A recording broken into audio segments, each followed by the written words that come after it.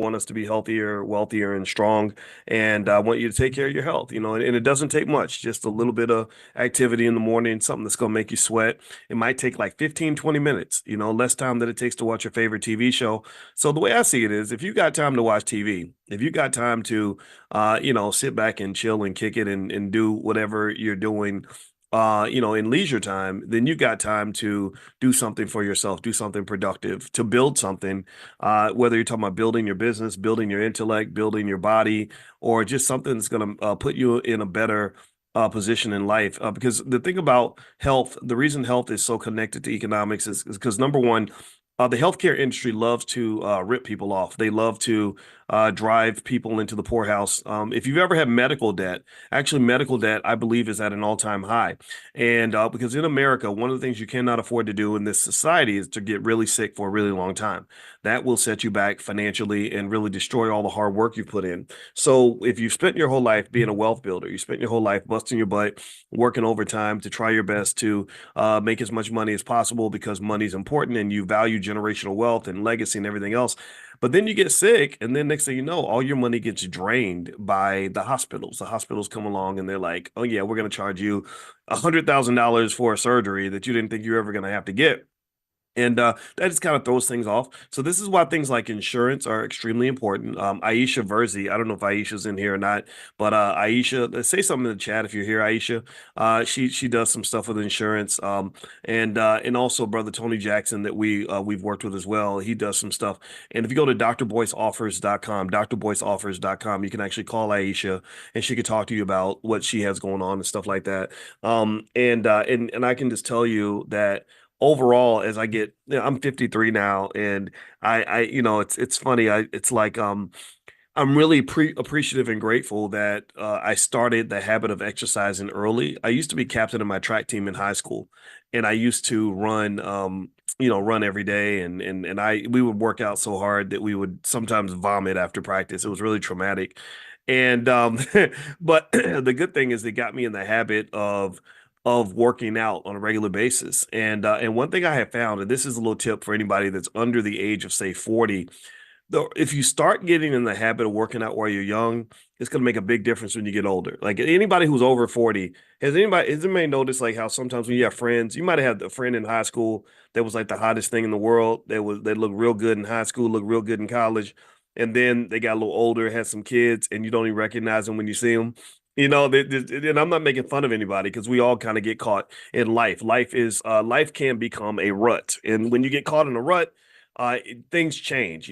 Time goes by faster, and then also you just find yourself not having time to do the things to take care of yourself. And I can just tell you the big difference between my friends who are over, 45, 50 and above, who still look good versus the ones who don't is really, did you make a choice to start exercising every day? Um, I can tell you, I'm super proud of my wife because my wife wears the same size as she wore in college. And I'm gonna tell you the honest to God truth. When I think about every single ex I have in my life, I mean, I ain't like I got a million of them. I ain't Megan the Stallion or something. I ain't out here. I wasn't out here getting wild or nothing. But when I think about every single person I ever dated, I can't think of one single woman I ever dated who can wear the same who wears the same dress size at 50 that she wore when she was 22. But my wife can say that, and but it takes a lot of work. Like I see this every single morning. She gets up at ungodly hours in the morning. She goes to the boot camp. They're rolling in the grass and lifting up. I mean, you talk about like that whole strong black woman stereotype, which by the way, I think that's kind of a mixed stereotype. I don't hate the stereotype. I think strength is good. And I respect the strength, but I don't like it just because I don't think women have to, just always be the strong one, right? I think that men should be strong too, you know. And really, at the risk of sounding a little sexist, I grew up in a space where my father was stronger than my mother. That if a burglar broke in the house and had a weapon, my father would be the one who would take out the burglar. It wouldn't be my mother saying, "Okay, you get under the bed, boy. I'm gonna go handle this. I'm gonna go handle this. I'm gonna go get this dude." My mother was not that person. My mother would have hid in the closet with the kids, and daddy would have took care of that. Man, my father was that type of guy. I mean, he really has actually killed people.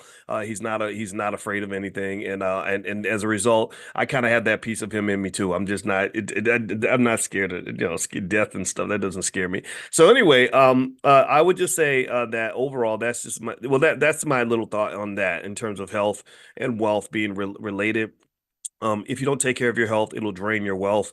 I actually told my wife, I hope she doesn't mind me sharing this, but I just flat out told her, I said, as I make my estate plan, I said, look, if it gets to the point where something happens to me and I'm in the hospital and I got less than a 20% chance of survival, I need you to pull that plug, pull that damn plug.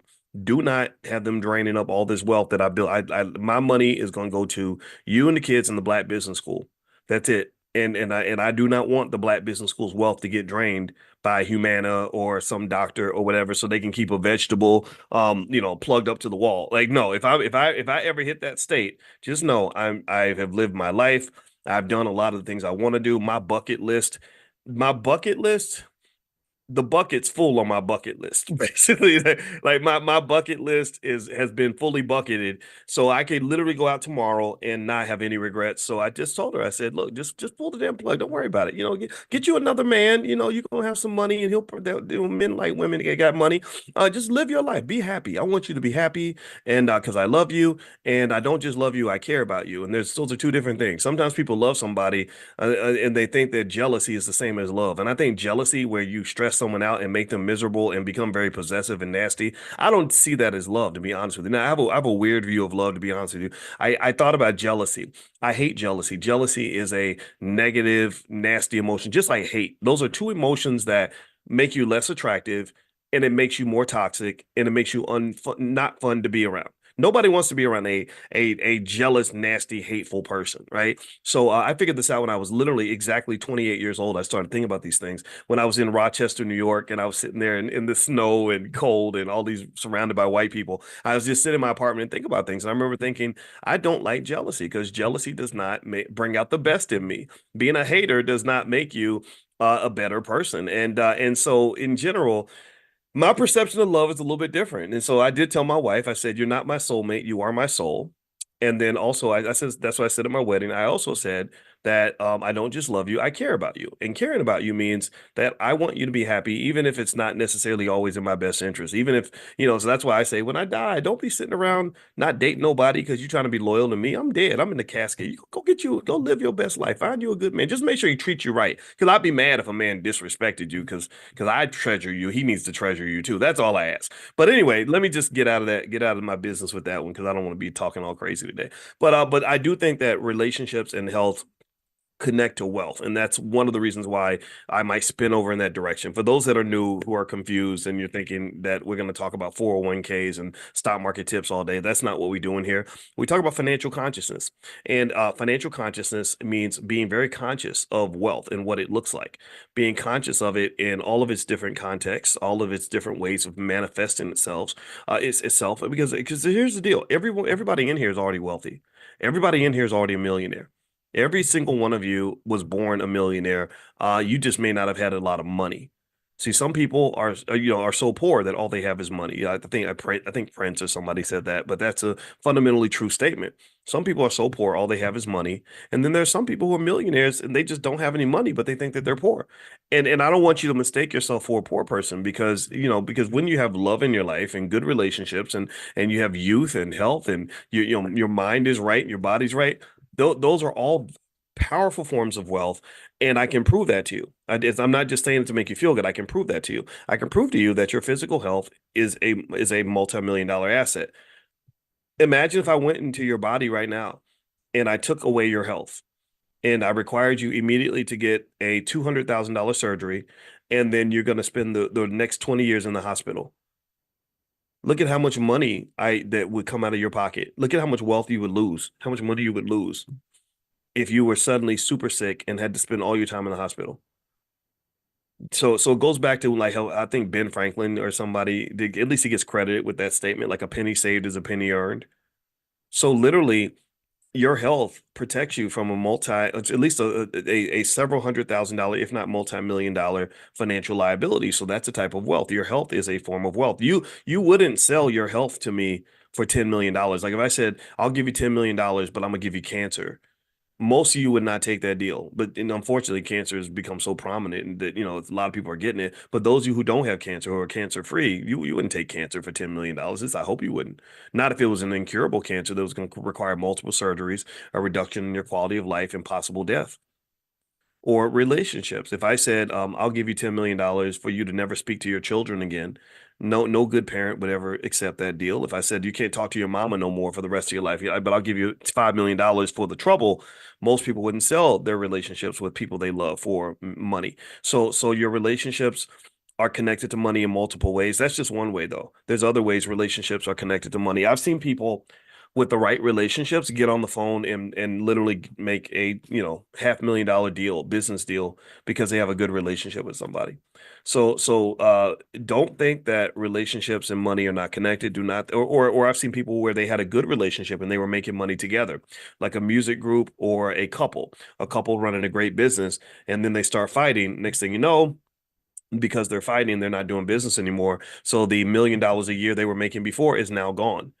So the loss of the relationship led to the loss of the wealth. Give me a yes. Give me a quick yes in the chat if you're following this logic. I need to know we're on the same page here. I need to know you understand that I'm not doing just touchy-feely stuff. I'm really talking to you about money. I'm talking about economics and wealth. It's just connected. You have to see wealth as part of an ecosystem. It's like a bicycle tire. You can't look at a tire by itself. A bicycle tire does nothing for you by itself. You can't ride a tire.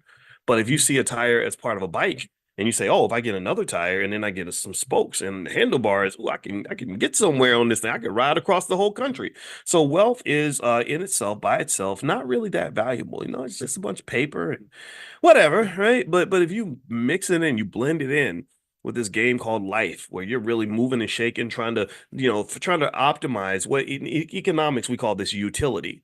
When you try to optimize your utility, which is kind of overall happiness, overall well-being, and you see money as a tool, as a bike, or sorry, as a wheel on a bike that can build the life that you want to live, then money becomes very, very powerful. Money can build you up, it can destroy you, can do all these things.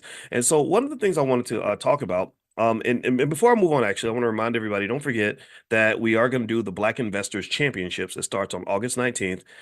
There is an entry fee to be in the competition of $69, but everybody who's in Money in the Morning can get in for free. We will waive the fee. I text out, I think I text out the link already. Maybe I didn't. I didn't text the link out yet. I'm going to text it out. I'll text it out today. I'll make sure Monty gives it to me today. And when you get this link, you're going to get a code. I think it's Black Investors, but don't quote me on that. I'll send you the code, and when you use that code, you can get in for free. It starts August 19th. The last day to sign up is August 10th. After August 10th, there's no more entries, and we're gonna have a leaderboard, and the person who wins after 6 weeks, who has the most money, is the first Black Investors champion. You will win the Black Investors Cup. It's a big, beautiful cup that's engraved, and you will get it shipped to your house. And also, I will bring you onto my podcast if that's something you want to do, and you can talk about what you did and also promote your business or whatever it is you want to do. And you also get lifetime access to the Black Business School, to any class you want to take forever. You get in the League of Champions, like the Black Investors Cup. I believe that Black people should have our own awards. I think that I don't like Oscars and Grammys and all that other corny stuff. I think that stuff is stupid, because I feel like these are awards that you don't really get rewarded so much just for being talented. You get rewarded for fitting into someone else's culture. Like if they like you and find you acceptable and you're tolerable, then they might give you their award. But I don't think other people should be validating us. I think we should be validating ourselves, because it's very dangerous for a former slave to be validated by their former slave masters. I just think that that's kind of a touchy, very dangerous position to be in, because they're going to hang that validation over your head, and they're going to put sanctions on you. They're going to use economic warfare against you. Like I was listening to a story about Venezuela. Right now, Venezuela just had some elections, and apparently it's some old gangster stuff. I mean, apparently Maduro, the president, has allegedly done some things pretty underhanded and shady to maintain power. But throughout his term, the United States is constantly dropping sanctions on Venezuela. Just all these sanctions, and the sanctions are basically where they restrict their economics. They say, we're not going to import your oil. We're going to make it hard for you to do business. We're going to hurt you economically because we don't like what you're doing. We don't like how you run your government. We don't like how, maybe we don't agree with you on LGBT or whatever. The US has done this all around the world. That's where BRICS comes from. That's why they're creating BRICS. BRICS, Brazil, Russia, India, China, South Africa. But then a lot of countries are trying to join BRICS because they're tired of the United States, slinging around their big economic penis and hitting the people upside the head. And excuse my French. I know it's early in the morning. You don't want to hear about stuff like that. But seriously, that's what they're doing. The United States runs around and they use their economic power to oppress millions of people around the world. They have put sanctions on, I think, 70% of the countries on the planet, and they're just sick of it. So anyway, these economic sanctions are also used domestically. These economic sanctions are also used on African American people. These sanctions are used on you when you get out of line and you say something your boss don't like, or they see you on Instagram and you say something that's a little too black, a little too political. They're gonna come down and kick you in the butt. You're gonna get passed over for the promotion. You're gonna get laid off when they start doing the layoffs. You'll be laid off first. You're gonna be put in the bad pool. Your reviews will start to go down. This happens all the time. This happens all the time. And in fact, I openly talk about how my wife on her job started getting treated differently when she married me. Like when she married me, and I'm not real famous. I don't consider myself a famous person, but I do know I am I guess a little bit of a kind of publicly figure. I mean, like internet famous, which I don't know what that means exactly, but when you've got like a few million followers on different platforms, people know who you are. And so people Googled with her husband. The rumor spread like, oh, she married this guy who's doing this stuff, and so when they started Googling me, instantaneously, that created a stigma for her. And also she has another black man on her job. I don't know, maybe he's probably her work husband or something. I have no idea. I told you I don't do jealousy. But anyway, he's a great guy, and we have the same birthday, ironically. Isn't that crazy? We're both a couple crazy Geminis, and we're both scholars. And she respects him, she stands by him. And when he went through hell, when they put him through a bunch of nonsense on his job, she stood by him.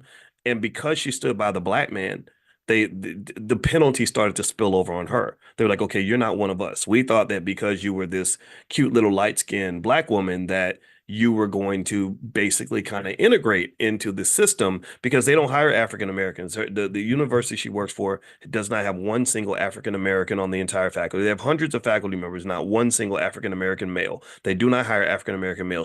I think she's the only African American female. They might have had two. And so because she stood by the black man, they punished her. And this is the real racial dynamic. Nobody talks about this, and people are scared to discuss it. They think it's maybe makes me radical to bring this up, but it's real. There is a difference, and this goes into the politics, right? The politics of signaling, like, hey, I'm safe, I'm safe. You don't have to put sanctions on me. I'm safe. I'm gonna support your agenda. Look at my husband. Look at my wife. Look at who I married. That's a signal that I'm safe. But you marry this, hardcore black man who's talking all this, this racial stuff. Oh, that's gonna get you in trouble. So, so the reason I'm always giving like allegiance to not just my wife, but to just strong, intelligent women everywhere is because it's hard to stand by what appears to be the losing team. It's hard to sort of stand by somebody when they're not part of the in crowd, they're not one of the cool kids. And I'm not one of the cool kids. I'm not mainstream. I'm not some guy that's accepted by America. Maybe 50 years from now they'll understand where I'm coming from. But I'm kind of seen in this certain space. And Constance Carter, who's another awesome woman, I brought her in here yesterday. She said that. She said that people ask me, they'll say, "Oh, Boyce. Is he an asshole?" And she'll be like, "No, no, no, Boyce is a nice guy." And I think I am too. I'm like, "Yeah, Boyce is a nice guy." And she said that people just will think that because I will say things like, you can't tell me who to vote for. Why are you making me vote for the same people over and over again? I have a right to do whatever I want to do. Or I'll say, we need to build wealth. Nobody's helping us build wealth. Everybody's leaving us behind. And people think that that is just so crazy for a black person to truly advocate for black people, or to advocate for himself or herself or their family or the community. I mean, I just really think that we have to analyze this and think about, like, what does this say about our society? I'm not a radical kind of guy, really. I'm just a dad who loves his wife, who works hard every day, who has a real PhD. I didn't cut corners. I got my doctorate from the Ohio State University. Go Buckeyes. And that's it. And I just get up and do my job every day for the people I care about. And there's nothing radical about that. I think the only thing that makes that radical is that there are some who are just very comfortable with seeing black people in a subordinated position. I think there are some who are just comfortable, they maybe be more comfortable with me if I showed up as a rapper with a liquor bottle in one hand and a joint in the other one, making jokes and being goofy and everything else and being ignorant. That maybe that makes people more comfortable. I have no idea. But I will say this. One thing that's interesting too is yesterday I did a podcast episode and I was talking about did anybody see how many of you give me a yes or no if you saw the clips from the Kamala Harris event in Atlanta where she brought in Megan the Stallion. Did anybody see that? Megan the Stallion was performing and it was really interesting. She was on stage and she wasn't dressed like she would normally dress at a concert. She was kind of wearing the blue and it was a nice suit that she had on, but she was like twerking. Like that's her thing. That's her trademark. She's got it. There's probably in a contract somewhere. If you appear anywhere in public, you must twerk at some point. It has to, it's required. So she's up there twerking and everything else. And there was a lot of controversy about that. I think a lot of people felt like it wasn't necessarily the best look. And not just for one party or the other, but more so in terms of the relationship between politicians, and the black community.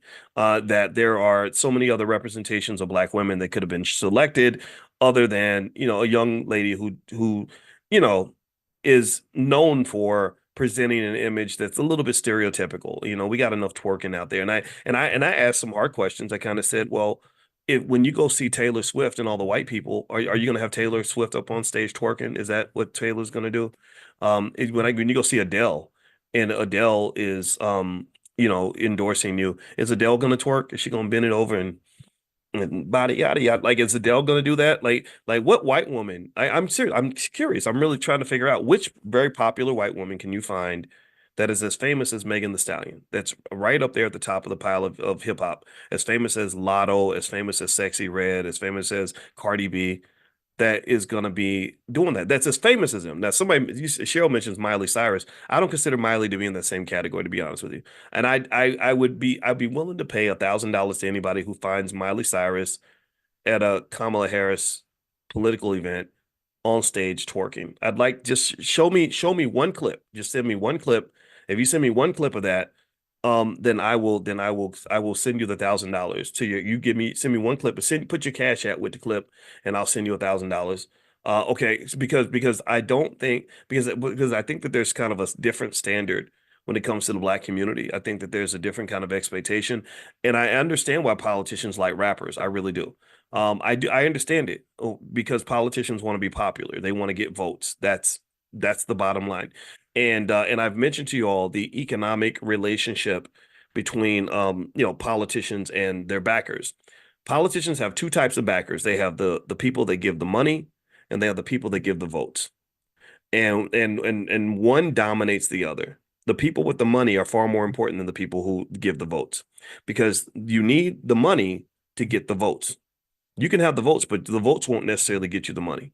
You can't, because you can't get the votes without the money. The money is how you get the votes. The money is used for marketing. That's what most of that political money is used for, is to buy votes. Now, see, let's see. Someone mentioned Keisha and Iggy Azalea. See, I don't consider those to be on the same level as Megan in terms of popularity as Megan and Cardi and stuff like that. So again, I think that there are definitely white women out there that twerk, right? Because we set trends and everybody copies that. But the thing is, I don't see anybody as famous as a Cardi B or a Megan or a Sexy Red who is also showing up at political rallies doing this, right? So it's I think I just think it's different. I really do. But here's the thing. So with politicians, you raise the money, you serve the people that give you the money drives everything, and then the money is used to go buy the votes. And then what you might do is you might hold rallies and do a lot of marketing, and you might get rappers on stage to endorse you, which will get a lot of people to vote for you because their favorite rapper endorsed you. No conversation really so much about policies. I think there was one discussion at one point. Megan did make a point about if you vote Democrat, then you get to love your body, which is connected to the right to choose, which you can decide how you feel about that. It's up to you. But what was interesting to me is I thought about this and I said, I understand why a politician would talk to a rapper as opposed to wanting to appear with like me. Like, why would you want to have an appearance with me? I'm not gonna fill up a stadium like Megan Thee Stallion. No, no scholars are not interesting and popular. Right? I can't twerk. Like, if I tried, it would look silly, right? So I get that part in terms of the popularity part. But what's interesting to me is that the relationship between the politician and the rapper is one that is a little dysfunctional because the horse is not dragging the cart. The cart is pulling the horse. The dog is not wagging the tail is wagging the dog. And let me explain.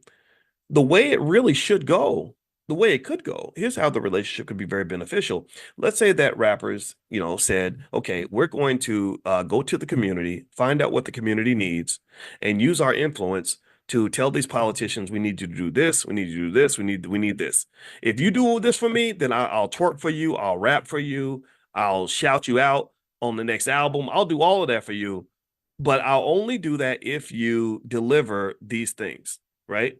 Now, to know what to deliver, I doubt that a 28-year-old rapper is going to really know the deep-seated policy needs for the Black community. They don't understand mass incarceration, the war on drugs, the economic despair, that Black families are last when it comes to wealth. They don't understand the need for access to capital. They don't understand what it really looks like to clean up a community. They don't know these things. Why? Because they're good at rapping. It's hard to be experts on multiple things, and I respect that. Really, Megan can twerk her butt off and she can rap her butt off. So it probably took a lot of time for her to learn how to do those things. She probably didn't have time to sit in political science class and get a doctorate in political science in her spare time. So here's what the rapper could do. They could go and talk to people that know what they're doing and say, okay, I got this influence, I got this power. I have 30 million Instagram followers, and this politician's trying to use that to get elected. I'm going to I need you to give me policies that I can take to the table that will allow me to negotiate on our behalf. That would be perfectly fine. I think that would actually be okay. And it's been done before. It's been done before. Let me explain where it's been done before. When Charlemagne the God was going to interview Joe Biden, Charlemagne I respect him. I know he's complex, but I respect him because the times I've met him, he's been a smart man. He asked for a copy of my book, What If George Bush Were a Black Man? And I didn't think he was going to read it. Damon Wayans was there the same day, and he took it. He didn't read it. I assume he didn't read it. But Charlemagne took the book. Next time I saw him, he'd actually read the whole book, and I was super impressed. Okay, so this is a smart guy. And so when Charlemagne went to interview with Joe Biden, he sent me a text, and he said, "What questions should I ask him?" And I was like, oh, this is great. Because here's the deal. A Joe Biden would never talk to someone like me. I would run circles around him. I would scare him. I'm literally his worst nightmare. People like me are the worst nightmare. We are the threat. The intelligent Black people are the threat. So I said, okay, I get it. You're doing a Trojan horse. That's smart. So I said, oh, ask him this, ask him this, ask him this, and ask him this. And that's what he did. Charlemagne went to Biden and sat down with him. And if you recall, that was the interview where Charlemagne asked so many questions that he damn near made that man's head explode. He got pissed. He was livid. He's like, who the hell, what the hell's going on? And that's when he blew up and said, "Well, if you don't vote for me, then you ain't Black." And you remember Charlemagne's asking him all these questions. Well, what about this and what about that? And then you hear the guy in the background. I'm sorry, Mr. Charlemagne, but he's got the president has a very busy schedule. He's got how many times do you see that where the president is doing an interview and somebody in the background has to interrupt the interview and say, "I'm sorry, we just realized that he has to go." No, he ain't got to go. You trying to save him. You are in panic mode right now. You're like, oh my God. The Black community is waking up and asking hard questions. We can't answer hard questions. So you're scared. They were nervous. And then that's when Biden just cracked and said, well, if you don't vote for me, then you ain't Black. We said, gotcha. Gotcha, bitch. I remember thinking, yes, touchdown. This is what it looks like to work together. This is what it looks like to work together. And I've seen other people do it very, very well. Ice Cube did it better than anybody. Ice Cube, he before he was legendary to me as an artist because he's just been a great artist. He's made movies. He's got the big three. I love all of that, but there's nothing I've ever respected from him more than the way he handled his political intervention. The thing Ice Cube did when he made his contract with Black America is he went to all of the experts he could find in the Black community and got them to write policy, like which is exactly what our black PhDs and lawyers and everybody else needs to be doing. Y'all need to be writing some damn policies and then using the celebrities to deliver the message to the politicians because the politicians won't talk to any black people other than the entertainers and the athletes. So if you are an entertainer or if you are an athlete and you really have that access and you really care about black people, then you will let people play their position. You will go talk to those people if you want to understand. Don't sit there and pretend to be an economic expert. Ti, go talk to an economic expert. Don't sit there and and talk about what's going on with black families. Go talk to somebody there are people who study this for a living. There are activists who are in the field doing the work, but they can't get the ear of the politicians because the politicians only listen to people who made albums or played in the NBA. I'm not 6'8", 240 pounds, and I cannot rap, and I will not ever be seen twerking. So I'm not a person that they're ever going to want to sit down and have a conversation with, but you are. And we can teach you things. We can explain things to you. So with Cube, when Cube and I talk, what respect, but maybe respect him so much is he was just listen. He was sitting, he sat and he talked to me. I was going to Tariq Nasheed's event during the pandemic. And the whole time, for 30 straight minutes, me and Ice Cube were on the phone, and he was talking for a long time and explaining why he was doing it and what he believed. And all I did was listen. Before you correct, you must connect. So I was listening to understand why he was doing it. Because I said, look, I'm not here to hijack your platform. I'm not here to tell you what to say. I want to understand who you are and what you believe and why you're doing this. And once I understood that, I said, okay, here's some things I think you can do. Here's some strategies you can apply. And so he went on CNN and did a really great interview. I forgot with the Chris Cuomo or whatever. And I was so proud of him. He really represented himself very well. And so to me, that was a crowning moment for the black community. And what was so frustrating about it is that a lot of black people missed it because we're not used to that. We're not used to artists or entertainers showing up in an intelligent way and truly advocating for the black community. We are sometimes like that abused prostitute who says, why in the hell are you fighting for me? Why are you advocating for me? Why you treat me like a lady? I ain't no lady. I'm just a hoe. That's seriously, that our self-esteem is so low that people got angry when he literally walked in the name of black people and said, I'm doing this for black people. I'm not doing this Democrat, Republican, none of that. This is for black people, and I want black people to get the best deal. And we got angry about that. We got mad because somebody confronted our pimp. A real, seriously, a real man walked up and said, I love this woman. I'm gonna protect her. And what you're doing to her ain't right. And we literally were like the prostitute who attacked the man on behalf of the pimp. That's what we do. That's what we are. And that did not make any sense to me whatsoever. I thought that was absolutely tragic. And it really was a reflection of just how much work we have to do and how much further we have to go in terms of really understanding how to play this game at the highest levels. Some other celebrities who I think have done it right. I did work with Russell Simmons on the mass incarceration campaign. Russell understood very clearly what the power of celebrity looked like. So he used his connections. No, very few people are more connected in entertainment than Russell, at least definitely at that time, 2013. When we talked, he understood he was talking to a scholar, and he said, I want to basically do a Trojan horse. He didn't say it like that, but that's what was going through my head, where we're going to use the power of celebrity to bring quality ideas to the table that need to be heard, and we're going to make them listen. We're going to use our power to make them listen. That's the kind of transaction that entertainers need to have with the politicians. But when you say, look, I'm gonna show up and I'm gonna rap for you, I'm gonna twerk for you, I'm gonna tweet for you, and I'm gonna do all these things for you, and you're giving me and my community nothing in return, then you have wasted an opportunity and you have significantly undermined your purpose. There's no benefit that the community will receive when a rapper from the Migos just gets up there and says, everybody vote for this person. That's inappropriate behavior. It's all written about in Powernomics. Dr. Claude Anderson talks about that. Inappropriate behavior is literally where you are representing a community that is in deep need, that is impoverished, that has a valuable asset.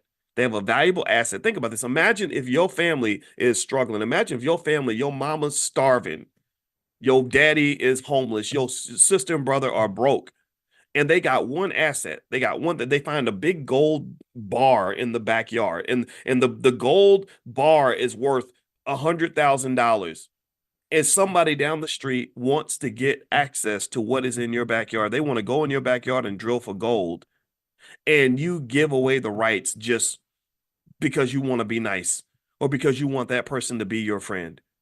You just sold out your whole family. You literally did. I mean, this happens around the world, by the way. This happens. Economic trickery is common all throughout the world. Economic exploitation happens everywhere. Why is it? Think about this. I'm part Nigerian, and so I love the Nigerian people because I'm one of them. I'm about 33% Nigerian. I take great pride in that. That's a tremendous culture. I was stunned to go to Nigeria and see that Nigeria has more oil than damn near every country on the planet. I think their oil reserves, they're definitely right up there with Saudi Arabia. And they have an unbelievable amount of poverty. I remember thinking, how in the hell can you have all this oil and have so many poor people? If I go to Dubai, I don't see that. If I go to the United Arab Emirates, I don't see that. I don't see this in Saudi Arabia, but I can see this in Nigeria. Well, this comes back to um how the game is played differently in different spaces and how you need to really play this game in the right way. So when I talk about hip hop artists meeting with politicians, I don't have anything against that as a principle. What I don't like about it is when you're giving something away and asking for nothing in return. At that point, even your adversaries don't respect you. Your adversaries are like, damn, wow, I didn't know it was going to be that easy. And also, if you notice, it's interesting, right? The politicians love the rappers until the rappers start asking hard questions. See, they love Megan the Stallion. But then, if you remember, I forgot who it was. I want to say it might have been Kamala and some other people. Well, Ice Cube needs to keep his mouth shut. He needs to stop talking about he needs to rap and stop talking about politics. Oh, you want them talking about politics when they're repeating what you told them to say, but you don't like them talking about politics when they're really advocating for the people that they represent. That's what you're really saying. You're saying, I want you talking, but you better only talk when I tell you what you're allowed to say. And that is incredibly inappropriate behavior. If you are a person who is concerned about the oppression of Black people, then you cannot support these ideas and also be concerned with the oppression of Black people because you're contributing directly to it. I can tell I got data to support this. You can't show me where all this voting that we do has ever made a big difference in terms of quality of life for African American. It just hasn't. You were dead last in wealth in 1955. You're dead last today. That's nothing's changed. Your families are actually worse off than they were in 1955. You have far less marriage. Your children are unsafe. Little girls get molested by their mama's boyfriends. Your sons are running out in the streets, getting shot up every single day. Chicago, they had 109 shootings in Chicago in one weekend, July 4th weekend. The same weekend they had the NASCAR race. And I met up with well, actually I didn't get to meet him, but I went down to the NASCAR race, and LeVar Scott was there that week. LeVar is the Black NASCAR driver that we support in the Black Business School. And in that weekend, 109 people were shot in Chicago. And there was no conversation about it, no talk about it. And I think that what happens is that there are people that just accept the idea that Black people are always just going to be at the bottom. They accept the idea that Black people will always suffer. They accept the idea that Black problems will never be fixed. And I just refuse to accept that because the solutions to these problems are very straightforward and very, very simple. They are. And to be quite frank with you, I would say that the real solution to solving Black problems is you need to stop listening to white people. That's it. And I don't know how that sounds. I know maybe that will sound weird to people or rude, but seriously, just stop listening. Stop listening to white people. And really stop listening to Black people who represent white people. Start listening to yourself. That's it. You are a father. You are the head of that household. Listen to yourself. You are a mother. Mothers are the first teachers. Listen to yourself. You are the black leader in your community that you're waiting for. That leader is inside of you. It certainly ain't no rapper on stage twerking next to a politician. What the ain't no leadership in that. Ain't nothing. Ain't not, and I hate saying it. I'm not here to beat up on poor Megan the Stallion because I read her bio. She's young enough to be my daughter. I feel sorry for her because she got shot in the foot by her boyfriend. And that to me is not surprising because that is what happens when you are part of a lifestyle that promotes this sort of irresponsible sexuality and just running the streets and connecting with like I'm the type of I'm old school Southern black man. I'm the type of daddy who would have said, why would you date a son of a bitch like that anyway? This guy, what you like him because he can rap, but he's a loser. He's a bum. Look at him. Look at the way he's carrying himself. This is not a man that's going to be a good father to your children. Oh, but you think he's cool because he made an album and like, okay, yeah, he's got a little bit of money. Remember, I'm an expert on money. I know how money can deceive you. And so you think because he flashed $100,000 on Instagram that that's a great man for you to be with. Well, let me just tell you a little bit about men. And this is what our families are missing. We don't have these honest discussions. We don't have these fathers sitting there telling their daughters, like, look, babe, don't let this stuff fool you. Some of these guys will swoo you out your panties, get you pregnant, and then have you carrying around an STD and a little baby, an abandoned baby, and trying to figure it all out. You know, like get you a solid man. The solid men are the men who don't get celebrated in America. The solid men are the men. That's the man who is in the library right now. You might think he's a lame because he's in the library, but I don't see a lame. I see a future millionaire. My mother used to say, you know, my mother used to say when I was little, my mother used to say, she said they call them nerds when they're 10, but they call them millionaires when they're 30. And I remember just holding on to that because and that made me less afraid of people calling me a nerd because I wanted to do good things with my life. I didn't care about that. But what I realized is that I had to be a courageous nerd. I had to be a bold nerd because I had to stand up to all of the cool guys who would try to bully or intimidate me because I wanted to sit down with a book instead of run to the club. They wanted to make fun of me because I wanted to love my woman instead of run around being a big hoe.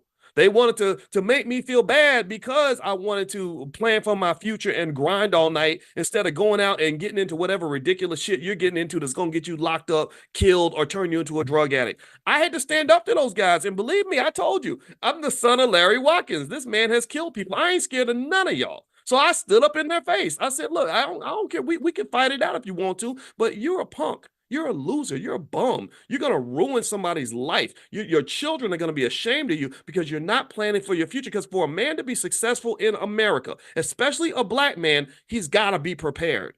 He must have a soldier mentality because you are at war, you dumbass. They wanted to kill you before you were born. They were trying to abort. They wanted your mama to abort you. That's how much they hate you. And then they put you in the school system and they didn't teach you nothing because you sat around. Somebody was crazy enough to think that these white folks are really going to educate a black boy to be a black man. They're not going to do that. They want him wearing panties. They want him to be a wimp. They want him to be lost. They want him to be high on dope. They want him to be confused. They want him to be a victim. They're not going to raise a man to be a man. That's why I tell you, seriously, and it sounds radical. People get mad. I do not care. Our black children should not be getting educated by people who don't have their best interests at heart. And the public school system shows you that every single day of the week. So I had to fight. I had to fight people. I did. I had to learn to love myself because I was sometimes I was by myself. I was alone. I didn't, boys, why don't you drink? You try to make fun of me because I'm like, I was like, F you, man. Why are you making fun of me because I don't drink? You know how many alcoholics I got in my family? Do you know what alcohol does to men? Do you know how many men there are in prison because of stupid stuff they did at the club, drinking liquor and all? Do you know how many people get sucked in and suckered by the thug culture that gets promoted in hip hop? Do you know how many guys that are 40 years old in prison who are like, man, I got tricked. They made me think that it was cool to do stupid things with my life. Now I'm 42 years old and I figured it out, but now it's kind of hard to play catch up. And I'm tired of black men playing catch up. I just am. It's sad to me. You can't win a race playing catch up. If you're in the Tour de France, that bike race, and it's hundreds of miles, and everybody's riding 70 miles an hour or whatever they're riding in those bike races, you can't like sleep for half of the race and then think you got a chance to win. You're not going to win. You have to get an early start. You have to get a head start. So if you want to use a term like head start, to me, head start means giving our boys and our girls a head start on this challenge that occurs in life called being black in America. Being black ain't easy. Being black means you got some obstacles. Racism is very real. The competition really has shown up. The defense is really going to be defending. They're not going to give you nothing. They're not going to make it easy for you. So you've got to be prepared. So the best messages I got in my life were people from my grandmother who told me that you have to be twice as good to get half as much. So when I come in with that mindset, then I got my head on the swivel. I'm prepared. I'm not going around making reckless mistakes and reckless errors because I know that the margin of error is thinner because I'm a black male. I wrote a whole book about that. My book that I gave to Charlemagne, What If George Bush Were a Black Man? I think it's on Amazon somewhere if you want to get it. That's all I wrote about. I wrote statistically. I was on the faculty of Syracuse at the time, and I said, I want you to pay attention to how the margin of error for the black male in America is so much smaller than everyone else. A black male can make the exact same mistake as a white boy on a college campus, but the white boy gets off and gets to move on with his life. The black male the black male ends up spending, the next 30 years in prison and gets vilified by society. That's the difference in your experience. And just knowing these things and accepting that reality to me is better than believing in the false reality of this beautiful post-racial integration nonsense that they feed us in school. This whole idea that as long as I integrate with my allies, everything's gonna be all right. I just got to make sure I go and work for the nicest white man I can find, and that I always vote Democrat in every election, and that I do what they tell me to do. Everything's gonna be okay. And then when they kick you in your head and pimp you and leave you in the gutter, you're always in shock. And then you get to run and say, "Gosh, I'm such a victim because being black is so hard and it's so bad being black." But I'm sitting there thinking, what made you think that you could trust these other people in the first place? What made you think that they had your best interest at heart? What made you think that they were going to treat you fairly? So I really kind of think that sometimes we don't understand the game that we're in. I think we lose the game because we don't even know that it's a competition. We lose the battle because we don't even know that war's been declared on us.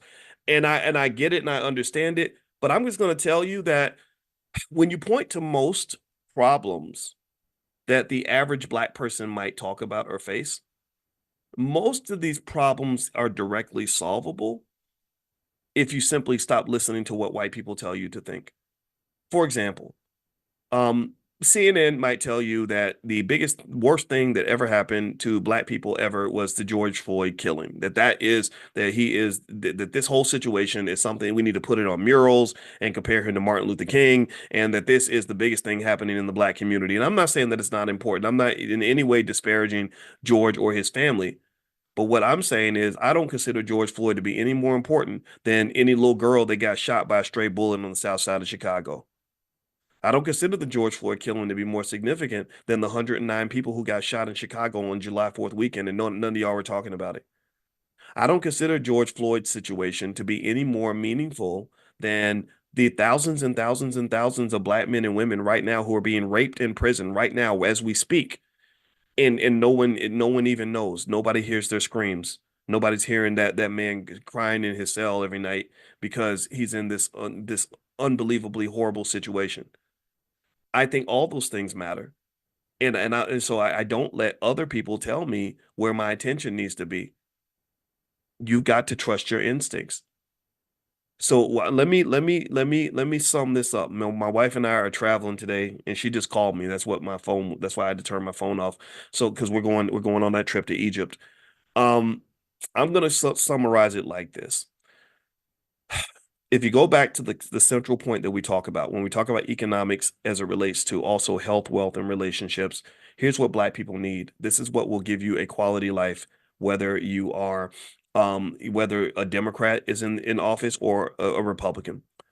Number one, you must address your mental health.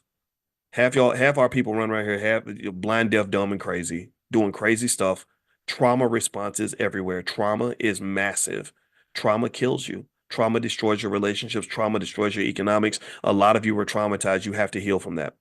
If you want to be a well-adjusted, healthy, safe black person, you have to heal from your trauma. Part of your trauma is also corporate trauma. Madam President talks a lot about corporate trauma.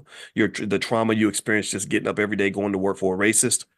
That's what affects most of you. Most of you are not going to get shot by a cop this week. Most of you are not going to get shot by a cop this week, but most of you are going to go have to work for somebody who hates your guts and treats you like shit and makes you feel terrible every single day. So that's number one. Number two, you got to think about your physical health. The food is killing you. All the food is giving us cancer. The medical system is designed to rob you, and it's designed to get you sick enough so they can give you just enough expensive medication to leave you broke and make you sicker and have you die a slow death. They just want you to die slowly so they can drain all your money out of you as you're dying. So physical health is extremely important for Black people. We have to take charge of that. We have to think about these things, be health conscious, whatever that means for you. Again, I talked about little things like 20 minutes of exercise in the morning, eating more vegetables, and staying away from drugs and alcohol. These little things like that, I think, are extremely important. And I feel so sorry for young people who are influenced by rappers who hate Black people so much that they promote drug abuse to young children. That those people are worse than child molesters in my mind, because what you're doing is you're destroying some young man's future. You're taking away some new unborn baby. Some unborn baby is not going to have a daddy because you convinced him to be a drug addict at the age of 17. That's real. My daddy was a heroin addict, and heroin probably took my father away from me. To made him half of the man, one third of the man that I think he could have been and should have been. What else? What else do Black people need? And this is something we can solve ourselves. We need to have better relationships with each other. You got to stop talking crazy about Black women as a collective and figure things out. You have to stop talking crazy about Black men and blaming them for all your problems. You have to value things like family, whatever that means. I mean, really, I mean, call me crazy, but I used to grow up really thinking that that getting married meant you were going to be together for good, or at least try really hard. And I'm not making fun of anybody that's divorced. I know it's complicated. Life is complicated. You can't control whether somebody wants to be with you. But I just think it's so fascinating that society has convinced us that family is just something that you do until it's not convenient anymore, or until it gets too hard. And so rather than actually sitting down with a therapist, because they have therapists that can help you get along with your cousin. They have therapists that can help you figure out your problems with your wife. They have people they have professionals that can help you, books, videos, all kinds of stuff you can do. But rather than doing the work, there are people who do weird things. Like I saw this celebrity one time, Tia Mowry, I think that's who it was, who described her divorce from her husband as a graduation. She said it was like a graduation because I got to find myself and me and myself and I was happier and me and I'm not judging, and people do what they want, but I was like, dang, did you even why are we talking about the kids? Like, how did the kids feel? Did you ask them how they felt when their daddy was put out the house? And then when I heard her father, the kid's father, her ex-husband, he was crying on the show. He said, I cried myself to sleep every night because I lost my family. And I was sitting there, I felt his trauma. I said, that's interesting that we can't even empathize with the trauma that a man might feel if he loses his family. We can empathize with the trauma a mother feels if she loses her child, but we act like, but society's taught us to just blame the man, and then they kind of let you live your life unaccountable. And again, I don't want to get into that accountability conversation. I know that that's complex, and I do believe accountability starts at home, though. But I think at the end of the day, when you're talking about something like family, I think it's very important to, at the very least, understand how important and sacred family is. That's the first thing. Every culture understands this. We've lost some of this, to be honest with you. Um, but then two, understanding what family means as a vehicle for the building and the preservation of wealth. Most wealth is family wealth. It's very hard to build wealth without a family. That's like trying to win a football game when you don't even have a football team. That's what it is. One player, Deion Sanders, was a great player, one of the greatest I ever saw. Deion Sanders could never win a game by himself. He needed the other players on the Dallas Cowboys to win. So if they couldn't get on the same page, then they don't win that Super Bowl or two that they won. I don't know how many Super Bowls he won with the Cowboys. I think it was at least one. There's no Super Bowl if the whole team can't work together. So if you want to win a Super Bowl in life, you've got to find some way to be able to humble yourself to commit to the group that you've assigned yourself to, whatever that means. Again, I'm not telling anybody what that means, but I personally, if you want to, my personal advice, I hope it's okay. Is it okay if I go a little bit Uncle Boyce and give you my advice on how I try to approach it? And I don't have it all figured out. It's hard. I'm telling you, especially Black folks, we crazy, right? So, and I'm crazy, so it's very hard. But I'm gonna tell you my little 2 cents. When I talked to you earlier about how I made an intentional effort to get rid of emotions like jealousy and hate, because I find them to be very unhealthy and very toxic. That is also what helps me to to get along with the group that's around me. When I look at my wife and my children, I remind myself every day that I'm not the most important person in this group. That my ego, my wants, feelings, desires, I try to make them secondary as much as I can. I mean, don't get me wrong. I have time where I just think about Boyce and I take care of Boyce. Self-care is very important, especially in the world I live in, because I have a big circle of people that are constantly pulling and asking for things from me. So sometimes I shut the door and say, Boyce is going to do what Boyce wants to do. So that space is there. But most of the time, I always try to remember I'm a part of something bigger than myself. So that means that as the leader of the household, my actions have weight, my words have weight, my movements have weight. I have the power to improve someone's life or to destroy it. That's the power of a father. Fathers are noble, meaningful, relevant figures if they present themselves in that way. And I'm gonna tell you, my wife calls me the juggernaut because she knows that I know I'm a king and she knows I'm a king. I'm not scared to call myself a king, but that does not make me better than you. Leadership is service. So as the king, I'm going to serve to the highest level. That's what being the king means. As I'm going to go out into the battlefield first, right? So I would encourage you that to really understand family. I think that we've lost it. I think also family is something that can be studied. How you build these relationships with other people. I'm not talking about just spouses and all that. I'm talking about just friendships and business partnerships. And when you build the family, when you build your group and you have your clique, it's really a science and a very critical science to know how to make sure that you're always on the same page so you don't ruin what you have going on. I can't tell you how many times that I have been involved with projects. I was in LA a lot with a guy that was famous, but he was kind of an asshole. And he thought that being famous meant that he could be an asshole. And every project he got involved with would fall apart. Money would get lost. Everything he got involved with would lose money. And he didn't understand why no one would want to work with him. And I was thinking to myself, it's because you're such a prick that when you go into a situation and your ego is out front, no one wants to work with you. That was, so anyway, so don't be that prick. That's it. Just don't be an asshole. Learn, being a good person, I think, goes a long way. And so anyway, the last thing I'll say is that if you talk about what Black people need, this is another thing we can deliver without the endorsement or the support or the help of a single white person, and that's just the wealth thing. I really think that we need a revolution of entrepreneurship unlike anything the world has ever seen. I think that we need a community where every Black child knows how to start a business before the age of 12. They're even introduced to the concept of ownership and being the boss at the age of 4, 5, 6. Every child in our community needs to want to acquire real estate as aggressively as the Jewish community does, as aggressively as any other, as the billionaires and millionaires do. I believe that we need a community where everybody is owning shares of stock, buying as much stock as we possibly can and owning as much as we possibly can, and knowing that ownership is the key to power. If the more you own and the more you control, the more power you're going to have. So we have to do this, and this is something that we can do without anybody's permission. This is something we can do. Financial literacy. I've never met a white man who told me that I could not read a book about economics. I've never met a white man who told me I couldn't buy a share of stock. I've never met a white man who told me I couldn't start a business. So these are things that we can fix, that we can control, and these are my policies, right? And so if I was trying to get elected, if I'm trying to run for president, which I am not, if I was running for president, that would be my platform. Very simple. Let's focus on our health, our wealth, and our relationships, and let's implement these policies household by household, a chicken in every pot kind of thing, one by one, step by step. Use what we have, build on what we've got, and I guarantee you, we can build an empire off of that. We really can build an empire off of that. And I'm not even going to ask for a vote because I don't want you to vote for me. I want you to vote for yourself. You are the leader. I am not the leader. I am simply one of the advisors. So let's go get this done. To hell with these stupid politicians. They can go fight their little battles. Guess what? In the next election, I can guarantee the result. Here's the result. You know what the result's going to be?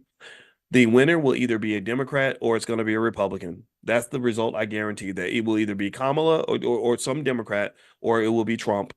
And then also, I guarantee this that after they are in office for 4 years, the same thing is going to happen. There are going to be black people who are going to be upset because they lied to them. Nothing's going to really change your community. A whole lot of black people are still going to get shot in Philadelphia and Chicago and other places around the country. Black kids are still not going to get educated in public school systems. Black people are still going to be complaining in the next election about the very same things we're complaining about now. We're going to be complaining about our black jobs and some other things, and nothing's really going to change. That's the prediction I have, that every election is going to be just like the last one, and I guarantee you that in the 2028 election, mark my word, there will be some other life or death situation that emerges that is designed to get you to operate on the fear frequency so that you will comply without asking questions, that is designed to just scare you into doing what they tell you to do. So go play that game if you want to. Go participate. It's fine. But after you get done with that, I want you to really sit back and think about your life and just what a quality life really looks like. And from what most black people tell me, a lot of your stress comes from things that relate to your economics. So economics is the one thing. That's the one thing. If we nail this thing, we got it. And everybody ain't got to do it. I'm talking about you. If you nail that one thing, if you and your kids nail that one thing, if you and your grandkids nail that one thing, it don't matter if everybody else doesn't listen. Your family will be solid. Your family will be good. Your family will be in good shape. And I feel sorry for people who don't understand this. They can do what they want, but I want you to win. All right. So anyway, I'm out. Thank you guys for listening. It was great talking to you. If you want to join the Black Investors Cup Championship, somebody asked how do you join? I will text out the link later. I'm going to text it out today, and I'm going to give you a code. Again, the entry fee will be $69, but you don't have to pay the fee if you are part of Money in the Morning. So if you want to get the code sent to you via text, make sure you get on the text list. The text list is you could get on the text list by texting the word morning to 87948. Text morning to the number 87948. If you live in another country and you want to participate, you can also go to drboyceelevate.com. That's drboyceelevate.com. Also, tomorrow night, Thursday night, 8:30, Constance Carter, who was here yesterday, she's a real estate expert. She is going to do a real estate mastermind event that is free. It's from the Black Business School. Constance is going to lead the charge. You saw her yesterday. You see how dynamic she is. She knows her stuff in real estate, 30 years of experience. She's a mom. Her children are investing. Her son has made hundreds of thousands of dollars by now in the stock market, I believe. I think he's made over $100,000 or something. So she's an absolute superstar, and I'm really proud that she's part of the Black Business School. So that event will be tomorrow night, Thursday night at 8:30 p.m. Eastern. I will also text that link out later on today. So make sure you check your text. I got to go. We're headed off to Egypt as a group. We're doing a group trip to Egypt. That trip is full, so I can't invite anyone else. I'd like to, but we are going to do another group trip at some point, probably South Africa. So we'll talk about that at the convention, which will be October 25th through the 27th. In Lombard, Illinois, which is right outside Chicago. So if you want to learn about the All Black National Convention, please visit allblacknationalconvention.com. That's allblacknationalconvention.com. All right, guys, I'm out of here. God bless you. Have a great day, and I will see you all tomorrow.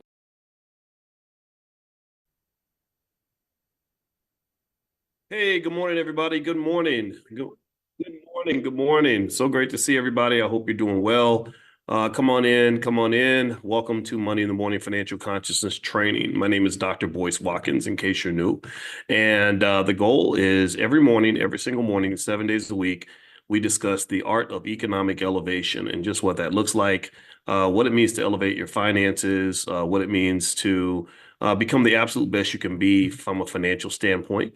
And also, if you want to get text notifications when we start, and I send them out a couple of times a week, just text the word morning, MORNING, to 87948. Text morning to 87948, and I will send you a reminder, like a kind of a wake-up call to kind of get you started so that you'll know that we are about to do the thing. So anyway, how's everybody doing? I am actually in Amsterdam. I'm at the end of was about a 10-day European tour. Had to do a daddy-daughter business trip, and it was amazing. And let me just tell you, so many cities uh, in in Europe are so beautiful. Let's see, I'm trying to remember all the cities we went to. We went to a bunch of them. Let's see, we had Dubrovnik, which is part of Croatia. And a lot of people think about the war when they think about Croatia. A lot of terrible things happened there, but actually, it's a really beautiful place, and it's really recovered from the war, and it's one of the most beautiful places you've ever seen. In fact, they actually shot Game of Thrones there. If you're a Game of Thrones fan, you'll remember King's Landing. That's where Dubrovnik was. It was King's Landing, and then we also went to Brussels, which has this square. I've never seen anything that beautiful in my life. There's like this town square that's 1,000 years old. And I mean, it's amazing. I can't explain how beautiful it is. You just got to go see it. I think you're not gonna regret it. Luxembourg, saw Luxembourg. That's a beautiful city. What's another one? Gosh, I think Basel, where they have Art Basel. That was really cool. And now it's Amsterdam, and now we head back home. And then I got to take another trip next week. We're going to Egypt, a group trip with the Black Business School. We're taking a trip to Egypt, thanks to Jay Cameron. I would invite you guys to go, but unfortunately, immediately all the tickets sold out. And so, if you want to join us on the next trip, though, it's going to be South Africa, and I'll announce that first here because I'd rather travel with people that know me well and that I know you well, and we're connected. So you guys will get first dibs if you want to join us in South Africa. We're probably going to make that available at the All Black National Convention, which is going to happen October 25th through the 27th in Chicago, Illinois, which is actually Lombard, Illinois, which is a suburb of Chicago. So give me a quick yes if you guys can hear me okay. I am traveling, so I want to make sure that my Wi-Fi is okay. Give me a quick yes in the chat if you can hear me. How you doing, James Keller? I see you. Jamila Cook, Travis, Stephen, Pilar, Mia, Claudia, John Peacock. Good to see you. Jackie Myers, Sharon, Josephine Rainwater, Juanita, Rochelle. I see you in here. Sheila. Good to see you. Della Montez, Clarence, Rebecca Lee. So great. It's always great to see all of you. And I want to apologize for the other day. I think there was a day where I could not actually formally cancel class. I didn't get to send out the text. And I just want to say I'm sorry if you came in and I wasn't here. That's not the way I should be doing things, and it is completely my fault, my responsibility, and I apologize for that. But if you want to keep joining us, just so you know, we do this every single day, 7 days a week, because I believe that for us to be a serious community, we got to be serious people, right? And I think that's a great place to begin. I think in order for us to really be taken seriously by the world, we first have to take ourselves seriously. And when I study a lot. I pay attention to everything. When I study, people that are seriously good at what they do, world champions, people who are the best at anything, communities that are succeeding. One thing I know is that, that people that are really good at things, they're very serious. So I think, so my belief, a very fundamental, simple idea is that if we're going to be taken seriously when it comes to our wealth, we're going to have to get serious. We're going to have to make sacrifices. We're going to have to be committed. Tell me if you agree. I hope that you agree with this. We're going to have to really talk about this in a serious way to say, okay, what are some serious things we can do to make sure that we're seriously ready and seriously empowered for the next generation? As I was studying in Europe and I was going through and I was kind of paying attention to European history. I'm gonna do the same thing when I go to Egypt next week. So just know, and sometimes people, when I go to European countries, people say, oh, you only want to hang around white people. I'm like, no, no, no, I'm going to Africa next. And so Egypt is a part of Africa. And then there's Ghana and there's other places. But I went to China and I will go to South America. I want to go everywhere. I went to Antarctica. Well, not Antarctica. It was actually Reykjavik, Iceland, which, by the way, is a beautiful place too. Oh my gosh. Anyway, so I want to go everywhere. I want to learn from everybody. I like to learn the history of things. I like to learn why did this happen? What happened? How did this come to be? And so here's one of the things that I was noticing, and I'll start here, and then I'm going to go into the point that I wanted to make today for our financial consciousness training. I was curious about the Irish potato famine. And it's interesting. I haven't thought about Ireland for a long time. If you want to know what I think about it, what comes to mind, number one, I found out in my DNA test that I'm like 20% Irish or something, which is weird. It tells me, but you know why that is, right? Some slave master snuck in the barn and took something that didn't belong to him. I'm gonna suspect that was the case. My great great grandfather's name was Boyce, and his slave master gave him that name. So that's the history there. So anyway, with Ireland, I remember in college.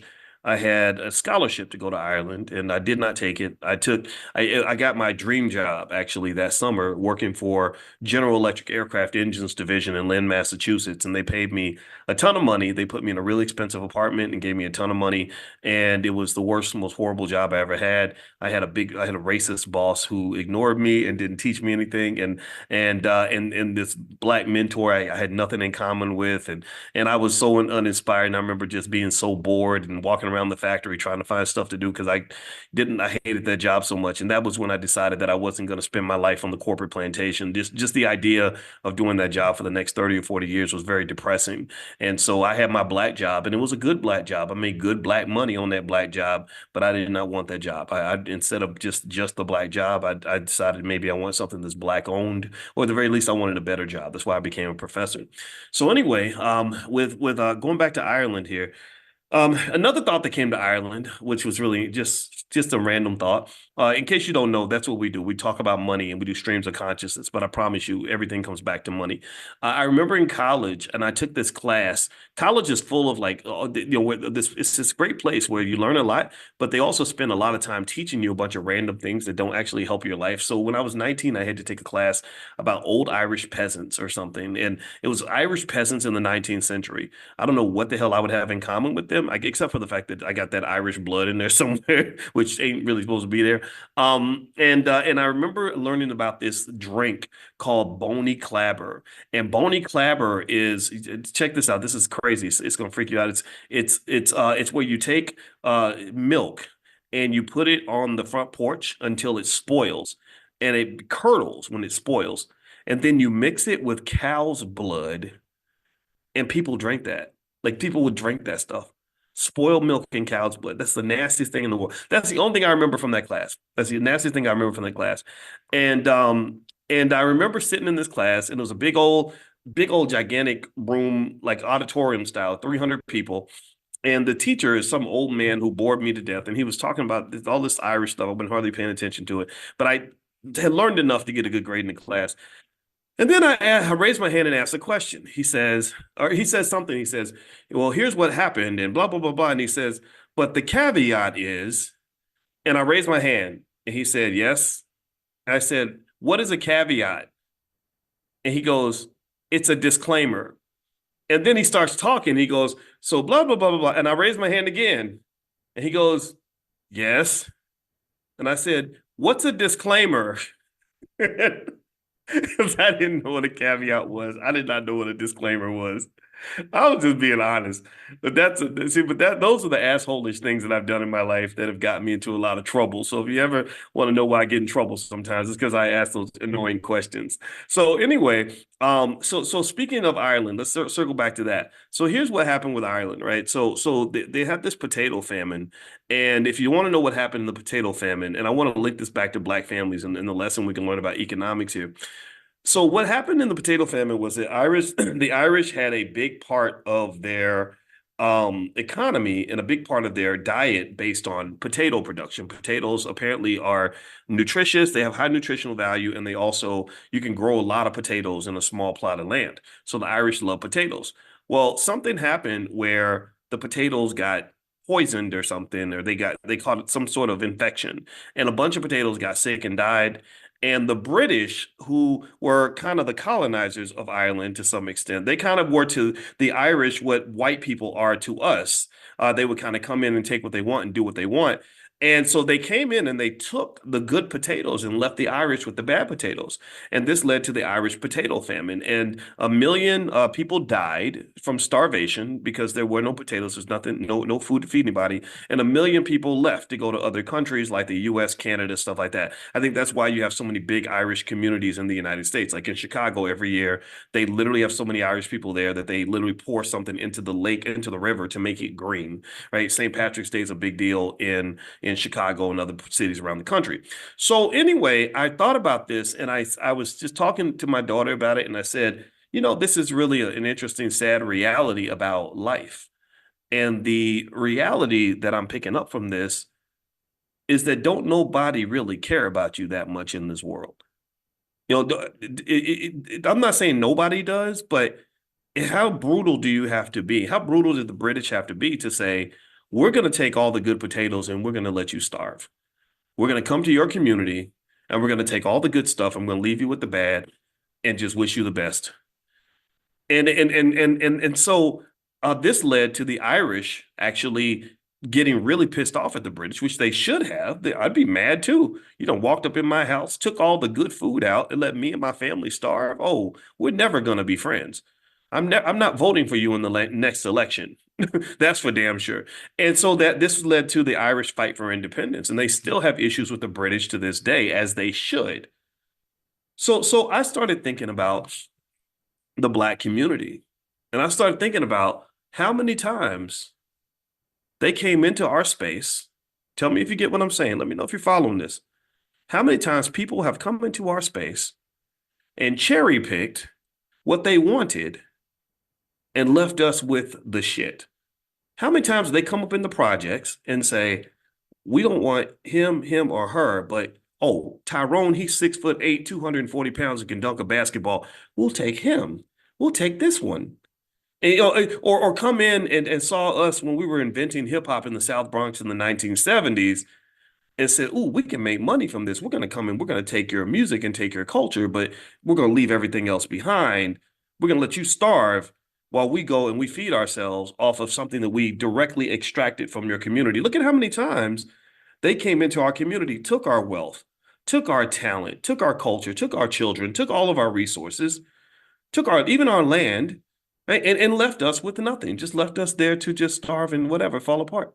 And so really when I thought about this and I thought about the Irish potato famine, I said, man, that's cold. They came in and they didn't give a damn. They took their stuff and just left them with nothing.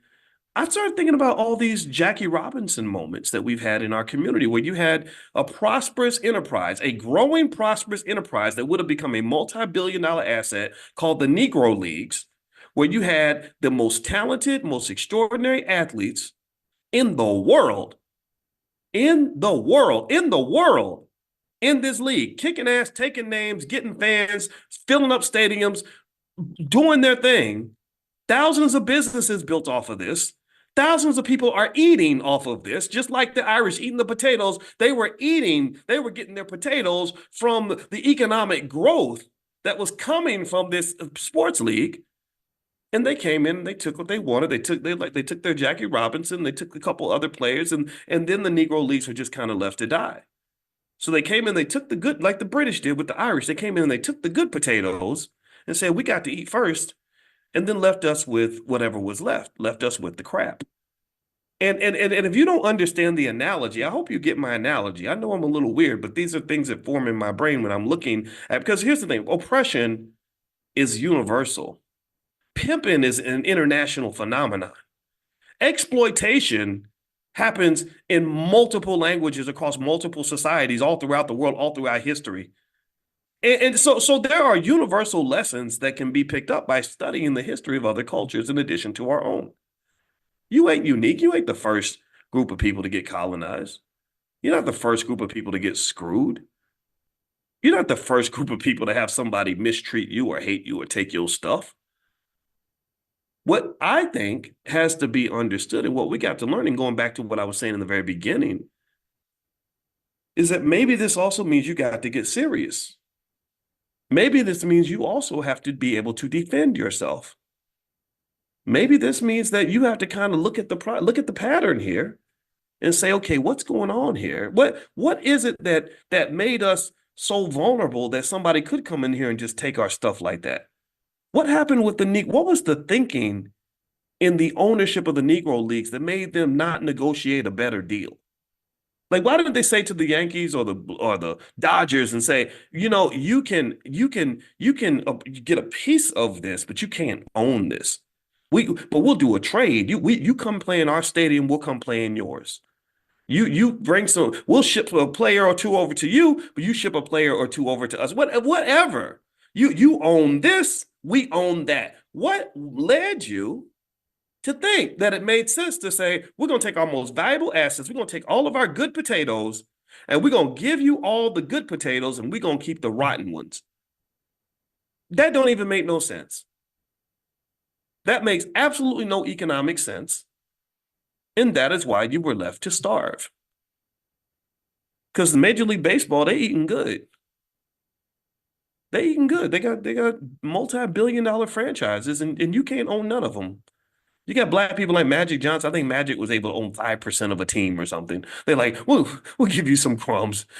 We'll give you the piece that we don't really want that much, and we'll give you a little bit just for the sake of diversity. We'll give you a little DEI here and there or something. Right? And now they don't even want to give you the DEI. And you trying to live off the crumbs, and they living off the feast. I think that there's something to learn there in terms of knowing who your friends are and who really doesn't care about you that much, and knowing what your responsibility is to defend what you have. You have a responsibility for that.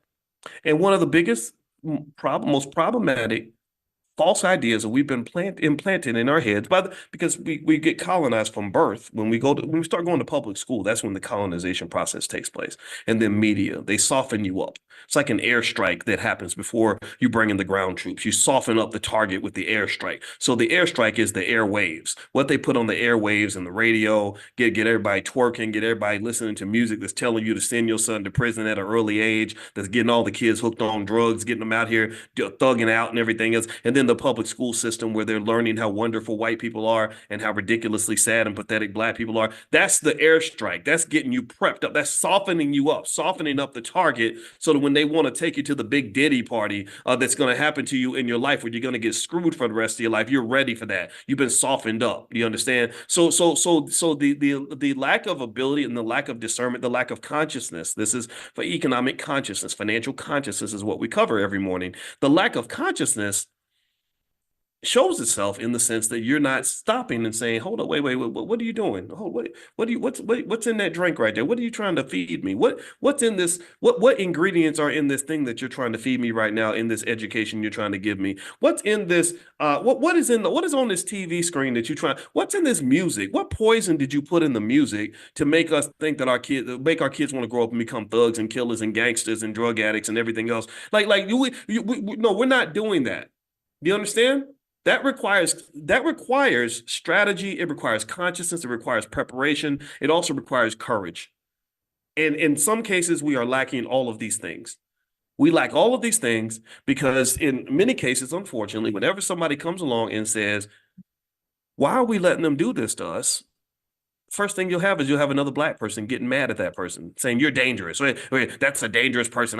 You'd be amazed. You'd be amazed. Even when I was on the faculty of Syracuse, and I don't know how smart I am. I don't know how smart I compare to other people, but I know that when it comes to economics, I'm one of the most highly trained people on this planet. And I remember when I would say certain things and say, well, this don't make no sense. Why would we let them do that to us? You'd be amazed how many black professors were scared to even be my friend. They were scared to be my friend because they knew that the colonizers were going to kick them in the ass if they did. If they got seen hanging with me, if they saw that they were associated with me, they knew they would get in trouble for that. And so I didn't have a lot of friends. And I didn't need a lot of friends. I'm not that don't I, I leaned on the Nat Turner spirit, whatever. If I got to do this by myself, I'm gonna do it. I'm not following a stupid crowd. I'm not following strategies that fail. I'm not following an approach that has clearly showed that it's not going to get us what we want because slavery is not fun. It's not fun to have somebody else control your life. It's not fun to have somebody else beating you up all the time. It's not fun to be at the bottom. It's not fun to be in last place. I don't want to be in last place. I want to be a winner. I like winning. I like succeeding. I like being the best. I like doing my best. Even if I'm not the best, I want to do my best. And I don't think, I'm gonna tell you this, my little simple theory is that in many cases, we are not really doing our best. I really think that we're sort of afraid to shine. We're afraid to push. We're afraid to grow. We're afraid to stand up. We're afraid to be what we were meant to be. And so this colonization oppression that kind of occurs kind of stunts our growth. And just to tell you where my ideas have gotten on this, I literally remember whenever I would hear somebody complaining about how the public schools aren't going to teach Black history in the right way, my first reaction is, why do we think white people, why do we need white people to teach us our history? Give me a yes or no. Give me a yes or no. I have this. How many of y'all got a cell phone? Anybody else got a phone? Or am I the only one? It's this new technology. You probably haven't heard of it. Let me tell you about it. You haven't heard of this, so it's very cutting edge. It's called an iPhone. The iPhone. I don't know. So a few of y'all may have heard of it, but I've got this thing called an iPhone.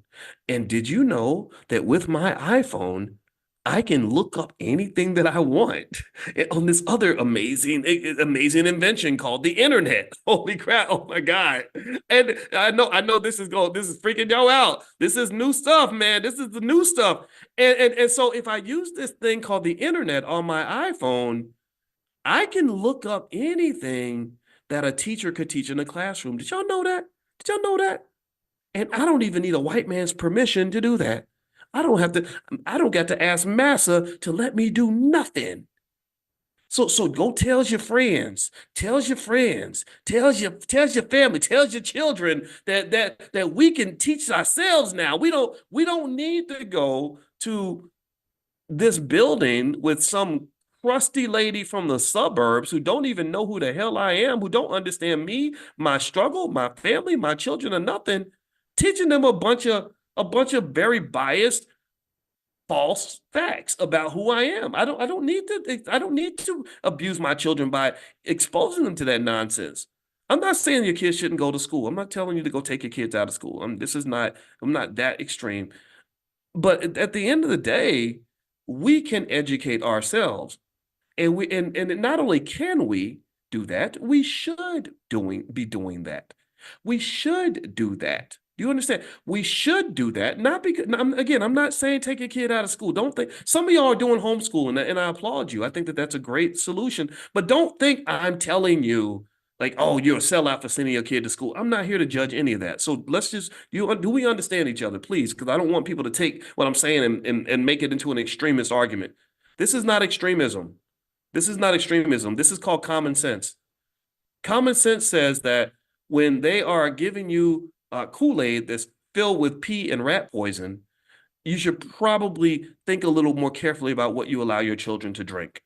And that's what they're giving them the Kool-Aid and it's got some pee in it. It does. It's got this thing called white supremacy, this idea that somehow everything wonderful that's ever happened in the world was done by a white man, and black people, the only thing you've ever done is you were freed from slavery, which you didn't even do because there was this bearded white guy named Abraham Lincoln who did it for you.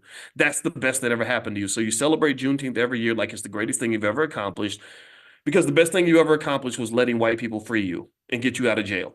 And so now to this day, we still carry the same mentality. We carry the same mindset that says, yeah, we can make progress, but we need their help. We need them to do this for us. We need them to open doors for us. And that bred that whole industry of these anti-racism speakers that pretty much go to big white universities and they don't really talk to a lot of black people. They talk mostly to white people and explain to white people how to treat black people better because you are defined as this relentlessly oppressed minority group who has no fate or no ability to control their own fate. And what I want you to understand is that is very, very dangerous. It does not mean that good white folks who truly want to heal and truly want to do the right thing can't play a role. There's nothing against that. Some of you are white in this room, and I applaud you for having the courage to hear from a loud, angry black man every morning. I respect that immensely. You're your family too, if you got the right energy. But what I am saying is that you have to also ask yourself, can we do this if they never help us? If no one ever comes in and saves us, if we're the Irish, if we are where the Irish were, we're with British oppression under British rule, where the British were coming in, taking their resources, taking their women, taking their food, and kicking their asses. If we are the Irish and the British are just being the British, what if the British never help us at all? What if they never change their behavior? What if they never shift? What are you going to do? At that point, it's all on you, Jack. It's all on you.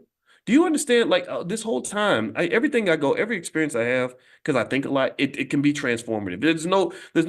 You never know what day I might come in here and have a whole different set of ideas because of something I experienced. And let me just tell you a little something.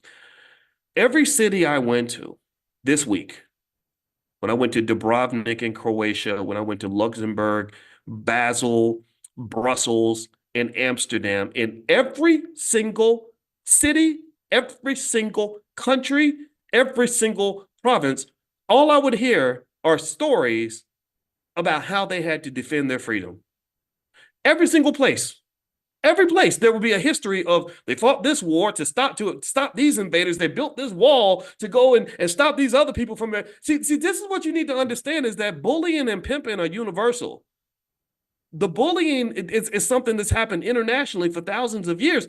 If you don't have a plan for you and your family, if you don't play defense, then somebody else is going to play offense. Do you get what I'm saying? If you can't protect what you got, some asshole's gonna come along and try to take it. And this false idea where we're raised to be victims and we're raised to sit there defenseless and without a plan, without a strategy, without a sacrifice, and just hope that our oppressors decide to be nicer to us. That is by design. That is by design.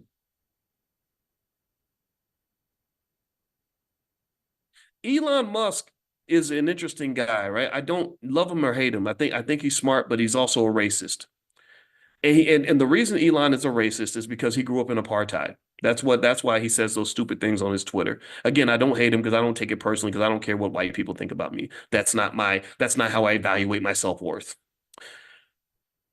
One thing that they used to do during apartheid was, did you know, how many of y'all knew this? That, and I'm not an expert on apartheid. So those of you who know more about it than I do, forgive me if I say something wrong. But I remember reading how during apartheid that if you had a son of military age, and I guess that's like between 18 and 40 or something, 35 or whatever, if you had a son of military age, they needed to know where your son was at all times. If they came to your house or somebody in the village told them that your son disappeared and just left town for a while, you could go to jail for that. They will come get you. They might kill somebody in your family or lock up your mama because your son is not, nobody knows where your son is at. Do you know why they did that? Does anybody know why? Can you guess why? Because they did not want young, angry black men to go get military training that would allow them to fight back. Did y'all know that? They wanted passive men. They wanted feminine men. They wanted weak men. They wanted the wusses. Because you can control a wuss. You can control a weak little pathetic man who don't fight back or a man who doesn't have the skill to fight back.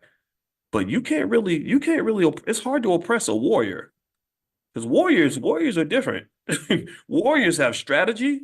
Warriors have tactics. Warriors ain't scared to die. They're ready to die. They're ready to go down for what they believe in. So you can't, it's hard to oppress a warrior. It's easy to oppress a punk.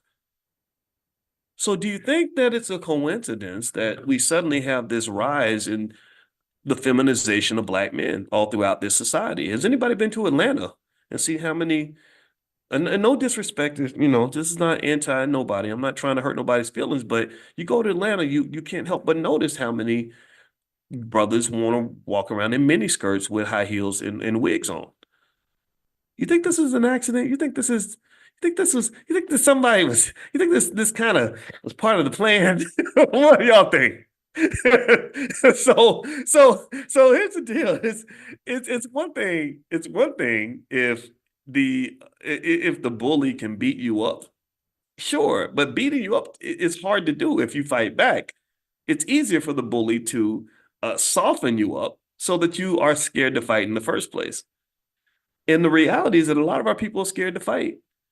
And then if they're not scared to fight, they don't know how to fight because you never had conversations like this. You never sat down with your father or your mother and had them explain to you that preparation is the key to success. They never told you that the way to prevent a problem is to prevent a problem. They never told you that the way to overcome the attack is to get ready for the attack. They never taught you that in Sun Tzu's book, The Art of War, that battles are won before they even begin. They never taught you that. You just get spilled and flooded with a culture from the BETs of the world, who are white-owned companies that pretend to be in blackface. They spill a culture of instant gratification, very sloppy living, very irresponsible choices, so that you simply are just sloshing through life, being a victim of problems that sometimes you created yourself. Like, so when you're that guy that's 36 years old and you can't figure out how to pay your child support because you got 7 babies mamas, well, You made those babies, and nobody ever talked to you about sexual discipline and the importance of that as a form of economic preservation. Nobody talked to you about that. Or you sitting in a bad situation because you chose not to get an education because you out thugging and following the crowd and getting into street life and all this other stuff because that was marketed to you. They packaged that up and marketed that to you. And then now you 30 something years old trying to play catch up because you spent your 20s in the streets. That was all by design. They marketed that to you. So what I'm here to say on this is that when you're talking about the accumulation of black wealth, that is something that requires discipline and planning. When you talk about the preservation of that wealth, that also requires discipline and planning. Uh, it requires a mindset where you understand that your economics is a form of self-defense. See, money is used to enslave people all throughout the world. Economic warfare is very, very real, not just in the United States, but it happens all over the globe. And so my question that I would ask you is, have I at least convinced you to consider that your choices in terms of how economically intelligent and economically prepared you and your children are is a really important part of your self-defense strategy? Have I convinced you that this is connected, that a lot of the victimization occurs because we're not thinking in terms of preparation and strategy? Do you understand? And actually, I'm going to talk to you about my conversation I had yesterday with Dr. George C. Frazier in a second. But before I do that, I want to mention to you all really quickly that there is something that we're doing now that I've offered you called the Freedom Challenge, where literally, you guys know in Money in the Morning, I've probably done about 200 lectures so far just this year alone. And by the time we're done, it'll be up in the thousands. And so what we did was one of my team members put something together where if you text the word freedom to 87948, you'll get one of those lectures sent to you every single morning. So if you like the Money in the Morning vibe and this is great for you, then if you text freedom to 87948, you will get one of those Money in the Morning lectures that maybe something I did in January or February that'll be sent to you because these ideas are universal. And I'd like for you to also, if you just so you can have it all for free, if you would just please share this with your family, share this with your loved ones, because I really believe deeply that economic intelligence is one of the keys to our freedom. It's not going to solve every problem, but having resources, having money makes a big difference in your life. It makes a big difference in the options that you have. So just text freedom to 87948 and we can send that to you. And also just a reminder later on today, and I'm not going to keep talking for too long, but later on today, I am going to do a Q&A for those of you that are interested in stock options and learning how to buy and sell stock options to make money. It's really more so for beginners. So if you'd like to join that, then feel free to join our options class. It's drboyceprime.com, drboyceprime.com. Prime members, you can come in. You guys should have gotten a link in your text messages this morning. That's going to happen today at noon Eastern. All right. So let me finish up on a conversation I had yesterday with Dr. George C. Frazier. So Dr. Frazier, in case you don't know, he runs the Power Networking Conference every year. He is by far, in my view, the greatest networking guru in the United States. And the reason that what Dr. Frazier does is so important is because not only is Dr. Frazier the OG, I think he's approaching 80, but he looks like he's 50 or 40, and he is one of the sharpest men I know, one of the greatest men I know, and I counsel with him on a regular basis, just like I do with Dr. Claude Anderson. And the reason that his job is so important is because he does one of the most important things that that Black people should consider as it pertains to wealth accumulation. He talks about bringing us together. He talks about collaboration over competition. He talks about connecting, networking, working as a group economics, economics as a team sport, which is the powernomics principle. And the reason I have so much appreciation for what Dr. Frazier does is because when I was in grad school working on my doctorate in finance, I remember all of these economic models that pretty much showed that when you bring people together, you are actually creating wealth. There are legitimate, real economic models that basically show when you bring people together, you're creating wealth because when you bring people together, what you're doing is you're creating trade. Do you understand? So when you talk about places like right now I'm in Amsterdam, and Amsterdam had a company, I think it was called the Dutch East Indies Company or Dutch East India something company, and this was the first corporation ever created. It was worth today in today's dollars, it would be worth about $10 trillion. Apple's worth about 2 trillion. This company would be worth about $10 trillion. And one of the things I noticed when I studied, see, when you see something that's winning, you see something that's successful, you study it. So I studied this company, and I believe it's the Dutch East India Company. Forgive me if I got the name wrong. I got to go look that up again. But anyway, one of the things I noticed that was really interesting is the way this company came into fruition, came to existence, is basically you had a bunch of scattered companies all trading spices. Again, trade. Trade was a form of wealth. Trade brought people together. There's a big river where people would gather on the river. And that's why rivers were an important part of any country's economy. So they were all doing all this trade individually. And they said something that's very logical, very natural, that even an animal can understand. They said, instead of all of us scrambling and doing our own thing, competing with each other, crabs in a barrel taking each other out, why don't we come together and do all this as one group? And why don't we engage in group economics? And that's what they did. So they formed a company that became arguably the most valuable company in the history of the world, one of the most valuable. They again, I got to double check to see if the valuations are correct. But from what I have seen, this company was worth 5 times more than Apple in terms of its power and its impact. And so what Dr. Frazier does, and this is why y'all need to study this man. He's an American treasure. He's more important to me than Donald Trump. He's more important to me than a Joe Biden can ever be. He's more important than pretty much any non-black person I've ever studied in my life. Definitely for the purposes of what we're trying to do. The reason you should pay attention to this man is because he's giving you the keys to the kingdom by helping you understand the very same philosophy that led to the creation of the most valuable company in the history of the world, or one of the most valuable. He's explaining that if you embrace the right ideas that lead to collaboration with family, collaboration with friends, collaboration with other people that have similar interests, you can accomplish a whole lot more than you can by competing with that Negro across the street or competing with that lady that's on the other black person on your job. Collaboration is far superior to competition.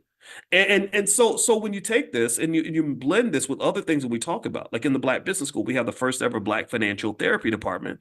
The reason we created the Black Financial Therapy Department is, I said, we have so much undiagnosed, untreated trauma in our community, so many generational curses, so much fear, so much anger, so much hostility that it keeps us from being able to collaborate. Because in order to collaborate, you need trust. In order to collaborate, you need to calm your ass down and resolve disputes in a peaceful way. In order to collaborate, you can't get into this whole gangster mentality that's being promoted to us, where we're constantly trying to beat each other out. I mentioned to you all the difficulty that I had trying to partner with Kanye West, because everything he did was about trying to dominate me, and I just don't respond well to that. That was a very difficult conversation. So collaboration, that's one of the keys. That's one of the things. So here's the thing. I told Dr. Frazier, and we didn't just talk about that. We talked about one other thing, and I'm gonna bring this up in a minute. Is I said, so to me, the point of education is not just so you can go to school, get a bunch of degrees, and get a good job. To me, the point of education in the middle of the type of oppression that we are faced with, in the middle of the type of economic bullying that we experience, in the middle of the challenges that we experience, I said the goal of education is to prepare you to have the skill set that you need to accomplish a specific goal. If you can't figure out what is at the end of that tunnel, if you're going into education blindly just saying, I'm going to go study a bunch of books because somebody told me to, then you're missing the point. What you're supposed to do is actually do what they call in mathematics. They call this dynamic optimization. You start at the end. You say, why? Why am I doing this? What is this going to help me do? And then you work your way backward to figure out what you need to do. So to me, here's what I'm thinking. I said, okay, so we started talking about family. And one thing Dr. Frazier brought up, and this is the conversation we had last night while I was in Amsterdam. He was on the phone with me. I said, he said, and then we both agreed. He said that when you look at wealth across different communities, he said East Indians have the highest wealth in America. And I could have sworn he said that their marriage rate is like 95% or higher.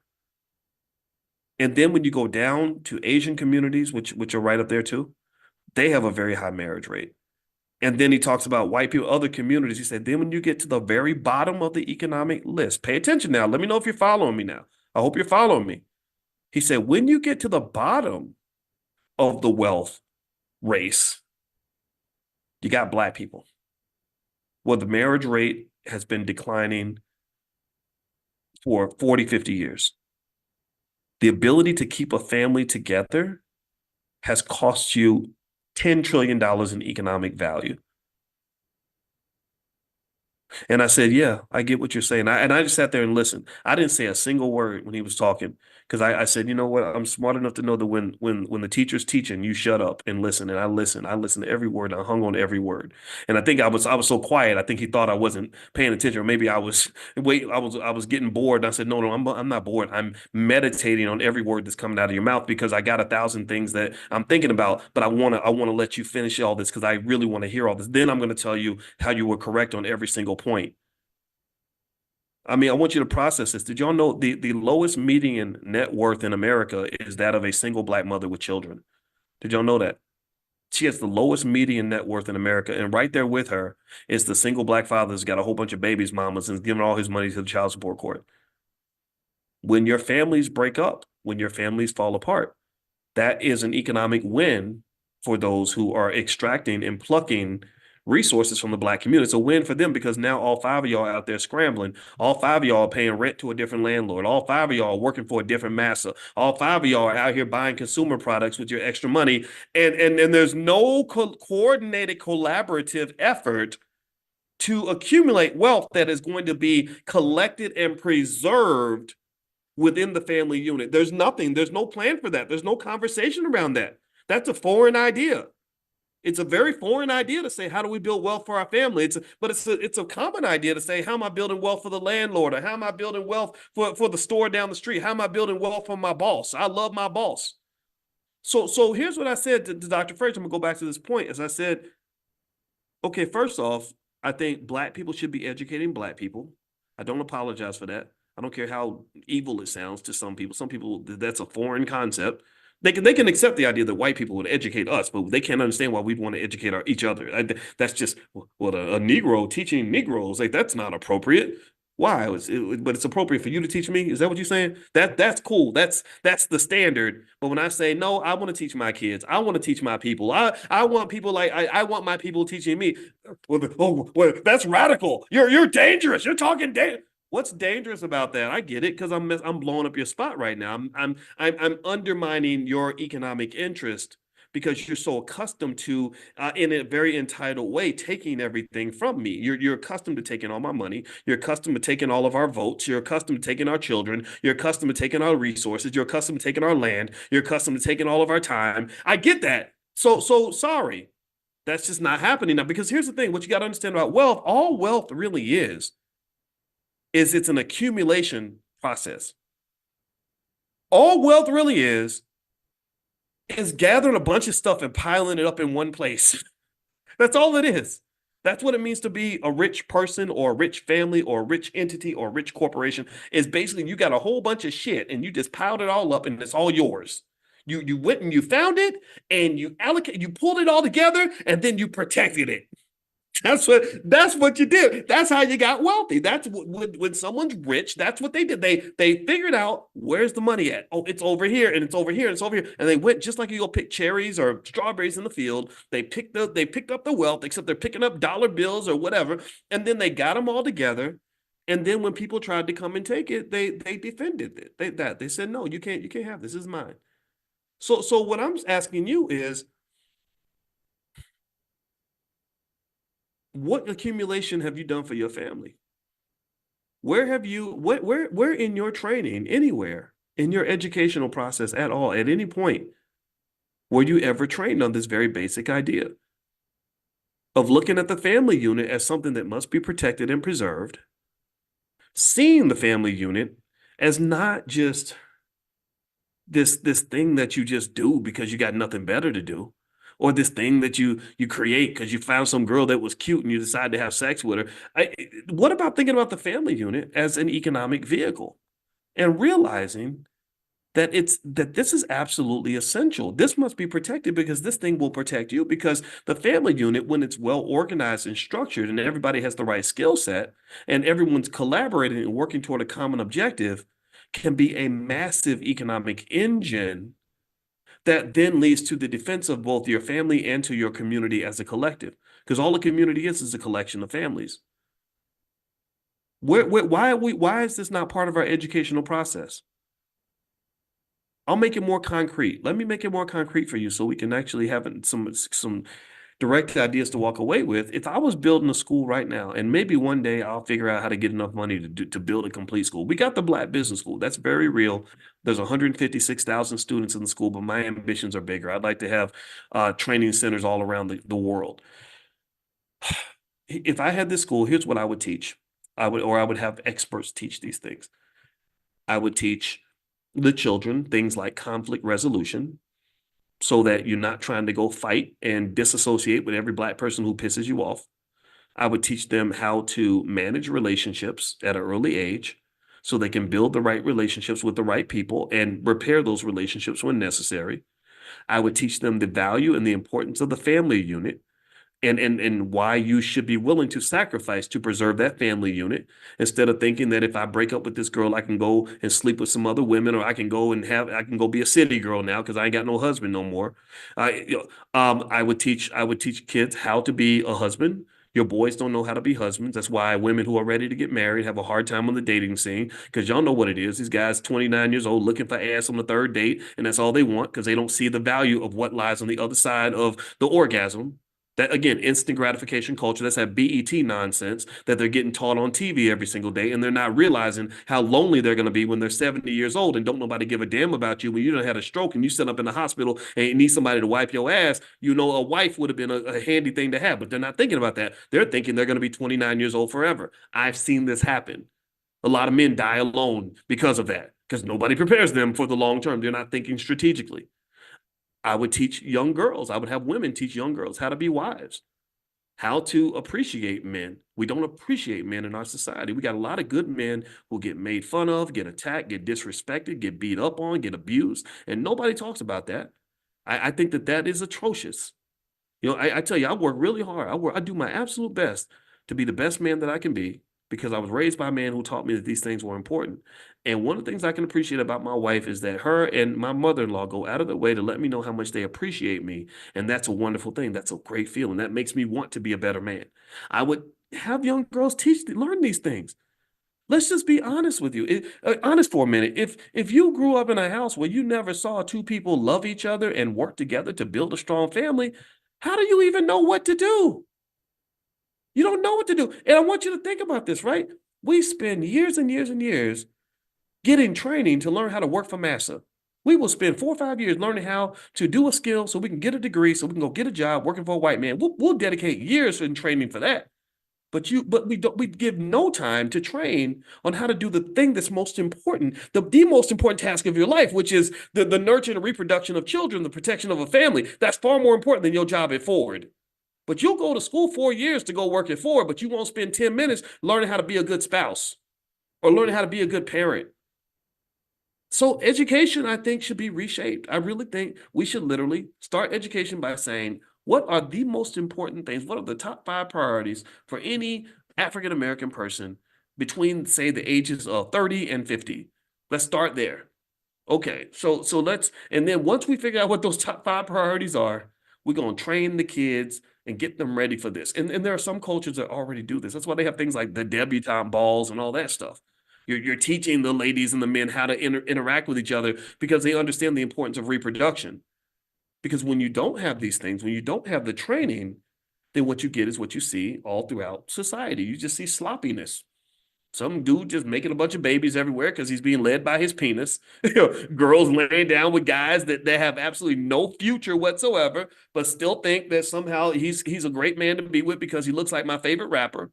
And it just creates a big mess. And then in the mess, you can never build wealth in the middle of mess. You can't build wealth in the middle of chaos. You can't build wealth in the middle of war. You can't. To tell you how it ended with the Dutch East India Company, when I studied how they became so powerful, I said, well, what happened to them? How did they fall apart? And I was so interested in it. I wrote notes. I said, oh man, I got to tell everybody this. Oh, here's a few things that caused them to decline. They were the most powerful company in the world. This is the downfall. The biggest was they were constantly fighting. They were constantly fighting. They had wars that with France and England, because when you get rich, you're gonna have haters. You're gonna have people that are gonna fight you. So they were fighting these wars, and that bankrupt them. And then they were fighting with each other. They were fighting internally. A lot of your families are like that. A lot of your families always fighting. Everybody's fighting all the time. You can't build nothing in the middle of fighting and chaos. And so this is why, as a family, I think that when you're building your family wealth or you're doing whatever you want to do, I think that having a process for mediation is very important. Having family meetings is very important. Getting a therapist to help you work through your conflicts is very important. Even if you're talking about three friends that you started a great business with, I think having somebody that can help you mediate disputes will go a very long way. Also, there was a mismanagement issue, mismanagement of the resources. When they became wealthy, they got sloppy and greedy, and people were stealing and doing corrupt things. And then next thing you know, everything declined. So I think about this. That made me think about the fact that did you all know that 70% of all wealthy families lose all their wealth in one generation? 70% of all wealthy families lose their wealth in one generation. 90% of all wealthy families lose their wealth in two generations. And that's because sometimes success can make you complacent and make you get comfortable, make you think the money's never going to run out. And next thing you know, you're broke. Just ask a lot of these professional athletes who do these ESPN 30 for 30s, where they talk about how much they had and then they eventually lost it all. And this is a common story that you see. So not only does climbing to the top require a certain type of collaborative effort, a certain type of planning and strategy, but protecting your position once you're at the top is also important. So things like estate planning and having a generational wealth plan, things like that, really important for every family. And I want you to think for a second about how many times you see people that die that didn't even have a will. People that died that didn't have life insurance. People that died didn't even have any plan for who was going to get what. And these are real stories, and these are things to think about as you're talking about building your wealth and protecting it. Okay. All right. I'm gonna go, guys. I hope this discussion was beneficial to you. I hope that this helps you in terms of how to process these things. And again, if I say anything that's offensive, I apologize, but really I don't, because I just say what I have to say. And I hope we can disagree and still be loved. So let me remind you, number one, if you want to do the Freedom Challenge and get the training sent to you every day for 30 straight days, it's 30 days to wealth and power. It's totally free. Just text the word freedom to the number 87948. Text freedom to 87948, and you'll start getting the text messages tomorrow. Number two, we're going to do the stock options Q&A at noon Eastern today. That's in an hour. So if you still like to join, just go to drboyceprime.com, drboyceprime.com. You can join the Prime program. It's a great program in terms of generating income from selling stock options. That's how I make my money. And then number three, I wanted to announce something that we're developing. We decided to create something called the Black Investors Cup. And the Black Investors Cup is a stock market investing competition that we want to do in the Black Business School. And we're going to basically set it up where you guys can compete with each other and invest. And whoever does well and makes the most money, we will give them lifetime access to the Black Business School, to any class they want to take. So the Black Investors Cup, we're going to announce that soon. And that's going to be kind of a cool big thing that we want to do, because I kind of like competition and stuff that makes investing fun. So that's something we came up with. So anyway, I'll let you guys know how that goes, and I'll brief you on all of that. And also, don't forget, the All Black National Convention happens October 25th through the 27th in Chicago, which actually is in Lombard, Illinois, which is right outside of Chicago. So if you'd like to come to the convention and join us and hang out with us, it's usually about 600 or 700 people. So enough people to have a big, a decent crowd, but not so big that it becomes impersonal. We're not interested in something that has thousands of people. I'd rather have 500 or 600 of the right people with the right mindset, and we bring together the best experts in the community for one purpose purpose, and that is to solve problems in our community with our people first. And that's it. That's all that matters. That's the Black agenda. As far as I'm concerned, the Black agenda is the only agenda because it requires that much effort, that much focus, that much concentration in order for us to do this. Now, let's see, Gigi, I did not see your question. Let's see, Gigi says, can you please talk about how to purchase bonds for monthly income? You know what, Gigi, that's more so for a stock market class. So you can bring that into class at noon, or you can bring that into stock market Tuesdays, and we could talk about that. I didn't. This class is more so to talk about financial consciousness and economic elevation from a broad perspective. The specifics of any type of investing is not something that we really do in this particular gathering. I like to keep things focused, okay? But there is plenty of information. If you go to theblackbusinessschool.com, theblackbusinessschool.com, you can log in. There's plenty of classes on how to pretty much do anything that you'd like to do. All right, guys. So have a great day. God bless you. I was hearing about is real estate, and how a lot of people are using real estate for retirement as part of their retirement plan, which is fine. There's nothing wrong with that. There are a lot of benefits to real estate. But one of the things that they mentioned that I'm actually going to drill into is that real estate investing is not very liquid. That's one of the things that people don't think about. It ties your money up for a long time sometimes, and it's very difficult to pull your money out instantaneously. So what I look for in an investment is not just profitability, but I look for liquidity. The liquidity, all liquidity is the simple financial theory definition of liquidity is very basic. It is the ease with which an asset can be converted into cash.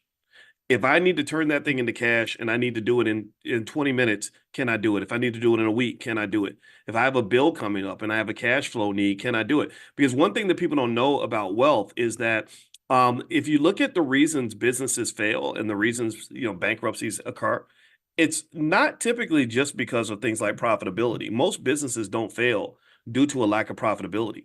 Most businesses actually fail due to a lack of liquidity, a lack of cash flow.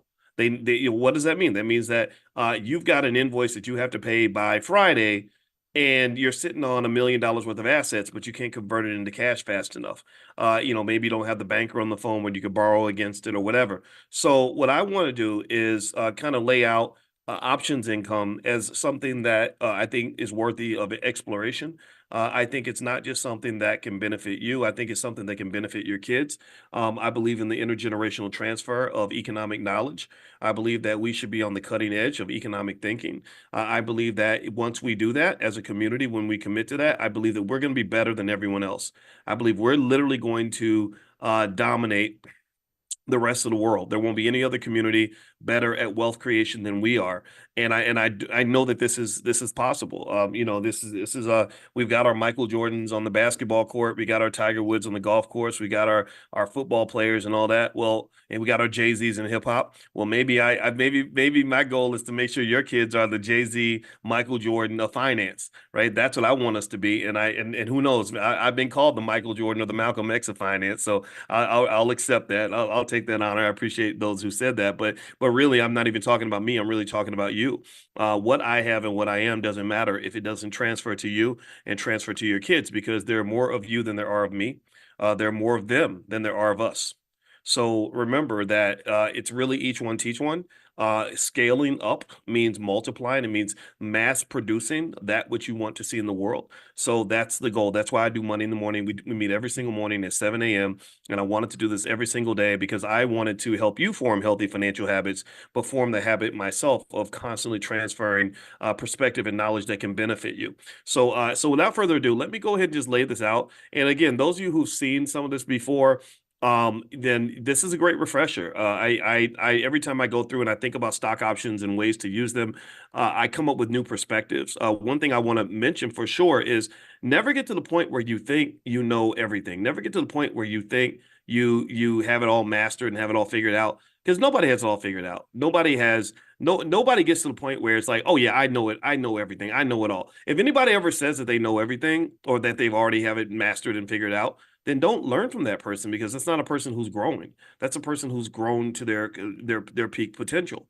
I don't want to ever be at my peak, because I don't think that my peak is something that I get to decide where that's going to happen. I think that that's God's decision. That's the universe. That's not my choice, right? So really, truth be told, as I teach stock options and talk about it, I'm studying it, thinking about it all the time, analyzing different things, testing out new theories, running by, looking at different possibilities. And I kid you not, every single year I come up with a new insight. So what I'm going to talk about today is how to make money without working. And this is the power of selling stock options. Again, those of you who are new, you'll understand it by the time we're done. Those of you who already know this, this is a great refresher for you. And so let me just lay this out for you. So one question I'm going to ask, and this is, and also just so you know, I'm going to give this same talk today at the Power Networking Conference. So I figured, hey, you know what? If I'm going to talk to a room full of, let's say 40, 50, 80 people, whatever number there is, in Money in the Morning, we have 1,000 people that come in. Why not talk to 1,000 people in addition to the people that are in the room? So you don't have to be in the room because you guys are part of the Money in the Morning family. You guys get a chance to see what I'm going to talk about tonight. All right. So basically, this is the goal. This is why we're here. One of the things I've noticed is that there are many ways to make money. There are many ways to generate income and generate streams of income. We've talked about that a lot. And the best types of streams are passive, consistent streams of income, streams that don't require you to do any work. Well, one thing that people don't explore enough is that you can generate lots of money off of your stock that you own, similar to having an apple tree in your backyard. A person who has a healthy apple tree in their backyard doesn't go hungry because they can always go outside and get an apple. So another goal is to level up our lives. The more economically intelligent we are, and the more that we know, the better our lives are going to be. So it's not just about having a strong bank account; it's about having a wealthy life. That's the goal. Also, when it comes to investing, I've noticed as we do our surveys, we do numerous studies. The Black Business School isn't just a school; we are a think tank. We have the best experts in a lot of different areas.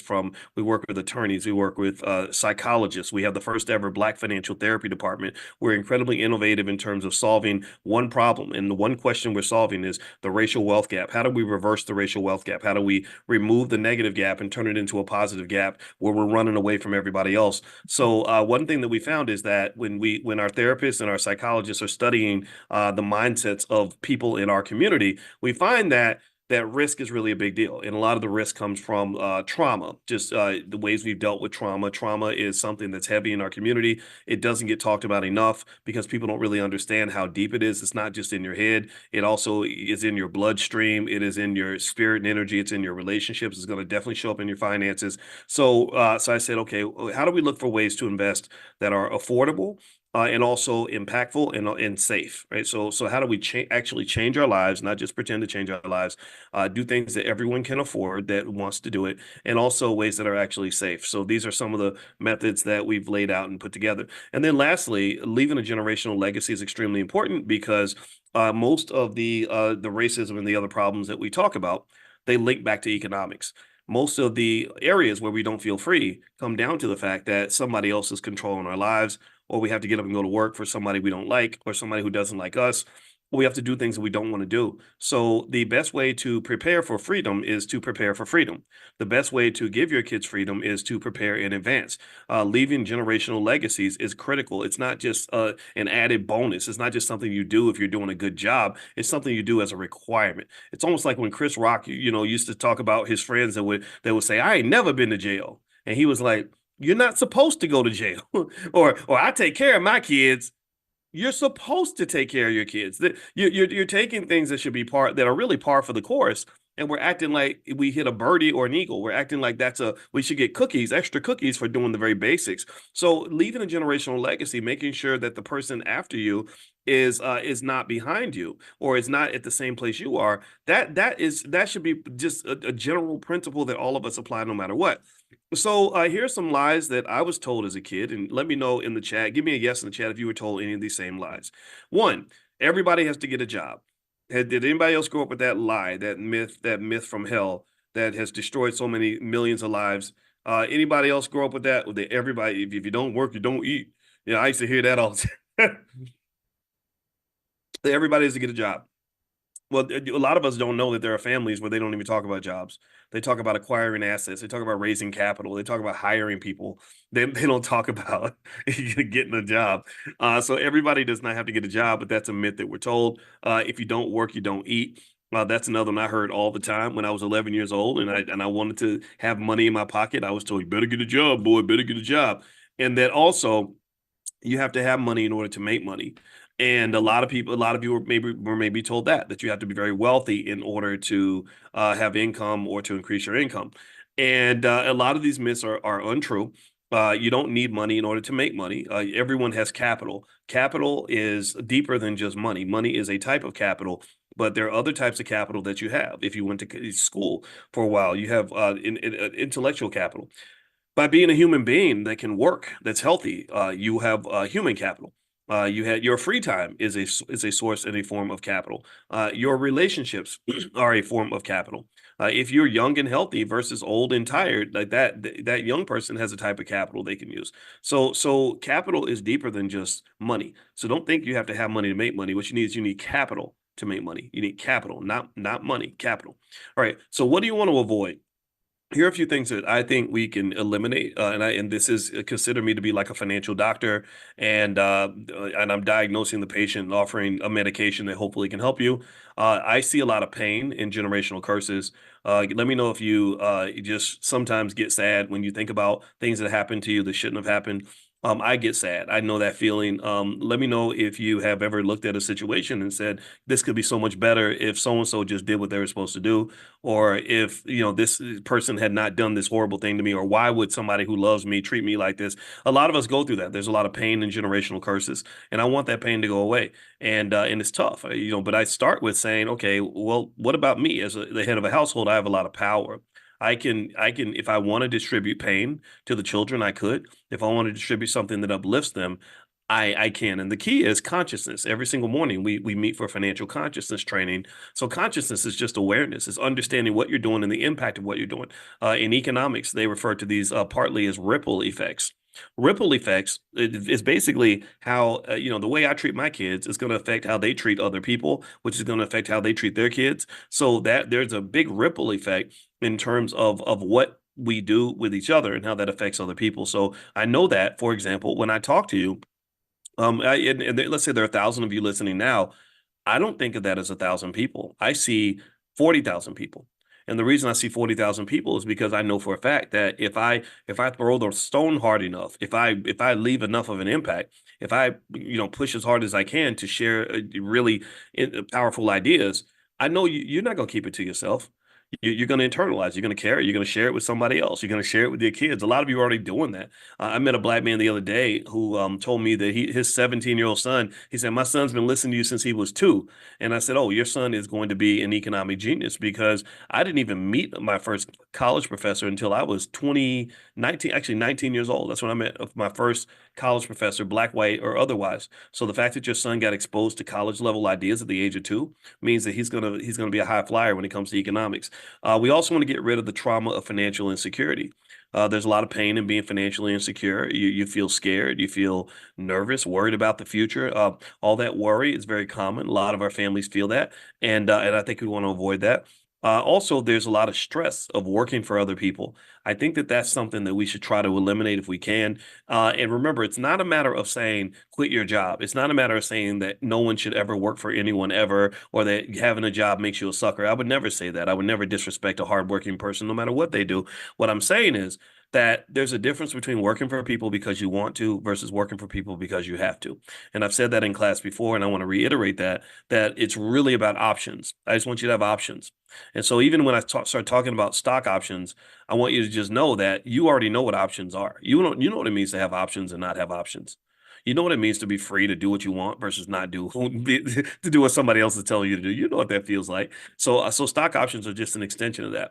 So if you want a quick overview of who I am, that's me at my second birthday party. I don't remember a thing, but I heard it was a blast, and that's my grandma Felicia holding me. My grandma Felicia. Oh man, I always get emotional when I see that lady because she died in 2012. But you know how it is. Grandmas don't never leave your soul. They just sit there inside your spirit. And so anyway, my grandma. She taught me financial literacy when I was 5 years old. She got me savings bonds and all that. And yeah, so she's a big part of my life every single day. And our Panther in the Black Business School, that's the Panther's name is Felicia, and the Panther has been infused with my grandma's spirit. So whenever I put that Panther on the screen somewhere, that's me knowing that my grandma's with me everywhere we go and every step of the way. All right, so. My mother was 17 when I was born. She was a single mom, like a lot of us have single mothers. I was a product of a lot of generational economic curses. I doubt most of you were poorer than we were. We had like nothing. It's hard to go below nothing. I was a former slave. I used to have a six-figure dream job when I was at Syracuse University. I made $115,000 a year, and I was living the dream. I was a 30-year-old black man that making six figures. I mean, come on now, that's a great life. But then I found out that my dream job was not really a dream. I failed most of my classes when I was a kid in school. I didn't start doing well until I got to college. So that's why I tell you, don't give up on your sons, because some of you got really smart sons who just have behavioral challenges, who just need to be put in spaces where they are loved and inspired. If they're put in spaces where they're loved and inspired, you're gonna watch that little kid just bloom like a flower. He's gonna just fly like an eagle. He'll stop on that low vibrational behavior, and you'll start to see him set goals, have dreams, work hard, all these things. So find that space that's going to really love him and inspire him and give him something that he wants. And I guarantee you're going to see a change of behavior. Also, I struggled in school because I didn't see the purpose of it, and I did not feel loved going into that building every day. I was a single father at the age of 18. I discovered this thing in high school. I used to work at this job at Taco Bell, and I discovered this thing in high school called sex, and I liked it. And I also found out that there's another part of sex that's called pregnancy. And so here I was, 18 years old, having a baby, freshman year of college, scared, just scared to death. And my parents, and it's crazy, like how all happened at a Taco Bell. So stay away from tacos. Tacos will get you pregnant. And so, anyway, I called my parents right before my daughter was born, and I was like, "Yeah, I got a baby coming," and they were like, "Oh, okay." And and it's funny how much your life can change during an episode of the Cosby Show. So that was my story, in terms of the early stage, and also I learned about racism at an early age. I grew up in Kentucky, Louisville, Kentucky, where Muhammad Ali was born, and the same racism that led him to leave Kentucky when he was 20 was the exact same racism that made me want to leave when I was 18. I didn't want to come back for a very long time. And to this day, I've become very obsessed with Black wealth, Black family, and the Black community. I really believe that wealth is the solution to a lot of our problems. I think that it transcends everything else. I think that transcends whether you're a Democrat or Republican, whether you're gay or straight, whether you're a feminist or not feminist, male or female. I think that wealth, if we work on the wealth issue and then work on the family issue, then we can fix the community issue. And I don't believe in big, gigantic, supersized leaders getting us there. I believe that it's going to be family by family, brick by brick. I believe you are your own greatest leader, and that's something that I believe in to my core. And so things like personal power, commitment, Black love, and responsibility, I think can go a very long way in helping us to achieve our goals. All right, so who did I choose to become over time? Just in case you're new, very quick run through of the credentials, so you know that I do know this topic very well. In college, I was a Wall Street Journal outstanding graduating senior. I had a triple major in finance, economics, and business management. And then I went on and got a master's in mathematical statistics. I completed the degree requirements for a master's in math and a master's in statistics, and I taught mathematics at the University of Kentucky. I got a PhD in finance from the Ohio State University, where I was the only African American on the planet to get that degree in the year 2002. And also, I taught at the University of Kentucky, Indiana University, Syracuse University, the Ohio State University in China. I taught in Europe. I taught all around the world. Also, I wrote a bunch of books like The 10 Commandments of Black Economic Power.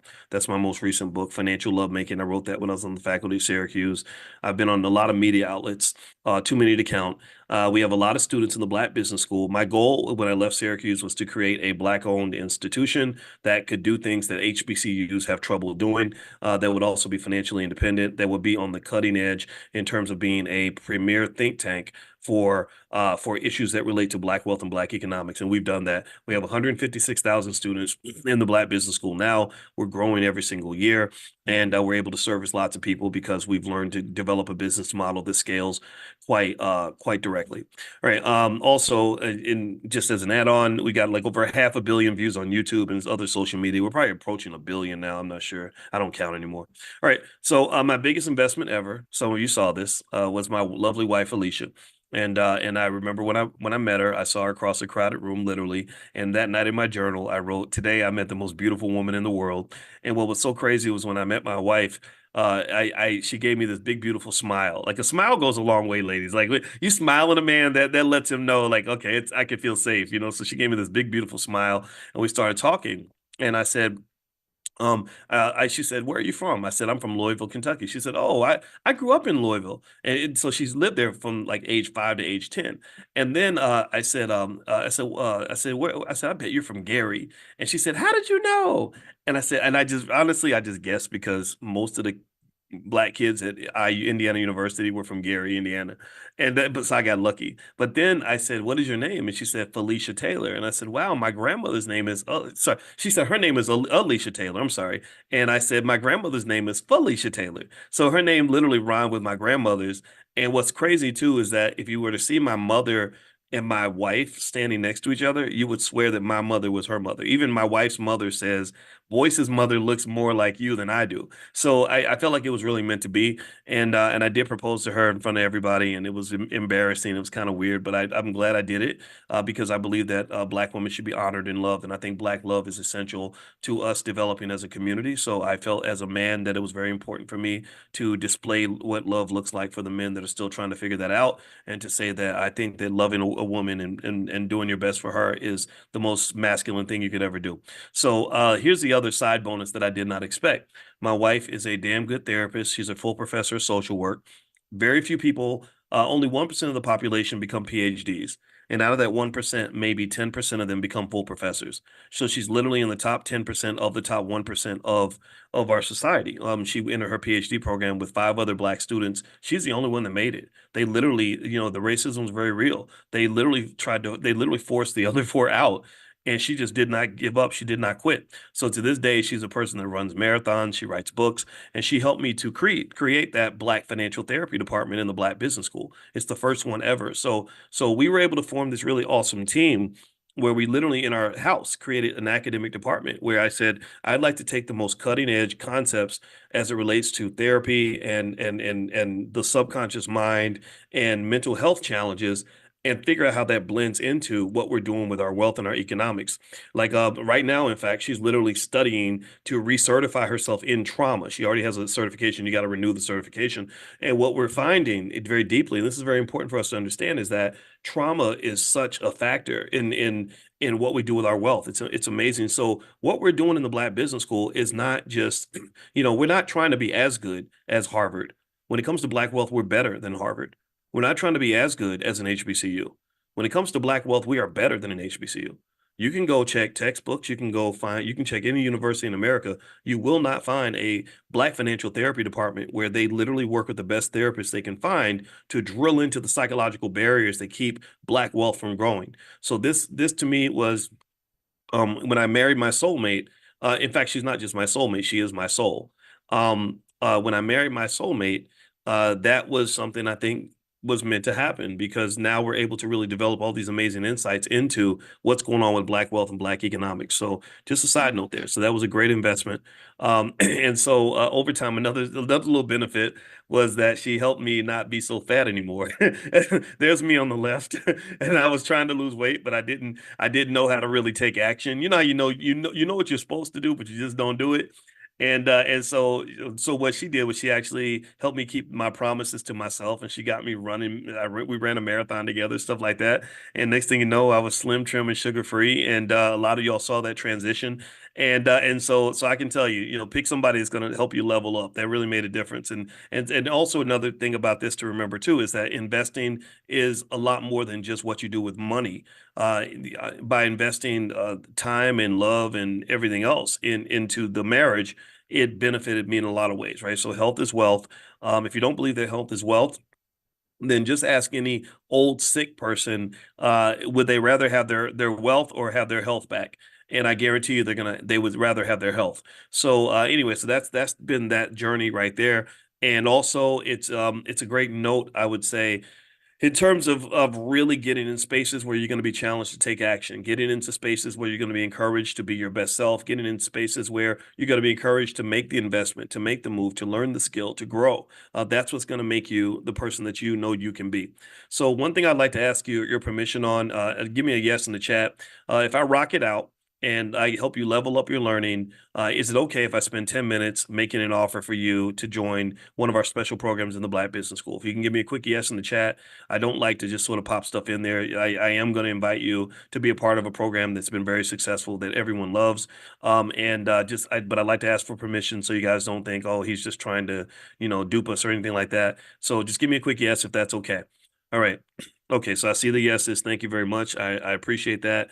I appreciate that permission. Okay, so let's hop into this and let's learn something. All right, so here's the thing. When it comes to investing, basically you're either the casino or you're the gambler, right? You're either the gambler or you are the house, right? And generally speaking, this is a big part of how financial markets work, particularly stock options. Either you're the casino or you're the house, and who always wins between the casino and between the gambler and the house?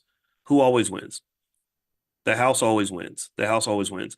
And one thing that I can tell you is that there are millions of people that are buying stock options. They call these out of the money call options.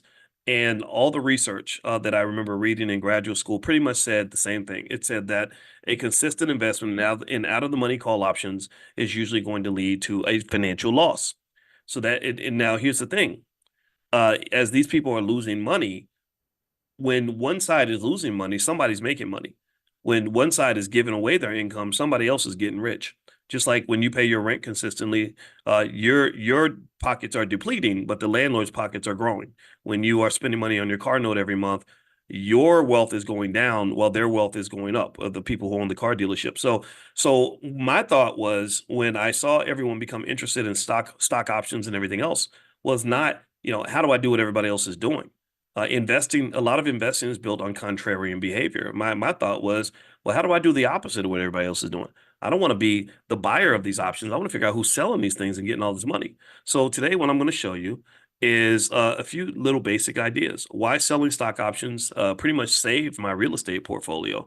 Also, I'm going to show you why selling stock options is much easier than running a business. I'm a big advocate for business, especially Black-owned business, but this is much easier, actually, and it's a better way to make money.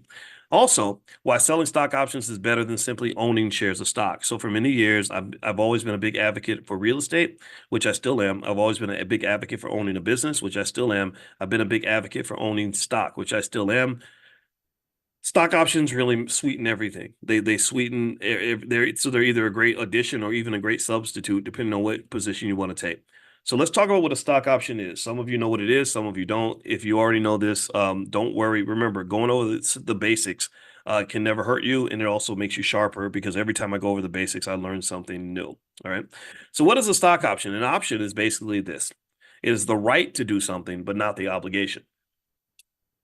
So if I give you the option of getting in your car and driving to the grocery store, that doesn't mean you have to do it. It just means you could if you wanted to. And if I took away that option, then you might be upset about that because maybe you want to go to the grocery store, or at least you want to have the ability to go if you get hungry. So an option is just the right to do something, but you don't have to do it. Okay. So I have, for example, with stock options, you might say, I have the right to buy your stock between now and next Friday. Hollywood buys options all the time. If somebody has a great script and they're not sure if they want to buy it, then they'll say, well, we don't want your script, but we will buy an option on your script. Okay. So that means we might buy it, but we may not. We're gonna give you money just so you can hold a place for us in case we decide we want to come in and buy this. The thing about options, another fundamental rule of options is that every option has a buyer and it has a seller. Just like every child has a mommy and a daddy, right? You have to have both in order for something to happen. When they tell you that real estate prices went up, that means that there were transactions between a buyer and a seller at a certain price. And they would say, okay, that price was lower than what it used to be. They call that the equilibrium price in economics. So every option has to have a buyer and has to have a seller.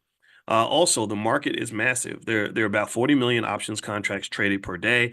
And I consider it to be almost like a type of seasoning for your stock portfolio. It's almost like when you eat food that's really bland and really basic and boring and not very good, and you put a little, maybe a little salt or a little pepper or a little seasoning on it, and it tastes so much better. Options are like the financial seasoning for your portfolio. So basically, the research shows that those who buy options don't typically profit on average. They might profit every now and then. Just like if I go to Vegas, sure, I might walk away a winner, but most people that go to Vegas don't win. Okay. So basically options don't typically make money. And also when people buy them, one person that's buying the option is looking for risk. They might call this risk seeking behavior, where you say, I'm gonna buy this thing and hope that it goes up in value. That's speculation. That's a type of investing, but it can be very risky depending on the situation. The other person is looking to get rid of risk. The person who sells you the option is saying, "Look, I just want to get guaranteed income. I want money in my pocket just in case something bad happens." So if I am a writer of a Hollywood script and I sell an option on my script, that's great for me because I receive income to hold your spot. Like this is guaranteed income. I get to keep this money no matter what. And then if you decide to buy because the value of it goes up for whatever reason, then that's even better for me. But at the very least, if you don't show up, if you don't come back, then I'm still going to have that initial whatever amount of money is that you gave me, just to know that I didn't totally like lose everything. Do you understand? Whereas if I don't sell the option, then I'm just kind of hoping that good things happen. So if you so basically what I want is I don't want you necessarily taking more risk all the time. I want you to be able to sell the risk. During the California gold rush, there were millions of people who went out to speculate and try to find gold. 99% of those people never found anything. 99% of those people just lost a bunch of money. The people who made the money during the California gold rush were not typically the speculators for the gold. It was the people who sold picks and shovels to the people that wanted to speculate on the gold. It was the people who sold lunch to the gold miners. Because no matter whether you find gold or don't find gold, you got to eat lunch. You understand? You have to eat. Levi's jeans, a whole major corporation, was built basically selling these rugged blue jeans that you could wear while you were mining for gold. They're like, look, we don't want to mine with you, but we'll give you some pants you can wear that will be durable while you're out there doing your best. So so this is a side of the market people don't talk about because it's not as exciting, but it's great money. It's great income. So I don't buy a lot of stock options. Every now and then I might just for fun, but for the most part, that's not really where I make my money. I make my money by selling them. So so moving on. So when you sell an option, what are you selling exactly? Let's look at an example so you can kind of see it in real life. All right. So let's say that the price of a stock is $82 or sorry, $80. And it's a stock that I own. I own this stock. It's $80 a share. The price could go up, it could go down. Nobody knows. Now, I could just sit there and hold it and hope that it goes up, right? And if it goes up, great. If it doesn't, then I lose, right? Or I could do this. So let's say that someone believes the price is going to rise above $82 that week, and they're willing to put their money where their mouth is. Well, what they can do is they can buy an option from me. They could give me money placing a bet basically. The bet the price 82 is what they call the strike price. So they would give me money, and if the stock goes above 82, then you get to buy my stock for $82. And the reason you can buy it for 82 is because we made an agreement before the fact that if this thing goes up past $82, you're going to buy my stock for 82. I don't mind. I'm happy for you because I get to sell my stock for 82 and before it was only worth 80, so I made money and you make money. Good for you. But then on top of that, I got this amount of money that you paid me in advance before the game began that I was going to keep whether you won the game or not. So it's like when you go to Vegas and you give them a bunch of money and they put your money on black and they say thank you for your bet and then you win, they're happy for you. But remember, they made money whether you won or not, right? So let's keep going here. So if it doesn't go above 82, you get to keep that premium. That's what it means to sell a stock option. You're basically selling someone the right to purchase your stock at a price that you two agree on. Now, so basically, they're the gambler, you're the house. They're giving you money like a casino, hoping that the stock will go up, and you're accepting the money and saying, "Hey, good luck to you. If it goes up, then I'll sell it to you for that price." Now, here's the deal. In this particular transaction, in my view, the house always wins. If the price goes up, you get to keep the money. If the price goes down, you get to keep the money. And if the only difference is if it goes up, then you both make money in addition to the money that you already made. But if it goes down, he loses everything. You still have the money that he paid you. Okay. So, so here's an example of when my wife and I made a dig into real estate. This is how we found out that we don't enjoy real estate very much. Real estate's a great investment. We bought this house in Atlanta, Smyrna, Georgia, to be precise, and we loved the house. It was a beautiful house, and we bought it because we had these big dreams of doing an Airbnb type situation. And it didn't take us long to find out that that there was like a 2 year waiting list to be able to Airbnb on this property. And even then, I don't even know how I would have gone through the process of being able to profitably manage it and deal with all that because I'm very busy and I don't like to do that type of stuff. And then, so what we did was we took a long-term tenant. We found somebody to rent the place from us, and it's a nice lady, and we were, and it was, it's not, it's cool, you know, it's someone that's they're basically paying the mortgage on the house, right? Um, then we had something happen. This happened. I got a picture sent to me where I think that because I'd forgotten to pay the water bill or the electricity bill or one of the bills, the whole bathroom had molded up. And it was going to cost maybe $6,000 or $7,000 to redo the whole bathroom. Somewhere between $5,000 and $7,000 is what I paid to redo the whole bathroom. And I remember that was kind of the first incident of many that just let me know that being a landlord wasn't really for me because I don't enjoy evicting people. I don't enjoy chasing people down to make sure that they pay the rent. I don't even enjoy dealing with the property managers because the property management companies are okay, but they take a bunch of money and they don't do as much as you think that they're going to do. And also the profitability just isn't uh what you think it might be. I'm not saying don't do it. Some of you are deep in real estate, and if you are, then I think there are many benefits to it. I'm not here to dispute that. But what I am saying is that I found that I had an epiphany. I realized that selling stock options is a much easier way of making money than real estate. I could put the same amount of money into some stock and generate the income from the options and do that without doing any work, without keeping up with any tenants, without worrying about whether or not somebody paid their rent that month. The stock market's always going to pay them rent. I could get on my phone right now and in 30 seconds generate several $1,000s in income by selling options on stocks that I already own. I could do that while I'm talking to you. I could multitask and do that in 30 seconds on my phone right now. That's very different from dealing with a tenant and a property manager and wait until the end of the month and all these other things. And then all the paperwork that's required to even purchase property or to relinquish property when you're done. So my annual ROI on real estate, I'm going to guess maybe it's about 10% per year, not including all the busted toilets and everything else. My annual ROI, if I take the income divided by the cost of the capital base, the amount of money I had to invest, I'm going to guess around 60%. That's a pretty conservative estimate. That's very easy to generate significant amounts of income if you own enough stock from doing that. Though some of you are already doing that. If you're already doing that, say something in the chat, like mention it. Just, that way people know I'm not making this stuff up. Say something in the chat. Tell your story. Talk about it because I know your stories. I've talked to a lot of you, and this to me I think is a pretty awesome way to elevate and level up your family situation because in my view, when I've looked at the real estate deals I've seen and been exposed to and had brought to me, I have people bring deals to me all the time. It just is a much better ROI and it's a much easier ROI. Okay. So here's the other thing. When you talk about starting businesses, I believe deeply in starting Black-owned businesses. To me, a Black-owned business is a business owned by a Black person.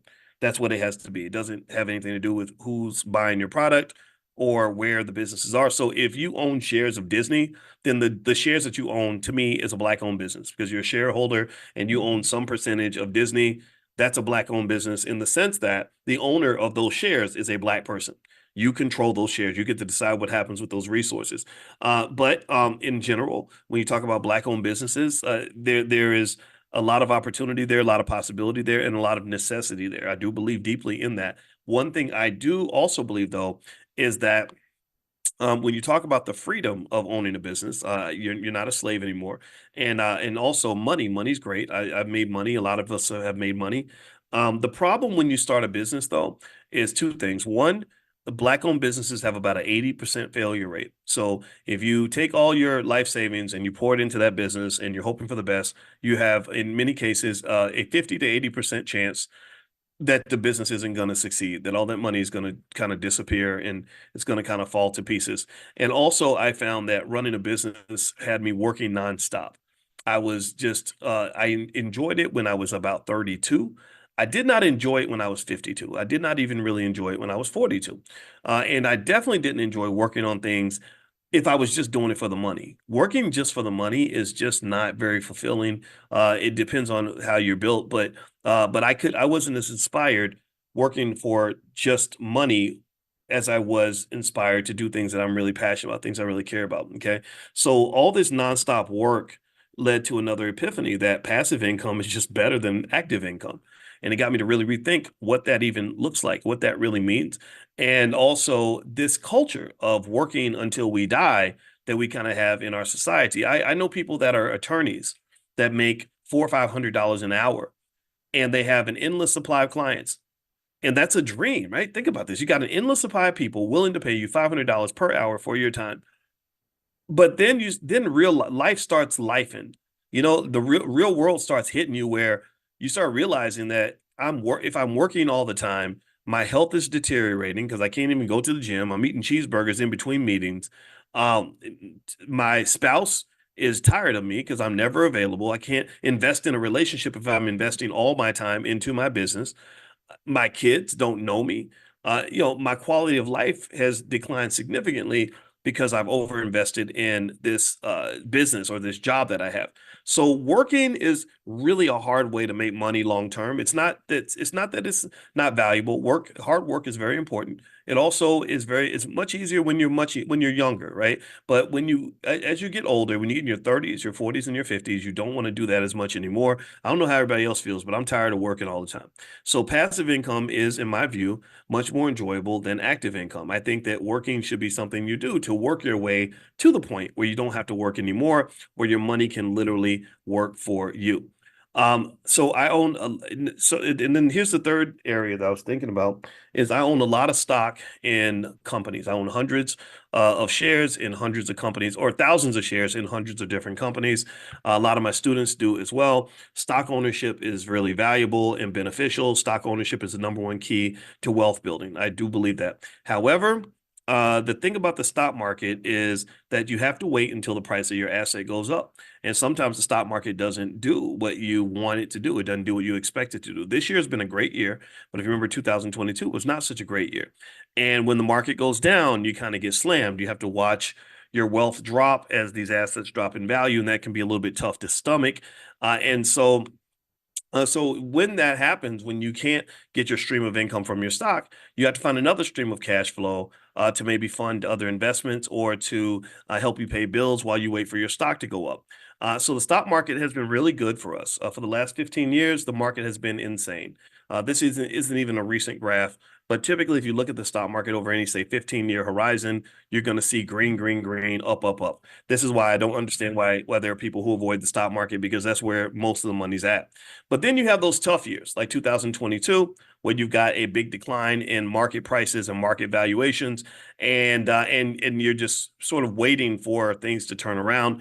Well, the options are great because it led to that, at least this third epiphany, that a bird in the hand is better than 10 birds in the bush.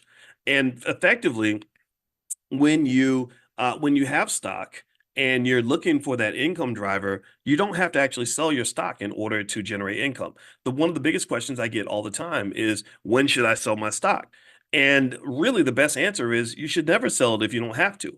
You sell it because you have to. You sell it because you found a better investment. You sell it because you have to diversify, but you don't sell it just because like, okay, my time here with this stock is done. I'm gonna go and just do something. I'm gonna go spend my money now. No, you really shouldn't ever have to sell it. And one thing people don't know is that you can actually generate income from your stock without selling them. And so you don't have to wait for the price to go up in order to do this either. If you look at a year like 2022, where markets were down, there were people selling options, still generating consistent income because what they were doing was they were selling they were selling casino tickets to people who thought the market was going to go up. So people would show up and say, "I think the stock is going to go up. Here, let me give you money so I can buy this option from you." They would collect the money, and then the market didn't go up, and then they were able to collect this money every single week, every single month, etc. So here's the thing: when you talk about investing, one other thing is you don't have to be greedy to invest. You can let others take the risk. So selling stock options is, in my view, a very conservative approach to investing in the sense that you're not you're not trying to necessarily get these gigantic scores all the time. You're creating a space where with this particular portfolio you can get consistent income that allows you to pay your bills and to be financially secure and to do things you want to do. I've seen people quit their jobs. I've seen people replace their bills, all kinds of stuff. Okay. Now, so here's my process. I sell my stock options every single Monday. First thing I do is I find assets that can generate income. Not every stock is good for selling options on. There's some variables you can look at that can help you find which ones are best for selling options on. I measure the ROI on each of the stocks that I'm looking at. At that point, I check the risk levels of the assets to make sure there are no red flags with the investment. And then after that, I sell the options and get the income put into my bank account that I could then send over to my wife to pay the credit card bill. And because y'all husbands know that's what we do. We make a bunch of money and we give it to our wives. And then you collect the weekly income and you can use some of it for spending, some of it for saving, put some of it for retirement, some of it to acquire more stock, whatever it is you want to do. Now, and all this is done from my phone. Like literally, I will lay in the bed, I roll over and turn away from my beautiful wife, and I say, "Hey, babe, I gotta get my money. I gotta get my paycheck really quick." And I go and I sell my options on Monday morning at 9:30 a.m. when the market opens, and by 9:40 I'm done. Okay, and this is a pretty cool way to make income. And so this year, or actually this is last year, we sometimes you have stocks that do really well. When you're participating in the market, you can be there when great things happen. This was a pharmaceutical company. I don't have the name of the company in front of me, but it was a company that a lot of our students were excited about because the stock price literally went up $210 from I think it was trading at $70 or $80 and it went up to $290 or something overnight because basically a big announcement came in with the company, but it was one that we had spotted before the fact and we sold options on it, and then I kept a few shares and didn't sell options, and it made a lot of money really fast. One couple in the group actually made I want to I could have sworn they told me they made about $500,000 from this or something, and that's because they saw this and they went ahead and invested, and it really made a life-changing difference for them. And so sometimes just being there when the right opportunity emerges makes a big difference. And so let me ask you this. So now that we've talked about stock options and what it can do, I mentioned earlier that if I nailed it, you'd let me kind of pitch a special offer to you to join our program. Give me a yes if it's okay if I go ahead and pitch this to you and let you know how to join our Prime group to decide if you want to sell stock options. How did I do? I mean, do you feel like this is something that makes a difference for you? Is it something that you feel that is worth exploring? Do you feel like it's something that is worthy of consideration? And I know some of you are already doing this, and so if you're enjoying the experience, if it's been beneficial to you, then please feel free to add a yes as well. And the reason I want to do it this way is because I really, really think this is something worth looking into for you. And so let me not spend too much of your time and tell you about the Prime program. Now, Prime stands for Passive Recurring Income Machine. Okay, that's what Prime stands for. And it's a powerful coaching program in the Black Business School where we generate safe passive income. We do stock market research, things like that, in order to generate income. And so there's various ways to generate income in the market. Different assets generate different possibilities. With the students, I talk to them about exactly what I'm doing, what I'm invested in. We have different tiers. We have the main class, then we have VIP sessions with small groups, and then a few students do one-on-ones with me. And I literally just open up my portfolio and say, look, this is what I'm doing. This is what I'm investing. So it's not investing advice. It's really me explaining what I see, and you can ask me about what you're doing and what you're working on, what you're thinking. Okay. And so also you can understand time horizons for investment, risk management, some things called the Dr. Boyce method, a particular method of either stock selection or options investment that I share with the students. And also we talk about leverage. Leverage is a very powerful tool for investing that doesn't get discussed enough, but it's something that we cover in class. Now, here's a real life example of what kind of money a person could make literally on their phone right now. Like, this is an options move that you can make right now. If you have the capital base to do this, you can make this money right now. So this is different from starting a business where you might make money 5 years from now, or you might make money 3 months from now. This is something you could do today. Okay. So let's look at a stock like Coinbase. Coinbase, the current price is $221.43 at the time of this, at the time I put these slides together. So let's say that you sell an option and you basically someone pays you money in order to make a bet with you, and you don't ever meet this person. You don't see these people. You just put your order in and it goes through. You don't know who you're making this deal with. So the strike price, let's say there's a strike price of 235. Now, what is a strike price? Strike price is basically the price at which you're agreeing to sell your stock if it goes past that price. So they're paying you money for the right to buy your stock if it hits 235. You can pick different strike prices based on what you'd like to do. Okay. So the price is 221. You don't know if it's going to go up or go down, but you can generate income right now by selling an option on the strike price. And this would be a call. And let's say that I own 100 shares of Coinbase. Okay, 100 shares of Coinbase will cost me $22,143. On Robinhood Gold, I can get 50% leverage on this. That means they'll put up half the money for certain stocks. With this stock, they'll put up the $11,000 of that investment. They charge you interest on the money that they loan you, so you don't have to put up all of it on your own. A lot of people are not sure about debt and leverage, but let me just tell you, leverage is how a lot of people get wealthy. Elon Musk became the richest man on earth by using leverage. So leverage, if it's used carefully, can be extremely beneficial, but if it's not used responsibly, it could be bad. So you really want to be careful. All investing always involves risk. So so that's your position. So your question would be, how much money can I make from this? So right now, or at least based on what I saw in the market, if I sold a 1 month call option, meaning that the stock has 1 month to get to 235, if within this month, if it goes past 235, or at the end of the month, if it's past 235, they're going to buy my stock from me for $235. I would get $11.65 per share for that option. Okay, they're going to pay me $11.65, and the number of shares I have determines how much money they put into my bank account. In this example, I have 100 shares. So that means that I'm going to receive $11.65 times 100, $1,165. That's how much money they're going to put into my account. That's money I could pull out right now, send it to my wife, pay a bill with it, whatever it is I want to do, pay the rent, car note, whatever. That's real money. Okay, so if the stock, now let's say the stock rises above 235, well, then I get paid again. I get paid even more because they're going to come buy my stock for 235. Now, mind you, my stock is only worth 221 now. So that means that we both won. It's almost like taking a business partner. They've paid money for a piece of the upside to my investment. So at the end of the month, if the stock goes up to 235, then in addition to the 1165 that I already got, I keep that money no matter what. That's my money, period. I don't ever have to give that back.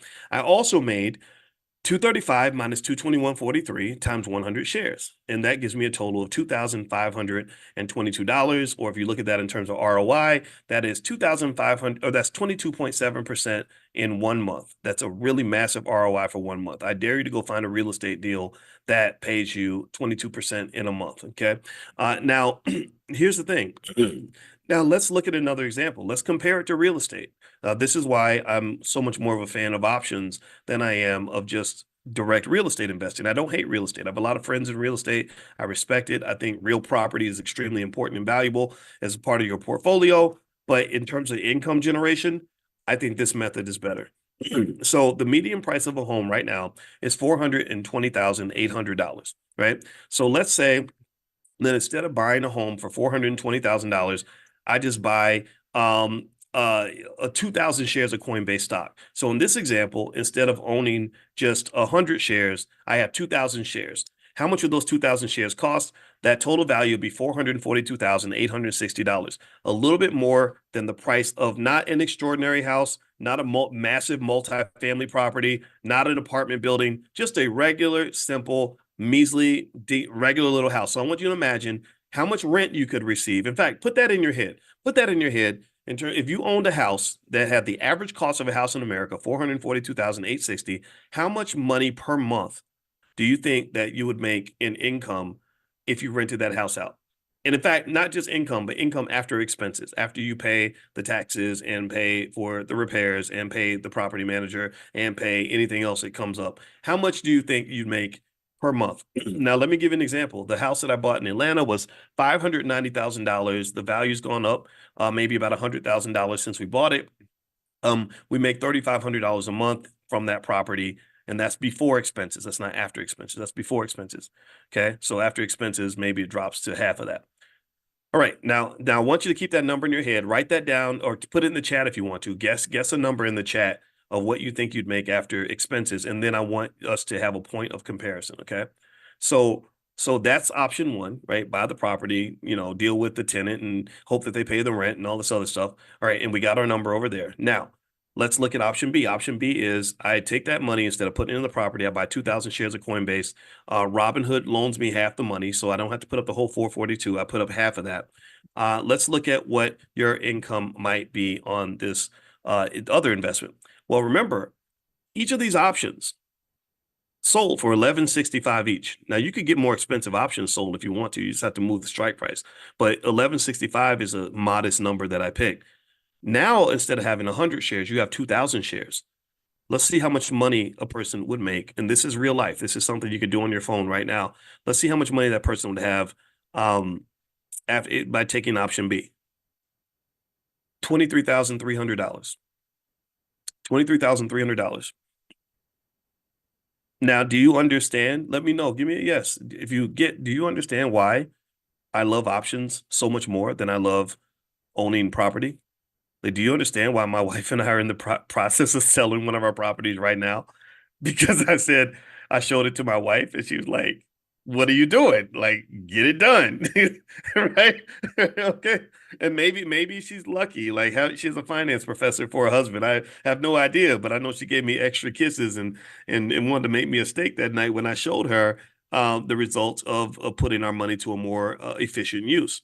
So this is surprising for people. A lot of people are shocked by this.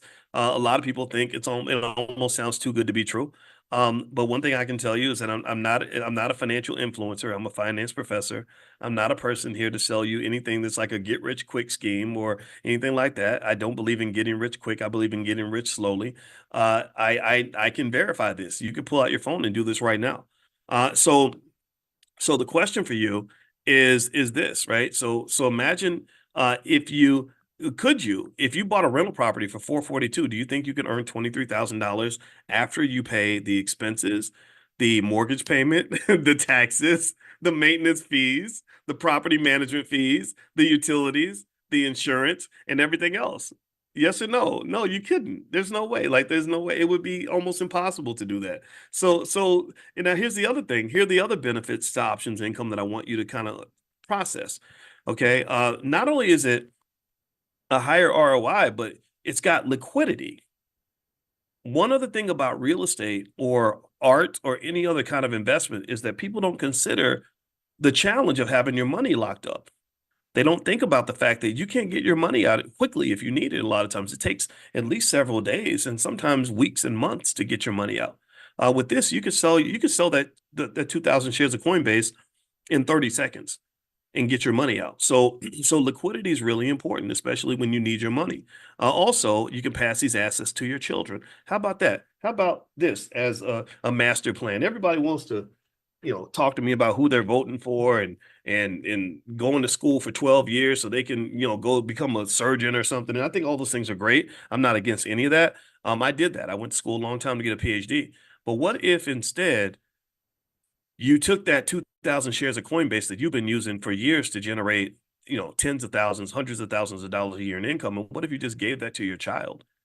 And then they had 2,000 shares of Coinbase and they could sell options for $10, $11, $12 a piece every month and bring in $20,000 a month, bring in almost $250,000 a year without a college degree, without going to work. See, the thing is, I'm not really interested in complaining about the problem for too long. After we finish complaining, we got to solve the damn thing. This is a solution. This is implementable.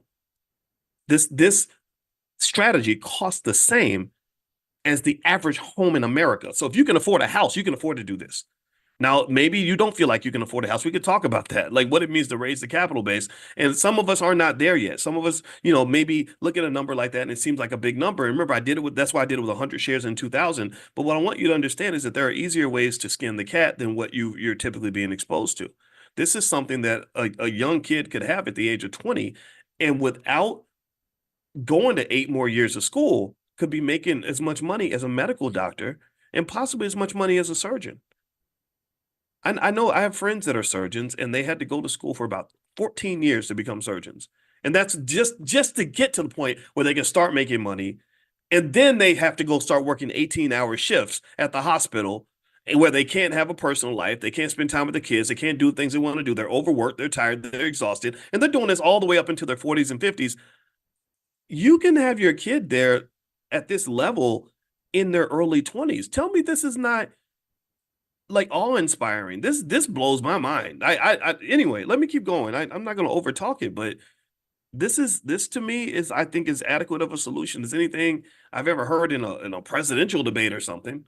So let's keep going here. Also, the best part that I like is that no work is required. I don't have to go stress out. I don't have to get up and deal with a boss every day. None of that stuff. And there are lots of you that are listening right now who are already doing this. And if you're listening in the chat, I hope you'll share your honest experience, your honest testimony, so that when I do lay out the pricing offer, people will know that this is not something that's just some goofball, like hope it works out kind of thing. This is something that can be implemented. I'm into practical solutions. That's what I like the most. So let me describe what you get in the Prime program. I'll go through this quickly so you can make a decision, decide if you'd like to go. And if you already have made the decision, you can go to drboyceprime.com and just see what's on there on that page. Dr. Boyce Prime. That's the URL. Okay, so here's what you get in the Prime program. And those of you who are already in it, this is a reminder of what you have access to, and I hope that you'll use your membership to the fullest because I want you to really get max value. We have biweekly coaching calls. I get on a Zoom with students and I answer questions. I lay out frameworks. I tell them what I'm investing in. I tell them what I'm up to. I tell them what's going on in the markets, where the opportunities are, stuff like that. And we talk as much as possible. Also, we have something called a Financial Juneteenth Investing Masterclass, where I spent 6 weeks explaining how to invest in the stock market. So if stocks are new to you and you want to understand them at a deeper level, this masterclass will get that done for you. You get access to what Dr. Boyce is buying. That's every single week. I give a list of stocks that I like, and I do research, and I find assets that your family can own for the next 5 to 10 years that will give you long-term economic value. You get access also to the Black Financial Therapy Department. My wife does family investment support group consultations. She just did one not too long ago where she brings the students together and they talk about things like financial anxiety and generally dealing with the emotions that come with investing and how to make sure you understand your relationship with money well enough that you're able to make good long-term economic decisions. Also, things like being able to work together as a group. We have a lot of family investment clubs where families come together and they pool their money together and they're generating income together. And basically, when you're working as a group and you're making money, a therapist is beneficial because a therapist can help make sure you get along with each other and that you never mess up your money by having these conflicts that so many of our families have. You get access to investment club training. There's lots of training blueprints and materials. If you want to form a family investment club, if you want to get together with that cousin, that sibling, and friends, etc., you can show them this video if you want to. And if they're as persuaded as you are, then doing it as a team is really great. It's a great way to change each other's lives. You also get access to a list of what I call Dr. Boyce money makers. And those of you who are in the Prime program, I just released another list of the money makers. So log in at drboyceprime.com and you can find them. And basically, this is my personal stock option selections. These are stocks I picked and vetted specifically to determine how much income they can generate, what that looks like based on the margin that's available, things like that. So you don't have to do that. So if you're not sure what to do, if you wanted to, you can literally follow what I'm doing, what I do to make money for my own family. This is what I actually apply. I'm not offering the medicine to you. I'm literally taking it myself. Okay. So what else do you get? You get access to, if you're new to stock options and you want to understand options better, there's a whole training on how to invest in stock options. You get access to that program. Then you also get access to an expanded topics group of in what I call Black Money 102. Black Money 102 is our stock market training program. It's very popular. It's been around about 7 or 8 years, and it just takes you through everything you need to know about the stock market. We also have excellent customer support. If you're looking for something new, you can just email support@theblackbusinessschool.com and they can help you find whatever you're looking for. Okay, so if you add up the value of all the materials that I just listed to you, it would be about $8,692 per year. Okay, let's put that into context. When I taught at Syracuse University, I don't know what the tuition was exactly back then, but I know the last time I checked a couple years ago, it was about $73,845.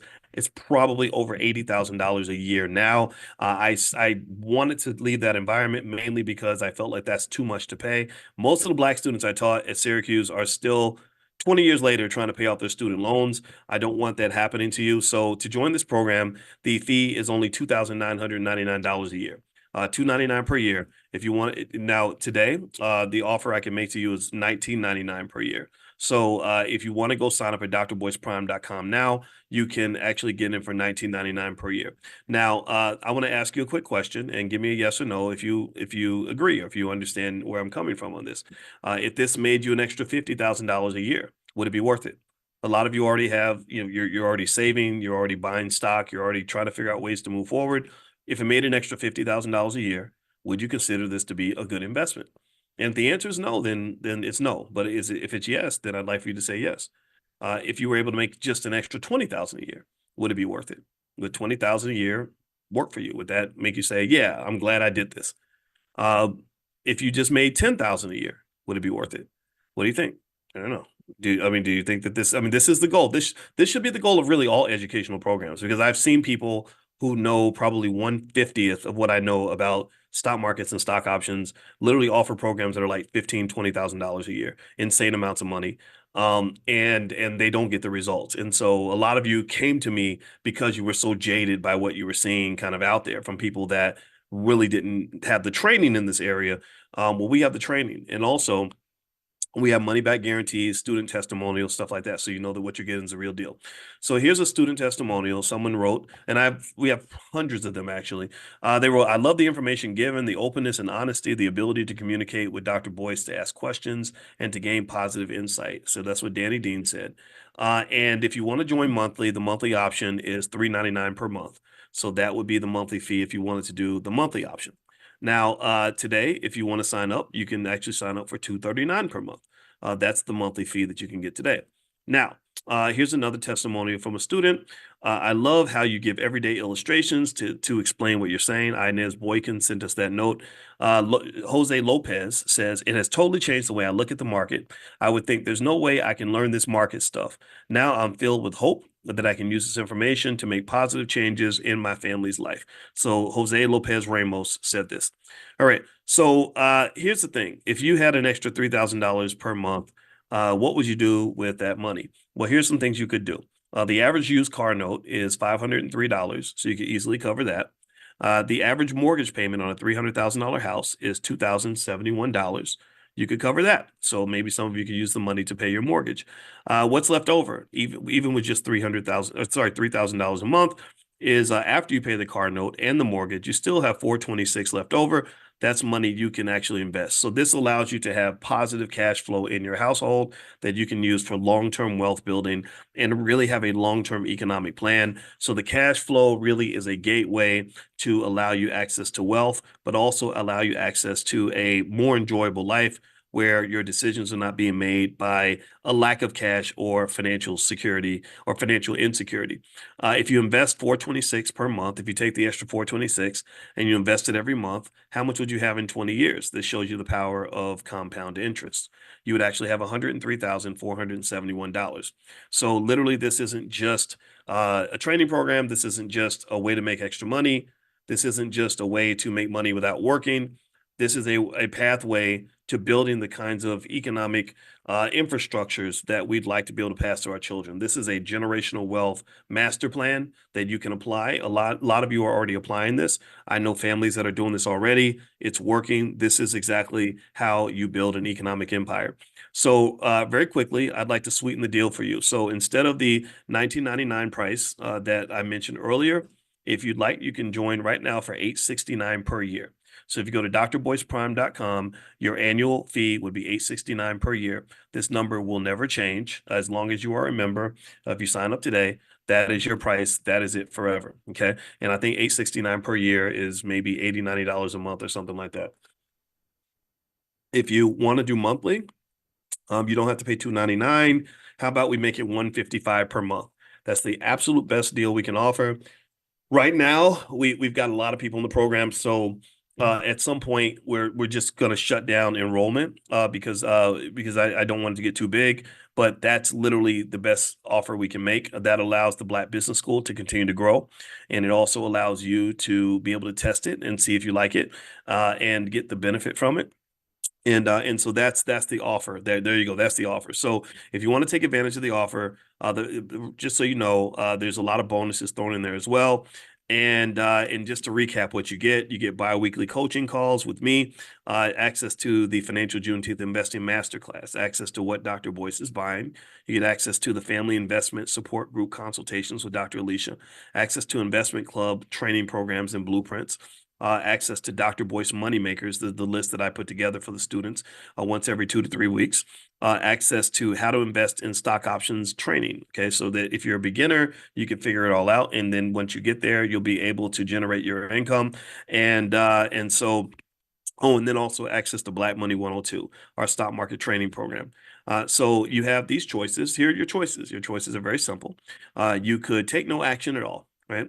If you take no action at all, then you're losing money. That means that if you could have made $1,000 a month, then over 12 months, you lose $12,000 per year.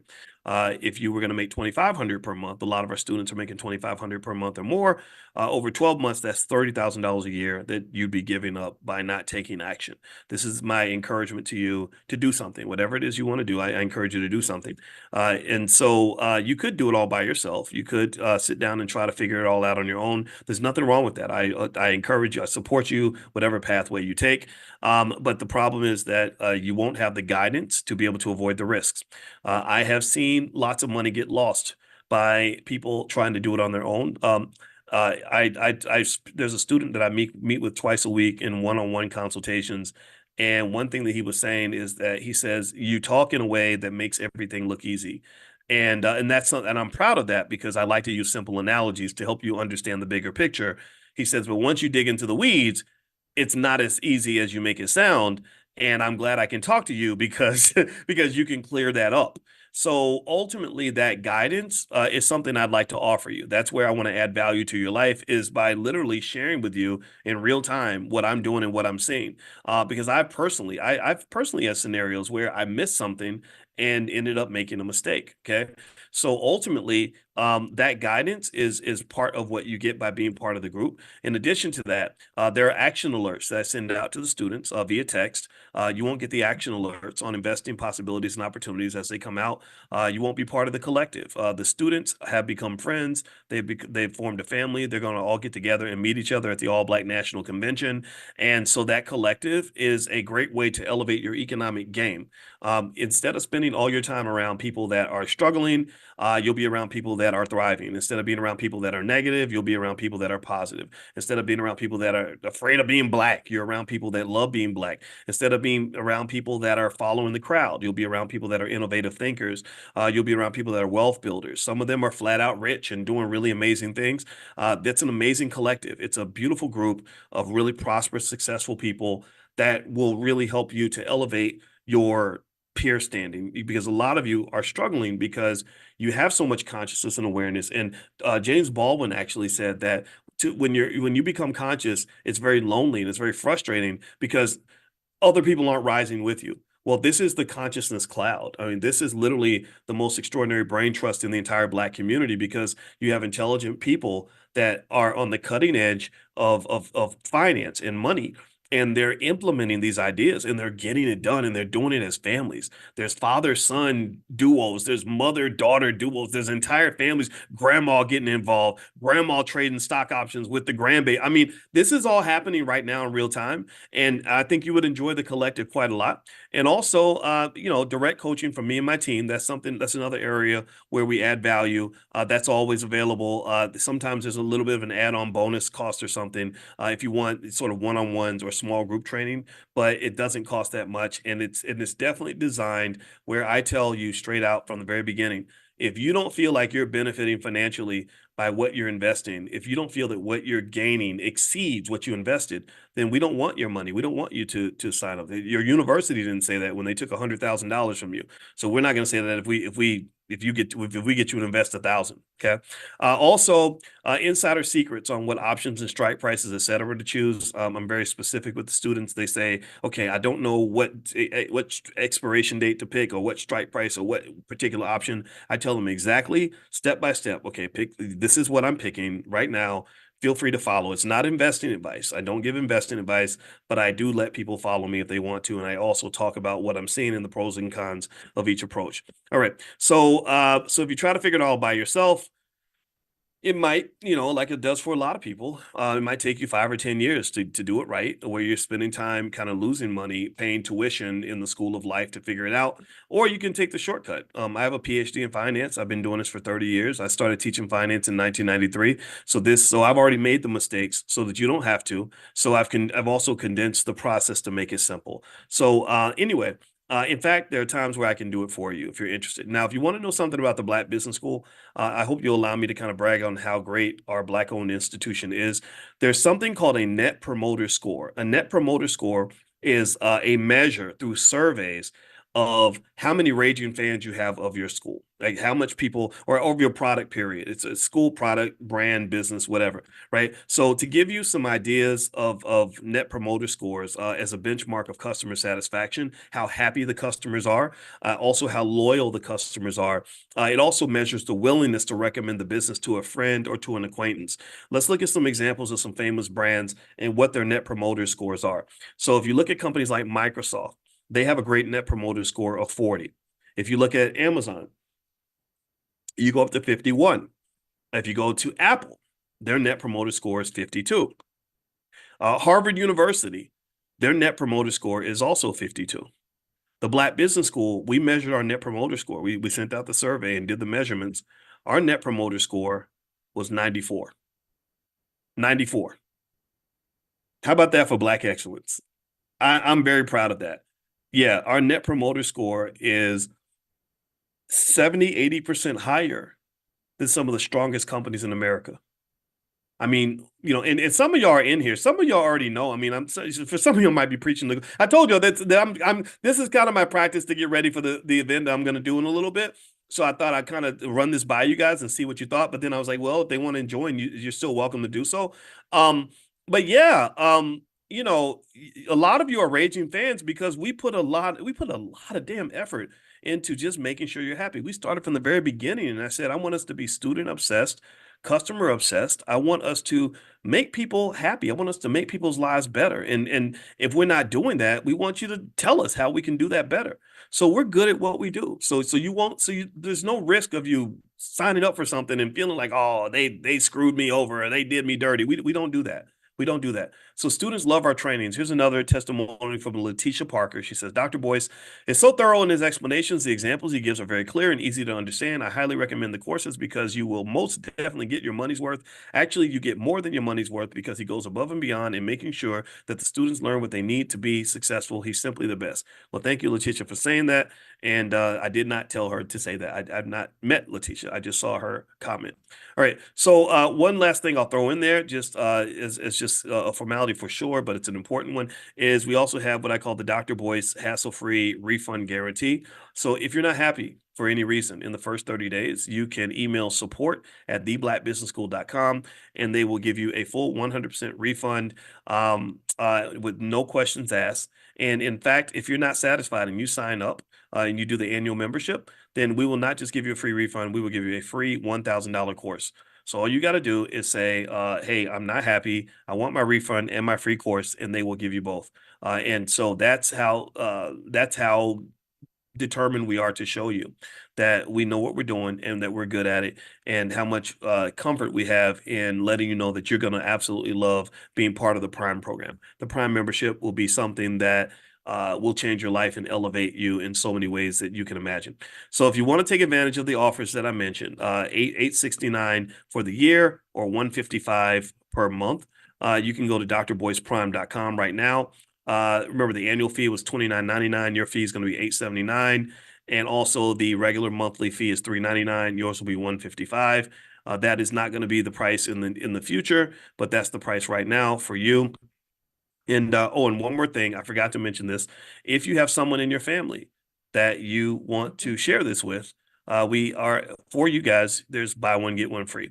So that means that if you sign up and you want to join right now, then you can bring someone in your household that can share your membership and share your login, and they can actually participate in the membership with you.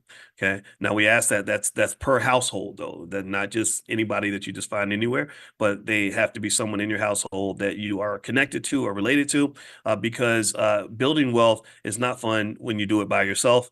Because you don't want to be the rich person with a bunch of broke people around you, because that just puts you in danger. So instead, as you elevate, we want you to elevate with others around you so that it's a comfortable experience, and other people can benefit from your prosperity. So I'm going to ask you all now, are there any questions that you have? And you can feel free to also give me any feedback if there's something that you feel like I didn't touch on, or whatever the case may be. And let's see, Pamela says I've joined and I will need to add a family member. Yeah, please do that. And email support at theblackbusinessschool.com if you have any questions about how to do that. Let's see, Miles says, do you know any apps I can use to set up an account to buy stocks? There's a lot of apps. Robinhood is one, of course, and then they have E-Trade and stuff like that. You can do that. Patricia says, what's the link to join? The URL is drboyceprime.com. And so what I'm going to do is I will put the link to the page. I'll put it in the chat if you guys want to just click on the link. But yeah, it's drboyceprime, PRIME.com. And also, and by the way, thank you guys for letting me share this. As you can see, it's a training and it's also a pitch. And I appreciate you all hearing this out for me. That really helps me a lot in terms of just sort of thinking things through. And by the way, if you have a question, put your question in the Q&A section.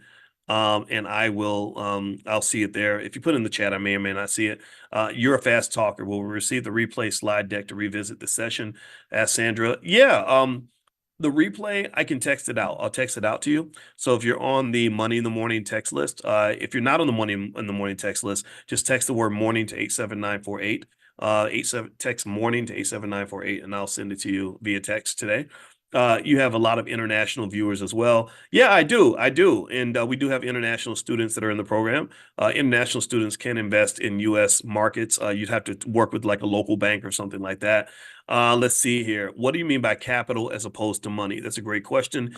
Capital is basically something that you can use to get more resources or to get the things you need. In particular, let's say money. So when you talk about capital, if I'm a farmer and I have cows and pigs and chickens, let's say that I never have any money, I can still use the cow is still a source of capital because I can get milk from the cow. I can make a steak from the cow. I can breed the cow. Maybe if I think there's a cow. There's like this cow in Mexico that's like the biggest cow ever. He's like the Shaquille O'Neal of cows. And this cow literally, I think to buy the eggs from the cow is like $400,000 to get the eggs because the cow breeds these big old gigantic cows, right? So anything that generates resources or money for you is capital, pretty much. When you sell an option, how do you select the stock to sell? There's a lot of criteria. There's different things like what they call implied volatility. There is also just the risk level of the asset. It depends on whether the company has an earnings announcement coming up, things like that. Let's see, Dr. B, the link you shared came up at $19.99 per year. Go to the bottom. If you go to the page, let me see if I can pull up the page for you, Zoe. Let's see here. Let me make sure everything's what it's supposed to say. Yeah. Okay. Oh, yeah, I see. Okay. You know what? Uh, Okay, here we go. Let me give you a code that you can use. Um, because I think Micah changed everything. So let me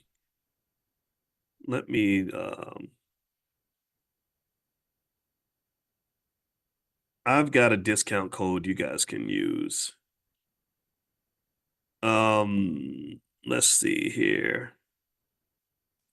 All right. So if you go to the Prime page, if you go to the top, it says start making money now. And at that point, you can pick which offer you want, the monthly offer, the annual offer. So if you go with the monthly option, I want you to remove the discount code, and I'm going to show you exactly how to put in the new code. I didn't know this. I think Micah changed everything on the page. I don't know why. Maybe it was my fault for giving her the wrong information. Okay, here we go. All right, so here's the code if you want the monthly discount. The monthly discount, you can put in the code. I'm going to show you how to do it. It's offer 2023 monthly, offer 2023 monthly, all one word. Okay. Now, if you go with the annual option at 869, the code is offer 2023, and there is no monthly at the end, just offer 2023. Okay. So let me show you how to apply that. Gosh, I'm so sorry, guys. See, this is why you practice because, sometimes you miss stuff, right? Because we had talked yesterday about it, and I think that she changed it and didn't know. All right, so here, if you go to drboyceprime.com, you're going to see this, right? And all the details and information on the program are listed on this page, right? In terms of all the bonuses and everything that you get when you sign up. And if you want to just scroll to get to cut to the chase and sign up, you hit start making money now. Now, here at the bottom, you got two plans you can pick from. You've got the monthly plan, and here she's got $349, and this discount gives you $50 off, but that's not the discount you guys can get. I'm going to give you a discount code to get the big discount. This one is $19.99 per year, which is $1,000 off per year. You're not going to have to pay that. So if you want to do monthly, here's what you could do. You could click on this, and you can put in the code. So here on this page, right? Here's the price, $399 per month. It says $50 off. I want to give you a bigger discount. So what you do is you hit remove for the code, apply the new coupon code, and put offer 2023 monthly. All one word, offer 2023 monthly. Now look at the prices, $399. If you hit apply, it'll drop by $243 and you go to $155 per month. Okay. Now, if you want to do annual, if you want to sign up annually, then what you have to do is this. Okay. So what you would do is you go back to that page, drboyceprime.com, and you would use the code 20, let's see, was it offer 2023, all one word. Okay. So let me share the screen again and show you guys. All right. So here on this page, so right here where it says annual, you could hit enroll now. And when you get on the second page, you would remove the discount code. So here it says $29.99. That's the regular price. You can get $1,000 off by default, which goes to $19.99. But what you want to do is remove that code and use the better code. So you hit apply coupon code after you hit remove, and you could type offer 2023. Okay. And then you hit apply. And once you hit apply, you should see your discount. This goes from $29.99 down to $869.71. Okay. And that is the price that you would pay. Okay, I hope that makes sense.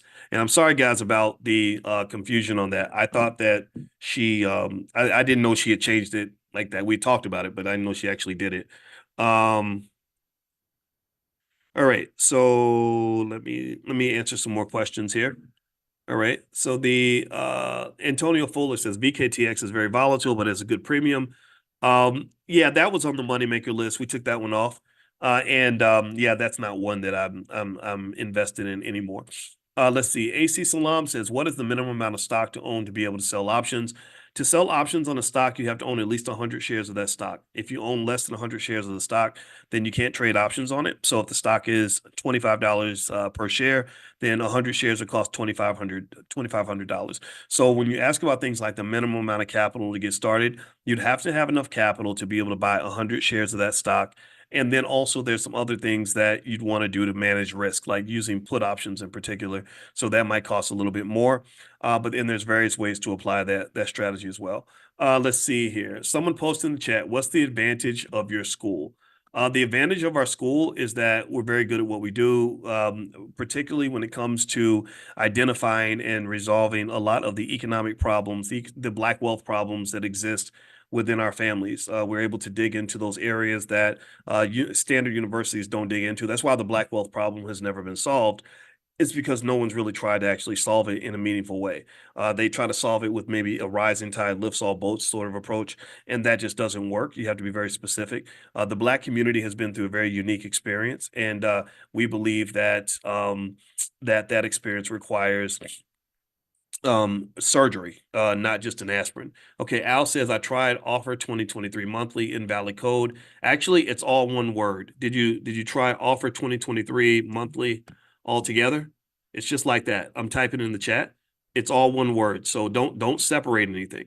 So try it without okay. And actually, I just heard from Micah, and I think Micah changed the code so that if you do go to drboyceprime.com right now, you will find that the code may already be in there. So if you hit start making money now and you go to the bottom, yeah, she's made it easy for you. So actually so if you just go there now, you don't even have to put the code in. We just made that easy for you guys.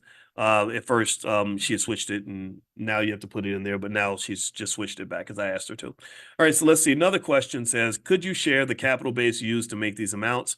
Yeah, well, in the example I gave with Coinbase, I showed you exactly what you could do. I mean, this is not, there's no mystery with that. I mean, if you have enough money to buy 2,000 shares of Coinbase, you can sell the options on the Coinbase, and that's it. And that's very, very straightforward. Let's see, Zoe. Oh, no, you're not being a pain at all. Yeah, well, you know what? I don't know. Yeah. Okay. So you went in at the higher price. Yeah. If you did that, if you went ahead and signed up at the higher price, then just email support at theblackbusinessschool.com and they'll refund the difference. So email support at theblackbusinessschool.com, tell them what happened, and they can fix that for you. So the customer service is very, very good. And I wish there was a person that was actually in the room right now to talk to you from customer service, but they couldn't make it, but they're available right now. You can email support at theblackbusinessschool.com. They will make sure you're happy. That's I know that. I mean, I've worked with the people that run customer service for about 6 years now. They're very good at what they do. Let's see here. Can you use this plan with an investment club? Yes, you absolutely can. In fact, it's more fun to do it as a group for sure. Do you have to, let's see here. Juanita Nelson signed up for Black Money 102. Does that teach stock options?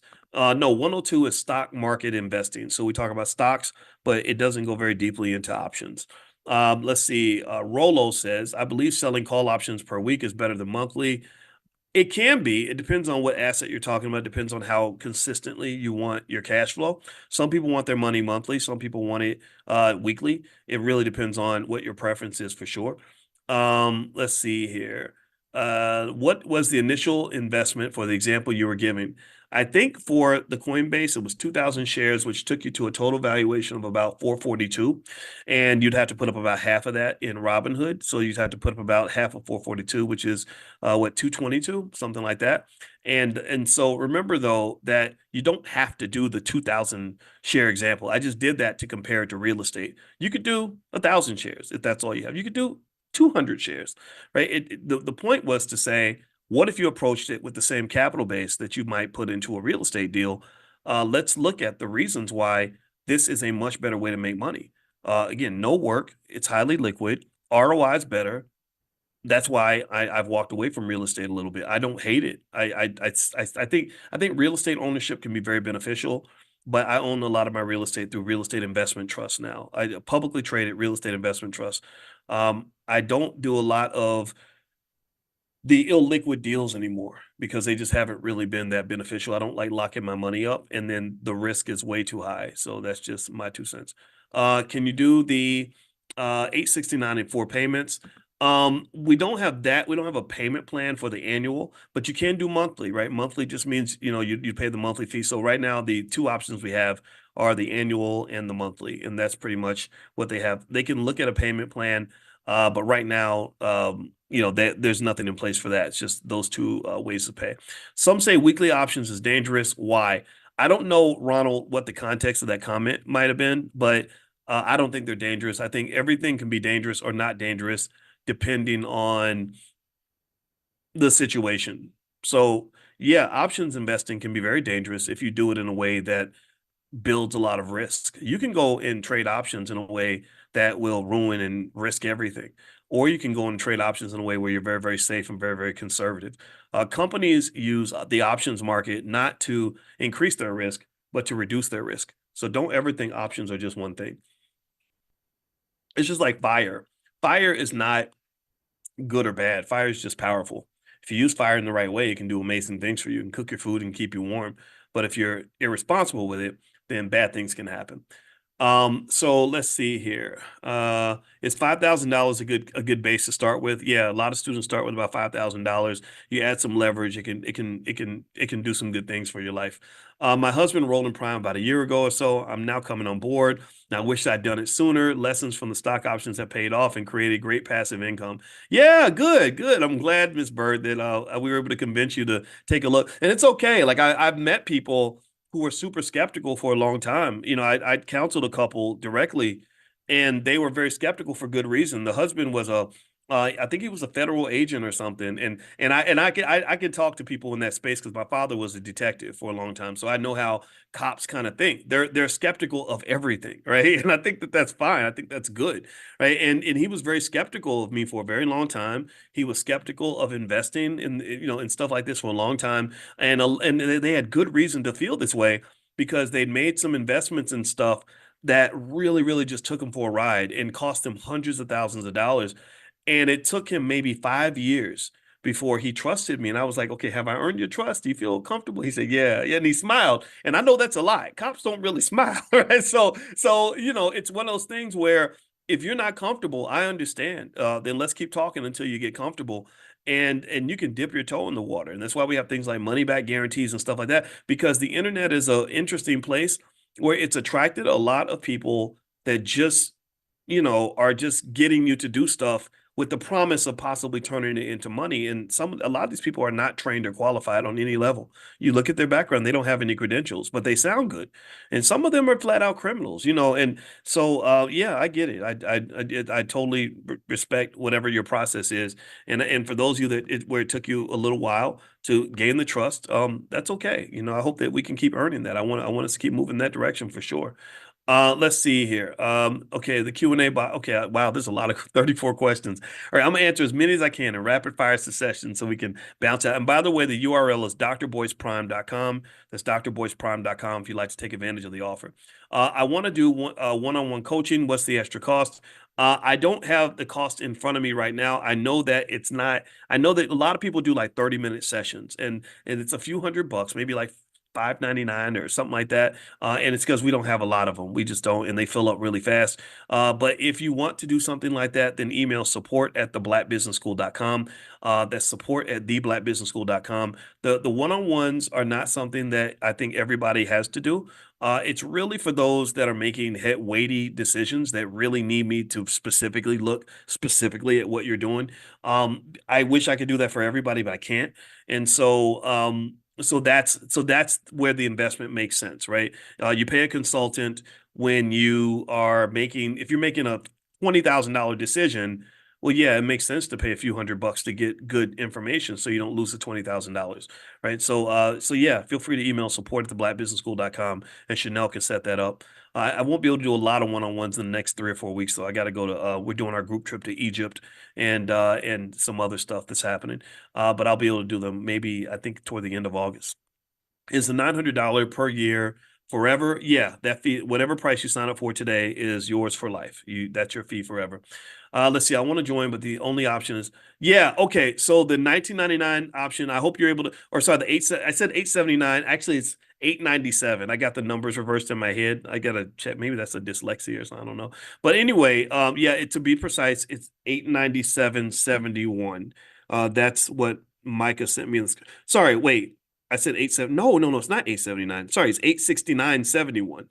Jeez, the numbers are spinning around in my brain. So it's actually lower, it looks like. So yeah, so just go to the page and thank you, Miss Dixon. I appreciate that. Yeah, 869.71. So you can go to drboyceprime.com and those are your prices. Thank you very much, Terrence. I appreciate that. Sorry for being scramble brain. This is why I'm practicing with you guys, and I appreciate you guys letting me go through this with you and talk to you about this. Okay, so let's see. D Hines says, "What if I want a friend to join? How long is the option available?" The first 30 days. If you just reach out to the team and talk to them about it, then the only thing that we can't allow is like people just blanketly sharing with like too many people, just because that kind of undermines the ability of the school to operate. We are a black-owned business, and we do hire lots of people that help us to implement this. I can't do this by myself. We need a team, and we don't take money from corporations or the government because I don't want to be a government funded institution. I think that that's what's actually hurt our HBCUs is that they are dependent on the government, so they can't actually solve problems in an adequate way. Like, for example, it doesn't make any sense that most HBCUs won't even invite Dr. Claude Anderson to speak. Why wouldn't you want the premier Black economic thinker on earth to come into your campus? Well, it's because they're afraid of what the man is going to, what other, you know what I mean, other people are going to think that have a stake in sort of keeping us right where we are. And so we present solutions, and our solutions actually work. Let's see, the original prime student from day one. Okay, Justin, if you want to get the adjustment on the price you signed up for, this is a special offer for new members. But talk to the team. Maybe they can work with you, offer you a bonus or something like that. We're not opposed to talking about that for sure. Let's see here. Yeah. Reach out to the support team and talk to them about your situation, and we can definitely figure that out. Let's see. Michael Ruff, is there a promo code for the deal? Yeah, there's actually not a promo code anymore. You can just go to drboyceprime.com and it's right there on the page. How do I set up multiple children in your Black Millionaires of Tomorrow program? Email support at theblackbusinessschool.com. They can help you with that. If you have multiple kids and you want to get them set up, we have our Black Business School for Children. I think our children, if you have ambitious, intelligent children or grandchildren that are willing to learn things that are going to help them make money later on in life, I think teaching them stock options is absolutely appropriate. I think they can understand it. Our kids get it. They're going to have to learn something to make money. They're going to have to go to dental school or something, or they're going to have to learn how to be a nail tech or whatever it is that they choose to do. And those things are hard to learn. So if they can learn those hard things, if you can learn the hard stuff required to become an employee, then you should be able and willing to learn the hard stuff required to become an investor. I think it's very strange that we are, okay with going to school and learning all kinds of special skills that let us serve other people. I have, you know what, one of our kids works at a restaurant. Um like Applebee's style restaurant. And I'm gonna say Applebee's style because I don't want to be giving away too much personal information.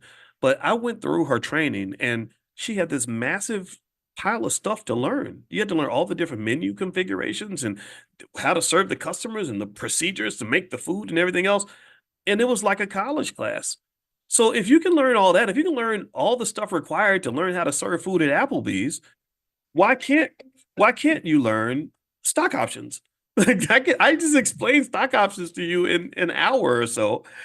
So I just don't get it. And I know people that make thousands doing, with stock options. I don't know a lot of people who get rich working at Applebee's. I just don't. So anyway, let me get off that soapbox. Travis, would it be wise to start with 5K? 5K, I say start where you are. Some of you have 0K. Even if you have no money, that doesn't mean you have no wealth. You just might have to figure out a way to get some money to go with your wealth. But when you're learning this stuff, that's a form of wealth in itself.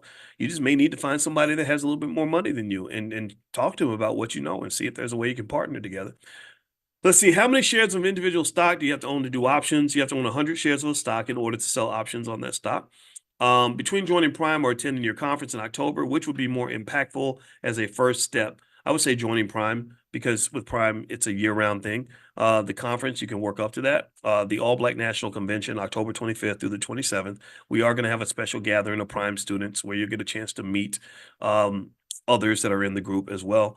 Let's see here. That's okay. That's not an embarrassing question, Kenya. The price, if you go to drboyceprime.com, Kenya, there is The pricing is at the bottom. The annual fee is $869.71. That's the special price for today. The monthly fee is $155. Okay, so those are the options. Those are the prices that you have available, and all the information is at drboyceprime.com. So let me answer a few more questions, and then we're going to bounce on out, and then I will see you all tomorrow morning for class.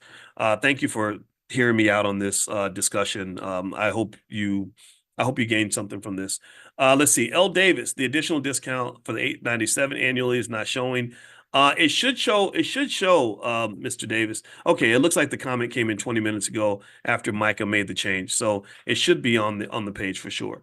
If you don't see it or you have any challenges and you don't see the prices that I mentioned, email support@theblackbusinessschool.com. They will take care of you. They will make sure that you're in good shape. Once we join Prime, don't we have to buy 100 shares of more than one stock in order to earn money? No, I mean, I know people that sell options with just one stock. You don't necessarily have to have a bunch of them. You can just have one that makes money for you. So, for example, if I had, let's say I had something like, let's look at another stock that I like Marathon Platforms or Marathon Digital. So let's say that I had, let's say I went out and bought 200 shares of Marathon Digital for $3,834. Robinhood requires me to put up 60% of that money, and I could sell an option on that that expires a month from now, and I could make roughly, depending on which one I pick, I could make roughly $1.63 per option. So if I had 200 shares, I can make about $350 a month from selling those options. Then now that's not a ton of money. It's not life changing, but the amount of the investment is pretty small. It's only $3,800 that you're using to buy the stock, and you don't have to put up the whole 3,800. You put up about 2,000 of that, and then you're able to generate consistent income every month from that. Now, if you had did something bigger like 38,000, then you can add a zero. So instead of me making 350 or whatever per month, I can make 3,500 a month. For a lot of you, 3,500 would pay your mortgage or pay your rent plus your car note. For a lot of you, 3,500 is almost escape velocity money. Like that's freedom money, right? Or if it's not 3,500, maybe it's 7,000. Whatever your number is, I can tell you when my favorite individuals and couples to work with are people that have been savers their whole life or have money put to the side or have access to some type of capital. It might be through a HELOC or whatever. And literally, when they tell me how much they want to use towards stock options, I literally will say, okay, how much money do you need to make each month? And they give me the number, and I say, okay, let's take that capital base. Let's see if we can get to that number. And we shape a portfolio, and it's not investing advice. I just tell them this is what I would do.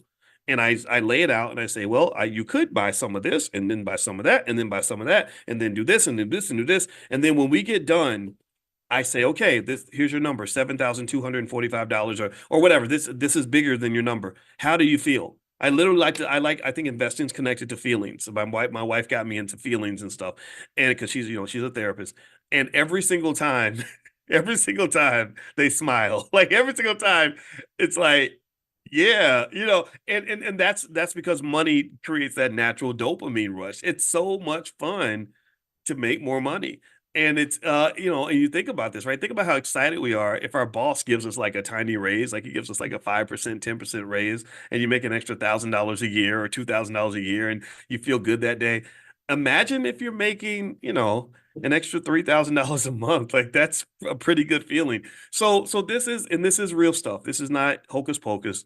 We got probably a couple thousand students or something in Prime now. I don't know how many in there exactly, but I want them to give you authentic reactions so that you will just kind of know what's going on. And if you are a student and the reaction isn't what we want it to be, then reach out to our team and they can talk to you about ways we can figure things out so that you can get the reaction that you want. Okay. Elhai says greatest feeling ever. Yeah, it's really good. And I think that what also happens is that you're also feeling my natural reaction to this because this affects my life. This is how I make money for my wife and my kids and my family. So this is not just me teaching. This is me doing as I'm teaching. So I'm definitely a player coach. I invest right along with the students. That one stock I showed you that went up by $200 in a day or something, and everybody made a bunch of money. That was literally an asset. My student asked me about it. I looked at it and I said, "Oh yeah, this is great. I love this." And I had some extra money sitting to the side, so I invested in it too. We all made money together, right? So this is a great feeling. Investing, now, mind you, I want to be really clear though. investing always has risk. There are some times where you have to learn how to manage and deal with the fact that portfolios don't always go up in value.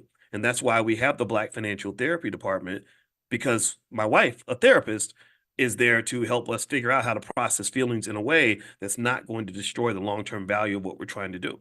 Right. So the risk part is really important. I'm not here to ever make you think that there's not risk, but I am here to tell you that there are ways to manage risk effectively, and the good does outweigh the bad. All right. So let's see a couple more questions, then we're going to bounce on out of here. Let's see. I hope everyone's. Please help. Can someone please help me sign up? Okay, so Stan, if you go to drboyceprime.com, you should be able to hit the button at the top that says start making money now. It'll take you to the bottom. You got the monthly option or the annual option with the discounts already embedded. If you are stuck, if you have any more trouble signing up, you can email support@theblackbusinessschool.com. They will work with you until it's fixed or until you feel better. They will call you on the phone if they have to, and they will make sure that you get signed up. Okay, so Stan, so let me know if you're still stuck on that. All right, a couple more questions, then I'm going to get on out of here. Let's see here. I just enrolled in Miami. That's money in a minute. Okay. Is this an overlap or complement to the Prime course? That is a complement to actually Money in the Morning. So Money in a Minute is basically, which if you're interested and you want to take a look at that, you text the word Miami to 87948. That's Money in a Minute. Get it? That's the acronym. So Money in a Minute is where basically, when we were doing Money in the Morning, I said, how do we form habits where we can increase our financial literacy by having a lesson delivered every morning to us on our cell phone? So Money in a Minute is where every single morning you'll get like a basic lesson on stock options delivered to you right to your cell phone. And so you can watch the lecture. It takes 90 seconds, 2 minutes, very short. So almost really mini lectures. And then you've learned something that day. And by the end of 30 days, you have a basic fundamental understanding of the market and kind of how it works. So feel free to text the word Miami to 87948 if you'd like to take a look at Money in a Minute. Okay, let's see here. Also, can you have an investment club to do this program? Yes, absolutely, Eunice. The investment clubs are the best way. It's a lot of fun because you can build wealth, learn, and also connect with people you love at the same time. It's the best Black experience ever. What's the URL again? It's drboyceprime.com. That's drboyceprime.com. Let's see. What trading platform is best for getting started? I like Robinhood for the simplicity. There are other apps out there, but Robinhood's one of my favorites.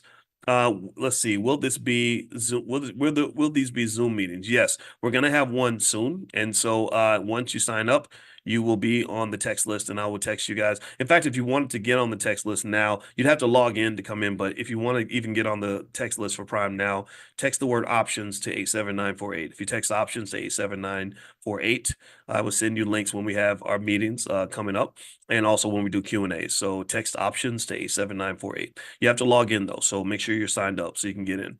Let's see. What app do you use for stock options? Oh, I use a lot of them. Let's see. I mentioned Robinhood earlier. That's my favorite. In Prime, do you show how to analyze stocks? If so, where do I find that in Prime? You know what? With stock analysis, I take a little bit of an unconventional approach in the sense that analyzing stock is not what a lot of people make you think it is. A lot of people make you think that it's a matter of looking at all these ratios and trying to figure out the direction of a stock or a company by looking at their financials. I just don't know if that is the best approach, to be honest with you, not based on the research, because I don't even think it's like it would give you a bunch of information that would only confuse you and you wouldn't even know exactly how to apply it. So really paying attention to what the analysts say is more important than you trying to be the analyst. It's like if I want to get my car fixed, I could take the hood off and I could pull the engine out and I could try to take it apart and put it back together again, but I'd have to have a lot of training to do that properly. So the best thing for me to do is not for me to try to fix my car myself. It's the best thing for me to do is to take it to the shop and give a guy $1,000 or whatever and have him use his expertise to go inside the car. Do you understand? So to some extent, the inner workings of a corporation are like that car. And I think that a lot of people teach stock analysis in the wrong way. That's my 2 cents. But if you want to understand stocks, believe me, we got 7 years of material, lectures, curriculum, probably 2,000 lectures on it right now that I've done since 2015, and it's all available to you. And you can just go through them, and I guarantee when you're done, you'll know more about stocks than 99% of the population. Okay, So I'm going to go. Sandra's asking what are the days and times and durations of the bi-weekly coaching calls. They tend to be Thursday nights at 8 p.m., but it's not every single Thursday and it's not always at 8.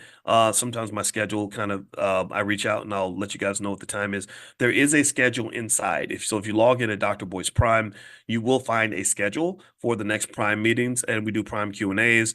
Every 6 weeks, we do something called Prime 101, which is Prime for beginners, where we'll just do a beginner session and where you can hit the reset button, or if you can get up to speed. So we do a lot of these things to make sure that you're able to understand everything that's going on. So let me give the information one more time before we go. How long will I be in Charlotte for the Power Networking Conference? I'll be here for till tomorrow, basically, and then I got to go on another trip. But I'll be here every morning with you guys, and the days I can't make it, you'll get a text message. So really quickly, if you'd like to get that special offer that I mentioned, just go to drboyceprime.com. There is a monthly option and there is also an annual option. The discount's quite substantial. I think you're going to like it, and I know you're going to love the program. You can instantly get started, start coming to the Prime meetings, and really start applying some of these strategies right away and generating income today if you wanted to. So have a good day, everybody. Thank you guys for allowing me to share this with you. Now I get to go and talk to the people at the Power Networking Conference in confidence, knowing the areas that I have to tighten up and the areas where everything's smooth. And we're going to meet tomorrow morning again for financial consciousness training. So have a good day, everybody. I'm Gen X, and then there's millennials, then there's Gen Z. So you got millennials and Gen Z. And there were studies that basically sorted out investors. That was done by Bank of America, and they sorted investors based on whether you were over or under 44 years old. And on these criteria, they were able to identify some differences in terms of how younger folks invest versus, say, people above the age of 45. And I thought that it would be an interesting analysis to kind of think about this in terms of psychology, because all this is psychological. It all comes down to mindset. And as you guys know, in Money in the Morning, we basically are digging into financial psychology and the mindset of investors and what that means. Now, first thing I'm going to say before I reveal this is that it's not as if young people are investing badly, right? They just invest a little bit differently, and I also believe that the cross transfer of information across generations can be beneficial for everybody. Like I think that younger people can teach older people a few things, and I'll mention that. And then also older people can teach young people some things. And so if you're smart, you'll listen because your grandma knows a couple things. She's seen things that you haven't seen. Your grandfather knows things that you have not experienced yet. And so I know that listening to my grandma, who is the Panther that's behind me, I keep my grandma with me everywhere I go. She's right here. Her name is Felicia, and she's also behind my head.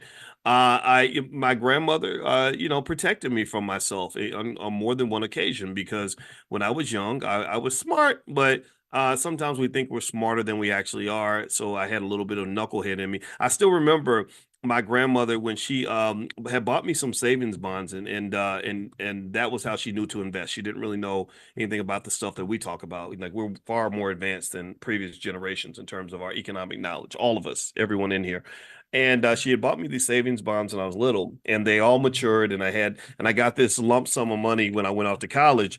And I had this girlfriend at the time, and her car broke down. And I remember I used some of that money to fix my girlfriend's car. And I never forget, my grandmother was so furious, and she wrote a long letter to me. This is back when people used to write letters. She didn't send an email or a text message. She wrote me a letter. That's how you know grandma was pissed. And she wrote me a long letter, and I don't know if she thought that I was out smoking crack or what, but she talked, she really was concerned about what I was doing with my money. And it was that experience that reminds me of why I think personally that as you're building this wealth, as you're making these smart decisions to prepare your family for their strong economic future, getting your kids ready, you're doing the $5 a day plan or even beyond that, and really, really preparing a wealth egg or a nest egg for your kids so they can be financially safe. I don't believe in giving all that money over to them when they turn 18. I cannot reemphasize that enough. This is not their wealth. This becomes their wealth when you decide it's their wealth. and this is family wealth. You understand that we are a team, we are a collective. Just like we're going to give, we have cars right now. We have a couple cars in our garage, and it's a little bit tough because now we got four people in the house that are of driving age, and everybody's got an agenda. Both of the kids have to get to work, and me and my wife have stuff to do. So we're having a car issue, right? So we're trying to decide how to navigate that. Do we buy them a car? And I said, hell no, I don't want to just buy them a car and give them a car. I don't do that. Again, I'm not saying there's anything wrong with you if you've done that. I'm just saying that that's not where I come from. You earn what you get. That's it. I don't know if anybody else feels this way, but I just believe that you're better off if you earn what you get. That way you can get the pride of knowing that you did this. And also, I think that spoiling kids just never seemed to work out right. You know what I mean? I don't know. It just never it never seemed to really work out when the kid was spoiled, that they would be better off than they would have been if they hadn't been spoiled. I've just not seen that. So my position on it was no, no, no, no, no, we're not buying anybody a car, but we are going to buy a car. So this is, don't tell the kids. If you meet my kids at the convention or something, don't tell them that this was the master plan. Okay, we got to, like, you know how the man be making plans for black people and they don't tell you what the plans are. Well, in this house, I'm the man and she's the woman, and so we make these little secret plans. This is the conspiracy theory that we always know there's a conspiracy. Well, in our house, there are lots of conspiracy theories. This is one of them. So if you meet the kids, don't tell them this was the plan. So anyway, here's the plan. The plan was, I told my wife, I said, go out and go to the dealership, find a car that you want to get, whatever, just whatever you want to do. I support it. Um, and so we're gonna have three cars, and then we'll be able to allow the kids to share the third car, the 10-year-old car that we don't want to use as much anymore, but we're not giving that car to anybody. That's still our car. So this, again, this is a mindset. I'm not telling you what to do, but the thinking was, look, this is not your car. This is the family car. But because we bought it, then we have a little more say in what happens with this car. So you're going to get everything that you need, but you're not going to be able to say, get out of my car, or I'm taking my car. Because for you to say, to have a car that you say is your car, you're going to have to put some skin in the game. You're going to have to make some investments in this process in order for you to say that is my car. Because but again, that's a personal bias, right? Everybody has a bias. But I would say whatever your bias is, however you were raised, or whatever you think is best as the leader of the household, and a lot of you are either parents, or you're going to be parents, or maybe you're grandparents or something. I encourage you to think about the accumulation of any asset, whether it's a vehicle that's declining in financial value, right? Cars are depreciating assets, but they're important assets because you need them to get around. Or you're talking about the stock portfolio. That's family wealth. When you're building this wealth for your kids, that money belongs to primarily you. If you did it, if you're the one who built all this, then that should be yours. That's your empire that you're building. And then also, when you're talking about the transfer of that wealth onto the kids, you have to have discernment in terms of how you do that. Because if you do it wrong, let me just tell you, if you do it wrong, you're gonna lose it all. If you do it wrong, if you're sloppy, if you just say, oh, well, because you're a certain age and because you're my child, I'm gonna give you everything. That don't work out too well. And people react differently when you give them stuff. Again, that goes back to what I was telling you guys in finance. There's all these research papers written on what they call the moral hazard problem. The moral hazard problem basically says that when you get one of the dimensions of the moral hazard, it's a very complex idea, but one of the dimensions of it is that when you give people stuff, they start acting stupid. When you give people stuff, their behavior changes. I remember when, that football player Antonio Brown that played for the Steelers and the Patriots and the Raiders, and I think the poor guy has CTE. That's what I think is really going on, because he's the Negro. The Negro is crazy. But anyway, Antonio Brown, he was a great wide receiver. He was very disciplined. He worked really hard. He showed up to practice on time, and so because he was so good, they were going to sign him to this massive contract. And there was somebody who said something that was true, but there's not much you could do about it. But he basically said, when you give him all this money, he's going to act a fool. You're not going to be able to control him anymore. And he was actually right. When Antonio Brown got his money, he just his behavior no longer made any sense. Now, I personally think that that brain damage thing is really big with the football players. So when I see them commit a crazy crime, like there was one guy, Kellen Winslow Jr., I think, who went to prison because he was literally sexually assaulting like old ladies, like 75, 80 years old. That just seems kind of weird. I'm not saying that any type of assault is okay. It's never okay, but it was just weird. It made me think something's got to be going on with his brain. And Aaron Hernandez, who played the same position as Kellen Winslow Jr., who definitely was confirmed to have tremendous amounts of brain damage, was just going to the club and killing people. Like, and it didn't make, and it was weird. They didn't even consider him a suspect because they were like, why would a guy who just won a Super Bowl murder somebody? That didn't make, but it turned out that he had significant mental illness that came from all those hits to the head. So anyway, with that being said, though, just circling back to moral hazard, people act differently when you give them resources and you give them money. Especially true. That's especially true when you talk about your kids. So when you're talking about how to kind of deal with your children and just sort of what way to sort of distribute the assets, I think it's important to really think it through carefully because if you don't, you're going to lose everything. There's a show I've been watching. Anybody watch the show on Netflix called The Gentleman? Anybody watch it? It's got one of my favorite actors, Giancarlo Esposito, one of the best actors out here.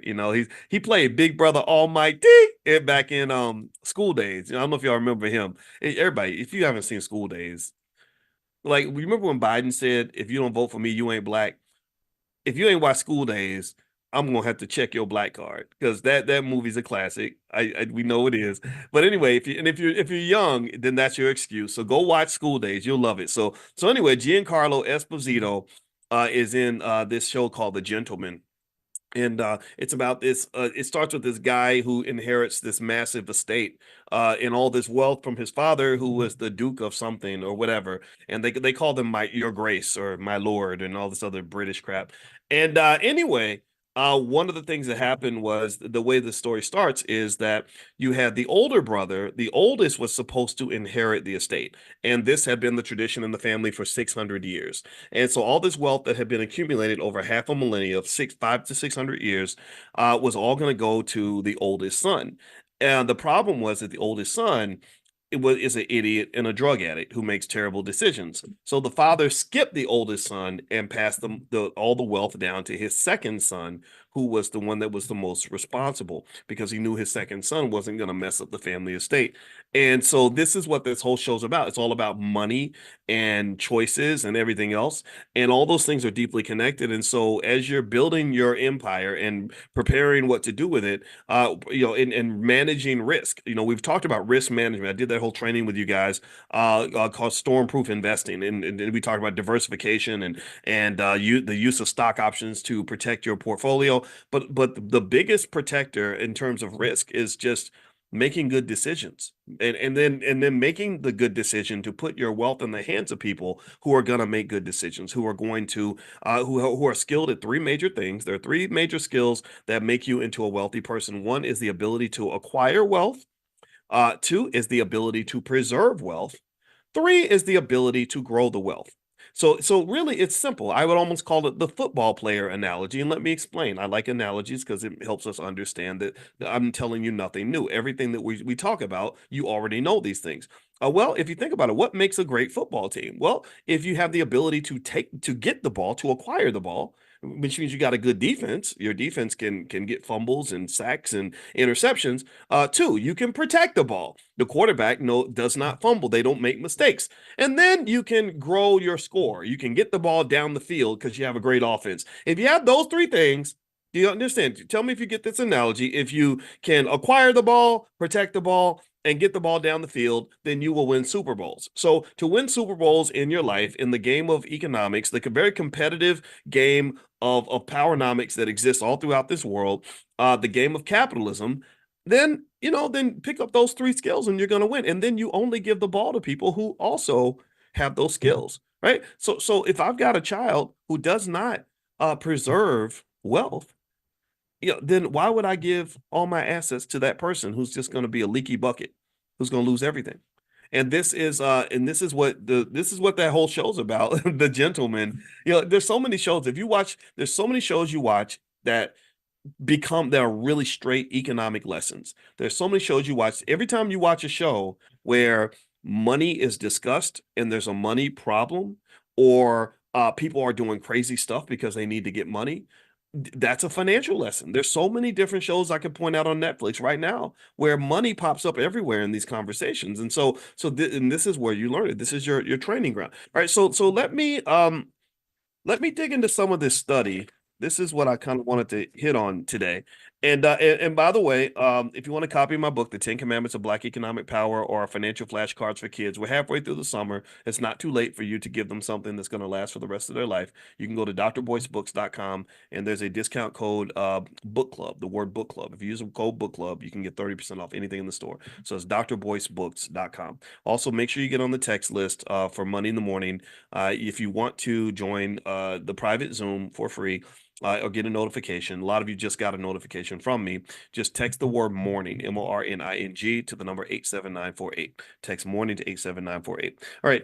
So here are a few things that are going on. Basically, a Bank of America study found that young people under the age of 44 are more likely to choose investments that differ from those that are over the age of 44. People over the age of 44 are more likely to lean on the traditional investments, top three being stocks, real estate, and then emerging markets, right? So stocks, the stock market's number one, then real estate, and then if you want to go further, maybe emerging markets, meaning like third world countries. There are funds you can invest in that will let you, benefit from other countries. I made a list for you guys of funds you can invest in to make money in India, Africa. I made a list for Africa. I'll text that out to you guys again if you'd like to see it, or you can email support at theblackbusinessschool.com and they can give you access to that. I don't have it in front of me now. Either way, if that were the case, I'd give it to you now. That's kind of what people do over the age of 44, right? So, and it makes sense. The stock market is the number one wealth builder in America. Those who don't participate in the stock market don't tend to build very much wealth. Also, real estate is very, very powerful. Real estate is a great way to have literally a real asset, something you can actually touch, something that's very tangible. So shout out to everybody who owns real estate. I think real estate's fine. I don't personally enjoy being a landlord. I think I've talked to you guys about that. So I choose to make my money by selling stock options and all that to get my income. But still, real estate is fine. And then also emerging markets are nice because emerging markets can give you that excess return because you're investing in these small countries that may grow very, very quickly. Now, um, here's the thing. The truth though is that younger people, typically every generation, they do something different from what their parents did. And a lot of the decision in terms of what they choose to do is informed by their experience, right? So, a person that's under the age of 45, they've grown up with a lot of technology, so they're very comfortable with technology. Younger people tend to be more comfortable with risk because they have a longer time horizon for investment, but then also they are comfortable with risk because sometimes it's because they haven't gone through certain experiences. My grandmother went through the Great Depression, so she was very, very risk averse, very risk conscious. People like Warren Buffett, they saw the effects of the Great Depression, so they're always thinking about the downside. They're thinking about what could go wrong. Whereas if you're a young person and you've only seen the market boom, you've only seen low interest rate regimes, which is what we had going all the way back to 2010, where you could just go borrow money and amazing things will happen after that, then a person like that is more likely to take on leverage and debt and kind of just gunsling a little bit, right? Because they haven't really gone through. In fact, the last 20 years, 25 years or so, you really haven't seen too many major economic calamities. You did have the decline in 07, 08, which was pretty bad for the real estate market. But for the most part, young people haven't really gone through like some sort of like significant economic hell in terms of the stock market, in terms of watching your portfolio go, just drop 60% right before your eyes. They haven't really experienced a lot of that. So a lot of times that can lead to um, different investment behavior of young people, right? And so here's what they found in the study that young people do when it comes to investing. They said that young people, they tend to allocate toward real estate at the top of the list. Crypto and private equity. That was what Bank of America mentioned in particular. Real estate, crypto, and private equity, as opposed to stocks being at the top of the list. Private equity might be, in some cases, just, your own business or investing in other people's businesses, or some of these websites where you can put money in, and they can, like I think Fundrise does that, where you're raising money for startups and stuff like that. And what's actually driving a lot of this is that also younger people tend to have a little less patience when it comes to wealth building. They sort of, especially on social media, where there's a lot of incentive, or a lot of what's the word? A lot of flashiness in terms of people showing you how much money they made and how they made it quickly. It can make someone feel stupid for doing things like getting up and going to work every day, or, waiting 5 or 10 or 15 years for something great to happen. Why would you wait 15 years when you can make it happen in 15 days? And so the lure of the fast money a lot of times can drive certain investments that are extremely risky. And then also they mentioned that younger people have an interest in various kinds of collectibles, like watches and classic cars, and stuff like that, or even sneakers. And all that's fine, right? Again, I'm not here to tell you that those things are bad. I think that what is interesting, though, to me, is that you should know that there's something that everybody can learn from each generation. And generally speaking, things like crypto are incredibly risky, probably riskier than people can recognize. And they said that some of the reasons that younger people are more likely to deviate toward things like crypto is a lack of trust, a lack of trust in the government. You hear a lot of people talk online about how the dollar is gonna collapse, and the whole economy is gonna go to shit, and everybody's gonna lose everything, or the government is manipulating you in this way or that way. And I'm not saying those things aren't true. I'm not gonna say that America, I really completely agree with you that America is a country where there are conspiracy theories. There are people in the elite class that make certain decisions that affect the working class that are unfair. I've mentioned to you a few factors. For example, I think they've completely screwed a lot of people when it comes to student loans. So you have a lot of disillusioned people who say, "Wait a minute, I went into debt to go to college so I can do everything right, and here I got all this debt, and I'm stuck, and I'm not making the money I expected to make." Like, all that's real, and all that's by design. We've talked about that. But at the same time, though, I think that if this lack of trust causes you to throw the baby out with the bathwater, then that's not good for you, right? If you are just sort of like for example, if you believe that the stock market is a complete Ponzi scheme and you don't participate, well, then guess what? You're missing out on the chance to make money alongside Microsoft, Apple, Nvidia, and the greatest companies on earth. And so really, I think that a balanced approach is more appropriate, where you say, yeah, they're probably doing what's best for themselves. Yeah, the elites are going to be elites. Yeah, they're probably making plans and conspiracies for them to benefit themselves. But that does not mean that I still can't participate in this economy and do well. Also, younger people tend to be more tech savvy. They're more comfortable with technology, which is why things like crypto can be appealing, as opposed to older people who don't trust crypto. I've heard older people talk about crypto like it's just fake money and it's complete garbage. And I think that that's an inappropriate approach, because typically a lot of times the people that will say things like that are people that they know a lot about investing, but they don't know a lot about crypto. You understand? Like, so they'll know a lot about stocks and real estate and business. So that gives them their credibility. But then they won't take the time to really try to understand what's really happening with crypto. Like, what is it? Like, what's really going on here? And I think that that's a little bit problematic and disingenuous. It's almost like somebody who won a Super Bowl who then tells you that tennis is crap, or a pickleball is garbage, right? So if I am a guy who won a Super Bowl, I don't know who's a guy. I'm trying to think. I can't name any Super Bowl winners right now. I don't know. Shannon Sharp. I'm Shannon Sharp, and I won a Super Bowl in football. Um, but and then pickleball comes along, and I say, well, pickleball's a stupid sport, but I know nothing about the sport. If I say pickleball will never take off, nobody likes pickleball, it's dumb. What credibility do I have to really say that? Right? If my credibility is that I won a Super Bowl, well, that's not appropriate credibility. That's not accurate in terms of that's not my area of expertise. Do you understand? So a lot of times people that criticize crypto the most, I've noticed, are people who haven't taken the time to really understand it, participate in it, invest in it. Why would you, if you think it's stupid, if you think it's garbage, if you made that assessment from the very beginning? So one of the things I can say that was with crypto, In order for me to critique it, I felt like I needed to understand it. So to understand it, I read a couple books about it and did a lot of research, talked to a lot of people, looked into a lot of stuff. I'm still not an expert on it, but I know a lot more than I did. And if you were to ask me, do I think crypto is garbage? I'd say yes. And if you ask me, do I think crypto is a great investment? I would say yes. And the reason I say that is because not all crypto is created equally. And the future of crypto is very, very vague. Nobody knows what the future of crypto is going to be because it's heavily dependent on things like regulation. It's dependent on what the economy does. If the economy were to go south, like for example, Sam Bankman-Fried. Anybody know that name? Give me a yes if you remember the name Sam Bankman-Fried and FTX. Anybody? Did anybody else follow the FTX debacle? Let me know if you followed this. This is really important.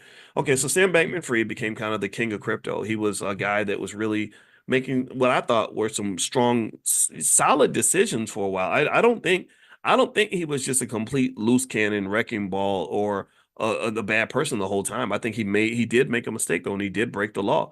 But what Sam Bankman-Fried did was he came along and he kind of positioned himself in the crypto world similar to where JP Morgan was in banking years ago, where he was literally the single guy who was bailing out the entire industry. He was making these big acquisitions of these companies and doing all these things that were really garnering a lot of respect around the world and everything. And it turned out, though, that he was doing it inappropriately and illegally. He was using money that he wasn't supposed to use. He had money that he was supposed to hold, and he used that money to make investments. He borrowed out. He put his hand in the cookie jar. He borrowed money that he shouldn't have been borrowing, and that was clearly illegal and clearly wrong. Um, but let me also give you the other side of that. That's interesting. So if Bankman Fried had done the exact same thing, and it wasn't a crypto winter, he not only would he have gotten away with it, but he would still be hailed as a hero. He would be looked at as this guy who was this financial genius. Um, what a lot of people don't know is that a lot of times timing is huge in terms of when people get caught with, various Ponzi schemes. Bernie Madoff got caught because there was a recession. And when there's a recession and an economic downturn and there's fear throughout the economy, that's when the rubber meets the road. That's when people start reaching out and saying, okay, all that money you've been holding for me? I need that money by tomorrow. And if you don't have the money, like if the money is out there somewhere, if you've got it planted somewhere in an investment where the paper loss is extreme, then you're gonna pretty much get caught with your pants down. But maybe if they had called you a month later, you would have had the money. Do you understand? Right? So what happens with a Bankman Fried or a Bernie Madoff, and this is again not to excuse their behavior. I think that it was not just criminality, but it was also criminality that was driven by excessive risk taking. It's almost like someone who says, I'm going to take a risk by breaking the law. I'm going to take a risk by using money that I shouldn't be using or making a promise that I may not be able to keep. And I'm hoping that you don't ask me the wrong question at the wrong time. Do you understand? Or maybe somebody who I don't know if your wife has a boyfriend and she brings him by the house and she's hoping that you're not home, that you don't come home at the time her boyfriend's at the house, right? So basically, because if you come home, then you're going to break down the illusion. You're going to say, wait a minute, you were cheating on me, right? Whereas if you come home an hour later, you would say, my wife is wonderful and she's perfect and she's an amazing person, right? So the thing that's really um that I see with that is that crypto's future, similar to the future of a Sam Bankman-Fried, is highly dependent upon what happens with other factors that are unrelated to the quality of their ability as an investor. I don't believe at all that Sam Bankman-Fried is the only person in high finance who has done something that could be defined as illegal. One thing that does happen is that whenever there's a crash, what happens is people start going back and they start doing very detailed forensics and really looking at every little detail to see exactly what you did right. And I guarantee you that 90% of you, if somebody really put a microscope on your life and said, we're going to go through every tax return you've ever filed and verify every single thing you ever wrote off and every little thing you've ever done, they would probably find something. They would probably, there's a chance that they would find something and say, oh wait, look at this. Wait, you filed a bank loan in you got a bank loan in 2017 and you said your income was 98,200 and we found out your income was only 91,400, so that that's illegal because you lied on your form, and so now we're going to prosecute and all these other things, right? So effectively, when I think about the future of crypto, I think about the Sam Bankman-Frieds in the sense that a lot of people don't even know, for example, that the investments that Bankman-Fried made with the money that he was not supposed to use. So again, I want to be 100% clear. He did break the law. He deserved, what he got, and I'm not here to defend any of that. But a lot of the investments he made with that fake money or the money he wasn't supposed to have, those investments did extremely well. They once the sky cleared and once the crypto winter ended, they had a dilemma. They said, okay, so we're claiming this guy stole people's money, but what do you do if the money is there? Like, what do you do if like, what do you do if you say, hey, you took $1 billion? That was the biggest critique, right? You stole billions of dollars from people, right? Which again, he did. But what do you do if the thief puts the money back and puts an extra $100,000 in the bank account just for good measure, right? Again, I'm not saying that he didn't break the law. Again, I keep going back to that so we don't misinterpret the discussion here. But but that's what he did, right? So it's crazy. So I don't know what Bankman did or how much he took exactly. So let's say he took 1 billion, right? And then the market crashes because what he did with the money is he took the money, he invested it in stuff, and those investments all plummeted at the same time. Right? So that crypto that he bought for $1 went down to 10 cents. So then the crypto winter ends. So then they say, oh, so you took $1 billion from people because you took the billion, you made these crappy investments, the investments sank down to zero. You're a loser. You stole this money. You're a crook. So while he's on trial, the crypto winter ends. That 10 cent, asset that he bought is now $1.20, and so all the money's back and then some. And they literally got to the point where they said, to our surprise, not only are we able to give every investor all their money back, we're going to give them an 18% premium on that investment. And what I want you to kind of see with this is not just timing in finance and how important that is, but also just the value of time. If in fact, for Bankman Fried, what he probably really wanted, if he could make three wishes and wish for anything on earth, one of the things he would probably wish for is just more time. Like, give me another 2 years. I promise you, it's going to work out. And time is important because Jeff Bezos, if Jeff Bezos had not been given more time, if he'd run out of time, Amazon wouldn't exist because there were times where Amazon was deep in the red. There was times where Amazon looked like a terrible investment. Bezos tells a story about how he almost had to shut the doors on the company because he needed $1 million. He said, I had to take 60 meetings to raise the $1 million. I got $50,000 per person, and I had to give away 20% of Amazon to raise that $1 million. And now Amazon's worth a couple $1 trillion. So all those people made an amazing ROI on their investment. But if they said, you know what, we don't believe in you, this is where financial psychology comes into play. This is where emotion and belief and perception matters. Perception becomes reality in the world of finance because if they just said, Jeff, we were going through your history and we found that you have a marijuana conviction from 10 years ago. So you're a felon, basically, and we don't trust you. We don't believe you. So we're not going to give you any money. Then Amazon wouldn't exist because they wouldn't have enough faith in him to give him more time.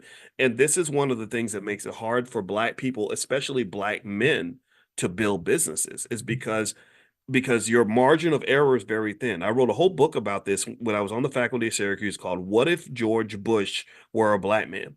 And in this book I wrote in about 2004 was basically to kind of say that we underestimate from an economic standpoint how much your prior belief or your confidence in a person or an entity affects the ability of that entity to survive and to thrive. Do you understand how much perception makes a big difference in terms of the realities, in terms of outcomes? There's a whole statistical theory on this, a whole statistical area called Bayesian analytics, Bayesian statistics, which basically says that if I already have a preconceived belief about you, If I've already got a head full of stereotypes, this is why stereotypes are so dangerous. This is why whenever you hear me yelling and screaming about the way some of these poor female rappers are just dismantling the image of the black woman around the world in a horrible way, or why it's not cool that black men are typecast as athletes, comedians, and rappers. Well, the reason that these stereotypes are important is because if people come up to you and they already see you in a certain way, that's going to impact their belief in whether or not they should invest in you. I'm not going to invest in you if I think that you're an idiot, a thug, a criminal, or a loser. I'm not. And it's my decision to invest in you, society's decision to invest in you, that directly impacts your probability of success. So when I tell you all that 80% of black owned businesses fail, the reason 80% of black owned businesses fail is partly driven by the fact that nobody has faith in black people. Nobody believes that that black man's going to be smart enough to do what Jeff Bezos did. If he ain't got the million, ain't nobody going to give him the million. They're going to say, oh, well, yeah, he's a black guy. And those black guys, all they do is make babies and rap and play basketball and whatever. Right? They go to the strip club. They don't sit in the office and grind 14 hours a day to do what's necessary to make a company successful. They're loud and flashy. And if we were investing in him to go and become the next P. Diddy, we'd invest in that. But we're not going to invest in him trying to become the next Jeff Bezos, because black guys just don't do that. So these perceptions and these stereotypes are incredibly important. And so to circle back, when we were talking about crypto a little while ago, you'll know me, I always circle back. I know I might take you around the world, but I promise I'll bring you back. Um, the perception of crypto is incredibly important in terms of the probability of success in crypto. A lot of times when media creates fear, uncertainty, and doubt, they call that FUD. What that does is that directly reduces the value of the asset, because things exist when you want them to exist. It reminds me of how they had that Cinco de Mayo holiday and they said that your ancestors are only alive for as long as you remember them. Or when Peter Pan was talking to Tinkerbell, and Tinkerbell, they asked Tinkerbell, "Do fairies exist?" And she said, "They exist if you believe in them." So the question is crypto going to be successful or is crypto going to fail? Well, crypto will be successful if we believe in crypto. If we all collectively believe in it, then we'll all collectively invest in it. If we all collectively invest in it, then it's going to be successful. But the question then becomes, what's going to happen? How's the public going to feel? And how are the regulators going to react to that? If the regulators come in and create laws that undermine the growth of crypto, and then create enough fear, uncertainty, and doubt that people don't want to invest in crypto, then crypto will ultimately fail. That will be a bad investment. And so one of the beliefs that I have, if you're talking about safe investing, is I don't think you should have more than 7% of your portfolio in crypto. This is not investing advice. This is just my opinion. This is my belief. But I think that if you have more than 7%, definitely more than 10% of your portfolio in crypto, you're taking an unnecessary amount of risk. And I encourage anybody, do all the alternative stuff. I mean, all these other things are a lot of fun. The private, I think investing should be fun. I think investing in things that you love, it adds an extra layer of joy that comes with investing. It does not have to be boring like watching grass grow. It's not just about the money, it's about quality of life. But at the same time, don't walk past the stock market. Don't walk past the wisdom that your grandfather has just because you want to be new and cool. Just because something's new does not mean it's better. People talk about progressive and futuristic and moving forward as if it's always good. No, sometimes you move forward into a place that is worse than where you were before. Just look at integration. That was so advanced and so forward thinking and so futuristic for black people, and it only made our situation worse. It made us worse in terms of education. It made us worse in terms of economics. It made us worse in terms of family structure. So stop thinking that everything that's new is better. Sometimes new ain't better.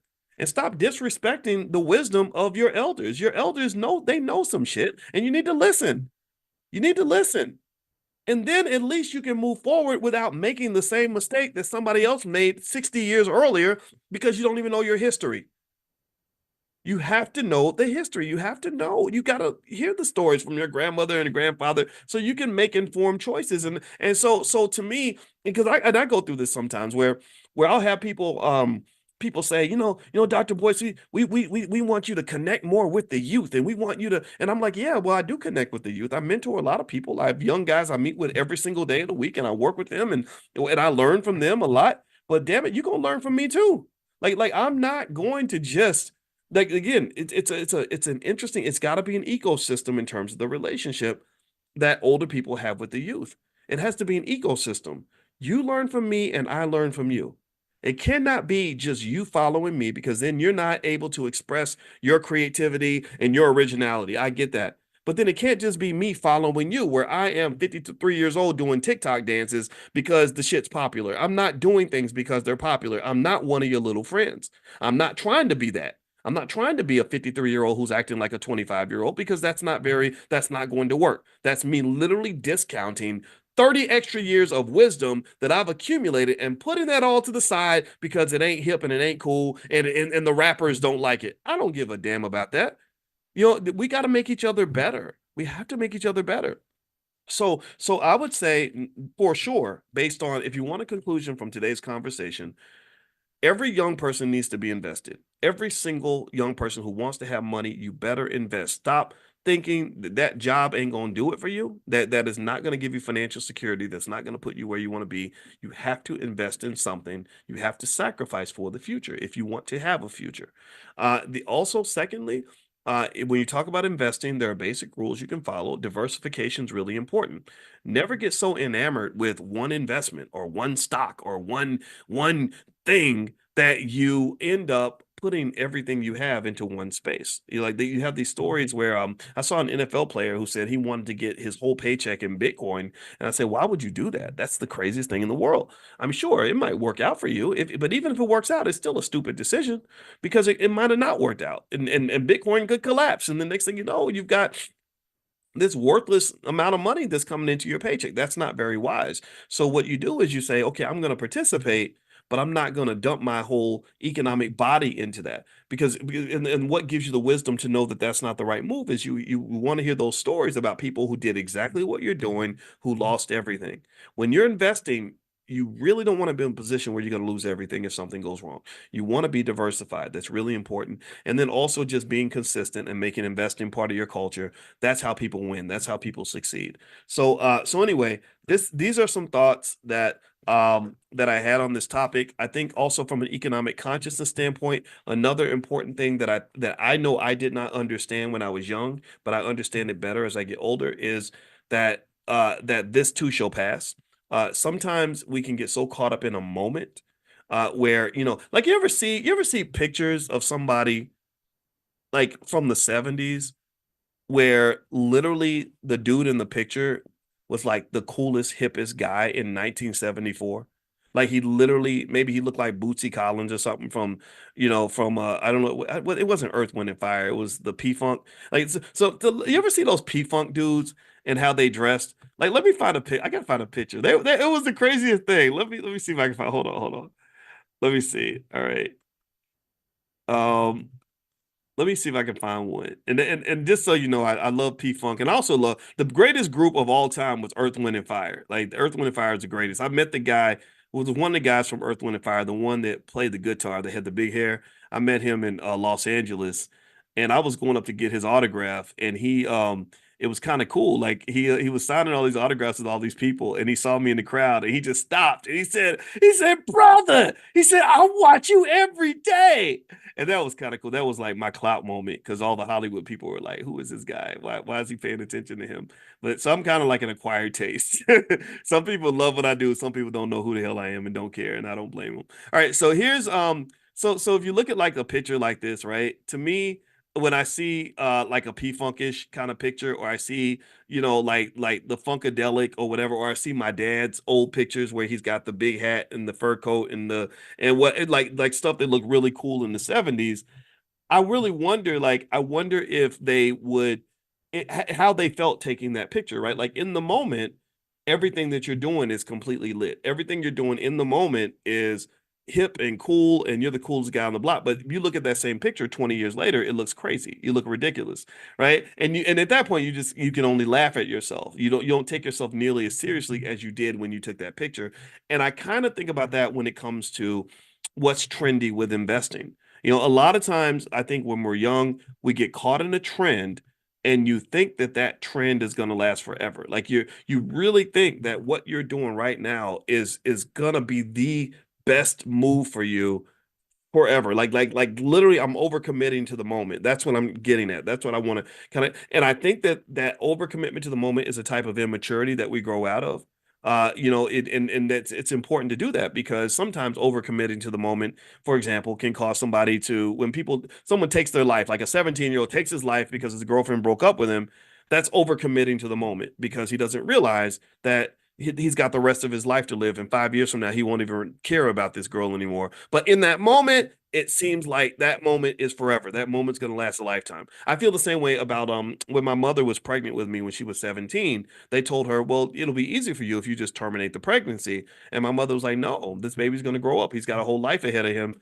It's going to get better." And I'm glad she had that perspective because it did. It got better. You know, the financial challenges she had lasted about 2 more years. She married my father when I was 3. Things got better. And now my mother and I have had 50 something years of a wonderful life. I paid her house off. I'm here for her. She benefits in a million ways because I'm here.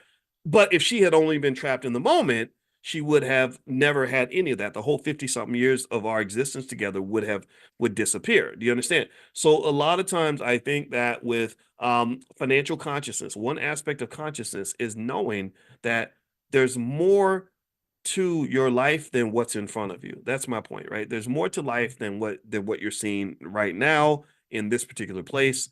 There's a big gigantic world and there's a long time series such that everything that's happening, most things that are happening are eventually going to pass and it's going to become the past. So in fact, maybe a good consciousness exercise as an investor is to try to imagine the year 2030. Like try to meditate and imagine it right now and then think about how you kind of look at the year 2030, right? It seems like it's futuristic, it's way off out there. Nobody's really talking about 2030 in the year 2024. Nobody's talking about 2035, right? But if you go out to 2030, what's interesting to me is that 2030 is to 2024 what 2024 was to 2018. Do you see? And 2018 was just yesterday. Most of you probably remember 2018 like it just happened. And so think about this. Imagine if in 2018 you'd invested to prepare for 2024. Like imagine in 2018 if you just made a series of investments in Bitcoin and different stocks, Apple, Nvidia, whatever, and you just consistently invested that money and you said I'm preparing for the year 2024. I'm going to be I'm struggling now, but I'm going to be in good shape by the year 2024. And let's say you committed to that and you were consistent and you did what you were supposed to do. Think about where you would be. You'd be in an amazing place. But here's the thing. Here's the problem. Here's the trick. This is the mind trick. It's crazy how this happens to all of us. In 2018, we weren't thinking about 2024 like that. 2024 was the future, right? And the future is always like this ambiguous place that we're never going to arrive to, but we always get there every time. Every time. I assume a lot of you are old enough to remember. Any of y'all remember when even the year 2000 seemed like it was way off in the future? Like it was never going to arrive. Like Prince was singing about how he's partying like it's 1999. And and it's crazy to me. It's like, holy shit, like 2000 is a long time ago now. Like that's ancient history. Some of you in here were born maybe after the year 2000. And so time is a sneaky little bastard. It's so sneaky. And but the thing is if you can really gain a connection to it and become very conscious of it and really feel it and flow with it and really respect it and accept it and don't waste it, that's one of your keys to wealth. I've told you all again, as a finance professor, we got to do equations and math. Everything we do is mathematical. The whole language is mathematics. When we've put together these equations that help us figure out wealth and how wealth grows, time is the number one variable in those equations. If you pour enough time into damn near anything that you're doing, you can get to whatever destination you want to get to. If I want to walk from New York to LA and I'm walking 1 inch per hour, walking incredibly slow, but I'm consistently walking from New York toward LA. If I give myself enough time, I can go from New York to LA, back to New York, back to LA, back to New York, back to LA, back to New York, back to LA. Do you understand? Time is the key. Time is the key. And where people lose wealth, in my opinion, is they waste time. You waste time. Or you give up on yourself. You say, "Oh, I'm broke right now. I'm gonna be broke forever." So then you start wasting time. And then next thing you know, you broke in 2015, you broke in 2016, you broke in 2017, 2018, 2019, 2020. Instead of realizing that if I harness the power of time and then shift, just pivot a little bit and do something a little bit different, and I do that little pivot, I commit to that new set of actions and I do it across enough time, then eventually I'm going to be at whatever destination I'm trying to get to. Do you understand? So don't waste time. Like time is wealth, time is power. Time gives you the keys to the universe, in my opinion. So sit back one day and just meditate and imagine the year 2030 and just say, what am I going to do with this time? And then also time is a blessing and a gift. We're going to run out of time. We're running out of time right now. We have less time now than we had at the beginning of this conversation. What are you going to do with the rest of the time that you have? And when I say this, I really mean this. I'm serious about this to the point that it's almost like religious for me. Every year on New Year's, when I get a little bit sad about the fact that another year has gone by, it's a sadness sometimes, but a happiness too, an opportunity, but a sadness, right? You know what I do? I sit down and I budget my time for the year. I have there's 8,760 hours in a year. We're awake for about maybe 5,000 of those hours, and I will budget that time the same way you budget money. I budget time more than I budget money. My time is more valuable than my money. It's easy. And in fact, even when you get more money, it becomes more deliberate, more intentional. It becomes more apparent because there are people that I can give money to because I've got a little bit of money. But when I give you my time, oh, that means that whatever we're doing better be damn important. Do you understand? So process your time. Your time is that is your gift. That is your wealth. Use it appropriately and invest it properly, and that is what you will get you where you want to be. All right. So anyway, that's it. I hope it wasn't too preachy. I hope that you gained something from this conversation, and also I hope that your investing journey is going well. We're going to be back tomorrow morning, 10 a.m. Eastern, every single morning. We do this Money in the Morning economic elevation, financial consciousness training. If you want to get notified when we meet, get on the text list. Just pull out your phone, text the word morning, MORNING, to the number 87948. Text morning to 87948. Also, if you live out of the country, I know some of you are out of the country, you can't get on the text list if you're out of the country. So just go to drboyceelevate.com. That's drboyceelevate.com. All right, guys. So thank you so much for your time. It was great to see you. I hope you have a wonderful day. And let's not waste and stuff like that. I try to stay in the 5 a.m. club. I was not in the 5 a.m. club this morning. I was in the 6 a.m. club because my wife's boot camp slowed down and I guess they had their graduation or something. So I don't have to get up and be out of the house by 5. So I sleep until 6 now, which is quite wonderful. And anyway, so I got up and I was listening to what's going on in the financial world and what's happening in financial news. I like to try to stay on top of that as much as I can. And one thing that I saw that was really interesting that I think is an important kind of economic consciousness exercise that we can start the day off with, because I actually have as a whole other topic I was going to hit, but this comes to mind. How many of you have heard about the population issue? Has anybody, give me a yes if you've seen the discussions that have occurred about basically the world's population is not growing fast enough? Has it has anybody seen that? Especially in places like Europe and Japan and other places, the one of the challenges that they have is that people are just not having babies anymore. And there's I guess this what they call, I guess, the replacement rate, where they need a certain number of newborn babies to make up for the people that are dying. And what they're finding is that the numbers are not aligning, that the number of replacement people is not high enough to replace the people that are dying. So, what happens in a country when you don't have a high enough birth rate is that your productivity drops. It's a wealth thing. Your wealth in your country drops because a lot of your wealth is related to productivity. Productivity comes from having young people getting up and busting their butt, going to work, making things happen. So here's what I want to kind of reflect on for a minute. And I think this is really, really, really, really, to me, very telling. I literally came to this conclusion today. Um, so let me ask y'all this other question. How many of you are old enough to remember when it was the opposite?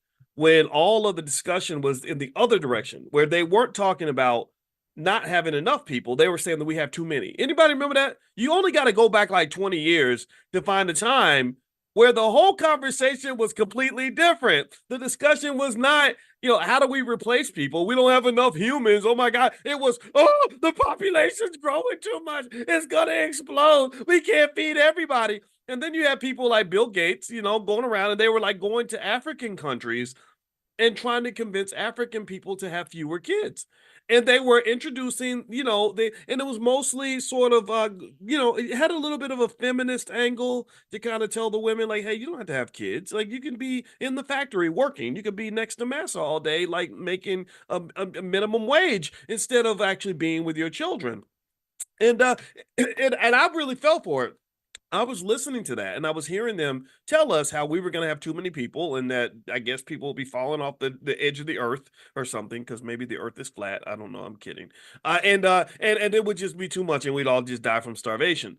So I just find, isn't that fascinating though? I mean, let's just reflect on that for a moment. I promise this gets back to the economics and really I want us to go to the higher purpose of really understanding the difference between God's plan, your plan, and masses plan. Yeah, in fact, let's put it in that order. You got Master's plan, your plan, and God's plan. And here's what I want to go. Here's what I want to dig into.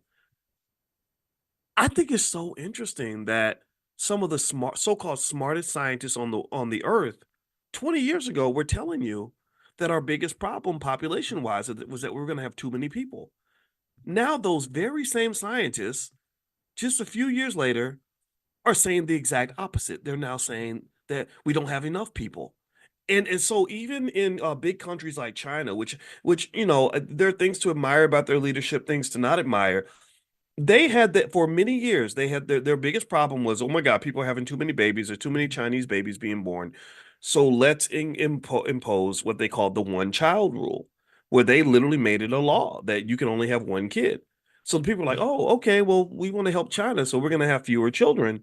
And then suddenly they're like, "Oh my God! Whoa, wait, slow down, reverse the bus. We don't have enough babies. Oh, what are we gonna do?" Now they're going back and they're trying to convince people to start having kids again. I don't know if this is not confusing to you, then it should be because it's weird. So here's my point. Okay, so Africa has a massive advantage in this arena in terms of national productivity and economics, largely because there were a lot of Africans who did not listen when Massa showed up, with a Bible and a couple of dollars in a bowl of soup and said, you need to have fewer kids. There are a lot of Africans who still kept having babies because because I think that they inherently understood that maybe God's plan is for you to have kids and for you to prosper. And again, I'm not trying to get hyper religious or anything like that. I don't even go to church. So don't may I'm very spiritual, but I'm not religious. So you ain't talking to Dr. TD Jakes. That's not who I am. I love TD. I like TD. I think TD Jakes is a wise man, but I'm not trying to be him. I can't be him. It's impossible. What I am saying though is that I think that one of the strengths that we have as Black people, by the fact that we are spiritual, is that when you are connected to the universe, to God, to the higher purpose, which really is what economic elevation is all about. That's what consciousness is all about. Sometimes you just know when something just don't add up. So, sometimes you say, they're telling me I need to do this, but it just doesn't make sense. Let me know if you know what I'm talking about. And that's an instinct. That's an instinct. I think the instinct popped out, for example, during the pandemic. I'm not telling you guys what you should have thought during the pandemic. I'm not judging whether you got the jab or not. I promise you I'm not. But isn't it fascinating that now that that pandemic is over, you're starting to see a whole bunch of people do a whole 360, like Chris Cuomo. Well, I used to say ivermectin was a horse tranquilizer, and I cussed people out because they used it and thought they were crazy. Now I apologize. I was just wrong. Oh my God, I was dead wrong. He's literally doing that. Dr. Fauci's in these hearings now. Again, I'm not telling you what you should think, but I am telling you that what my wife and I did, because my wife and I are both spiritual. My wife lives deep in the spiritual realm. She's into metaphysics, and I go with her to that place because I respect that. We just said, okay, when the pandemic started, we said, okay, let's just sit back and watch. Let's just really try because we don't trust the government on that level. We don't hate. We're not conspiracy theorists, But I know that there are conspiracies. I mean, it's been proven. If you look throughout history, there have been many, many conspiracies where the goal is to control people. Right? Again, Massa's plan. Massa always got a plan for you. Rockefeller had a plan for the public education system. He clearly stated, he said, I don't want a whole nation full of people thinking for themselves. I need a whole nation full of people that are going to get up and go to work every day. So there are always people who operate on that higher level that are playing chess because their consciousness is different from the rest of us. They're looking down at us as a collective instead of sort of being in the trees. They're not in the trees. They're not one of us. They're up here. So they're managing the bulk of us. Do you understand? So to some extent, and this is the beast of capitalism, you become kind of a commodity. So here, let's circle back to the whole population control issue. I would argue that part of what was going on in terms of them telling people to stop having babies was probably driven in part, at least in the United States for sure, driven by this idea that said if we can get more mothers to come out of the house and come to work every day, then guess what? Our national productivity goes up, which means we make more money. Again, not to say there's anything wrong with women working. I mean, I support all of that. That's fine. But what I really support is you doing what works for you, what makes sense for you. Because I don't think that we should just forget about our kids. Because I think that our children are a form of wealth that we often neglect because we're so busy going off and making that little tiny ass paycheck that you're getting paid at that factory. Um, and in fact, actually, in other areas where I think social movements were used to manipulate capitalist outcomes, was actually also, let's just, since we're talking about feminism or women and things like that, I do know for a fact that there was a time when they were trying to make more money and they were trying to get women to buy cigarettes. So what they did was one of the marketers, he said, I got this uncle in Germany who's struggling for money. His name is Sigmund Freud, and he understands the subconscious mind. So what he said was what Freud suggested was he said you can manipulate the subconscious mind to get women to smoke cigarettes by realizing that the cigarette can be shaped as a phallic symbol. It is a symbol of the man's power because it's kind of shaped like a penis. So if you use certain messaging, you can convince women that they're taking power from men by smoking cigarettes. That even though one has nothing to do with the other, but by smoking the cigarette, it's an act of defiance where you've taken away the power of the male by taking away his genitalia. And it worked. It worked. And what happened was they would have these big feminist marches and rallies where they would all be on the little parade thing smoking cigarettes. So the corporations, they didn't care about women's suffrage and all the other core issues behind feminism. They just wanted to sell more cigarettes. And so to some extent, my point is to say that you really want to think about these things. And this is why I encourage you to always know the difference between your plan, God's plan, and Massa's plan. I believe that my plan definitely supersedes Massa's plan. I don't care about Massa's plan. I want to spot it and eliminate it so at least we can get to my plan. But then really my plan is limited because my plan can't match God's plan. Sometimes God has a plan for you that is bigger than the plan you have for yourself because you can't see on God level consciousness. God, they say God lives in the sixth dimension. I can only go up to the fifth dimension. I can't go up to the sixth dimension. So God lives and that's just me speaking mathematically. One day I'll bore you and explain what I'm saying with that. But literally, I know that God lives here and I'm sort of here and I'm trying to elevate as much as I can and connect to that. But I really do believe that God's plan is something that's greater than the plan that you can have for yourself because God lives outside of you. And so when I think about my own life, and I think about the dreams I used to have and the plans that I had to achieve those dreams. When I was 23, 24 years old, I had all these big goals and all these things I wanted to accomplish. And what was interesting to me as I look back on that is that the more I untethered myself from Massa's plan, because remember, Massa got a plan for a black man. Tell me if you know what I'm talking about. But Massa he has a lot of plans for black boys. They when before you're born, they already have a plan for you. The first plan is to try to abort you, right? Make sure you're not even born, and then the other plan is to miseducate you or leave you uneducated. Maybe you fill up the prison so that they can make money from you in prison, or at the very least, at the very least, they can make money off you if you fall for these NBA, NFL dreams and end up working for Massa, whatever. So you live this life of struggle where other people are benefiting economically from your existence That's Massa's plan. I believe Massa has a plan for every black boy in America. So fortunately, I was able to break away from Massa's plan and go to my plan. But what I realized is even going to my plan was limited. I untethered from Massa's plan by sort of saying, okay, no, this is who I really want to be. I don't want to be who you want me to be. I'm going to be who I want to be. And that required an act of rebellion. But then when I became more spiritual, I realized, wait a minute, God's plan was bigger than Boyce's plan because Boyce's plan was limited by what Boyce believed he can do. It was limited by my habits and preconceived beliefs of what success even meant. I didn't even know what success was when I was planning my plan for success, right? So as I learned what success was and what was really out here, and I began to get more exposed to the possibilities that existed in this world, and then sometimes by being rejected from the things I actually thought that I wanted, I started to see, whoa, wait a minute, there's so much more out here that I didn't even know about. I couldn't plan for this because I didn't know this was even there. So if I were to go back in time and talk to myself 30 years ago, I would say, you know what, just keep working hard and doing your best. Be free, be thoughtful, and be a good person. And then you're gonna get to where you're supposed to be. You're gonna get someplace special, but it's so special, so unique, and so different from what you can even visualize that you won't know it until you see it. And so now, as I've manifested, or I've, and I'm wherever I am right now.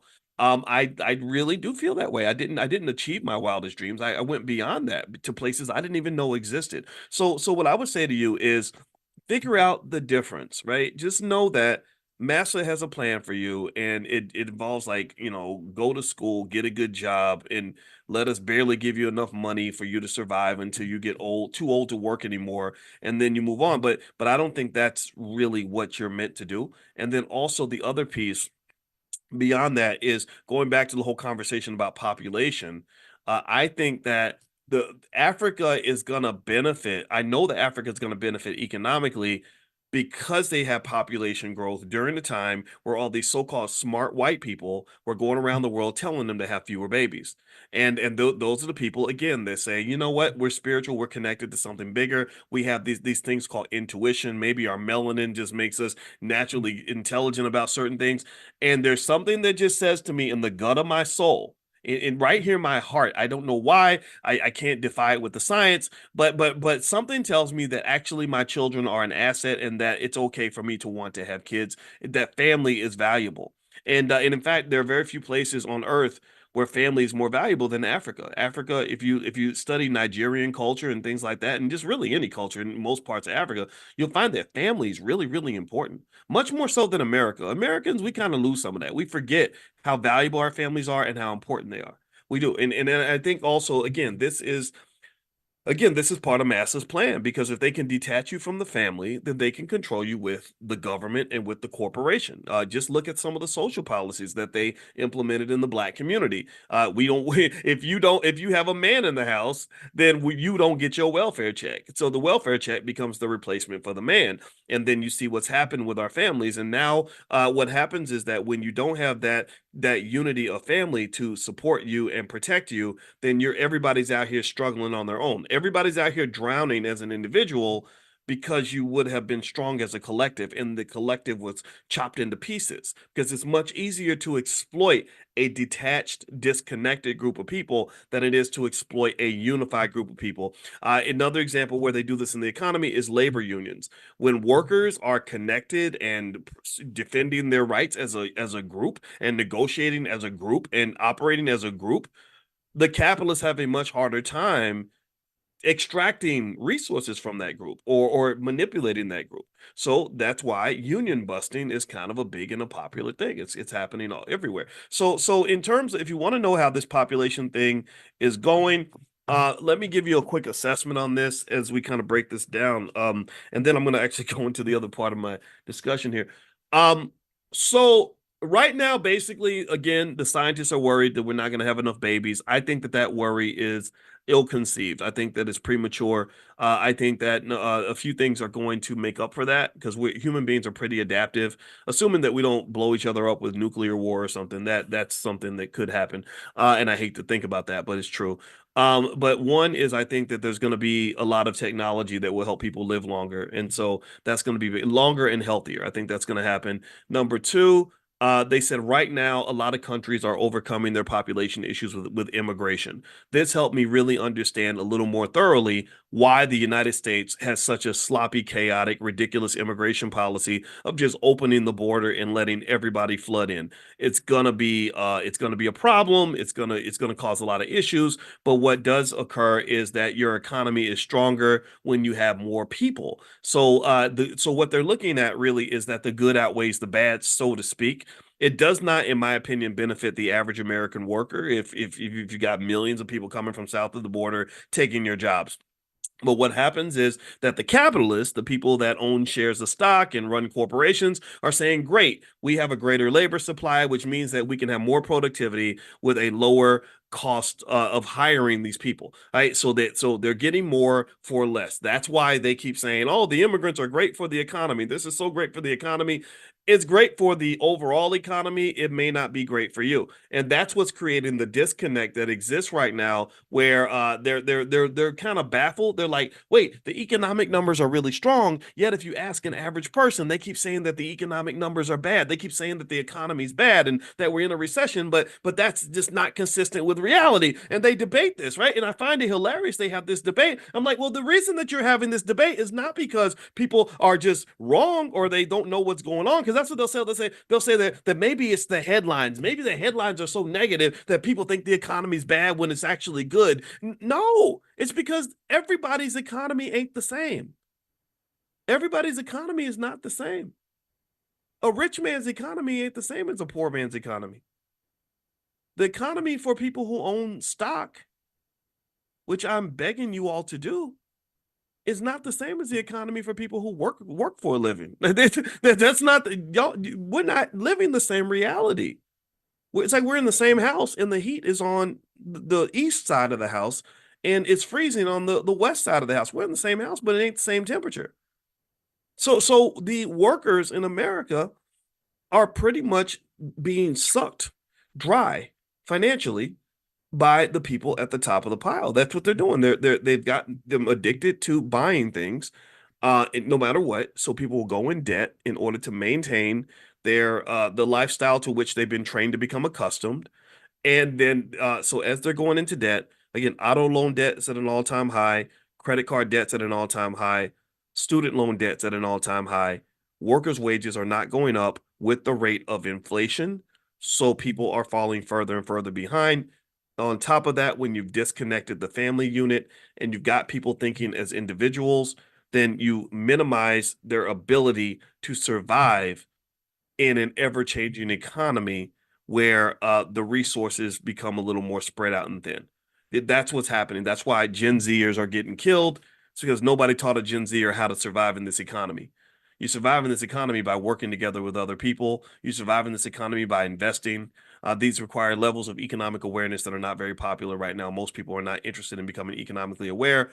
They're only aware of the pain that they experience from the lack of economic awareness that has plagued them since the day they were born. That is what's happening. People are aware of how sad they are. They're aware of how broke they are. They're aware of how mad they are, but they're not aware of how to fix the problem because nobody really talks about solutions. That's not what people do. So, with that being said, the other way that they're going to overcome this whole issue with the population is robots. AI and robots is another area where, from an economic standpoint, they're going to overcome the deficiency in the population. Is they're just going to have robots everywhere and lots of AI everywhere, and that's the wave of the future. So, just as an FYI, because we're solution oriented, I do have a list of AI stocks that I sent out to a lot of you. If you haven't gotten it yet, just pull out your phone, text the word stock to the number 87948. Text stock to 87948. I'll send you the AI stocks and I'll also send you links to profit alerts. I did one this morning where I talked about an investment I'm making right now in copper. And the ticker symbol for the ETF, the copper ETF that I like is COPX, COPX. So COPX. So feel free to go take a look at Copper COPX. And if you want to really learn more about stock market investing and want to share a membership to my stock market class with your entire family, just go to drboystockmarket.com. The first 30 days are 100% free. So you go to drboystockmarket.com. There's hundreds of lectures, thousands of hours of material.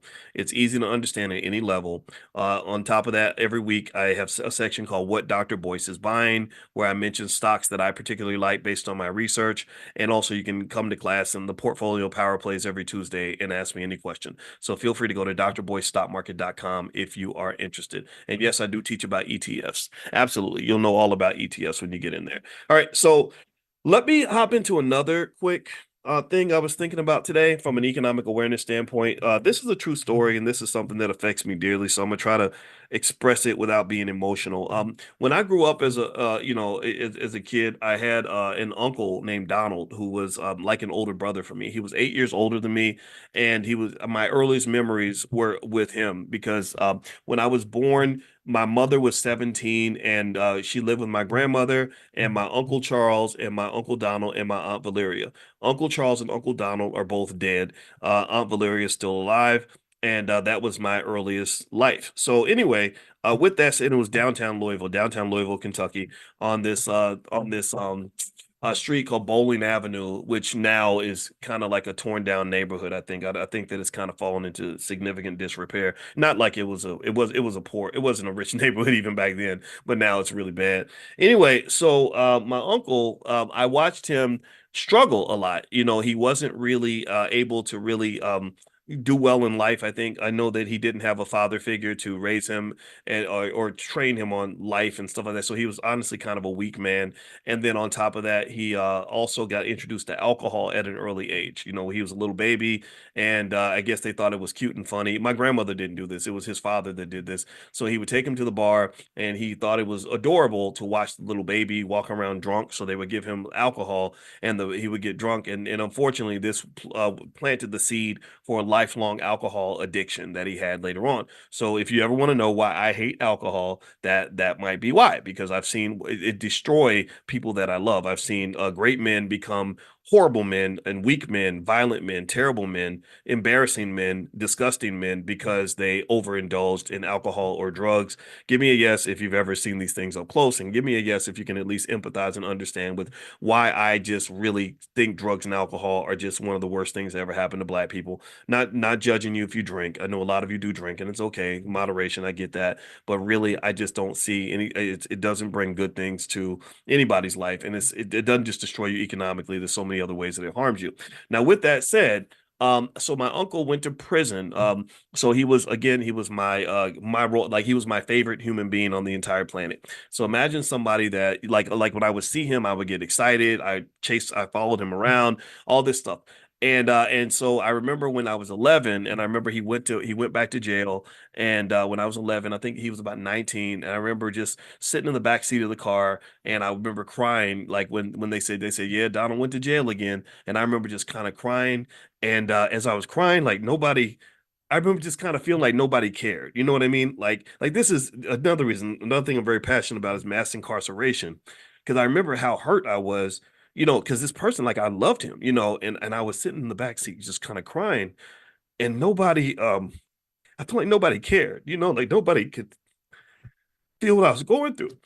And so anyway, I struggled in school. In like eighth grade, I remember I would sit there in the eighth grade and I would just write him letters, in jail. And anyway, so oh God, I'm so sorry, guys. I didn't damn. Uh I didn't know I was gonna have this reaction. I apologize. But I'm gonna keep going. I'm gonna keep going. So anyway, so my time with him was like really mixed. And eventually there was a point where maybe about 13 or 14, it switched. I went from being the little brother to being the older brother. Like I was the one who, like, because I remember just kind of saying, okay, this guy is struggling. I can't really follow behind him. You know how you want to look up to somebody, but you can't. You can't look up to somebody who's shorter than you, so to speak. And because he was not but built a certain way, and I don't know if it was his fault of his own. Like I had to kind of talk to my therapist to kind of figure out how to give him grace. But I remember in a way there was like an anger, like man, I was so disappointed in you. I needed you to be my hero, and you weren't. You couldn't be, you know. So anyway, I kind of became the older brother. And so in my 20s, I remember him calling me. He called me. He'd call me to borrow money and stuff like that. And it was hard. It was weird, and it was more like I got to the point where I was sort of becoming more of myself, more of the person I am now. And I have a really strong father. You know, my father who raised me is a very like disciplined, determined. You know, he's a veteran. He doesn't take any shit. He believes you if you want something, you go for it, you fight for it, you don't back down, you do your best.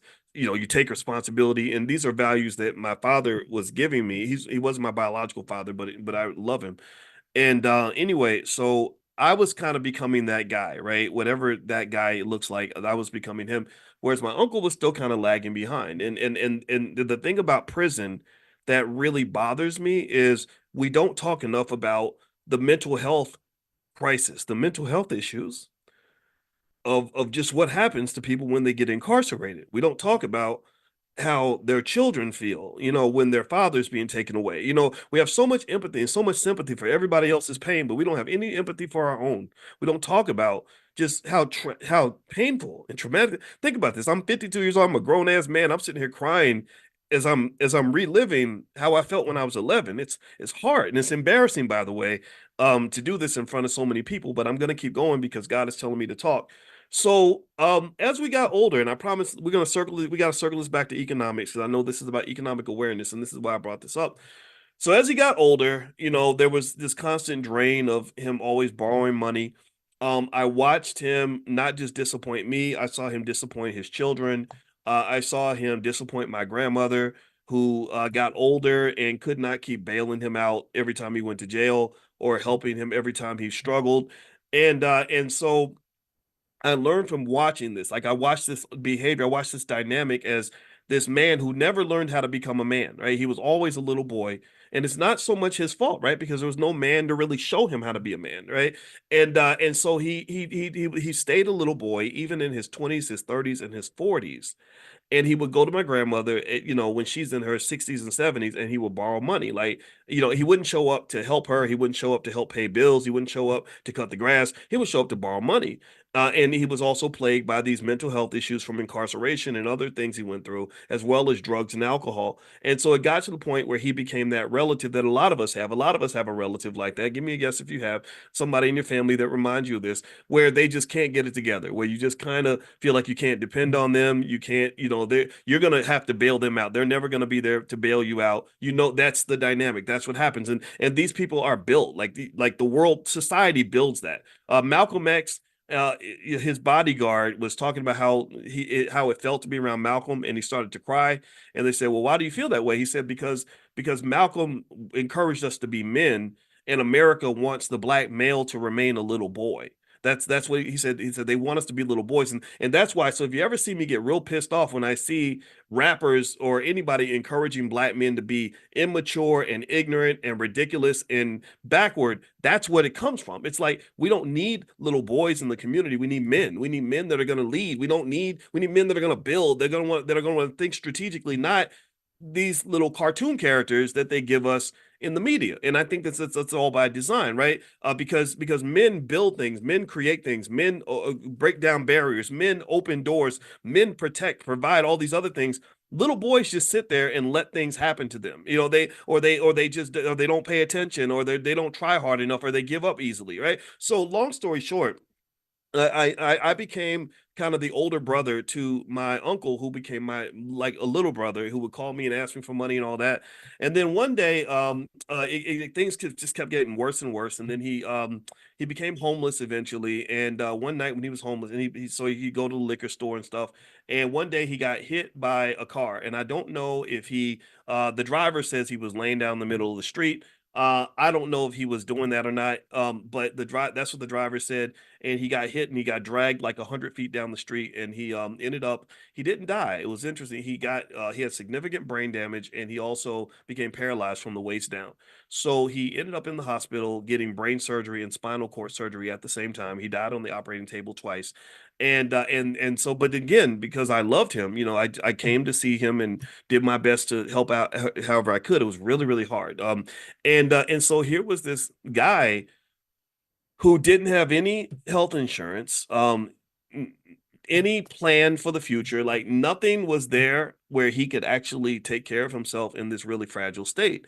And it was heartbreaking for me because again he was my favorite person on the planet. So it's really hard. Some of you have seen this where you have to watch your favorite person on the earth suffer like in these horrible ways, just not being able to clothe yourself or feed yourself or use the bathroom by yourself, just stuff like that. And so then eventually after about 3 years, I think he eventually got an infection in the hospital and he ended up dying. And I think about his life a lot because it shaped me. I was very close to him. And it made me really think about preparation in terms of how you want your life to go. And it made me think about how many of us are not trained to prepare for things like this. He wasn't prepared at all for the expense of being in a wheelchair. There was no insurance at all on anything, and he wasn't prepared in terms of education or no saving, investing, none of that. It was like he was just kind of surviving from day to day. And I think sometimes that stress and struggle of just surviving can keep us from having the consciousness to sort of make these long-term plans and to say, okay, well, what if this happens or what if that happens? Or how do I provide for these other people in case something goes wrong in my path? And I also know that when you take all that lack of sort of awareness and you compound that with problems like drugs and alcohol as well as mental health issues, which I think can be connected to drugs and alcohol, right? Like people will say, well, it's not the drugs that caused him to do this, it was mental health. He was bipolar. But those two things are connected, right? If you are a person who has mental health issues and you self-medicate through drugs and alcohol, then drugs and alcohol are not going to help your mental health. Like if you're already a little bit bipolar or already a little bit mentally ill, the drugs and alcohol are only going to accelerate and accentuate and worsen the pre-existing condition that is inside of you. So I think they feed into each other. So long story short, um, I saw this man who could have and should have been somebody's husband and father, could have and should have been an asset to his own mother, could have and should have been a role model for me. I saw him just literally um, deplete himself and shrivel into this broken little person that I couldn't even identify. And so, what this made me think about from an economic awareness standpoint, and I think about him all the time. He died in 2012. I think about him at least two, three, four, five times a week. Um, what I learned from that experience is that a few things, and I'm going to lay these things out as quick as I can to help you kind of summarize this instead of me just sitting here and embarrassing myself by getting emotional like that. One is really how we raise our children is so important in terms of whether or not they're going to be assets to the family.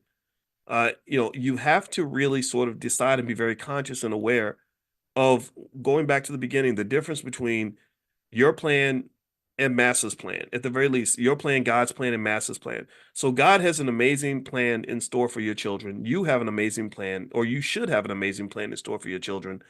Massa does not have an amazing plan in store for your kids.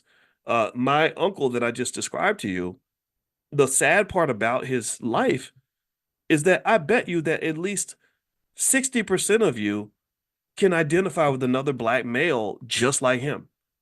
I guarantee you that there are thousands of you that are listening right now who have somebody in your family who fits that damn description. That is what we call in finance, we call that systematic. See, there's things that are what they call systematic, and then there's idiosyncratic. Idiosyncratic is like a one-off. Like it's like, okay, I had a cousin who had one leg, one ear, and had an IQ of 170. That's idiosyncratic. That's a one off. You're not going to have another person out here like that. You're not going to meet anybody like that.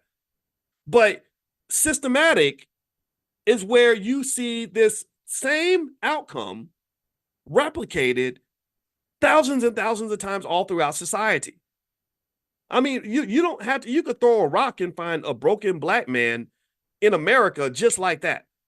I'm talking about baby daddy, got a bunch of kids, can't afford to take care of the kids, no education, no preparation, no economic security, and kind of and unfortunately been put in a position where they become a liability to the family when that liability should have been an asset.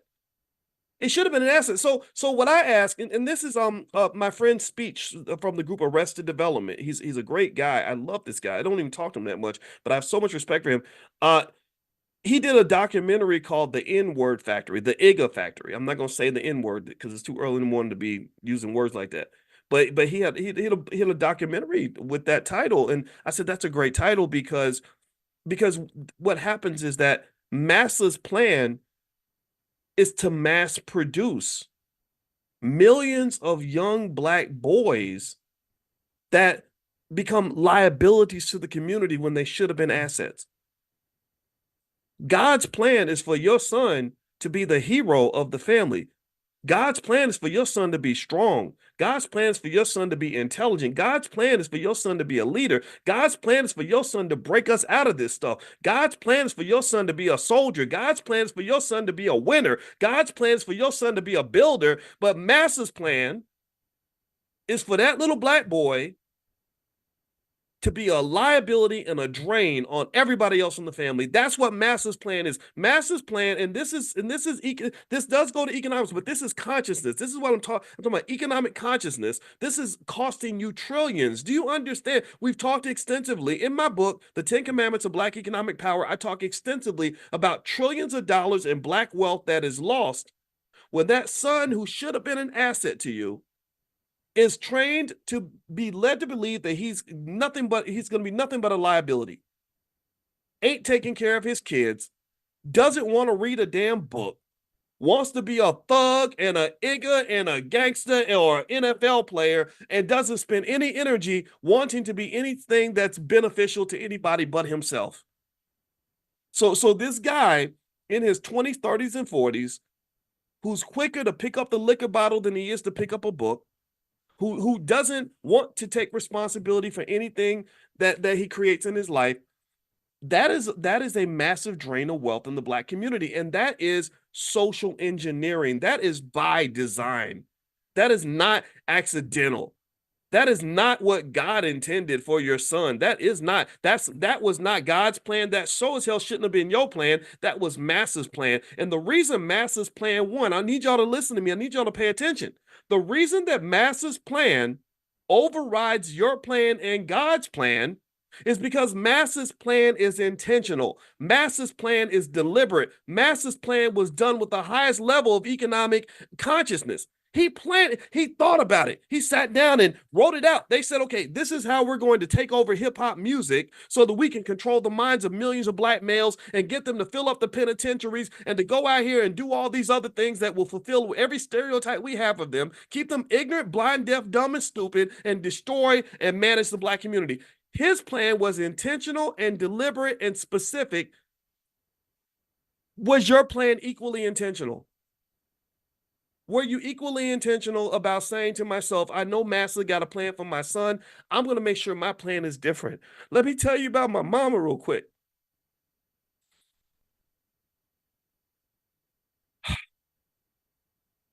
When I was 5, I've told y'all, some of y'all this story before. When I was 5, there was a white lady that was my elementary school teacher or my preschool teacher.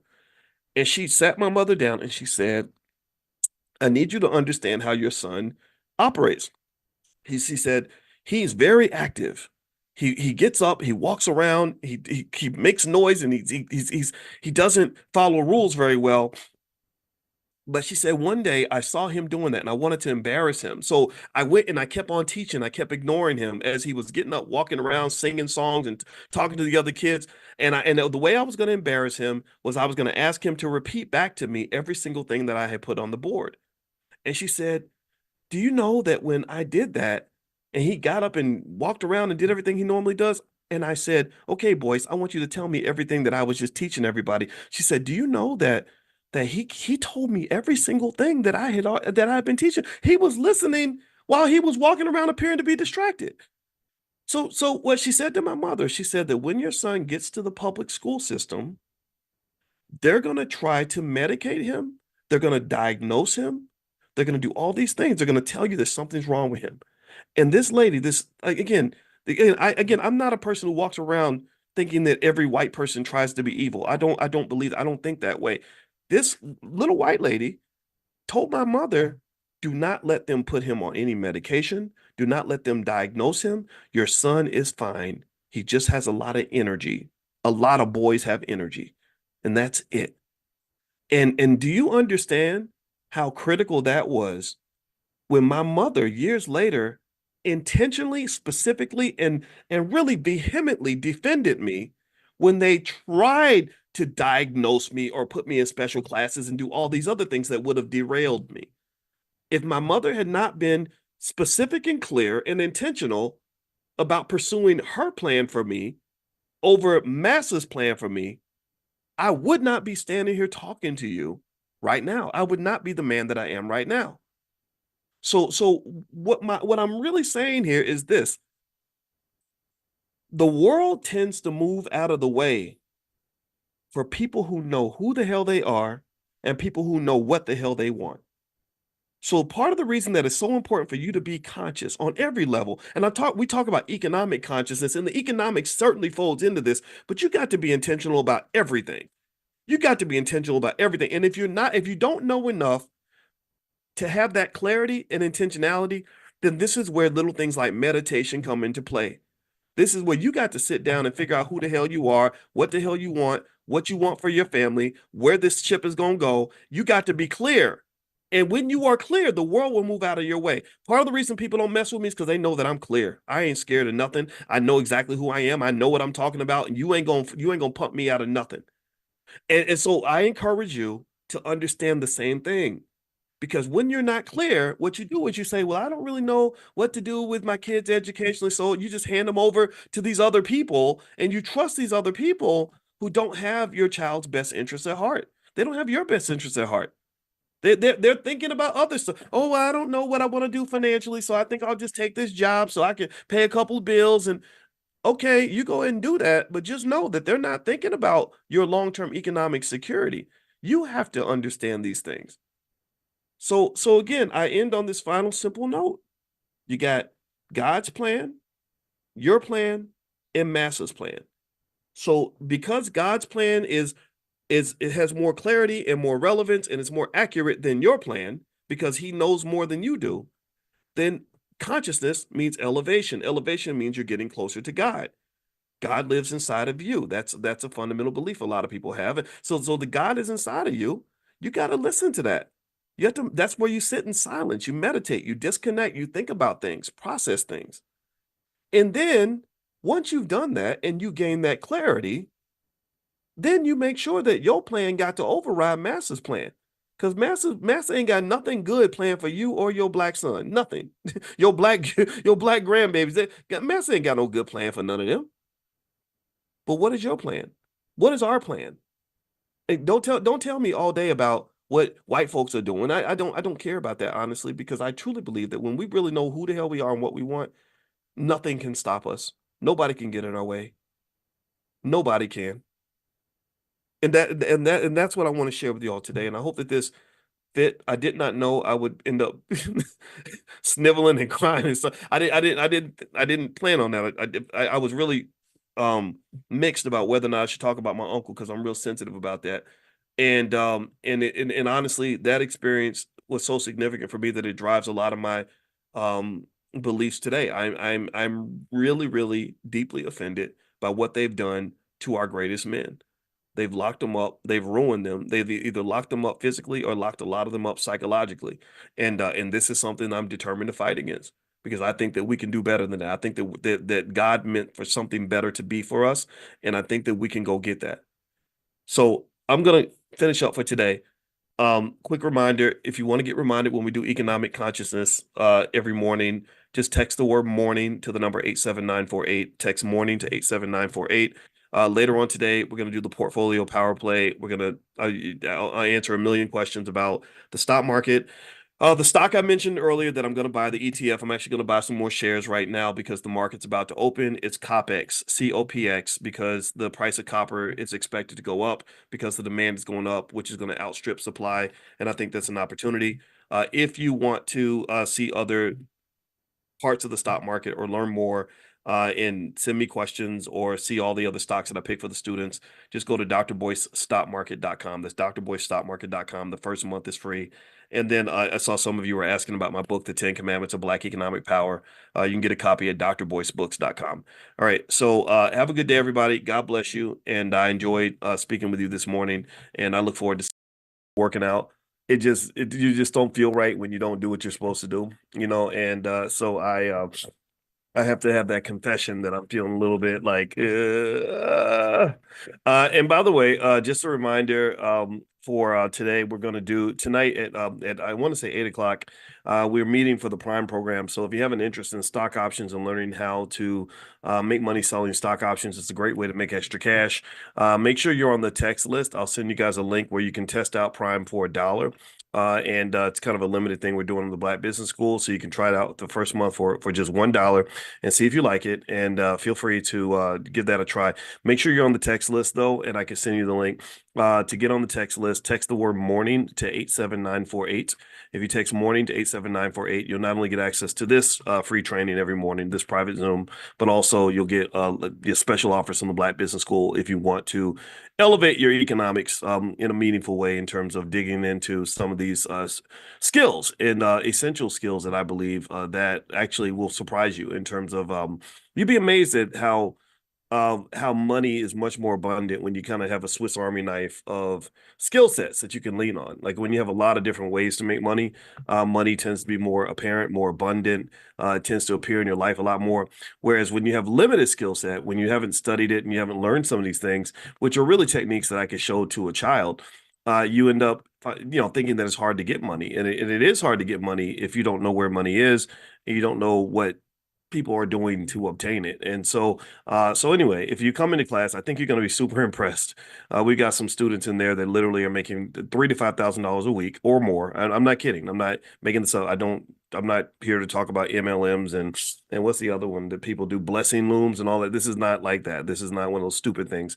This I have a PhD in this stuff, so I can't run around presenting these goofy ideas that I see on the internet. This is something that actually works. It involves trading and selling stock options, and it's not. And I use the word trading very lightly because I'm not really into trading like that because unfortunately, trading is a type of. It can devolve into a type of gambling, and so a lot of people go into trading and then they're surprised because the amount of money that they put in is more than the amount of money they pull out.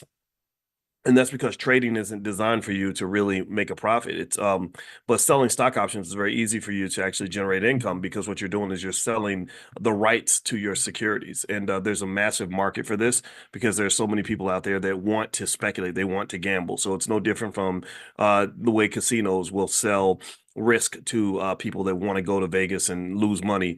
So anyway, feel free to take a look. If you get on the text list, I will send you all a link. Just text the word morning to 87948 and I'll invite you. You can come in and see it for yourself. And I know it's going to blow your mind. So many people in Prime are super happy and excited. And I know I get excited because that's how I actually make my money. Believe it or not, I used to do the other stuff, but not anymore. All right. So anyway, let me hop in and let me talk to you guys about the topic for today that I wanted to drill into. And before I do that, though, I want to say hello to everyone that's here. I know hundreds of you pop in every single morning, so I'd be remiss not to greet you. Errol Semengal, good to see you. Errol from Pompano Beach. Antoinette, good to see you. Good morning, Antoinette. Althea Garvey, Maryland. Good morning. Good morning, Jonathan McLennan. Good morning, Edward Samuels and Sharon and Shaniqua. I see Shaniqua Hutchinson, Winston Butler. Who else? Darren Cyprian. Let's see, Landers Jones, Deanna Hodges. Good morning to everybody. Good morning, Donnie Redmond. Okay, so let's hop in and let's get started here. So, what I want to talk to you about today is overspending, and one of the things that people don't know is that there's a lot of research done on the psychology of overspending. In fact, that part of the psychology is part of the reason that in the Black Business School, my wife and I, who's a therapist, we realized we need a Black financial therapy department because a lot of these scientific techniques are used extensively on the Black community to extract lots of wealth from us. And it doesn't, now mind you, it doesn't mean that it's all evil and horrible and sinister. It just kind of means that an awareness. When you're aware, you're less likely to kind of be sucked in by some of these little tricks. And if you study how products are sold to the Black community, and if you study the Black community, period, you'll notice that Black people, we tend to consume more media than anyone else. There are very few groups. There's no ethnic group, I don't think, in America that watches more television or does more internet, like social media, than we do. And what media kind of does, unfortunately, is it lowers your consciousness level. It lowers your awareness level. It reduces your critical thinking skill. So effectively, when they get you in that zombie state, it's very easy for them to offer you things and sell you things, especially things that are addictive. Like sex can become very addictive. So sex always sells. Gambling. We talked about gambling yesterday. Gambling is sold extensively throughout sports now. So you're in the middle of the Cowboys game or whatever, and you get all excited and pumped up watching your favorite team, and then this commercial comes on, and they will present a Black person typically. Give me a yes if you notice this. So give me a yes. Has anybody noticed that most of the sports gambling ads feature a Black man? How many of y'all notice that? Give me a yes if you notice. Give me some names. Was it Kevin Hart? I saw one with Kevin Hart. I saw another one with Jamie Foxx. I saw JB Smoove. I think it's Smooth with a V. Did I miss any names? Are there any names that out there that I forgot about? And isn't that interesting? Queen Latifah was in one. I didn't know that. Yeah, isn't that interesting though? Kevin Garnett. Wow, I didn't know that. Yeah, I just wonder because I don't see that as many ads with white guys. I just don't. Maybe they're only targeting me with the Black people ads, but literally most of the ads for sports books and sports betting feature a Black guy, and a lot of that. And if you also notice, if you watch ESPN, there's sort of this overwhelming number of Black males that are even doing commentary on the sports networks. TNT and all that. It's like a bunch of Black dudes. And what someone said to me, and again, I don't know how true this is or not, but he works for ESPN. I have a friend that works for ESPN who told me, and he's a commentator, a very prominent commentator, or maybe it's Fox Sports. I get them mixed. I don't watch any of them, to be honest with you. And he said that what they actually were thinking years ago, like I'm talking about like 10, 12 years ago, was they said, wait, Black male unemployment is higher than any other group. So there's millions of Black men sitting at home with nowhere to go. They don't have jobs. So we're going to so we can have men. If we have Black men on TV, then these Black men are going to become part of our primary audience. And if you watch a lot of the sports shows, they cater a lot of it to Black male culture. And I get it. I understand the culture. Like because I'm part of I love sports. I can sit and talk about the teams and all that with you all day long. But at the same time, though, there's a point where I turn the TV off because I got to go handle my business. I'm not trying to go and be overly obsessed with whether or not Jerry Jones wins the Super Bowl because Jerry Jones is not going to send me or my family any money if he wins the Super Bowl. I'm not going to get a check if the Cowboys win it. So I'll watch and I'll enjoy it, but then I realize I've got a bigger game to play, and the bigger, more important game is called the game of life. And so that's where I'm trying to win the Super Bowl. I don't really care that much if the Cowboys win or whatever. And so one thing that's interesting though is that with sports being one of those distractions that minimizes our consciousness level and keeps us investing in others more than we invest in ourselves. I'll never forget this story. This is a true story. I got invited one time to speak at this university, and it was one of those small schools that you never heard of. If I said the name of the school, you wouldn't know, you wouldn't even know this school. And I spoke to they had me because I was their Black speaker, they had me speak to their Black students, Most of their black students were athletes. They pretty much primarily only recruited black students to play sports. So the three guys I was sitting and talking to, they were all on the football team, and we were just sitting at a table. It's like me and I think three guys. And there was a young black woman who was my tour guide, who was showing me around the campus, who was sitting to the side as I was talking to these guys, and we're having guy talk, and I'm just getting to know them and trying to find out what they're interested in and all that. Well, all they did was they kept talking about sports, right? And that's cool. Like I was chopping it up with them too.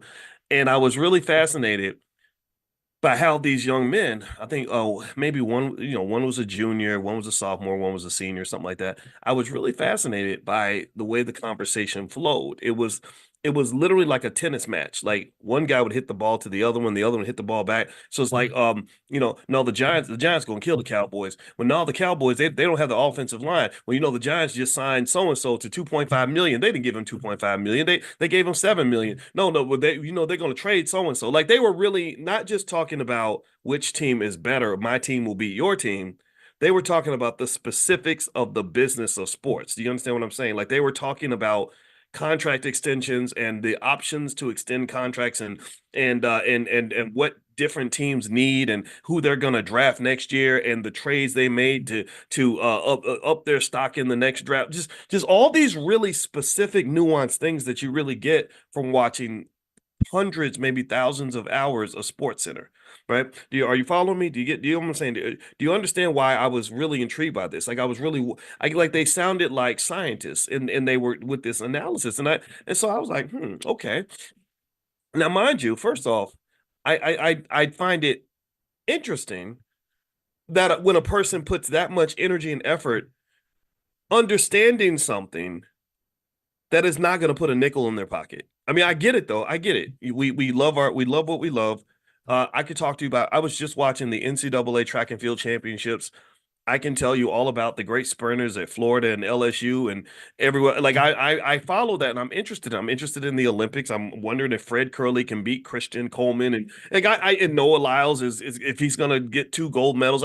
I'm watching these things but there's a point where I have to detach because I got things to do, right? And I also um kind of try to make sure I remember like this is not your sport. Like you're not like you don't get too happy or too sad when somebody wins because this has nothing to do with your real life.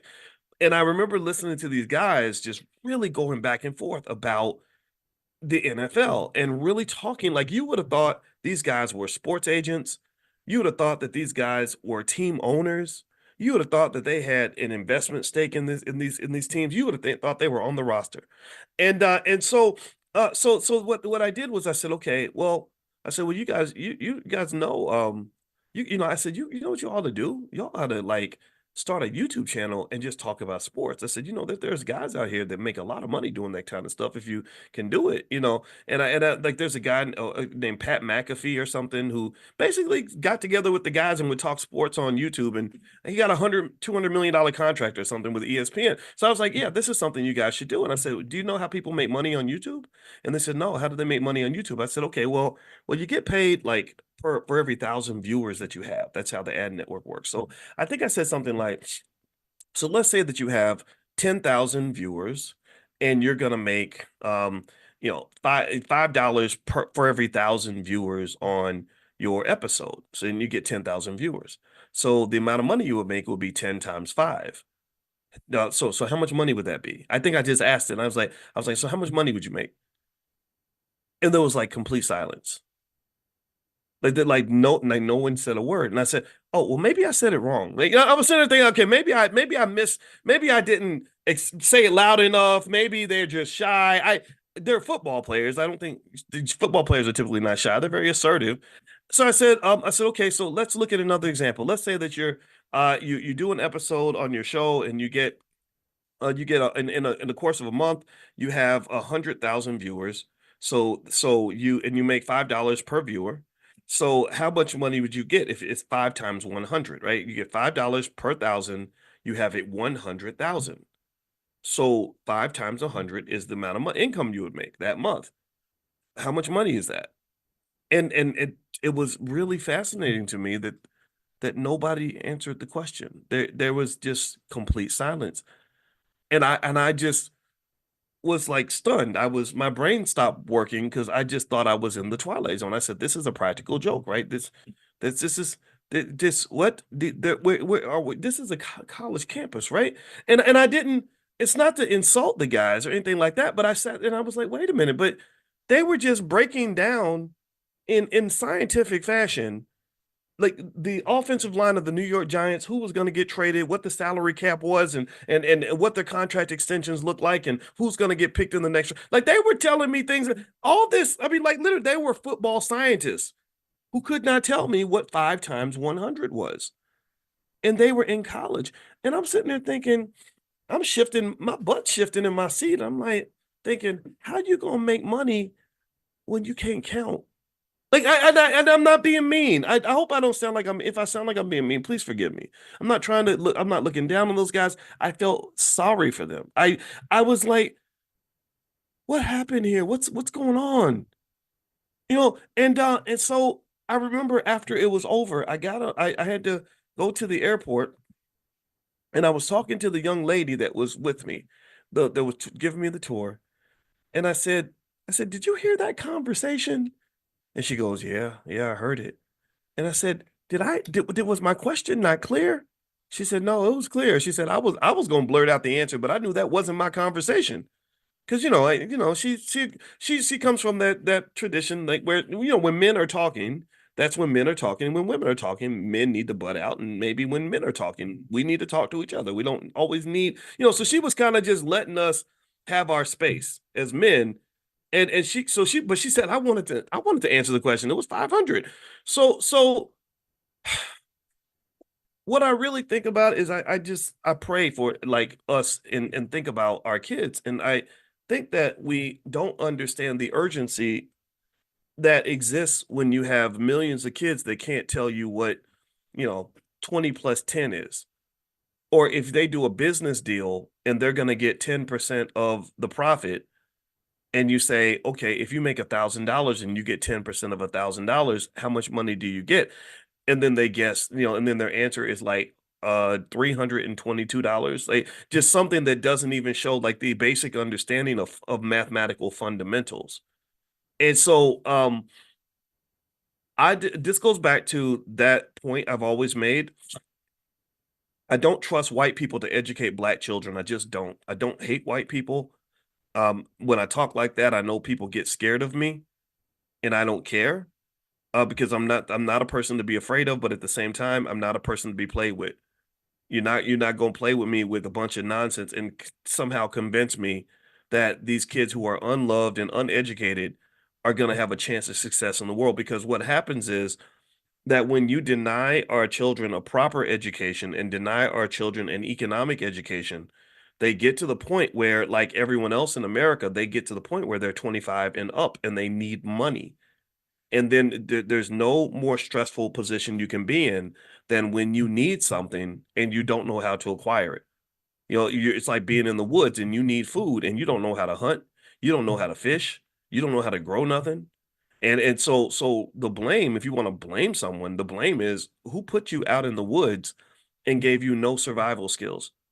Well, maybe your parents did that. Maybe they handed you over to someone who promised to give you survival skills who did not do the job. Maybe we're passing the ball to somebody who plans to throw the ball out of bounds, so to speak. Maybe we're handing our children over to someone who's going to molest their minds and psychologically abuse them and lie to them and leave them severely unprepared for the world. I mean, this is what's going on. This is what you're seeing in the world. And so I just personally think I shared a video on my Instagram. My Instagram is Dr. Boyce Finance, and I have a backup at Dr. Boyce Money. My Instagram, my big one got taken down because I say things about white people and that makes people nervous. So I have 600,000 people and they're gone. So if you're one of the 600,000 from before, you can follow me at Dr. Boyce Finance and Dr. Boyce Money as a backup, just so in case they eliminate me. And I had a dream that I was talking to the I put up a video about Jaylen Brown, who plays for the Boston Celtics. Jaylen is about to go to the NBA Finals, and I talked to Jaylen Brown's brother via text recently, But Jalen's very busy. So obviously, because he's about to play in the NBA Finals. So we haven't spoken in the past few days. But anyway, I put up this video of Jalen Brown, and I want to mention Jalen because I think it's very important to know what a black man looks like.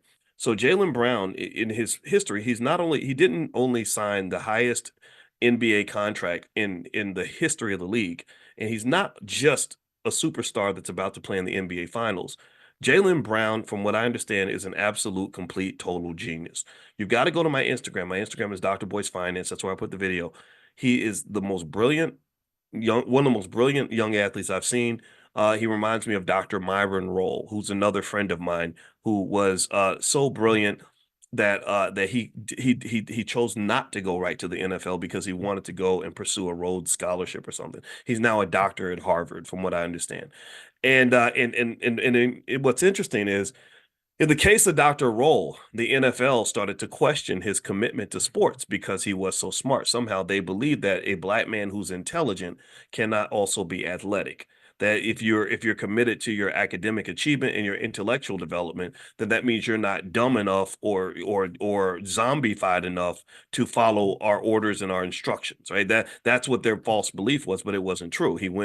Dr. Roll went to the NFL and had a great career after he took care of himself. He was B1 in the sense that, or maybe it's maybe B1 or at least me one, meaning that he said, I'm more important than your little NFL team. My future, my family is more important than whatever you got going on with this organization. So I'm going to come and work with you, but I'm also going to make sure that I work for myself and work for my family first. So now Dr. Roll has a wife and some beautiful children. He's a Harvard educated doctor. He's going to have a great career beyond football. And I just think that's quite admirable. Well, Jalen Brown reminds me of Dr. Roll. Jalen Brown, his whole life has been this genius straight A student who's, the guy who joins the chess club and took graduate level classes when he went to college. And I just was so inspired by what I saw. I said, this is what a black man looks like. It reminds me of myself at that age. Just I wasn't as athletic as him. I love sports probably as much as he did, but I wasn't 6 foot whatever. I was too short to play basketball, but if I was tall enough, I probably would have been playing for the Celtics too.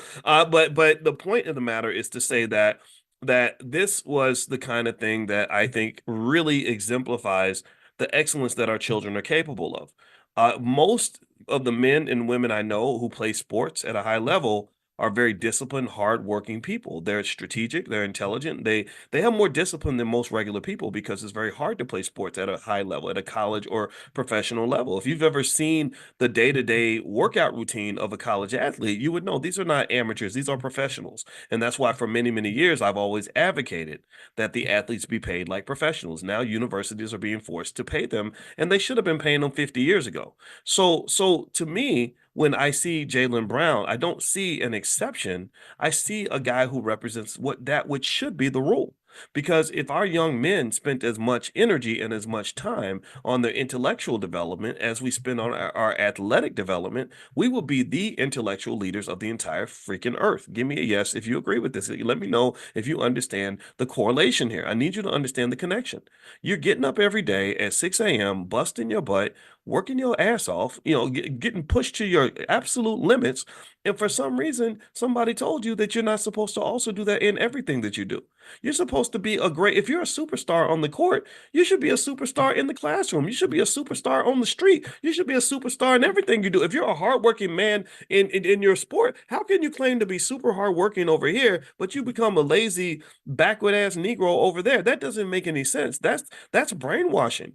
And I had a hard conversation like that. I had a student in my class when I was teaching at Syracuse who was an all Big East wide receiver, and it was embarrassing. The class was full of white people, and he's the only black guy, and he was getting the lowest score in every test. And so I sat and talked to him. And I said, "Man, this is embarrassing, dude. Like I see you. I see how good you are. I see how hard you work. You're the only person in the classroom who can go into a stadium with 50,000 people and play on national TV and catch passes and score touchdowns and all this other stuff. But yet somehow you think you can't pass these a finance test. Like these tests are easy compared to what you have to do. You should be great at everything you do. Greatness should be in your blood. Greatness should be part of your culture. I was talking to him about culture. I was talking to him about mindset. I was saying, look, if you're going to be great, be a great. If you're going to be a great man, be a great man. Just be great at everything. Just all you got to, I'm not asking you to change a single thing about who you are. I'm not asking you to go from being the cool guy to being the nerd. No, I'm just asking you, if you're going to be great, be great. If that's what you are, then be it. Stop turning your greatness off when it comes time for you to invest in your future, but then somehow you become great when it's time for white people to cheer you on the football field. These people don't give a damn about you. They don't care if you go out there and get brain damage and or you get paralyzed. They just want to cheer because they like to see a Negro run and jump and catch balls. That's what they like to see. So what I'm saying is the reason I was I put this video of Jalen Brown up. And I was so inspired. I said, man, I'm so proud of this dude. This is impressive. And then he's also the guy. He also actually, when he got his contract, they said, well, what are you going to do with the money? He said, I want to build a Black Wall Street. I said, Lord, this is awesome. This is so great. And it's so, but even my excitement is depressing because everybody should be doing this. Like there should be 1,000 athletes saying the same thing.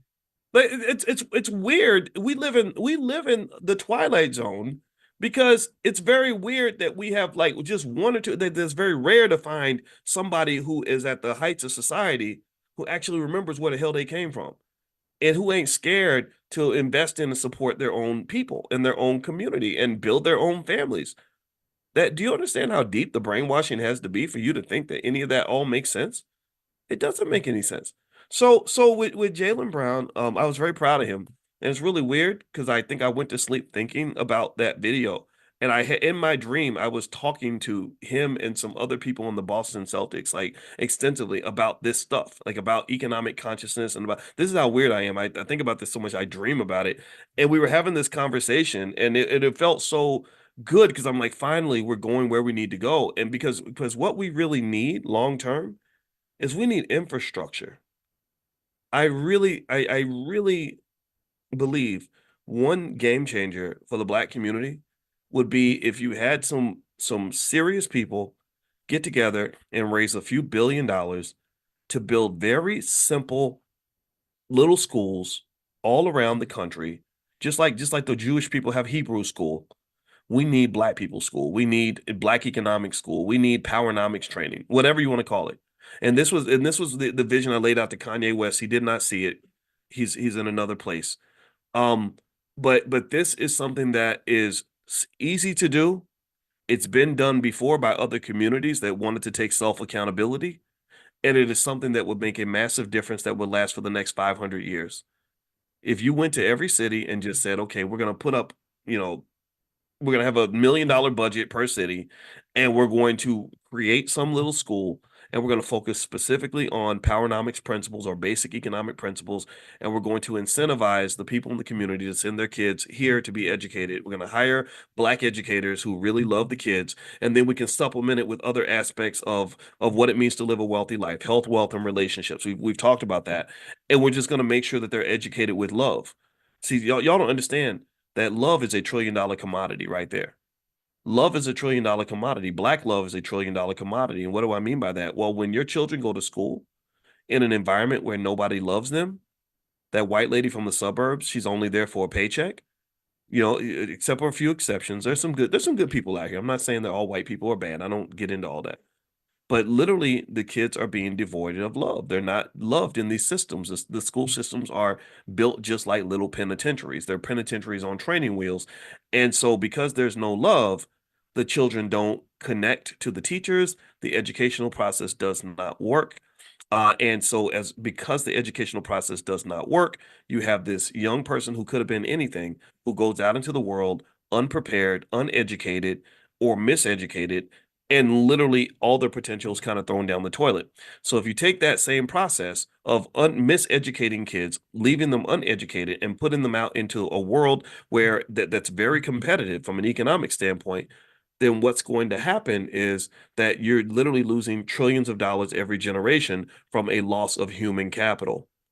You can, according to financial models, value human capital or value a human being's economic potential based on various factors like education, work ethic, where they're focusing their energy, things like that. You can do that. So I can literally write down an equation for you right now. I'm not going to do it because there's no need to, but I could give you an equation that will tell you what a human being is worth from a purely economic standpoint. So when you educate, so this is what the reason I say black love is $1 trillion commodity is because if you imagine another scenario, imagine if our children were educated with love. Imagine if every morning the kid wakes up and he's going to a space with black men and black women who really love him, who really are passionately committed to seeing him succeed, who really care if he ate breakfast that morning, who care if he's happy or sad, who care that he's having good relationships with the other children in school. That kid is going to grow up and he's going to reach his potential. He or she is going to be far more successful. That little black boy is going to grow up and become a great husband and father for some black woman instead of being one of these men that disappoints everybody, right? Again, not that you put that all on men. I don't want to get into that. But seriously, think about what happens when guys are not raised properly as children and not loved properly. Well, they grow up and they become a freaking nightmare for somebody. Like no accountability, no responsibility, making a bunch of babies, don't take care of them, not showing up for their family, not showing the children look up to them, but eventually they can't anymore because daddy's a drug addict or an alcoholic, like my daddy was. And so ultimately, at the end of the day, what I'm saying is that when you have love in the room, you're elevating the value, the economic value and economic potential of these children that are being raised in a pool of love, instead of having them raised in a nasty, toxic bathtub full of hate and disrespect and microaggressions and dysfunction. This is what I'm saying. So ultimately, everything comes back to love. And I would say that if we love our children, we will invest in our children. If we love ourselves, then we will invest in ourselves. The things that you love, you take care of. The things you don't love, you throw them out the window. You waste those things. So I would argue that the lack of self-love, the lack of love for each other, the lack of love for our children, the lack of love for progress and everything that we claim to believe in, that is what causes us to continue to do things wrong. So when I just to summarize on that point, when I saw that video on Jalen, I was super excited, and I said, "Man, this would be so great." Imagine if we had schools where all they did, like literally, do you know, simple ideas? I promise you, simple ideas will change everything with Black economics. If Jalen simply, let's say Jalen was an egomaniac who said, "I just want to create 1,000 schools where we're going to produce, 100,000 kids a year that are just replicas of me." That are going to do exactly what they're going to play basketball, but they're also going to be great at chess and mathematics and and the hardworking students and whatever else I believe in. Like literally, imagine if you had, 100 or several 100,000 black men who think just like Jalen Brown, who sought educational excellence, who were disciplined, who were hardworking, who still love sports. Remember, sports is cool. I like sports. I played every sport. It was fun. I wish I'd learned more about baseball. My father was a good baseball player, but he was never around, so he never taught me. But I think I would have been good at baseball. I would have been good at golf, because golf, I wasn't tall, so maybe I needed a sport that didn't require me to be big and tall. But the point is to say that just simply taking your models of success and being able to mass produce them in almost like an industrialized framework, that is a pattern and a model that's been used by countries to build powerful nations. The United States, the reason Hitler was so scared of the United States in World War II is because the United States has had some of the most amazing industrial capability of any country on the planet. If they want to make a bullet, they're not going to just make one or two bullets. They're going to make like a billion bullets. They're not just going to make two or three really nice ships. They're going to make like hundreds of ships because they've got a process, a system. Do you understand? So what we need a system. We need to look at our best and brightest and our baddest and our boldest and our most extraordinary men, our most extraordinary women, and we need to build them just like you build a Tesla in a factory. Because they already do that with hip hop. There's a whole documentary called The Nigga Factory. They already build gangsters. They already build thugs. They already have a factory to build athletes. They have factories to build black kids that want to be comedians or whatever. That's why if you go to most schools and you ask the black boys, what do you want to be when you grow up? An overwhelming majority of them are going to say, I want to play in the NFL, the NBA, or I want to be a rapper. Like they are because there's a system. It's systematic. So the question becomes, given that you know that there are so many systems that are plotting to turn you left, how many systems do you have in place that are plotting to turn you right? Given that there's so much, remember, media is a system. That's why, if you think about the radio stations, when all the radio stations got together and said, we're going to play the same music everywhere in every city, that's when Lil Wayne and people like that become mega famous. And they're because everybody around the country is hearing the same songs. It's systematic. So what I'm saying to you is that those who have that position of power, who have those resources, I wouldn't put it all on Jalen. Jalen's in his 20s, I think, so that's a lot to put on you as a young guy. But those people that have access to capital should also have a way of thinking or advisors that can think in a systematic fashion so you can implement systems to counter the systems that are there to harm you. Remember, racism is systematic. Systematic racism is what really, really plagued you. It's not this specific one, it's not these one-off situations like, oh, I went to the grocery store and the white lady didn't want to give me my change. I don't give a damn about that. Who cares if they like you? Stop getting that. That's not racism. Systematic racism is when you're talking about the massive denial of opportunities, when you talk about massive economic theft that's occurred over multiple generations to the tune of $14 trillion. It's when you talk about entire systems designed around white supremacy, like the school system, the prison system, the economic system, system. So you got all these systems that are working against you. What systems do you have that are working in your favor? Or are you even, because remember, to think on a systematic level, you have to have a certain level of consciousness. A person who's sitting in the system can't always see the system. They can't see the system unless they elevate in terms of consciousness to rise up and look down and say, well, wait a minute, this is happening to me, but oh, it happened to millions of black boys. There was millions of black boys that wanted to put on medication and do all these other things. Do you understand? This is why consciousness is so important. I'll share the story, then I'm done talking about this topic. But I still remember when Snoop Dogg was talking to Tupac. And as you know, in case you don't know, Tupac got killed, and Tupac was right in the middle of his beef with Diddy and everybody else, and Bad Boy and Tupac was pretty committed to the beef, right? Tupac had been traumatized because he got shot in New York, and he's thinking somebody set him up, and it's kind of bad. So he's really mad at Snoop Dogg. He was mad at Snoop Dogg because Snoop Dogg had a different level of consciousness than Tupac. I hope I didn't offend anybody by saying this, but Snoop Dogg's consciousness was just different in my view because Snoop Dogg was like, Tupac was like, I'm gonna kill him or F those dudes or whatever, right? My fofo, make sure all your kids don't grow. Like he's really in it. He's really in the moment. And Snoop is like, let's take a step back here and let's think about this. So to me, Snoop, so his approach was more like, this moment will pass. One day I want to be a grandfather or something. I want to be alive in the year 2010 and 2020 and get gray hair and whatever and do oldies concerts with Mick Jagger and stuff.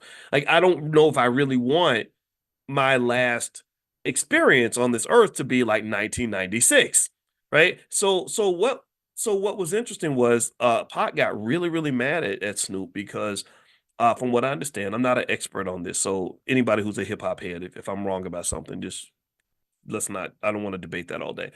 And so Snoop goes to New York and they asked him on the radio, they said, how do you feel about Puffy and everybody else? Because he was Puffy back then. He changed his name every like once a week. And he was like, man, I'm cool with all of them. I like all them dudes, man. They all right. So Snoop was trying to like be friends with people and just say, look, I'm not trying to escalate this conflict. I don't really want this to get out of hand. Whereas Tupac was like, no, that's the enemy. And remember, in his song, "Hit 'Em Up," one of the greatest diss songs of all time, he says something like something that was really interesting to me, where he says, um, F Bad Boy, F blah blah blah, as a whole record label and as a whole crew. And then he says, if you're down with Bad Boy, then F you too. So he's spraying a nuclear bomb, basically saying that not only am I talking about my enemy, but anybody who's even affiliated with my enemy is also my enemy. So by Snoop Dogg simply saying, and I promise you that there's a point to this. So by Snoop Dogg simply saying, look, I don't want to fight them. That's between y'all. That made Snoop into the enemy. And so what Snoop told as a story, which was interesting to me, that made me think that okay, this guy has a level of consciousness about him. And consciousness is vision. It's the ability to kind of see long term. It's the ability to see wide, to see the bigger picture, and not get caught up inside the trees. You can see the whole forest. Is so he says, yeah, yeah, me and Pac were talking, and Pac was saying, man, Death Row, we the I'm gonna say it like Snoop said it, so cover your ears if you don't like profanity. He said, Pac was like, we the motherfuckers, we the ones, we the sinners. They can't nobody mess with us, can't nobody mess, right? And what Snoop said was really interesting. Cuz, he said they make us everywhere. He said they make gangsters everywhere. And what he was talking about in my mind, and my maybe this was my interpretation, was he's talking about the systematic replication of a mindset, the systematic replication of a certain outcome, the mass industrialization of certain types of black males all throughout the country, so that I could go to I could go to Seattle and I could find that guy in Seattle. I could go to Chicago and find the same guy in Chicago. I could go to New York and find the same guy in New York. I could go to Texas and find the same guy in Texas. And so to me, that is kind of what I end up seeing when you're talking about the outcomes with our kids, is that these are systems that are spitting out kind of the same person, the same outcome. When I can tell you a story about something that a black man did, or that a black woman did, and I say, does anybody know somebody who's like that? And everybody says, oh yeah, I know someone. Oh, I got a cousin like that. I got a sibling like that. Or when I say, how many of you have had a family member go to prison? Everybody raises their hand, because the prison, the mass incarceration, the systematic racism was very broadly done. It was systematically done like a machine. And so that industrialization, that systematic thinking, the consciousness required to even think as a system, is something that has been used to harm you. It's been used to harm you in a very, very terrible way. Even Joseph Stalin, who ran the Soviet Union, he said, one death is a tragedy. He said, but a million deaths, that's just a statistic. Like that, nobody cares about a million deaths, but everybody cares about one. If you hear one story about one person and that the suffering they went through, it makes you sad and it makes you cry. But if somebody says, "Oh yeah, a million people died," it's like, "Oh, well, okay." Right. So that was basically him having like a different type of consciousness. And this is the thing, right? So I don't want you to think the word consciousness is always good. Sometimes a heightened level of consciousness can actually be a terrible thing. Right? It's just like, oh yeah, yeah, we're just gonna kill 10,000 people over here, and but we'll save 100,000 people over there, right? So don't ever assume that consciousness always means that you're a better person. Consciousness, it's just awareness. It's living in a certain dimension where you see things in a certain way. Just like going back to that original analogy, if I am driving on the road and I can only see the car in front of me and I can only see the freeway route to get to my destination, that's a level of consciousness. But if I get in an airplane or a helicopter, I rise to the third dimension. I can use height now, so I have an awareness that exceeds the people on the road. I now have an advantage over them. Do you understand? Let me know. Please let me know you're following this. I know I am going in a thousand directions I did not plan to go into, but I hope this makes sense. So because I have extra consciousness, I have awareness, which means I have an advantage because I have more information. I have more variables in my equation that I can use to make specific decisions. So what I would like for us to focus on and think about is how this consciousness can be used to your advantage.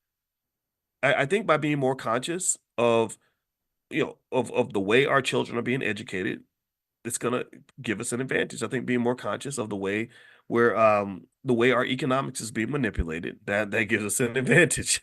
When I bring variables into the equation that maybe you didn't think about, that gives you an advantage. You can say, oh, well, the reason this is happening is because of this and this and this. It's not some mysterious thing that's coming from some parallel universe that you're not aware of. Oh, you've been there. Because you're conscious and you've traveled to those other dimensions to say, oh, this is what's really happening. And here's the other thing, though, when you learn the value of consciousness and you commit to being conscious, then you can then translate that consciousness to the development of systems and processes that can be implemented that allow you to use that consciousness to your advantage. Like when I know that being above the traffic allows me to see further down the road than being in the traffic, then what I do is I go build me a helicopter and I apply that knowledge. And now I'm in the helicopter and now I'm winning. Now there's no traffic. I can see further than everybody else. I have more information than everybody else. It's going to be harder for you to get me into a car accident if I'm in a fucking helicopter. And that's really what a conscious person does. A conscious person isn't necessarily always going to fight you because they done rose above the fight. They're on another vibration, another frequency. They don't even know that the fight's happening. And that's what happens. Think about it. Think about people you know who are just low vibrational people. They sitting around, they jealous, they petty, they mad. They're thinking in a scarcity mindset.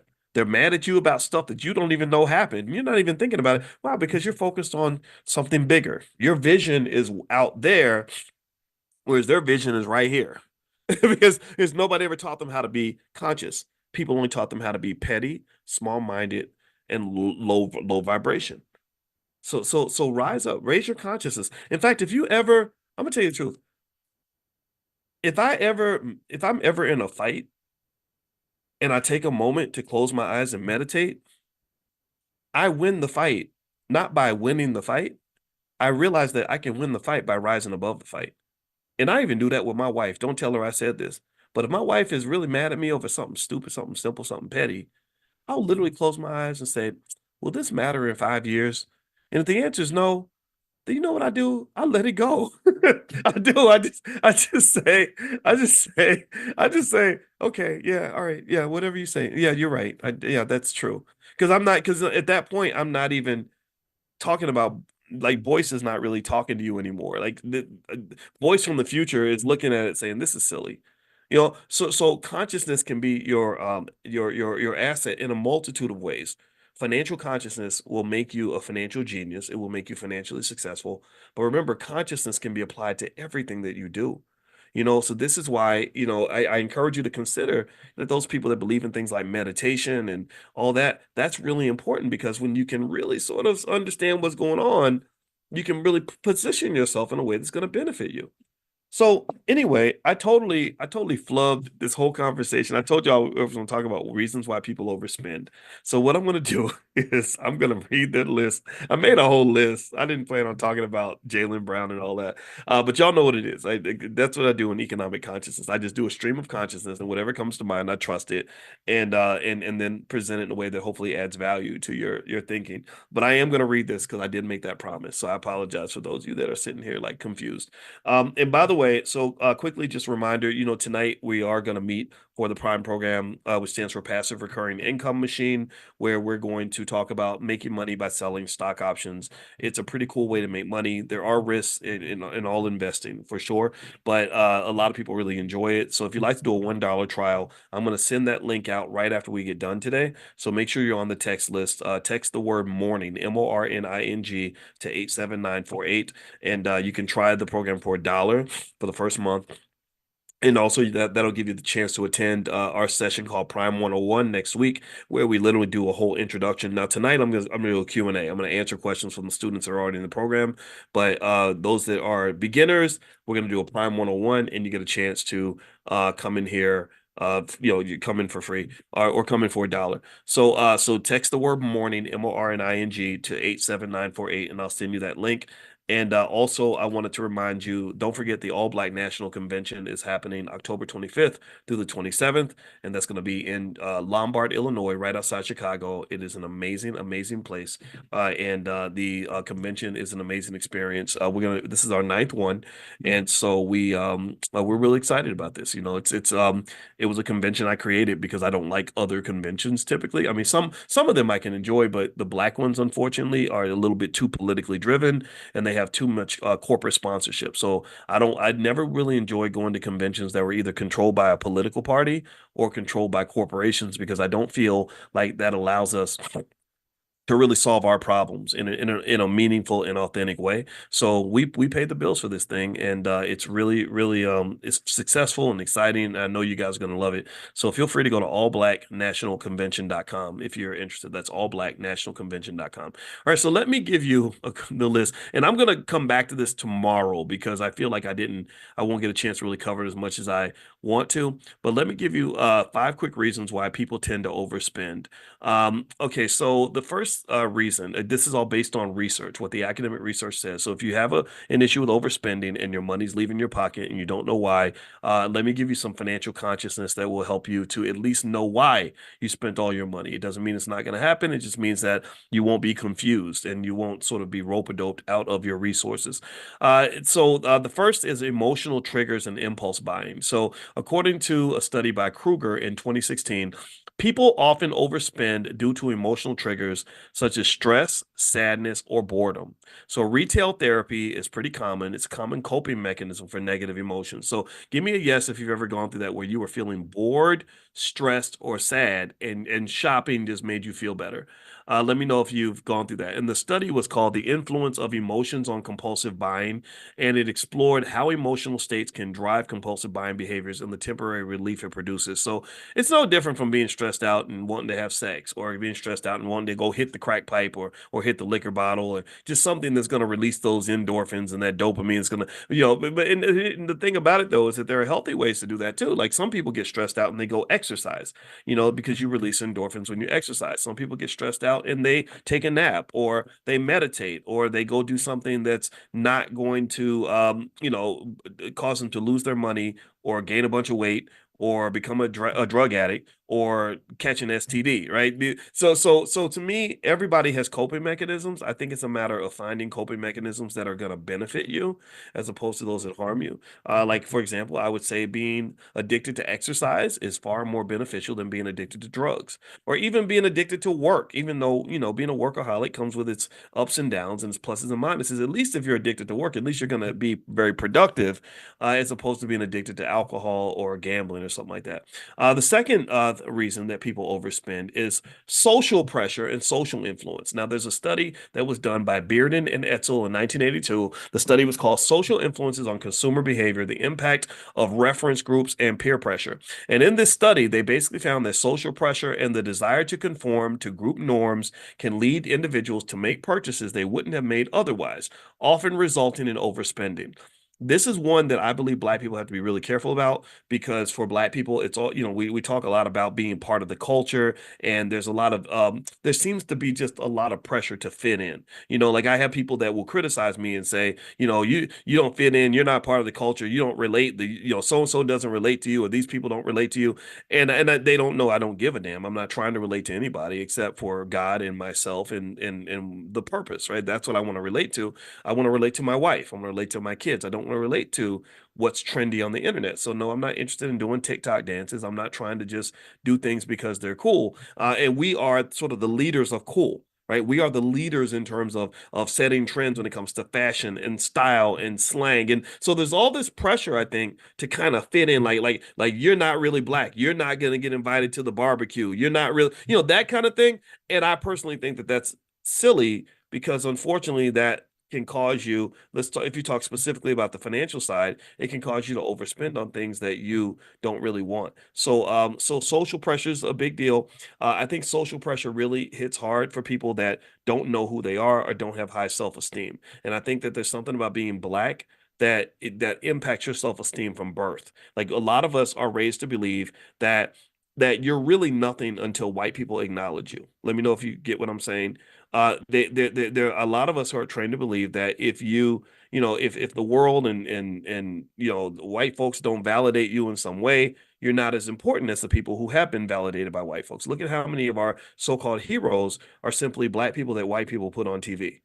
They're seriously, there are people that are seen as heroes in the Black community, and I think about it, and I would say to my wife, I'd say, what would we think about this guy if some white guy had not chosen to put him on television? People love this lady or this person because they know who they are and they've heard their album or seen their TV show or saw them get a Grammy or an Oscar or a Pulitzer or something. But if you strip all that away, there's nothing left. There's nothing there.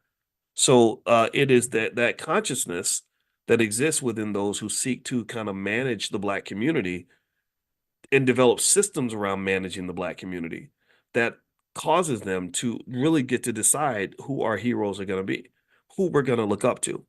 If they could take any random person on the street, like a sexy red or something, boost her up, make her one of the most famous people in America, put a whole lot of money in her pocket, and there will be a segment of the black community that will look up to that person, that will say, "Oh, wow, you're my hero. I want to be like you when I grow up." Or you could take that same person. You could take it's Sexy Red as this rapper. You don't go look her up. It's gonna make you vomit. But anyway, they could take Sexy Red. Pay attention now. They could take her to any elementary school in the hood right now, and the kids would start screaming. They would be excited to see her in the gymnasium, and they wouldn't be excited if you say brought, I don't know, the greatest black surgeon on the planet, right? Especially if it's somebody like Dr. Ben Carson who happens to be a Republican, like, oh, boo, you're bad, yeah. Or we don't know who you are, or you seem like a nerd, right? But so it's kind of interesting how that's done. Right? If you see it the way I see it, it's like, oh, I get it. Because you've invested billions of dollars, that's money. See, money controls all this, by the way. This is every time we talk, we're always having a financial conversation. Once you know this, because money is like the little demon kind of lurking in the background, this rubbing his hands like Birdman, just controlling everything that's happening in your mind, your body, your community, right? So they put billions of dollars into developing this infrastructure in this thing called media. And so they get their television signals in everybody's home, and then they say, okay, we're going to take this person, we're going to put them in everybody's house, and we're going to put them in everyone's consciousness, and this person's going to be the new it guy for the black community, and that's what they do. So anyway, so social pressure, I think, is one of those things that really harms us economically. And in fact, studies show that black people worship celebrities. So Nielsen, when they wrote their report on how to sell things to black people, they said it's easy. Just put a celebrity in the ad, and black people will buy it. When I went to a party, I went to the NBA All-Star Weekend, and there was a party. I got invited by the guy who ran the Air Jordan brand, and me and my wife went in there, and it was really nice, really fancy, and they had all these really cool places you could grab food and stuff. And so I sat down. I mean, this was good, like good food. It's like I got like a little version of a steak dinner. So I sat down at this little place, and I was sitting next to this guy, and I knew he was important because he's like a real weird looking European guy. And I said, "Well, what do you do?" And he said, I created the Beats by Dre headphones." And I said, "Wow." I said, "You guys did a really great job with the marketing on that." And he said, "Thank you." And I guess he didn't care what I did, and I didn't care to tell him. But really, when I said you guys did a great job on the marketing, I was really thinking, wow, you really did a great job of manipulating black people's addiction to celebrities, and the addiction to sort of fitting in and following the crowd. Because what you did was you took some pretty mediocre headphones, and you ran a campaign where you had all their favorite celebrities wearing those headphones. So you used symbolism to really connect to the conscious and subconscious mind of mostly black people, to basically say, if you have this symbol, this little Beats by Dre symbol in your ear with these headphones, you're gonna be similar to Serena. You're gonna be similar to Lil Wayne. You're gonna be similar to LeBron, right? And that's kind of what I see when they talk about peer pressure and social influence. I think social influence is really something that, if you're going to allow social influence to impact you, then put yourself in an environment where you're going to be influenced by people that are going to make you do the things that you want to do. So if you want to lose weight, get into a group of people that are into losing weight. If you want to be intellectual, make your peer group other intellectuals. Don't try to be an intellectual person when you're surrounded by a group of ignorant people. Like, being that's going to frustrate you, and you're going to be mad, and you're going to be punching at the air, and it's terrible. Like, literally, the most torturous conversations I have is when I try to have a deep conversation with people who ain't trying to be deep. In those conversations, I just need to sit back and just listen and study. I feel like the guy who used to go in the wilderness and study the animals and stuff, and I would just study human nature, and I would just be like, wow, this really ignorant conversation is really interesting to these people, and they're talking about stuff that just doesn't make any sense. And I know the reason you believe that is because you watch too much Fox News, and you believe that because you watch MSNBC, and you believe that because you watch BET. And I'm not judging in a negative way. I try not to do that, but I realize this is not my conversation. This is not a time for me to bring out the other side of Boyce that wants to go super deep on topics, because this is not the crowd to do that with. So find your crowd, find your people. Be intentional about that. I think that consciousness is also connected to intentionality. So if I'm consciously and intentionally selecting who I want in my space, what woman I want by my side, what friends I want in my house, what people I want to talk to, then that allows me to structure an environment that is conducive to me becoming the man that I want to be. I don't want to be a man who's out drinking liquor at the strip club and using drugs. So I'm not really going to want to spend a lot of time around people that are doing that. I want to be a man who's trying to be better, who's trying to pursue his goals, who's trying to be smarter, etc. So when I pick my friends, I pick them specifically and deliberately because unfortunately there's a culture that kind of wants to push you in a different direction. So use peer pressure to your advantage. Don't let peer pressure cause you to do things that are not going to be good for you. Number three is instant gratification. This is another reason people overspend. That's a big one.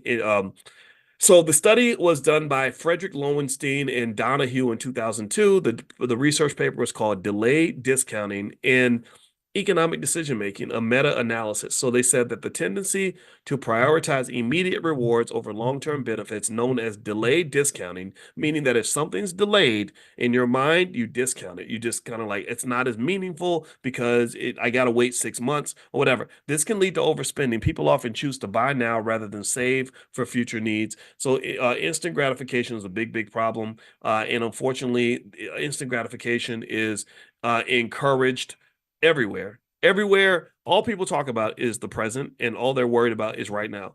The politicians do it. The politicians have screwed up our government financially because every politician is thinking about getting reelected in 2 or 3 years. They're not thinking about what the country is going to look like 50 years from now. Therefore, in 50 years, the country is going to be a mess.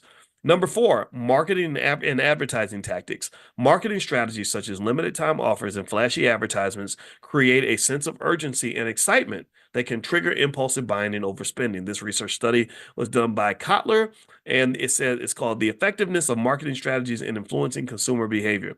And then so marketing and just kind of pushing different buttons like buy now. If you don't get it by such and such, then whatever. Like these tactics are used regularly when it comes to offering various products and items. And in fact, actually, when they talk about selling luxury goods, one thing that they do is they train them to pretend like they don't really want your business because they know that people tend to want things that they can't have. You see this sometimes maybe in dating. Like, has anybody ever seen somebody who stops liking a person because that person likes them so much, right? Like at first you're interested in that woman, and then she shows a lot of interest in you, and then you're like, okay, you're not, I don't want you anymore because you're not a challenge. Like there are people that do that, or I've seen women do that too, right? You only like the guys who don't want you, and the guy who wants you, you see that as a weakness or there's something wrong with him. And I think this is something that's just ingrained in a lot of us. And I had to tell people, I said, I didn't chase my wife. She didn't play hard to get. I told her, I said, I like you. She said, I like you too. And then we said, great, there's a match. That's it. It wasn't like, I like you. Well, no, I'm not interested. If she had played hard to get, then she wouldn't have got. I just said, I said, if my wife had played hard to get, I don't I didn't play those games. No, it's like either you like me or you don't. And if you tell me you don't like me, then that means you don't like me. And I'm not gonna why would I like somebody who doesn't like me? That don't even make no damn sense. That's weird. That's very weird. And because there was another woman years ago, I'm not gonna say her name because in case she watches or something, but I kid you not, and she was I was attracted to her. She was smart. I like the smart women. I don't ladies, don't ever let men make you feel bad about being educated and stuff. Smart women are awesome. And men, don't be intimidated by smart women. If she's a good woman, then she'll make you smarter. Like don't be intimidated by that. There's nothing to be intimidated by. Just treat each other with respect. And remember, everybody can learn from everybody.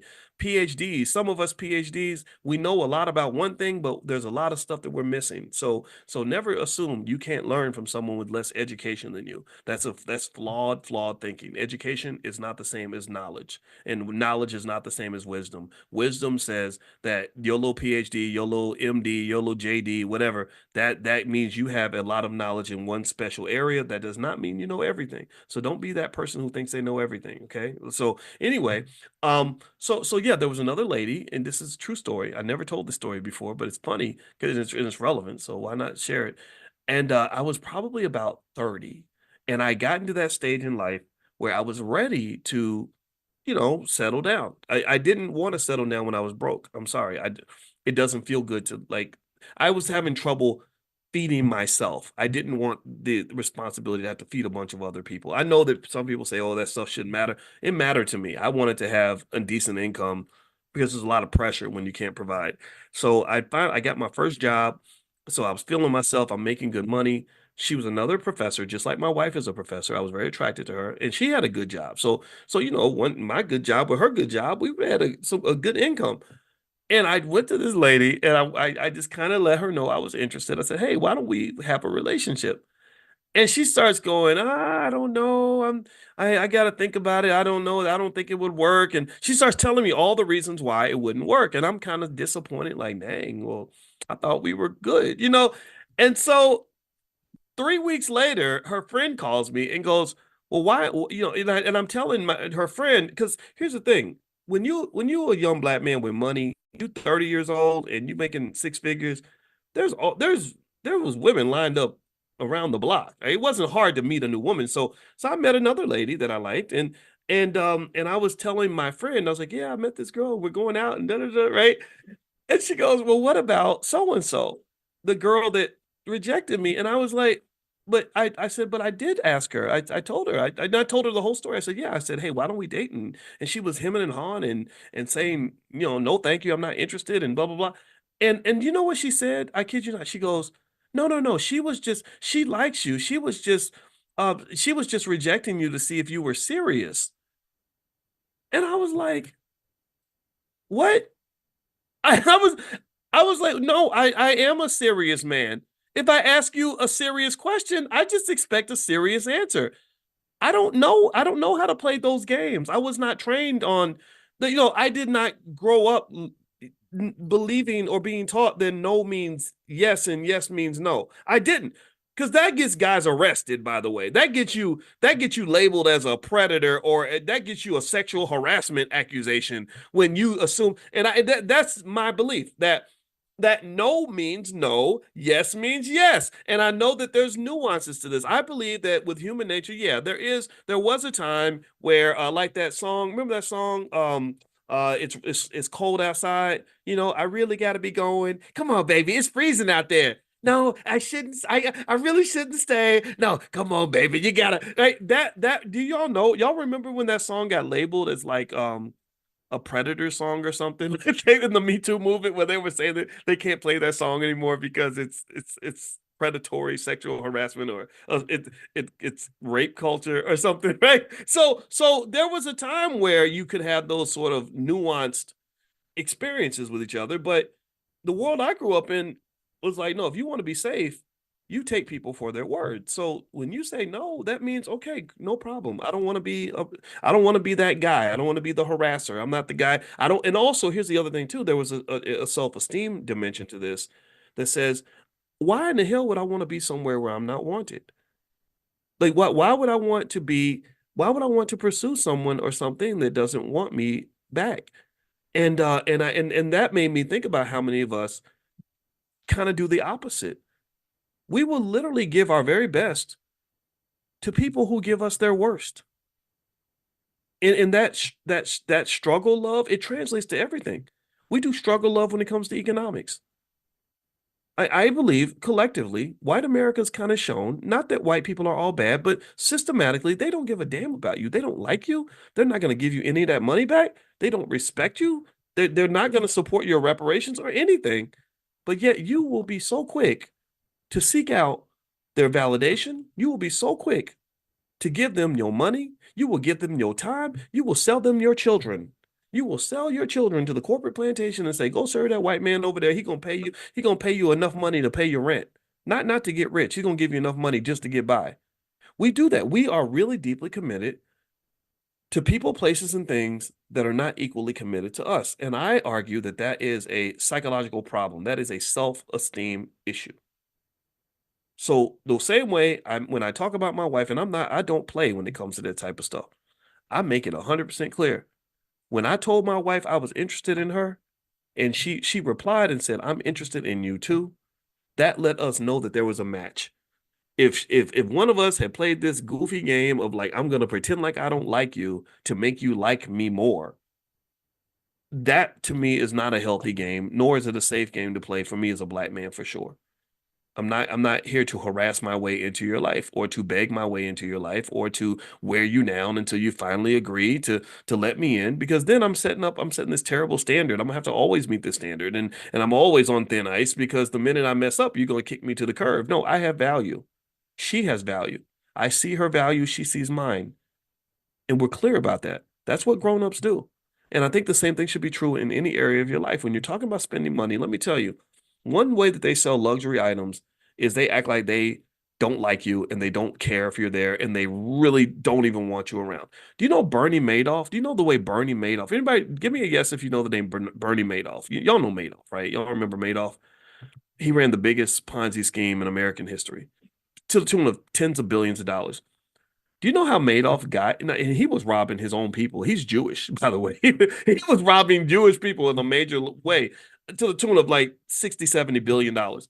Do you know how Madoff got so many smart people in the Jewish community? See, we y'all think Jewish people are perfect when it comes to money. No, they're not perfect. They're flawed like us. Do you know how he got so many people to invest? He acted like he didn't want their money. He acted like, I got a bunch of other clients. I have a bunch of people who are already offering me millions of dollars. So if you don't give me your money by tomorrow, then I'm not interested. And so people will say, "Oh, well, I really want him to take my money, so I went ahead and hurried up and gave it to him because I was so scared." That's what he did. That's what he played hard to get because he knows that we're raised to be suckers in that way. We're raised to want things that we cannot have and by people presenting something in a scarce fashion or in a way where they are you get the FOMO, thank you, that's a great term, where you create this space where it's like, look, I don't want nothing to do with you. It does something when you tell people they can't have something, they really really want it. So when white America tells black people all the things that we can't have and they have all these things sort of locked away that we have to beg our way to get access to, we will literally sacrifice everything to get access to that special space. And what I think is a great mind trick that because they're doing mind tricks on you, you might as well do mind tricks on yourself. Is a mind trick that I did on Boyce was I said, no, Boyce, you are in the special space. You are the special space. This stop begging other people to let you to be around them. They should be begging to be around you. And not in a disrespectful way, but where you're sitting right now is the place to be. And I remember saying this when I was sitting in my little apartment. It wasn't a little apartment; it was a little townhouse in Syracuse, and I was doing this work, writing these articles nobody was reading, and I didn't. I was doing work nobody paid attention to. I remember saying, "I'm going to work so hard, and I'm going to be so damn good at what I do." That people are going to come looking for me. They're going to say, "Damn, this guy in Syracuse is doing some amazing stuff. How do I get in touch with him?" And years later, one day, my assistant calls me and says, "Tyler Perry wants to talk to you." And then I get another call. Farrakhan is on the phone. And then I get another call. Cornell West wants to speak to you. Like, so all these people that I admired, that I looked up to, and I was respectful. I didn't want. I was never arrogant toward them because I love all these people actually. Um, they saw what I was doing. They saw that yeah, there's value over here too. And so what I'm saying to you, and this is a good point to close on, is that you are valuable right where you are. You are as precious as you choose to be. Your community, in my view, our community, that's the sweet spot, man. That's where the gold is buried. The gold is buried in your backyard. You ain't got to pack your bags and go searching the world, looking for love in all the wrong places, chasing people down, begging people to acknowledge you, begging people to tell you that Black Lives Matter, begging people to let you into their institutions. You've got the juice already. You've got that. You just have to see it. You have to see it and you have to refine it. The things you don't invest in are the things that will never grow. So we get so busy when you talk about Black economics, we get so busy watering everybody else's garden that we forget that we got a garden in our own backyard that isn't getting any water at all. You leave your community every day to go work for other people in other people's businesses and do stuff for other folks and buy stuff from other people. And then when you finally get home, your community's in shambles, your family done fell apart, and everything that could have been amazing in your life has died because you've been trained to invest in everything except for yourself. Your children alone, just your children, I'm not talking about your human capital and your creativity and everything else, just your children are a multi-trillion-dollar asset that you're not really investing in properly. We are not investing heavily in our children. If I was 22 years old again and I lived my life again, I would have found a great quality woman at the age of 22, had about 14 kids, and spent all my time investing in those 14 kids and making them into clones of whatever set of ideologies that we believed in as a family. And I would start at the age of 0 to make sure that we were all on the same page, because ultimately I would be building an empire. That, to me, that investment will be more important than any job I could get. It would be more important than any stupid award I could win if I was running off to Hollywood. It will be more important than any of the other stuff people are doing. So find the things that matter to you and invest in that. Invest in you. Invest in the people around you. Like that's where your win is. Your win is not looking for love in all the wrong places or begging white folks to give you a seat at the table. To hell with their table. I don't want their table.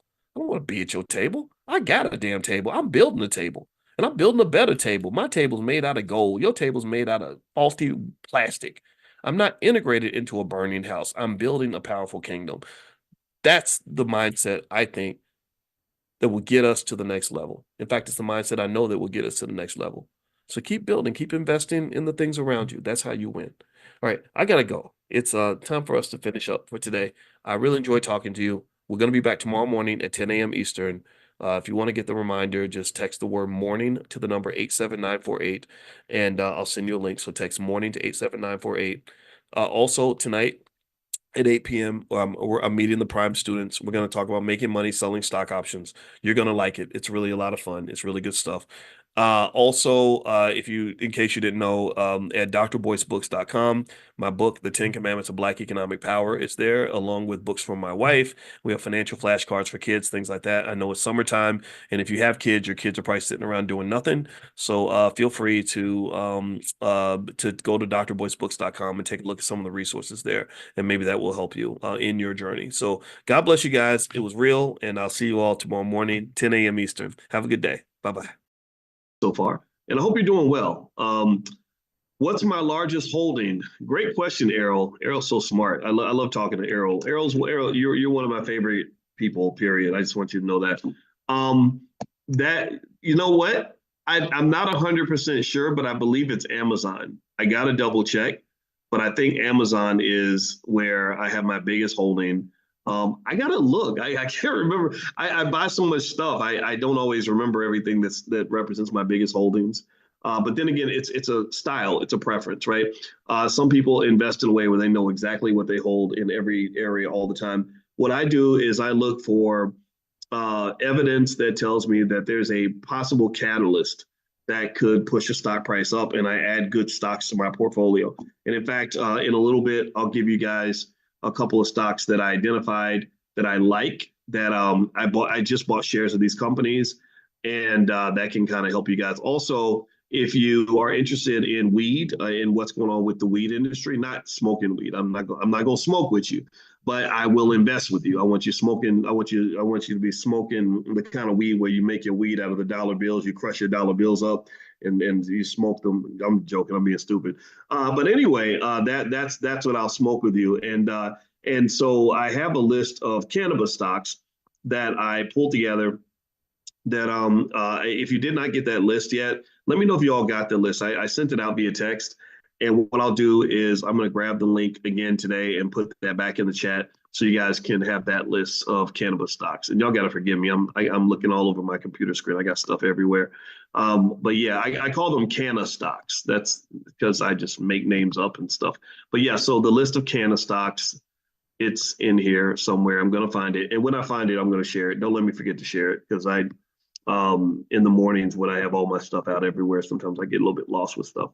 All right, so with that being said, and the reason that I'm really, really interested in cannabis is because I just really believe it's going to be legalized. I don't think that the world we live in now can persist. I think that when you talk about cannabis and crypto, those are just two areas where there's too much legal ambiguity.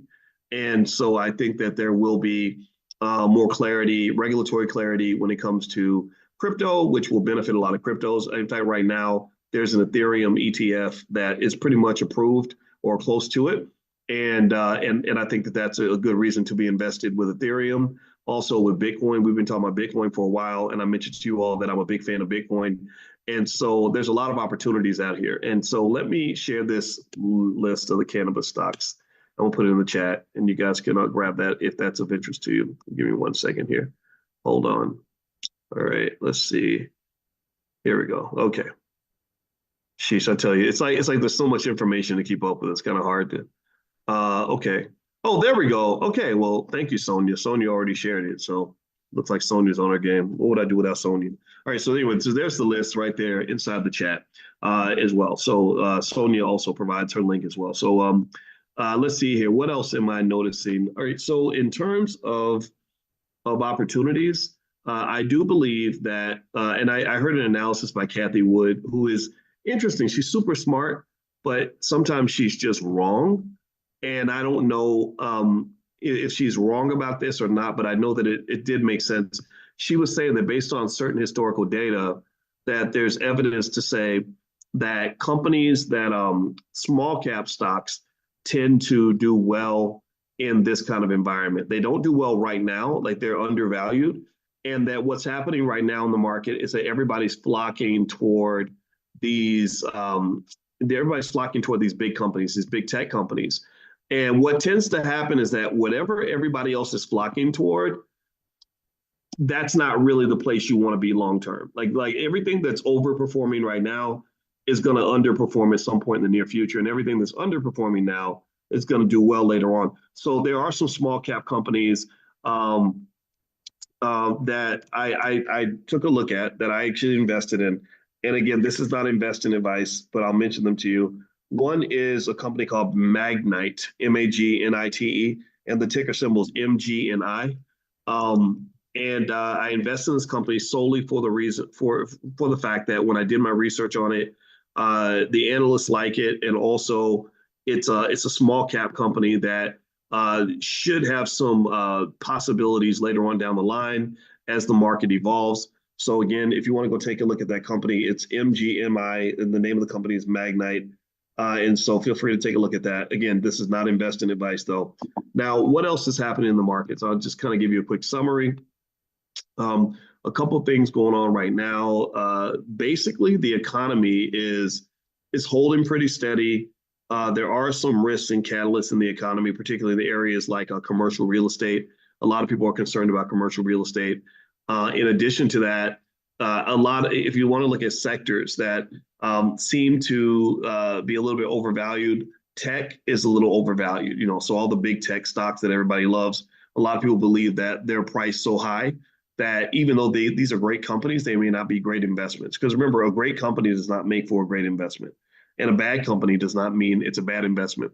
Also, the Federal Reserve is expected to maintain interest rates higher for longer, which means that these rate cuts that they've been talking about that would have been positive catalysts for your stocks, they're probably not coming for a while. They may do a rate cut in the summer, but for the most part, they're not going to likely do the rate cuts that everyone expected to see, right? And also, some people believe that GDP is going to slow down a little bit in the third quarter of 2024.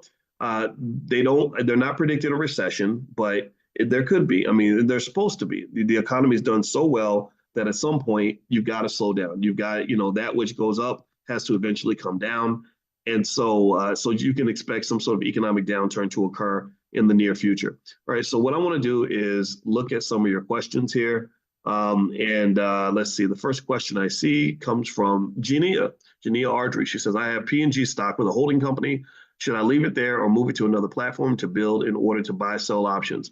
Well, if you're talking about buying and selling options, Procter & Gamble is not a stock that we talk about much in the Prime program. Right? So, in terms of options, you'd have to have a lot of shares of Procter & Gamble stock, I expect, to be able to generate a decent income from options. However, if you wanted to move assets over to pursue a particular strategy, you can. But what I do is I sell my options and stuff like that, and that's how I generate my income. But I don't put more than, say, 20%, 15, 20% of my portfolio in that direction. Because you got to remember that every type of investment involves risk. The stocks that give you the most income tend to also have the most volatility. That's why the options market is so active. So, in my view, I wouldn't sort of get overly enthusiastic when you see the money come out. I mean, it can, but it can be nice though if you're able to kind of stomach it and just kind of ignore the things that should be ignored. Then it does work. You know, I sat with a student this morning who every week he generates about $3,000 a week on his options, and but he was a saver. He saved up over $100,000, and so he's able to put that money in that portfolio and just use that as his income driver, so he doesn't have to work if he doesn't want to. So this is an easy out. And those that are interested, if you don't know about the Prime program, a lot of people like it. So feel free to go to drboyceprime.com if you want to take a look at that. It's a really great way to make money. Let's see. Jennifer says, did Dr. Boyce host a private Q&A for Prime members this morning at 10 a.m. Central? No, I did not. Was that did that pop up on the schedule or something? Did you get a notification or something? Because sometimes Zoom does weird stuff like that. It'll send out stuff announcing that I'm going to do something, and I know nothing about it. So if that happens, we've got a great support team. You can email support@theblackbusinessschool.com, and they will take care of you. They'll make sure that that everything that should be a certain way is done a certain way. So yeah, so email support@theblackbusinessschool.com if you see anything like that, because sometimes I don't catch everything, and so I would love your help in terms of figuring out how we can do things better in the Black Business School. I keep trying to help everybody understand that we are a university, right? A lot of people don't believe a Black man can actually run a university, but my PhD is just as real as the white guys. So we are getting it done, and we educate people on Black wealth better than any institution in the country. There's no HBCU, there's no white university, Harvard, Yale, Stanford. None of these schools do what we do the way we do it, because we are kind of the Black wealth surgeon. So that's our specialty. That's what we selected, and that's where we're going to stay, right? So if basically if you want to see how we can help you, just email the support team, support@theblackbusinessschool.com. Thank you, Rianne, by the way. I see you in the chat. Rianne is on our team. She's in the chat right now. She can answer questions and help you out. Yeah, and the ticker symbol for the stock I mentioned earlier is MGNI. MGMI, I just bought shares of that stock this morning, and this is how I want you to get into the habit of buying stock. I want you to not make it a big deal. Don't overthink it. Just get in there and buy consistently. And when you see stocks that appear to be good opportunities, just buy it. Just do it. Just like you go to the store and you buy bread, or you go and you buy a pair of socks. When you buy a pair of socks, you don't sit and spend 6 weeks wondering if you should own socks or not. You just do it. So buy stocks the way you buy socks. Man, look at me. I got bars today. So buy stocks the way you buy socks. And that is literally my best advice for you and I don't give it investing advice. So let me just take that word back, but you get what I'm saying, that this is how I do it. Just you find stuff that you think is a good buy and you invest it. Because here's the deal. Look, Magnite, the company I mentioned earlier, they provide technology solutions to automate the purchase and sale of digital advertising inventory for buyers and sellers. It features applications and services for digital advertising sellers, including websites, mobile applications, and other digital media properties. Okay, so Magnite, the ticker symbol is MGNI, MGMI, Mary, Gary, Nancy, Ignition. Basically, think about this. So this stock is $12.60. Okay, now here's the thing. I'm going to tell you right now that I bought this stock this morning. I bought a couple $1,000s worth of this stock. If you ask me 2 months from now, hey Boyce, do you own Magnite? Did you buy any shares of Magnite? I won't remember. I'm going to literally be like, I don't know. Let me check, because I buy anything that looks good. And here's why I don't overthink it, why I don't let it stress me out. So let's say that you buy a few shares of the stock, and let's say that it doesn't go up at all. Let's say that it drops by 40%. Well, what else were you going to do with that money anyway? I mean, maybe you could have bought a different stock, but you don't know. You can't predict stock prices. There's a whole theory called the random walk hypothesis, and I've told you all about this, that says you really can't predict what a stock is going to do. You can make a guess. You can kind of look at sectors and kind of figure some things out, figure out what the risk profile is, but you really don't know. You don't know. So stop trying to know things that you can't know. And stop listening to people who tell you they know things that are really unknowable. This again, I'm not a financial influencer. I'm a financial scientist. So I can tell you that the financial science The research says you can't predict. So stop stressing yourself over things that you can't control and things you can't possibly know. Here's what you do know though. You lean on what you do know. Here's what you do know is that people who consistently buy stock have more money than people who don't buy stock. Do we agree on that? Give me a yes if I've convinced you of that, if you understand this, if you believe me. This is what the research says. Again, I'm not a financial influencer, I'm a financial scientist. This is what the science says. That's what you do know. So, and what else do you know? Well, you do know that if you save all your money or put it into some sort of asset, you're going to have more to show for it than if you take it to the mall and buy a bunch of clothes. Do we agree on that? That if I buy this stock at 12.60 per share and I put my money in this stock, even if the stock goes south 5 years from now, and let's say it drops from 12.60 to $9 a share, at least I'll still have some money left over. What happens if I go to the mall with that money? And this is the thing. People will avoid investing because they're scared of losing a little bit of money, but will go take that same money and go shopping, which means you're going to lose all your damn money.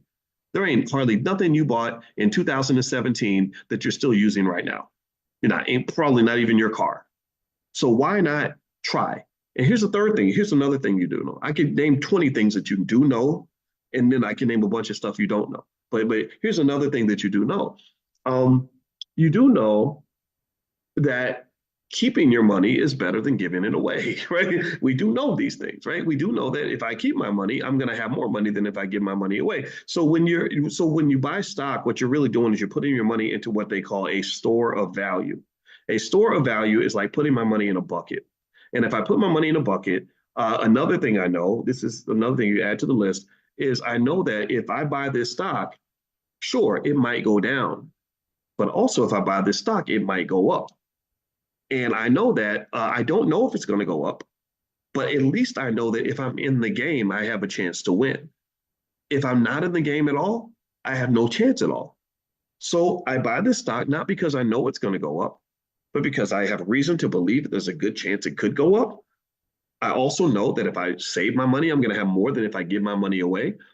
Um, and then also I know that this stock might double or triple or something. And then because I'm in the game, that's how you win the game. Do you understand? Like when I show you all this stuff, let me show you. This is exciting. I saw INSM, and it's fun. Investing, the fun side of investing, it's okay to have fun, is when you get these like Christmases in July kind of thing, or these like really exciting surprises. So let me show you the big surprise for today that really just is going to make my wife want to give me extra kisses today on her birthday. Today's her birthday. And I love my wife a lot, and she's just sexy as hell. She's 50 years old. She wears the same size she wore in college. How about that for a miracle? And she ain't on Ozempic, and she don't smoke crack or nothing. So she actually did it the right way. She actually went to the gym and busted her butt. So shout out to all the hardworking Black women in the world. You deserve the best of us. So here's what happened today that is going to make my wife give me extra kisses when she wakes up. Look at this stock. This is INSMED. The ticker symbol is INSM. It's a pharmaceutical company. I bought these shares because I felt that there was some possibility this stock would go up. It was what I call a pregnant stock. And by pregnant, I mean that the number one driver of stock prices is information. Information is everything. That's why Martha Stewart is doing TV shows with Snoop Dogg, because she traded on inside information. And y'all remember what happened to Martha Stewart? Does everybody know that? Let me know if you remember what happened to Martha Stewart. Martha Stewart went to prison because she traded on inside information. And basically, the idea is that to maintain fair and orderly markets, you have to make sure everybody has the same information, so that when that information gets released, it moves prices. And it's not fair if somebody knows what's going to happen before it actually happens. So here, with this stock, based on the volatility characteristics of this stock, I said, okay, I don't know if this stock is going to give birth to a boy or a girl. I don't know if it's going to give birth to a pretty baby or an ugly baby, but you can look at the options activity of a stock and figure out if that stock is pregnant. So INSMED was a stock I pointed out because it looked pregnant. I sold some call options on the stock, made a few $1,000s on that, but I gave up a lot of my upside. And the stock just did a kapoof, right? It went from $22 or something to $46.82, and it doubled in price overnight, pretty much. And this happened. Now, did I know this was going to occur? No, I did not. It's not, I'm not going to sit here and pretend to be some sort of financial magician that can predict these things. You can't predict these things. But because if it was predictable, the stock wouldn't have been trading at 22, it would have been trading at 46 all along. But I knew there was a chance, and I knew that in order to get a chance to win, you have to be in the game. So I quietly, sort of slowly, consistently bought shares of this stock. And I did mention it to you guys. I mentioned the stock to you. And actually, I think in the moneymakers list, or actually, I sent something out to you guys on Prime about this. So here with this stock, it's up here. Now, here's what I did at this point. What I did now was because of my particular style of investing, my goal is to not be greedy. I don't need to make every single nickel. I'd rather protect a dollar than risk a dollar to go try to make a dollar, especially when I'm already way ahead. So just like a basketball game, if you notice, a basketball coach plays a different strategy when he's winning than he does when he's losing. So because I'm the coach that's 30 points ahead in the game, I'm not trying to shoot a lot of three-pointers. I'm not trying to get 60 points ahead. I want to protect the lead. So, but at the same time, I want that upside. I want it just in case the stock keeps on running. I want to be a part of that. I want to still be in the game so I can have a chance to win. So what I did was I was gonna sell some call options on the stock at this price, but the stock moved so much that when I looked for the price of the calls, there was no market for the calls of the stock. Now that might have changed, but when I looked this morning, I literally looked. The current price is 46.74. From what I understand, yeah, you can't, at least not on Robinhood anyway. Maybe on the other apps it's different, but you can't sell a call option on this stock with a strike price above 40, which is just interesting to me because I'm curious to see when that's going to change. The other thing that I did was I didn't buy puts, but what I did a trailing stop loss order. I sold a little bit of my position just to get out, and then I did a trailing stop loss, and that basically means that I gave instructions that say that if this stock keeps going up, then keep holding it. But if it drops 10% above its previous high, get me out. I'm out. I don't want to keep losing money because there's nothing that's really connecting me to this company. There's no reason that I see to want to be a long-term investor. I've done well. I'm happy. I want to put my money into other stable securities. Also, with the market being so strong, I'm stockpiling cash because I told you guys, as I always tell you, winter is coming. Winter is coming. Sunny days don't last forever. Winter is coming. There's going to come a day where you're going to start seeing a change in the headlines. You're going to start seeing all these announcements that the market is going south and it drops again. The Dow has the biggest drop, 2-day drop in history, whatever. You're going to see that bad news. But the good news about bad news is that bad news really ain't bad news unless you want it to be bad. The good news about the bad news is that bad news can actually be good. So it can be bad, not bad meaning bad, but bad meaning good. Shout out to Run DMC.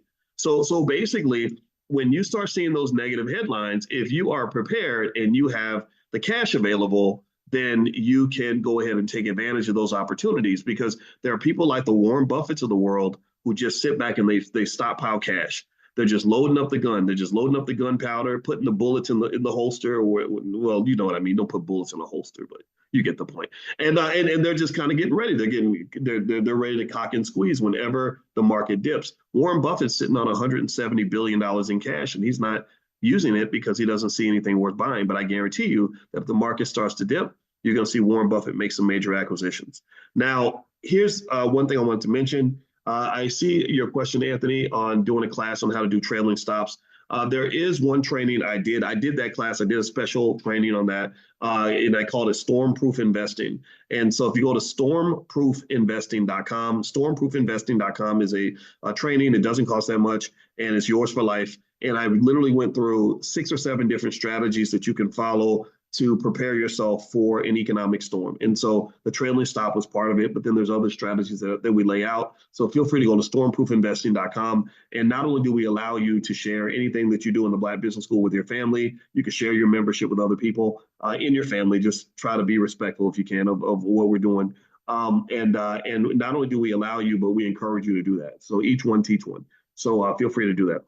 Do you do contract trading? You mean for stock options? If that's the case, then yeah, that's drboyceprime.com. So feel free to go to drboyceprime.com. Or if you want an introduction, you can text the word money to 87948. And I have a training called How to Make Money Without Working. It really does work. It's very effective.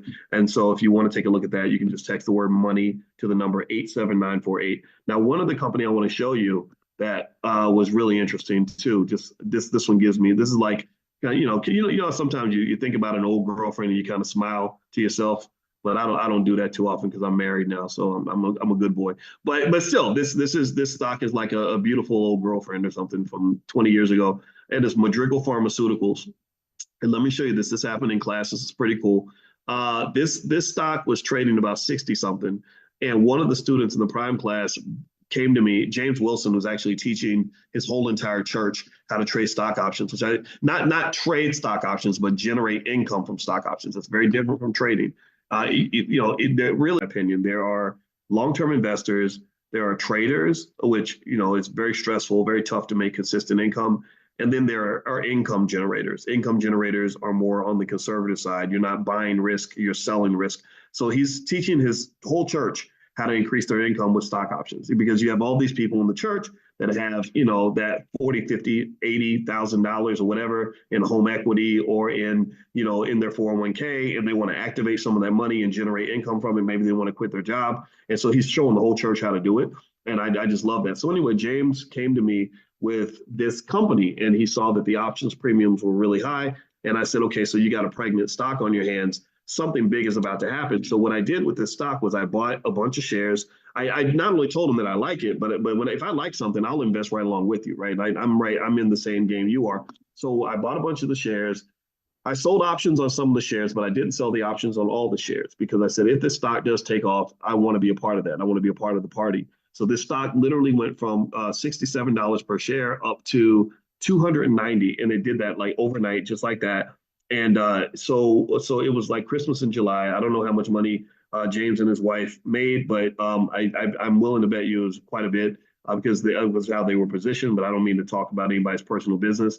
And I made some money too.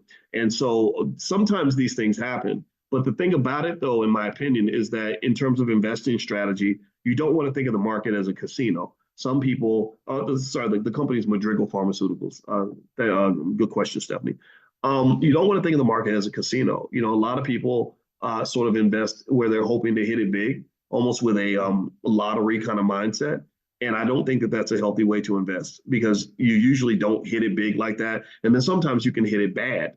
And really, the reason we created a whole department called Black Financial Therapy is because sometimes when we hit it bad, we don't know how to handle that. And so, really, I want to encourage you all to make sure that you understand that emotions are a big part of investing. You can feel the euphoria when you make money, but euphoria is very dangerous.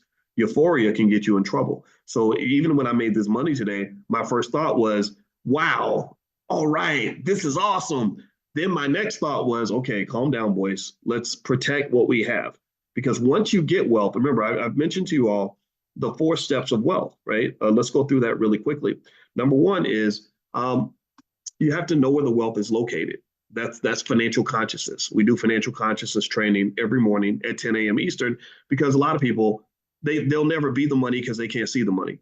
They don't know where the money is. Money can literally walk right past them and they will literally wave at it and go in the other direction. So how are you ever going to have the money if you don't understand the money, if you don't know where the money is, you don't know why some people get wealthy and some people don't? That is an awareness that you have to have. And if you ever want to be wealthy, and you'd be amazed how many people talk about, I want to make money, get money, ride or die for money, money over bros and hoes. And, like I die for money. I love money. Well, if you love money so much, then why don't you understand it? Why aren't you studying money? You should be studying the thing that you love. I love my wife. I study my wife. I watch her. I pay attention to what she likes, what she doesn't like. I understand who she is as a person. So the things you love are the things you're going to study. So if you ain't studying money, then you really don't like money the way you say you do. You don't really want financial security. You just want to talk about it. It just sounds good, right? Just like I would talk about wanting to lose weight, but I didn't really want to lose weight because I didn't go to the gym. So that's the first thing is consciousness, awareness, knowing where the money's at. Then once you know where the money is, then you have to have a plan. You got to make a little strategy, lay out the plan. What's the plan to go get the money? How are we going to connect ourselves to the money? The third thing you got to do is you got to execute. You have to follow through on the plan. So you know where the money's at. You made a plan to get the money. Now you got to get up and do the work. So again, we talked this morning in financial consciousness about level 1 versus level 2. A lot of people, most people are at level one. Level one means everything is one day. One day I'm going to do this. One day I'm going to do that. One day I'm going to have money. One day I'm going to be successful. One day I'm going to work hard. One day I'm going to lose weight. But to me, my question is not what are you going to do one day? My question is what are you going to do today? Level two.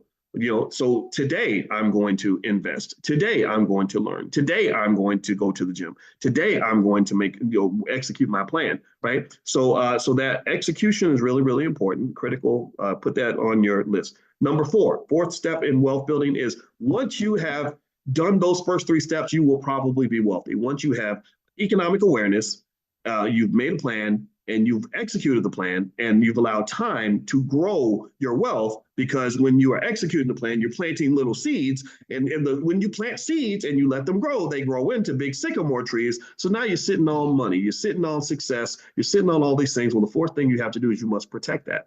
You must protect that, because remember, especially when you're black, this is really true when you're black. I hate to say it, but it's true.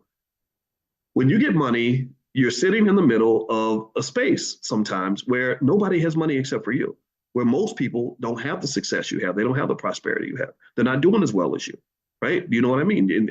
And so what happens is you kind of end up becoming vulnerable to those who want what you got.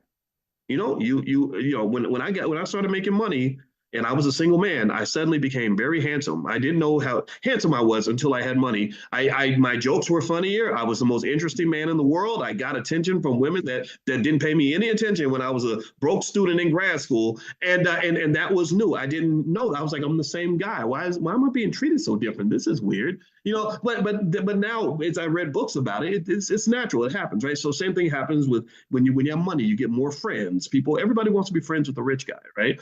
And so what I would say to you is that protection of the wealth, it really sticks out in a lot of different ways. And I'm not going to go through all the different ways because it would take all day. Because remember, I spent a lot of time studying risk management, which is basically an awareness of all the vulnerabilities and threats that exist around you. That's what that is. And I studied risk management under a guy named Renee Stoltz, who is probably one of the top three leading experts on the planet in risk management. He would travel all around the world and teach banks how to manage their risk. Right. So I edited a textbook for him when I was in graduate school. So I spent a lot of time thinking about risk and vulnerability and how to protect yourself. And that there's a long list of ways you have to sort of know how to protect what you have, because if you don't protect your wealth, you're going to lose it. 70% of all wealthy families lose all their wealth in one generation. 90% of all wealthy families lose all their wealth in two generations. So why in the hell would you work your ass off for 20, 30 years, bust your butt, grind into the ground to build all this wealth, and then you hand it to your kids and they just literally take the ball and throw it out of bounds, like a basketball game. You work really hard to get the ball down the court and you pass it to your teammate and they throw the ball out of bounds. Or you are a football team and you work really hard and you grind it to run the offense and get all the way down to the 18-yard line, and you set the kicker up for a great field goal and he just kicks it he goes wide right. Like, that's got to just make these guys so mad because they work so hard to get to that point. And that's what I see when I see families that work hard and grind and push and do everything you got to do. You make a plan, you execute the plan, and then you pass the ball to your kids, and your kids are not trained to protect the ball, so you lose everything. So in this case, that doesn't just exist on a macro level, it exists on a micro level. So on a micro level, when I had this win, when the stock doubled overnight, I'm like, woohoo, this is great. My next thought was, how do I protect this? How do I protect this? And that's when you go into defense mode. Now I went from playing offense. We got down the field. Now we're going to play some defense. So you got to defend your positions. And so what I would encourage you to do is this. Right now, the market's doing really well. Right now, it's raining money in the stock market. And if you've missed this, I feel bad. I hate that. I hope I can convince you to go take a look, because the money is everywhere. But it ain't going to always be everywhere. Winter is coming. Bad things are going to happen. So what you do is you buy your umbrellas when the sun is out. You never buy umbrellas in the rain, because when the rain comes down, everybody's buying umbrellas. So the price of umbrellas goes way up. So you buy your umbrellas in the sun. So when I'm in the middle of the sun and I'm feeling good about this win, First thing I do is try to protect that win by shaving some shares off the top, maybe looking at some put options, maybe some stop loss orders, all that other stuff. Okay. So again, if you want to take a look at that training where we spent the whole day going through that, it's free. Well, it's not free. I'm sorry. It's a very low cost and it's yours for life though.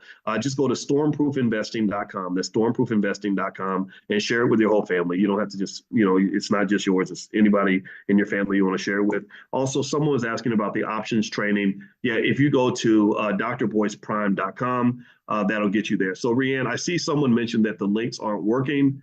Can you talk to that student for me, Rianne?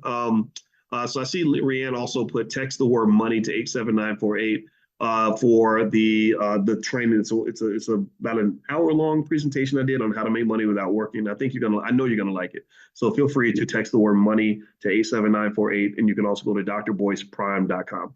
Okay, I think you're in there. Is Rianne? Are you still in there? I assume Rianne is in there. So let's see here. Okay, thank you, Rianne. Yeah, it looks like Kevin has a question too. So maybe y'all can even talk offline or get an email address and share information that way too. So help each other out. All right, so let's answer some more questions here. Kevin says, is the method that Boyce uses to pick his stocks, which he presents in Stock Market Tuesdays, more oriented toward fundamental analysis or technical analysis? You know what, Kevin? I use fundamental analysis. Technical analysis is not really so encouraged amongst financial scientists.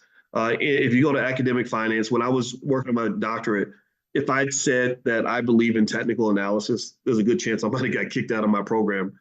But there are some caveats to that. There are some exceptions for sure.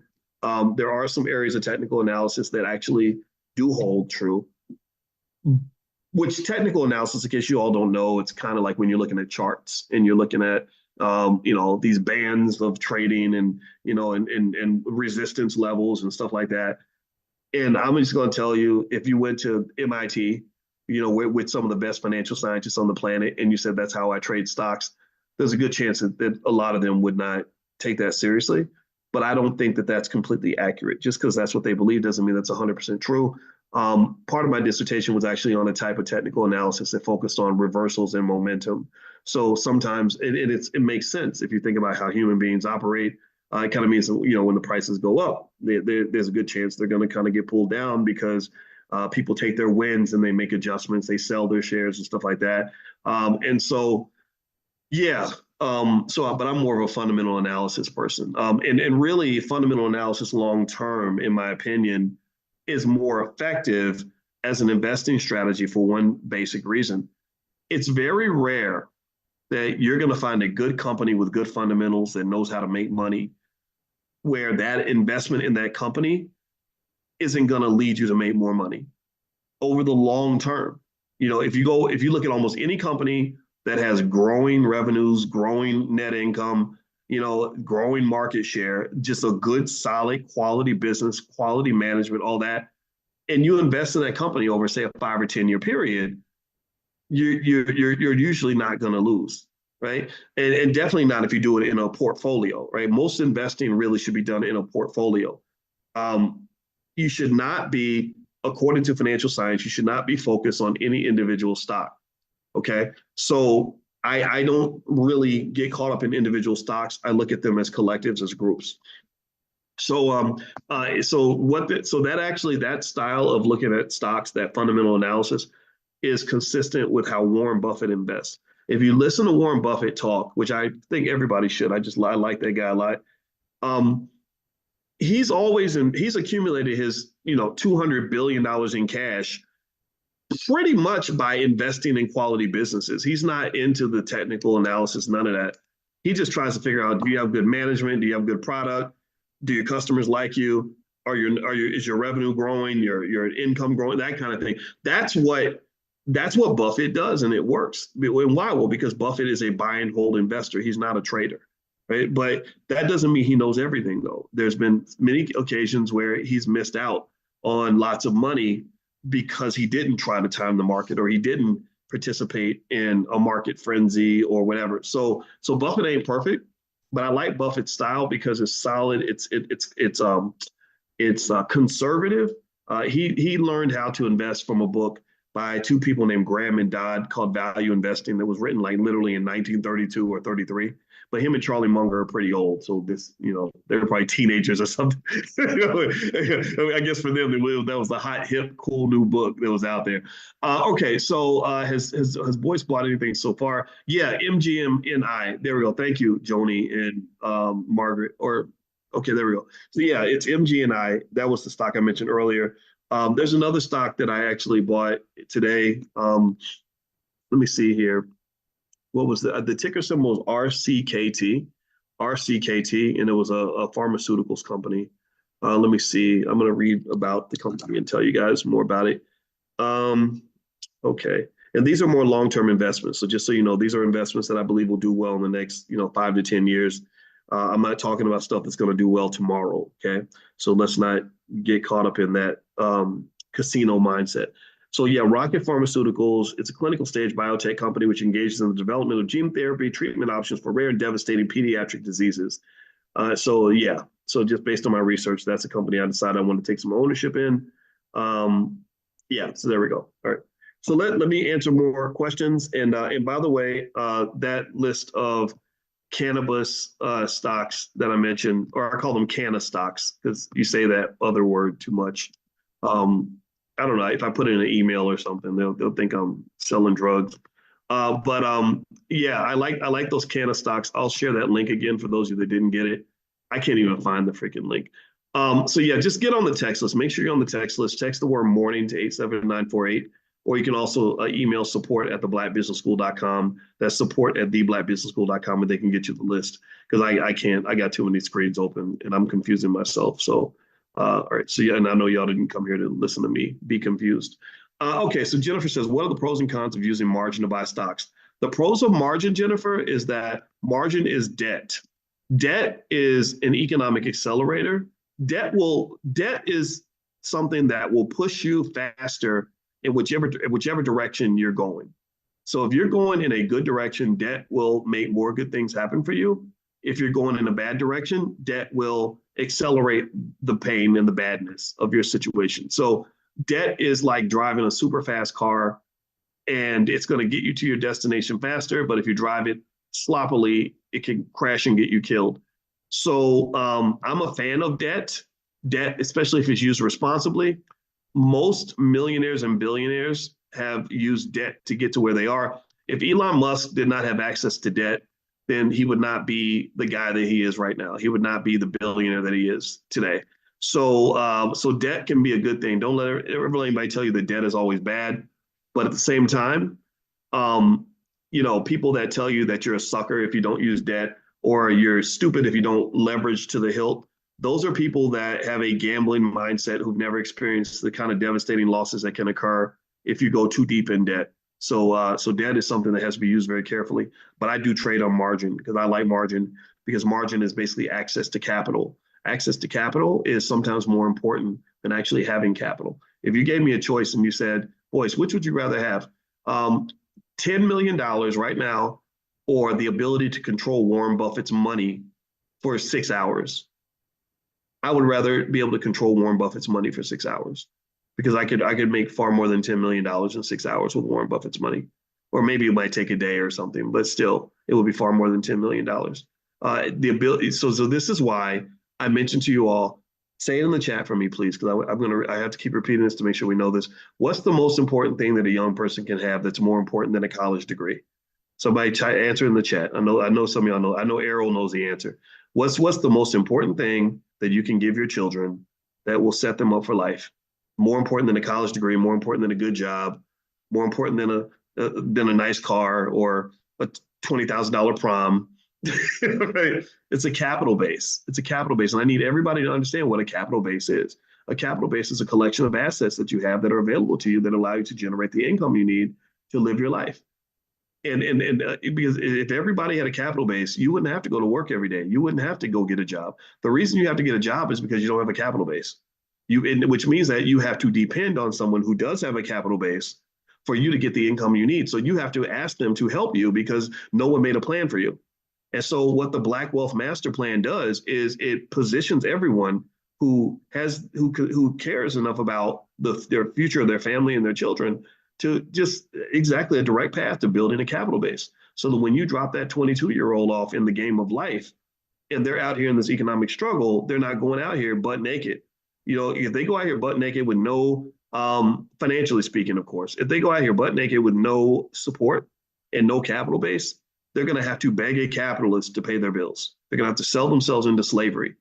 And this is the biggest problem people have. The biggest stressor that Black people have is who they work for every day and having to get up and do something they don't want to do. That's not connected to your passion. That's eating up all your time, taking you away from your kids, make you do things you don't want to do. Even medical doctors are in a trap too. We think that, oh, if I go and become a doctor or a lawyer, then that's going to liberate me in a certain way. Well, no. I mean, if you go to school for 12 or 13 years so you can make the income of a surgeon, which let's say that's $500,000 a year, a capital base will be better than that. If your parents saved up for you and got you 1,000 shares of Coinbase stock, you could sell options on Coinbase stock at the age of 21 and make more money than a surgeon. So what would that take to build the capital base? Well, 1,000 shares of Coinbase stock only costs about $240,000, and Robinhood will loan you half of that money. So you come up with 120 grand, which is far less than what a house would cost. You can make almost as much money as a surgeon without a college degree. So I'm telling you all, I don't think that I have not seen a single person anywhere say this. Like, when I started doing this stuff back in 2006, 2007, there are things I started saying back then that no one was saying then, and everyone's saying them now, talking about generational wealth and all that. Well, this is the thing I'm saying in 2024 that no one else is saying now, but everyone's going to be saying this by the year 2030 because I'm going to repeat it until I'm dead. The most important thing you can give your kids is a capital base, not a degree, not a good job. None of those things are as good as having a capital base, because when you have your own capital, you have your own life. You have literally bought yourself out of slavery, and you can really get to the business of living. Donald Trump was 28 years old, not chasing corporate jobs. He was not paying off student loans. He was not struggling to pay for an apartment. He was 28 years old, purchasing a $400 million building. I don't like this man at all. I'm not putting him on a pedestal. I don't care what your politics are. But shit, when rich people are doing stuff on that level, when they're playing above the rim, I would encourage you to pay very close attention to how they got to that level. So get past your emotions. Get past this Democrat Republican nonsense. Figure out how they did it. Reverse engineer that. So capital base, capital base, capital base. There you go. I hope that sunk in. All right. And if you want to get started on that, I should give you, just to give you the resource, go to blackwealthmasterplan.com. It's free. It's the $5 a day plan. That'll help you build that capital base for your child. Blackwealthmasterplan.com. All right. So let's keep going. Okay. What are your thoughts on APLS? I got it when you mentioned it. Okay. APLS. Let's look at that stock. I think I still own it somewhere. APLS is Apellis Pharmaceuticals. Okay. It's had a rough month, 16% decline. I think it's a great company for long-term ownership. If you're trying to do an option strategy with it, it doesn't work so well for options, but I do like it as a long-term investment. And remember, when I pick the stocks on what Dr. Boyce is buying, these are stocks that are expected to do well. Like you got to hold them for a while. It's not like instant microwave food. It's the kind of stuff you got to leave in the crock pot for a while to really make it work. So some of these stocks may not show their strength for a year or two or three. So don't buy a stock now and then try to see how it's doing 2 weeks later. That's not really how investing ends up working out. You make these investments long term. And by the way, if you want to take a look at I do the stock picks for what Dr. Boyce is buying. If you want to go take a look at some of that, I think you can go to drboycestocks.com, drboycestocks.com. So every week I research and curate a list of about 5 stocks that I like as long-term investments. So go to drboycestocks.com if you want to take a look at that. All right, so let's see. ASGG says, what do you recommend for beginners like me, single mother with 2 kids under 7? Blackwealthmasterplan.com. That's a great place to start. So there you go. That's the $5 a day plan. And anybody can do it, even if you don't have a high income. $5 can't even buy you a value meal at McDonald's, but they are coming out with the $5 value meal again, though. And the franchisees are complaining because they said we can't possibly sell our product for $5 because that's not enough profit margin. And so literally I set the $5 a day plan because I had a lot of people that I got tired of hearing their criticism. I call them the Negro naysayers. These are the people that create a problem for every solution. They don't know what they're talking about, and they'll sit down and argue with a PhD all day instead of hearing what I have to say. And a lot of these people have never taken a class in finance. They don't know. They're living in their mama's basement, and they'll say things like Black people can't afford to invest, and investing is only for rich people and white people and all this other stuff. And so to break that myth, I created the $5 a day plan. And I said, so if you think Black people can't afford to invest, I just asked, can Black people afford to buy chicken? And of course, the answer is yes, because we buy all the chicken.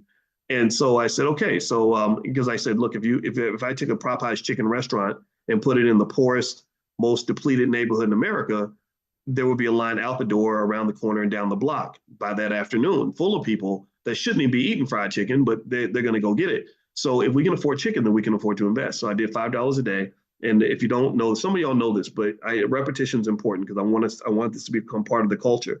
So basically, after 10 years of taking $5 a day or $35 a week, or you could do $150 a month, whatever pace you are comfortable with, you do that in the S&P 500 based on historical averages, you have roughly $29,000 liquid. That means you're not poor anymore. So after 1 decade, you're not poor. You're out of poverty in a decade. A decade is not very long. A lot of y'all been in bad relationships for a decade. You know, there's a lot of things. I know people that have been thugging in the streets for a decade. I know people that did a decade in prison. People that have had horrible jobs for a decade. So a decade is not a long time to sacrifice. So you're out of poverty in a decade. After 20 years, you have $100,000 liquid, roughly, give or take a few thousand. After 30 years, you have close to $250,000. After 40 years, you have close to $750,000. So you do this for your child on the day that they're born. By the time they are 40 years old, you've broken every generational curse. You officially have a wealthy family because most families don't have hundreds of thousands of dollars liquid, right? So so once I created the $5 a day plan, I didn't. Those criticisms pretty much went away. There was nobody who would ever come into my face and tell me that Black people can't afford to invest because they know that I could easily shoot it down with that simple argument. And so what I've also done though is I challenge those of you that can do more than $5 a day or more than $150 a month to really push yourself. Like it doesn't make any sense to me if you're only investing $100 a month, but you're spending $500 a month on a car note. I'm not judging you for that. I'm not trying to make you feel bad, but I think you should judge yourself. I think you should say, dang, why would I give more money to the car dealer than I give to the future of my own family, and still feel good about that. The reason that you do that is because you were trained to do that. That's what you were taught that Black people do. We're supposed to give more to other people than we give to ourselves. And I'm not telling you not to get the car. I want you to if you want to get the Mercedes, get you a Benz. I want you looking nice when you're driving around the city, but I want you to handle your business first. So in my view, one perspective is if I'm a good parent, I'm not going to spend more money on the car dealer's kids than I invest in my own. So if I'm spending $600 a month on my Benz every month, I'm gonna put $600 a month in my stock portfolio every month. And that is not just my children's wealth, that's our family wealth. We are connected. We are connected. If I do for you, I'm doing for myself. That's an ecosystem. Stop thinking that it's either me or them. That's nonsense. That's very anti-family. It's very anti-wealth. It's very anti-community to say, well, if I take care of you, I'm not taking care of me. And that feeds into the crabs in the barrel competition that we see that ends up destroying us so much. If we are an ecosystem, then when I pass you the ball, I'm passing the ball back to myself. When I take care of you, I'm taking care of me. So when I'm putting this money in this account, it's not like I'm only doing this so that my children can do well 30 years from now and I'm going to be depleted and live a horrible life. No, that's your money. You're investing your money and your money becomes their money. Do you understand what I'm saying? Do y'all get what I'm saying? I need y'all to really meditate on this point. That wealth is a team sport. So when I'm helping the team, I'm helping myself. Stop thinking that if I help the team, I'm putting myself last and all that. You got all these people doing these stupid internet conversations. Well, I got to put me first, and I had to value me and know my worth because me. If there's a we, and I'm taking care of we, and I'm taking care of us, then I'm also taking care of me. You understand? Like it doesn't have to be one or the other. Stop thinking that way. If I take care of my wife and my kids, I'm taking care of Boyce too. Boyce ain't gonna be depleted. Boyce is gonna live good. So when you're building that wealth in the $5 a day plan, that is your money. I don't even think you should put it in the name of your kids until they are ready. That is your money. That is the family's money. And your job as the steward of the family's money and the family's wealth and the family's protection and the family's freedom, your job as the steward is you must protect the family legacy. That's your job. Like, okay, I have responsibility. It's like if we have a big corporation, and let's say I'm the fifth Disney to be able to run the Disney Corporation, my job is to take this thing that's kind of mine, but really it's not totally mine. It's really ours. So while I'm in charge, it's like we're all in the same damn car, and I'm the one who's driving. In a little while, my brother's going to drive. After a while, my kids are going to drive. But right now, when I'm driving the car, I got to make sure I don't crash the car. That's it. So it is your car, but it's not your car. But it's not your car, but it is. Do you understand? So you get to enjoy the car, even though it's not your car. Do you follow? Does that make sense? And I think that if we think about it that way as a group, then we get around all this selfish bullshit that you see all over the internet. Like if I get married, it's like, well, I can't do this, and I'm not gonna sacrifice that and all that. Everybody has to sacrifice, but everybody wins from everyone's sacrifices. We all sacrifice for each other. That's how you succeed as a team. The Chinese get that, by the way. The Chinese get that. I showed you all that video the other day of the little Chinese kids dribbling basketballs together where they had like 50 of them sharing the ball, and then they would dribble for a second, then they would move, and they would go to the next ball and the next one, and literally if one kid messes up, the whole thing falls apart. And what they're doing is they're training them to understand that we are a collective, we are one. Everybody has a job, everybody does their job, and then the whole team wins. China wins, not just you, but China. But then you win because China's winning, because you are one of us. Let me stop. I hope that helped. I didn't mean to go off on the tangent, but it's very important to understand these things. So invest for yourself, but just know that if you invest for yourself, you're taking care of your kids. When you take care of you, you're taking care of them because they are you. I hope that makes sense. Okay. Margaret says a link is not working. So I don't know what link Martha is referring to, or Margaret is. I said Martha. I'm sorry, Margaret. Can you talk to Margaret, Rianne? Because I'm not sure what link Margaret is referencing. So if there's a link that's not working, let me know. Or if you want to email support@theblackbusinessschool.com, they can help you with that because I'm not sure which link you're referencing. My apologies. Okay, so let's see. Eugene says, do you have Ethereum? Yes, I do. By small cap, do you mean small capital? These are smaller companies in the S&P 500 or even in the NASDAQ. These are just companies that have smaller valuations. And because there's so many big companies in America, it's crazy. Like small cap is like $1 billion in market value. And you'll have like a $2 or $3 billion company, and they'll be like, oh yeah, that's a little small, tiny business. So this really reflects the racial disparity in access to capital. So when we have a company that grows to say 20 million or 50 million, it's a very big deal for us. But in the whole scope of things, in the white community, if a company is $100 million company, nobody cares, nobody pays attention. They look at that almost like a small business. So this is why conversations about things like reparations are so important, in my opinion. Can you repeat the stocks? I lost connection for a few minutes. Sure, Lawanda. The stocks that I mentioned earlier are MGNI. I can give you the tickers. MGNI. If somebody could type these into the chat, I'd appreciate it. MGNI. That's Mary, Garrett, Nancy, India. And then the second is RCKT, and that's Robert, Cat, Kitten, and Tiger. In case you're wondering why I don't remember the phonetic alphabet as much as I took a break from flying. I was doing my flying lessons up until about October and November last year, and then the convention kind of got me caught up, and I haven't flown since then. I feel kind of bad about it, but at some point I want to go back out there. All right, so let's see. Ricky says, Dr. Boyce, when selling options, if the option isn't used, the seller of the options makes money on the premium purchase from the option. Yeah. Yeah. So, Ricky, that question is more so for options class. So today I want to focus more so on stocks. If you want to see examples on kind of how to handle different situations, if you log in at drboyceprime.com, you'll see that I've done a ton of trainings on it, and you can take a look at some of those. And then also you can leave questions for me. And I'd rather kind of separate the two because I don't want to talk over anybody's head for those that don't understand how options work. So that's a little bit of a detailed sort of question, but I'd be more than happy to answer it during prime class. Okay, so Jania says, to make sure I understand, P&G isn't good for options, so it's not necessary to move from a holding company to accumulate 100 shares of trade options. Yeah, I don't think P&G is great for options. It's a great long-term investment, but not so great for options, in my opinion. Donna Stroud, what is the recommended trading platform to use for someone new to options. We use Robinhood in class, but there's others out there. There's Tasty Trade. You can do stuff on Schwab and E-Trade, stuff like that too. Let's see. Is buying stocks and holding a good plan? Yes, it is a great plan. In fact, that is a plan everybody should follow 100%. Let's see. Are you still in development on the investment course for baby boomers? Gerald says, yes, we're actually almost done with an estate planning, legacy building training. And I mentioned to you all we do money in the morning.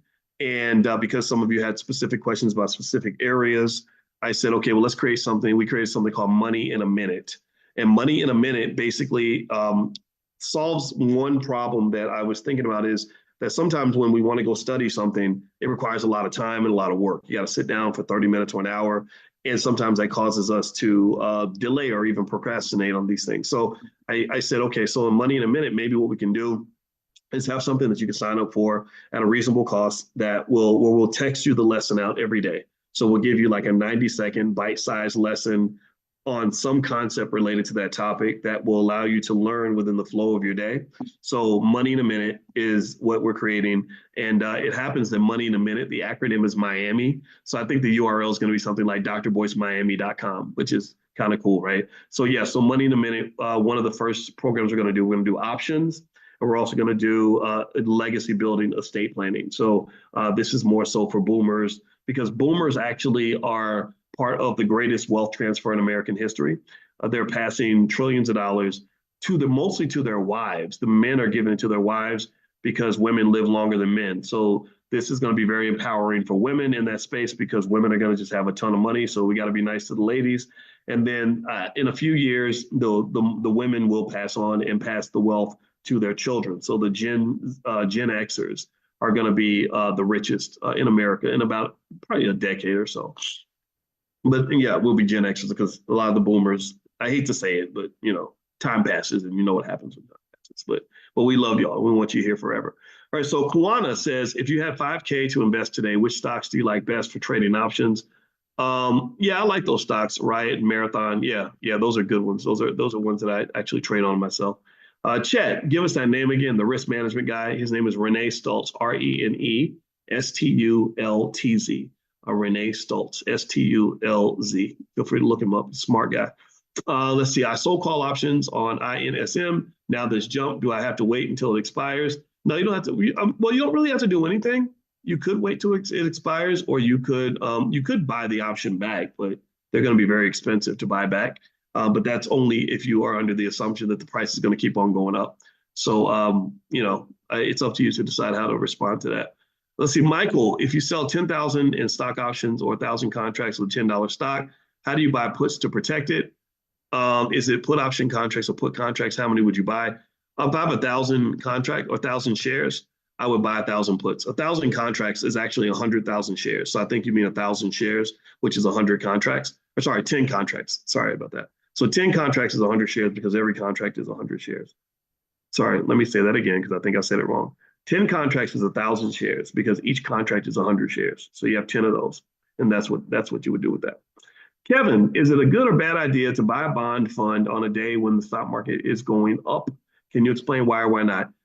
I think bond funds, stock, or really any kind of fund like that, I would think of it more longer term. I don't really, I mean, sure, if the prices drop that day, that it could be a buying opportunity. But if you're a long-term investor, 5 years from now, you won't remember what happened on May 28th, 2024. You won't care. You won't, because there's hundreds of other days, thousands of other days that will occur between now and then. So rather than reacting to what happened that day, I would just look at the fundamentals of whether or not you feel long term that this is a good investment for you. That should be, in my view, the driving method behind how you choose your stocks. If you want to take a look at something that may help you with this, we did a Black Stock Market weekend where we spent the whole weekend going through 11 steps to deciding if a stock should be in your portfolio. We actually branded it. It's called the Dr. Boyce Method. So if you go to thedrboycemethod.com, you can get access to that training. It's yours for life. I think it's like $60 or $70 or something like that, but it's really, really good. So you can go to thedrboycemethod.com. So feel free to take a look at that. Are there any REITs you would recommend? I think REITs from companies like Vanguard and BlackRock are pretty good.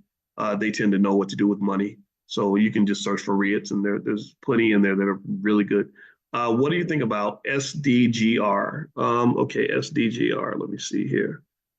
Um, SDGR. Schrodinger. Okay, I've never heard of this company. They engage in the provision of chemical simulation software solutions. Okay, for pharmaceutical companies. Um, Let me see. I don't like it. It doesn't. It looks like the company's having some problems. And if you were a holder in this stock the last 5 years, you would have lost 15% of your money. There's nothing about it that really jumps out at me. So that's my opinion. But it's not a fact. Nobody knows what's going to happen in the future. Kevin, a couple of weeks ago, you shared a list of energy stocks. Is that info still available? It should be. If you go to what Dr. Boyce is buying, or if you go to drboycestocks.com, you can get access to any list that I've ever released. If I sent it out as a special release for that week or something, that's hard to go get. But if you're on the text list, you'll get stuff from me. So make sure you're on the text list. You can text the word. Another word you can text is the word stock to 87948, and I'll send you a bunch of stuff that way. So feel free to text stock to 87948. The thing I would warn you about, though, is if you get on multiple lists, you'll get a lot of messages from me because we send out a lot of information from the Black Business School. So if you don't mind me being in your inbox every day, then feel free to do that. But if you don't like it, then if you just stop responding or stop clicking the links, it'll take you off the list, okay, eventually. So I don't want to bother anybody, but I have a lot of stuff that is happening and a lot of things that we'd like to do to help you. So and the way in case you want to know how we run the Black Business School, is we believe everything is an ecosystem. So within this ecosystem, our belief is that if we show you value and we give you lots of support, lots of free stuff, that when we come along and we have something that does have a fee attached, you'll consider supporting us the way we support other businesses, the way we support white-owned companies and we buy things from them. We have to make money. We have a team, we have to pay. We are an independent entity. We're not like an HBCU that gets money from the government, because we don't want money from the government. We don't get a bunch of corporate sponsors. We're not looking for that. We don't want that. We have to maintain our independence, and freedom is not free. So I hope that you'll understand that when we mention something that we're doing in the school and we say that there is a fee attached. And I hope you'll compare it to what you would have to pay if you were at a university and signing up for a class, or the amount of money that we spent going to college and getting absolutely nothing of any value. Everything that we offer you gives you value. And if you don't feel like it gives you value, then we don't want your money. And in fact, we'll give you your money back. If you do something and you're like, gosh, this isn't helping me, then no, that's not the deal. But if we're giving you value and you feel that participating in what we're doing is making your life better, then we hope that you'll also, say, okay, they supported me, they helped me level up, we're going to help them level up. And this is how you build strong institutions. If you look at, say, the Anti-Defamation League in the Jewish community, they go to the community. They say, give us money because we need money in order to build this institution that's here for everybody, right? So that's why we have to ask for money. And it's a little weird, it's awkward because there's one guy on Twitter who said, why are you always trying to sell something? And I was like, I'm not trying to sell stuff. I'm offering things. And some things I offer are free. Some things I offer have a fee. You don't have to pick any of that. But if you see the value, then why not invest in things that are actually going to help you? And also, one thing that we do really well is we're really good at educating your children. And in our Black Business School for Children, it's called Black Millionaires of Tomorrow. Our kids, when they go through our program, they have a financial literacy level that is higher than the average college educated adult. This is how good we are at what we do.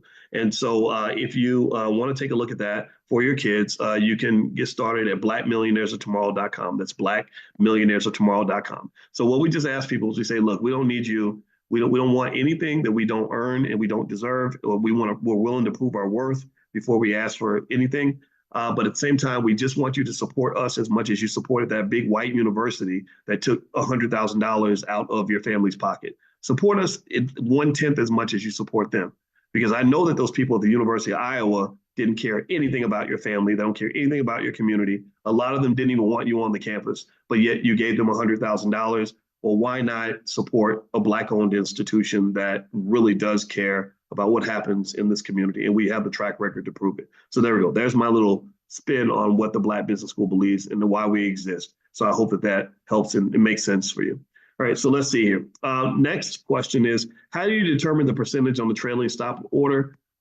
There's no rule with that. It's just a matter of feel. So I picked 10% just because it felt right. But if it hadn't felt right, I would have picked 5% or 15%.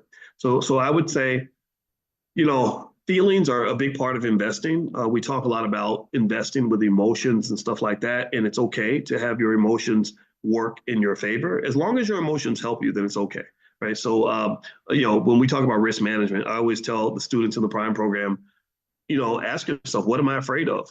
Am I afraid that the stock is going to take off on me? Then you can hedge against that. Am I afraid the stock is going to collapse on me? Well, you can hedge against that too.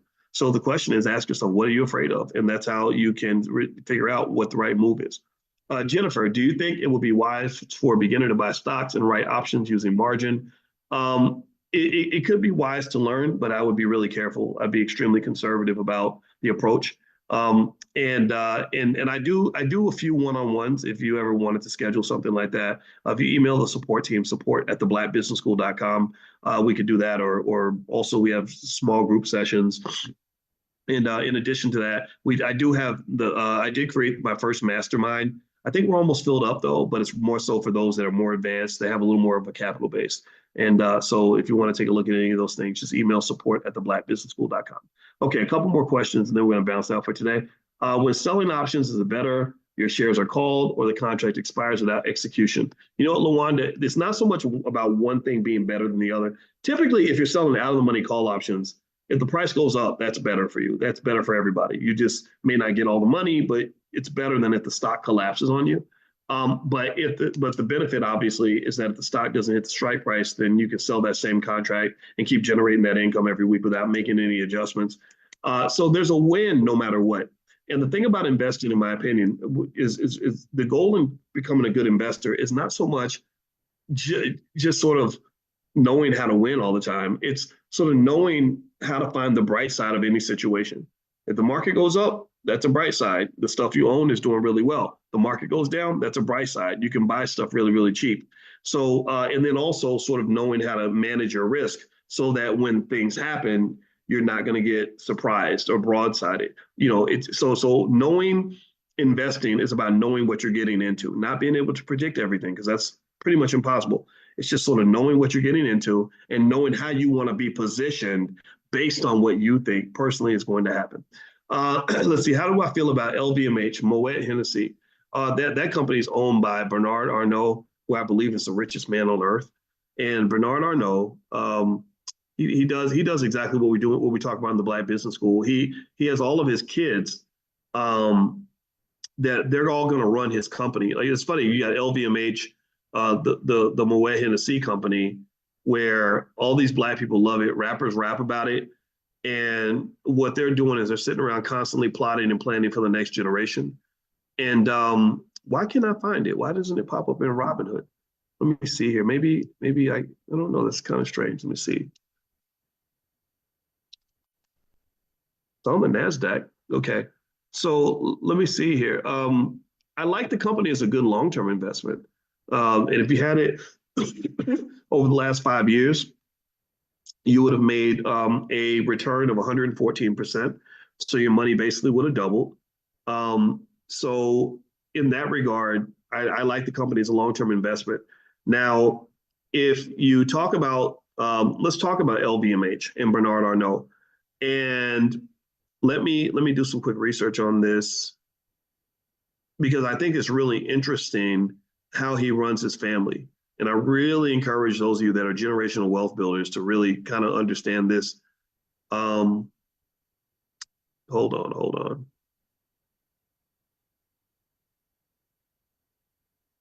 Because he has his kids running parts of his business. And he meets his kids. He has a monthly meeting with them, and they all sit around and he talks about different parts of the business. So he understands his role as a wealth builder and a generational wealth builder to be the teacher of his own children. He teaches them, how to run the company and how to do things. So let me tell you about some of his kids. So he has a kid named Delphine, or daughter. She runs Christian Dior, and so she has a lot of experience. He meets with all these kids every single month to make sure that they're ready. His other son, Antoine, runs communication and environmental issues for LVMH. Like he's also the CEO of Berluti, one of his brands. Alexandra she now has a big role at Tiffany. Frederic is the CEO of Tag Heuer, Tagheuer, which is their watch division. And then there's Jean Arnault, who oversees marketing and product development for Louis Vuitton's watch division. So what he did was he sent his kids to business school and all that, I believe. But once they came home, he said, I don't need you out here serving other people. I need you serving the family business. And he did what the Rothschilds did. I taught you all about the Rothschild family. And the biggest thing the Rothschild family did was they taught their children how to operate on a code of conduct.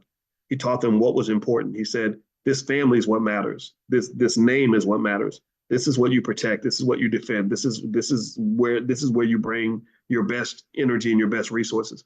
Now, I want you to compare that to the Black community.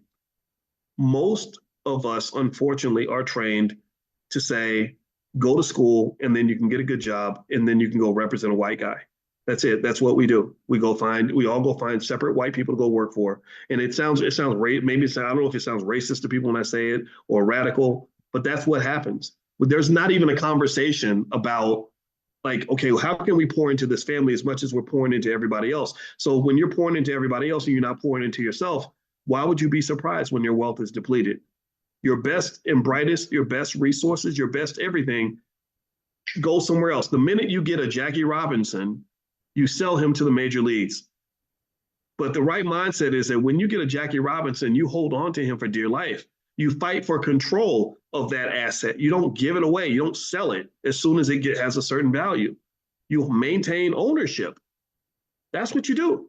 That's what the Negro League should have done. They should have said, no, we won't sell this guy for $1 billion. This is the tent pole for this league and future growth of this league. If you want to do business with us or with Jackie, you're going to have to deal with us as an independent entity. Maybe we arrange games. We'll go play the Dodgers and the Dodgers can come play us. You share your audience with us. We share our audience with you. We do a partnership.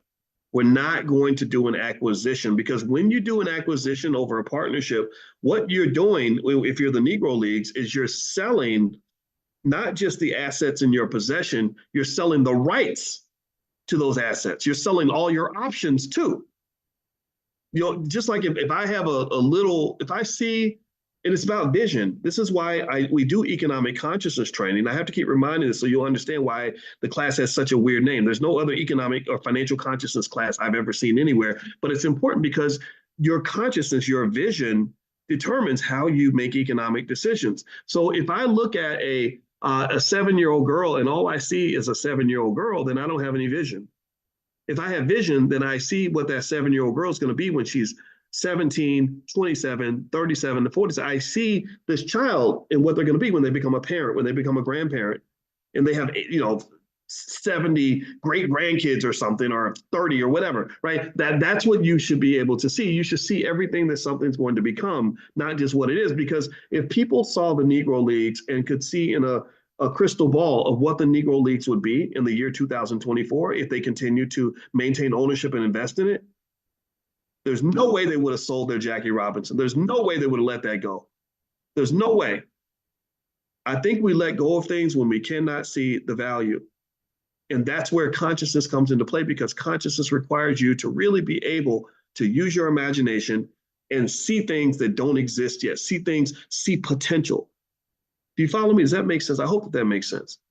So I like the story. I like Bernard Arnault. I like the way he runs his family. I like the way he understands the importance of investing in the future of the family name. I like the fact that even though he's worth over $200 billion, it seems to me like he can see what his company is going to look like 100 years from today. He sees what his grandkids and great grandkids are going to be able to contribute. And that company is going to be $1 trillion company in about probably a couple of decades, maybe less.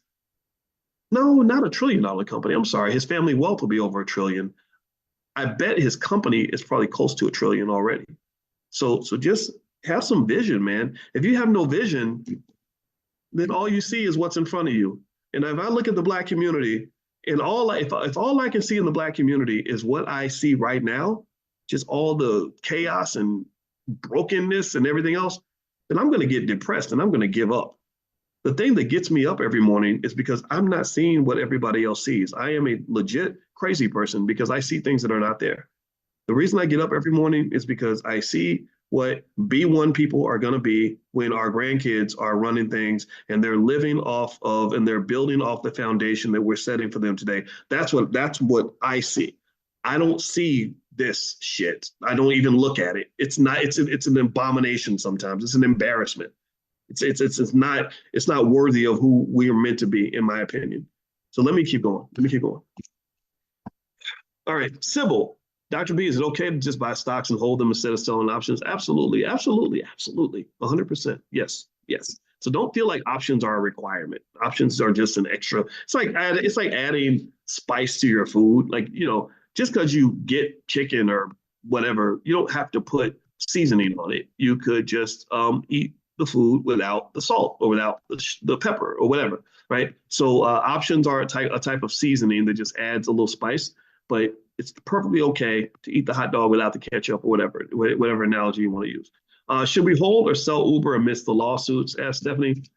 I don't have an opinion one way or the other. I think Uber is just such a fascinating company because they've been able to lose money at an insane rate for a very long time and stay in business. This is again another type of white privilege people don't talk about, and it comes down to access to capital. Because if it wasn't for the bank, Uber would be dead. Uber would not even be a thing if they didn't have the ability to access money like they can. Let's see, a couple more questions. Then I just got a note from one of my team members that I do have a meeting in 3 minutes. What should a 15 and 16-year-old do with their $1,000 check? Mutual funds, I think, will be fun, or maybe buy shares of some great American companies. Maybe make it fun, make it educational. So ask them to pick some of their favorite brands and own shares of those brands and explain what that means. I taught my 16-year-old daughter's best friend how to invest in 5 minutes. And I said, okay, let me show you on my phone. And I said, what's a company that you like? She said, Chipotle. I said, okay, well, let me show you this. Here's the share price. Here's how you buy. I punch buy. And I said, let's buy shares of Chipotle. And I bought it. And I said, okay, the order just went through. So now our family owns a percentage of Chipotle. And I got the best reaction. She said, whoa, that was so cool. And I loved hearing that. That made me feel good because, when you get old, you be trying to be cool and it never works. We always look old. And so to be cool, like to be the cool dad was kind of fun for me. So the point is to say that when you teach these things to your kids, make it part of the flow of just your regular life. So you're in line at the drive-thru at Starbucks, impress your kids and show them how you can buy ownership in Starbucks while you're in the drive-thru line. They're never going to forget that. I didn't see this type of stuff when I was 16, and when you show them that and then tell them a few of the things that I've shared with you, this is not light stuff. Like the stuff I'm breaking down for you and we're talking about every day. This is really cutting edge stuff. You're not going to learn this in college. So give it to your kids and they won't forget it. Everybody wants money. Everybody needs money. And if they don't need it now, they're going to need it at some point. And so they're going to remember the things that you tell them. So remember, I don't teach any students. I refuse to teach any students. I will only teach you if you agree to be a teacher. I will teach teachers. That's it. Because we have to multiply the knowledge base because we got so much working against us, so many people that want to keep us in the dark. We got to give everything we've got to fight against that. All right, so let's see here. Let's see. Renee says, thank you for all that you do. When's the next prime class? We did a prime class on Sunday, or was it Saturday? Or I think it was Sunday. Yeah. Sunday, we just did one. I don't know the dates. If you go to drboyceprime.com and log in, the dates are in there. I don't have the dates in front of me. My apologies for that. I want to say maybe around the 6th or something like that. And we're also going to do another Prime 101. We do a Prime 101 about once every 6 weeks for those that are beginners, or maybe you're trying to figure out how to make that first move. And so if you're a Prime member, Prime 101 is free. If you're not a Prime member, there is a small fee, but it's worth it. You'll 10x the amount that you invested to learn the process. So if you want to get an introduction to what we do in Prime, pull out your phone, text the word money to the number 87948. And I guarantee you that presentation will blow your mind. You're going to love it. And it's going to rock your whole world. And you're going to, it's just, I just know these things, some things I do know. I don't know everything, but some things I know. All right. So let's see. Jania, or is that Jinja? I think it's Jania. Okay. What Dr. Boyce is buying shares stocks to hold for long term, not buy sell options. Yeah, what Dr. Boyce is buying, those are long term investments, at least 3 years or more. The Dr. Boyce money makers, that's in the Prime program, that's specifically for options. So if you think about it, it's almost like how, remember when you would date when you were younger and you had the times where you would date somebody that you thought might be your husband or your wife, or maybe you had somebody else that wasn't going to be your husband or your wife. I'm not here to judge, but maybe you saw somebody, you're like, you will be a great one night stand, or you will be a great person for me to date until I meet my spouse, right? I'm not saying you should do that. It's bad, right? Kind of bad, right? But as long as you kind of communicate that, right? Don't make any promises you don't want to keep, but y'all know what it is, right? There's some people that you know you're going to be attracted to for a while, but you're still like, no, he's not daddy husband material, but he looks good or she's pretty or whatever, right? So same thing is true with stocks. My option stocks, those are my exciting money makers. Those are the ones where I can sell the options and get that cash flow and use the cash to do all kinds of stuff. It's very cool, but those are not always my long-term investments. My long-term stocks are a little more boring, but they have sustainability. They're not going to give me the same volatility. And so, really, when I form a relationship with a stock, that's what I do. I categorize it. I put it in different categories based on what that stock can do, because every investment can be valuable for somebody based on what they're seeking to accomplish. You see what I mean? So this is where your preferences come into play, your risk tolerance, things like that. All right, so I'm gonna have to go. I know there's a couple more questions. I'm sorry I can't answer them all, but I promised someone that I do something at this time, so I'm gonna have to get on out of here. If you're not on the text list, make sure you get on the text list. Text the word morning to 87948, and you'll get an invitation for financial consciousness training tomorrow. So the number is 87948. You can text the word morning. Also, if you want to take a look at what Dr. Boyce is buying, you can go to drboycestocks.com and you can take a look at that and see if that's something that works for you. Last but not least, if the options thing is of interest to you, you can go to drboyceprime.com and see what we do in the Prime program. I think you're going to like it a lot. So anyway, have a good day, everybody. God bless you, and I will see you all tomorrow morning.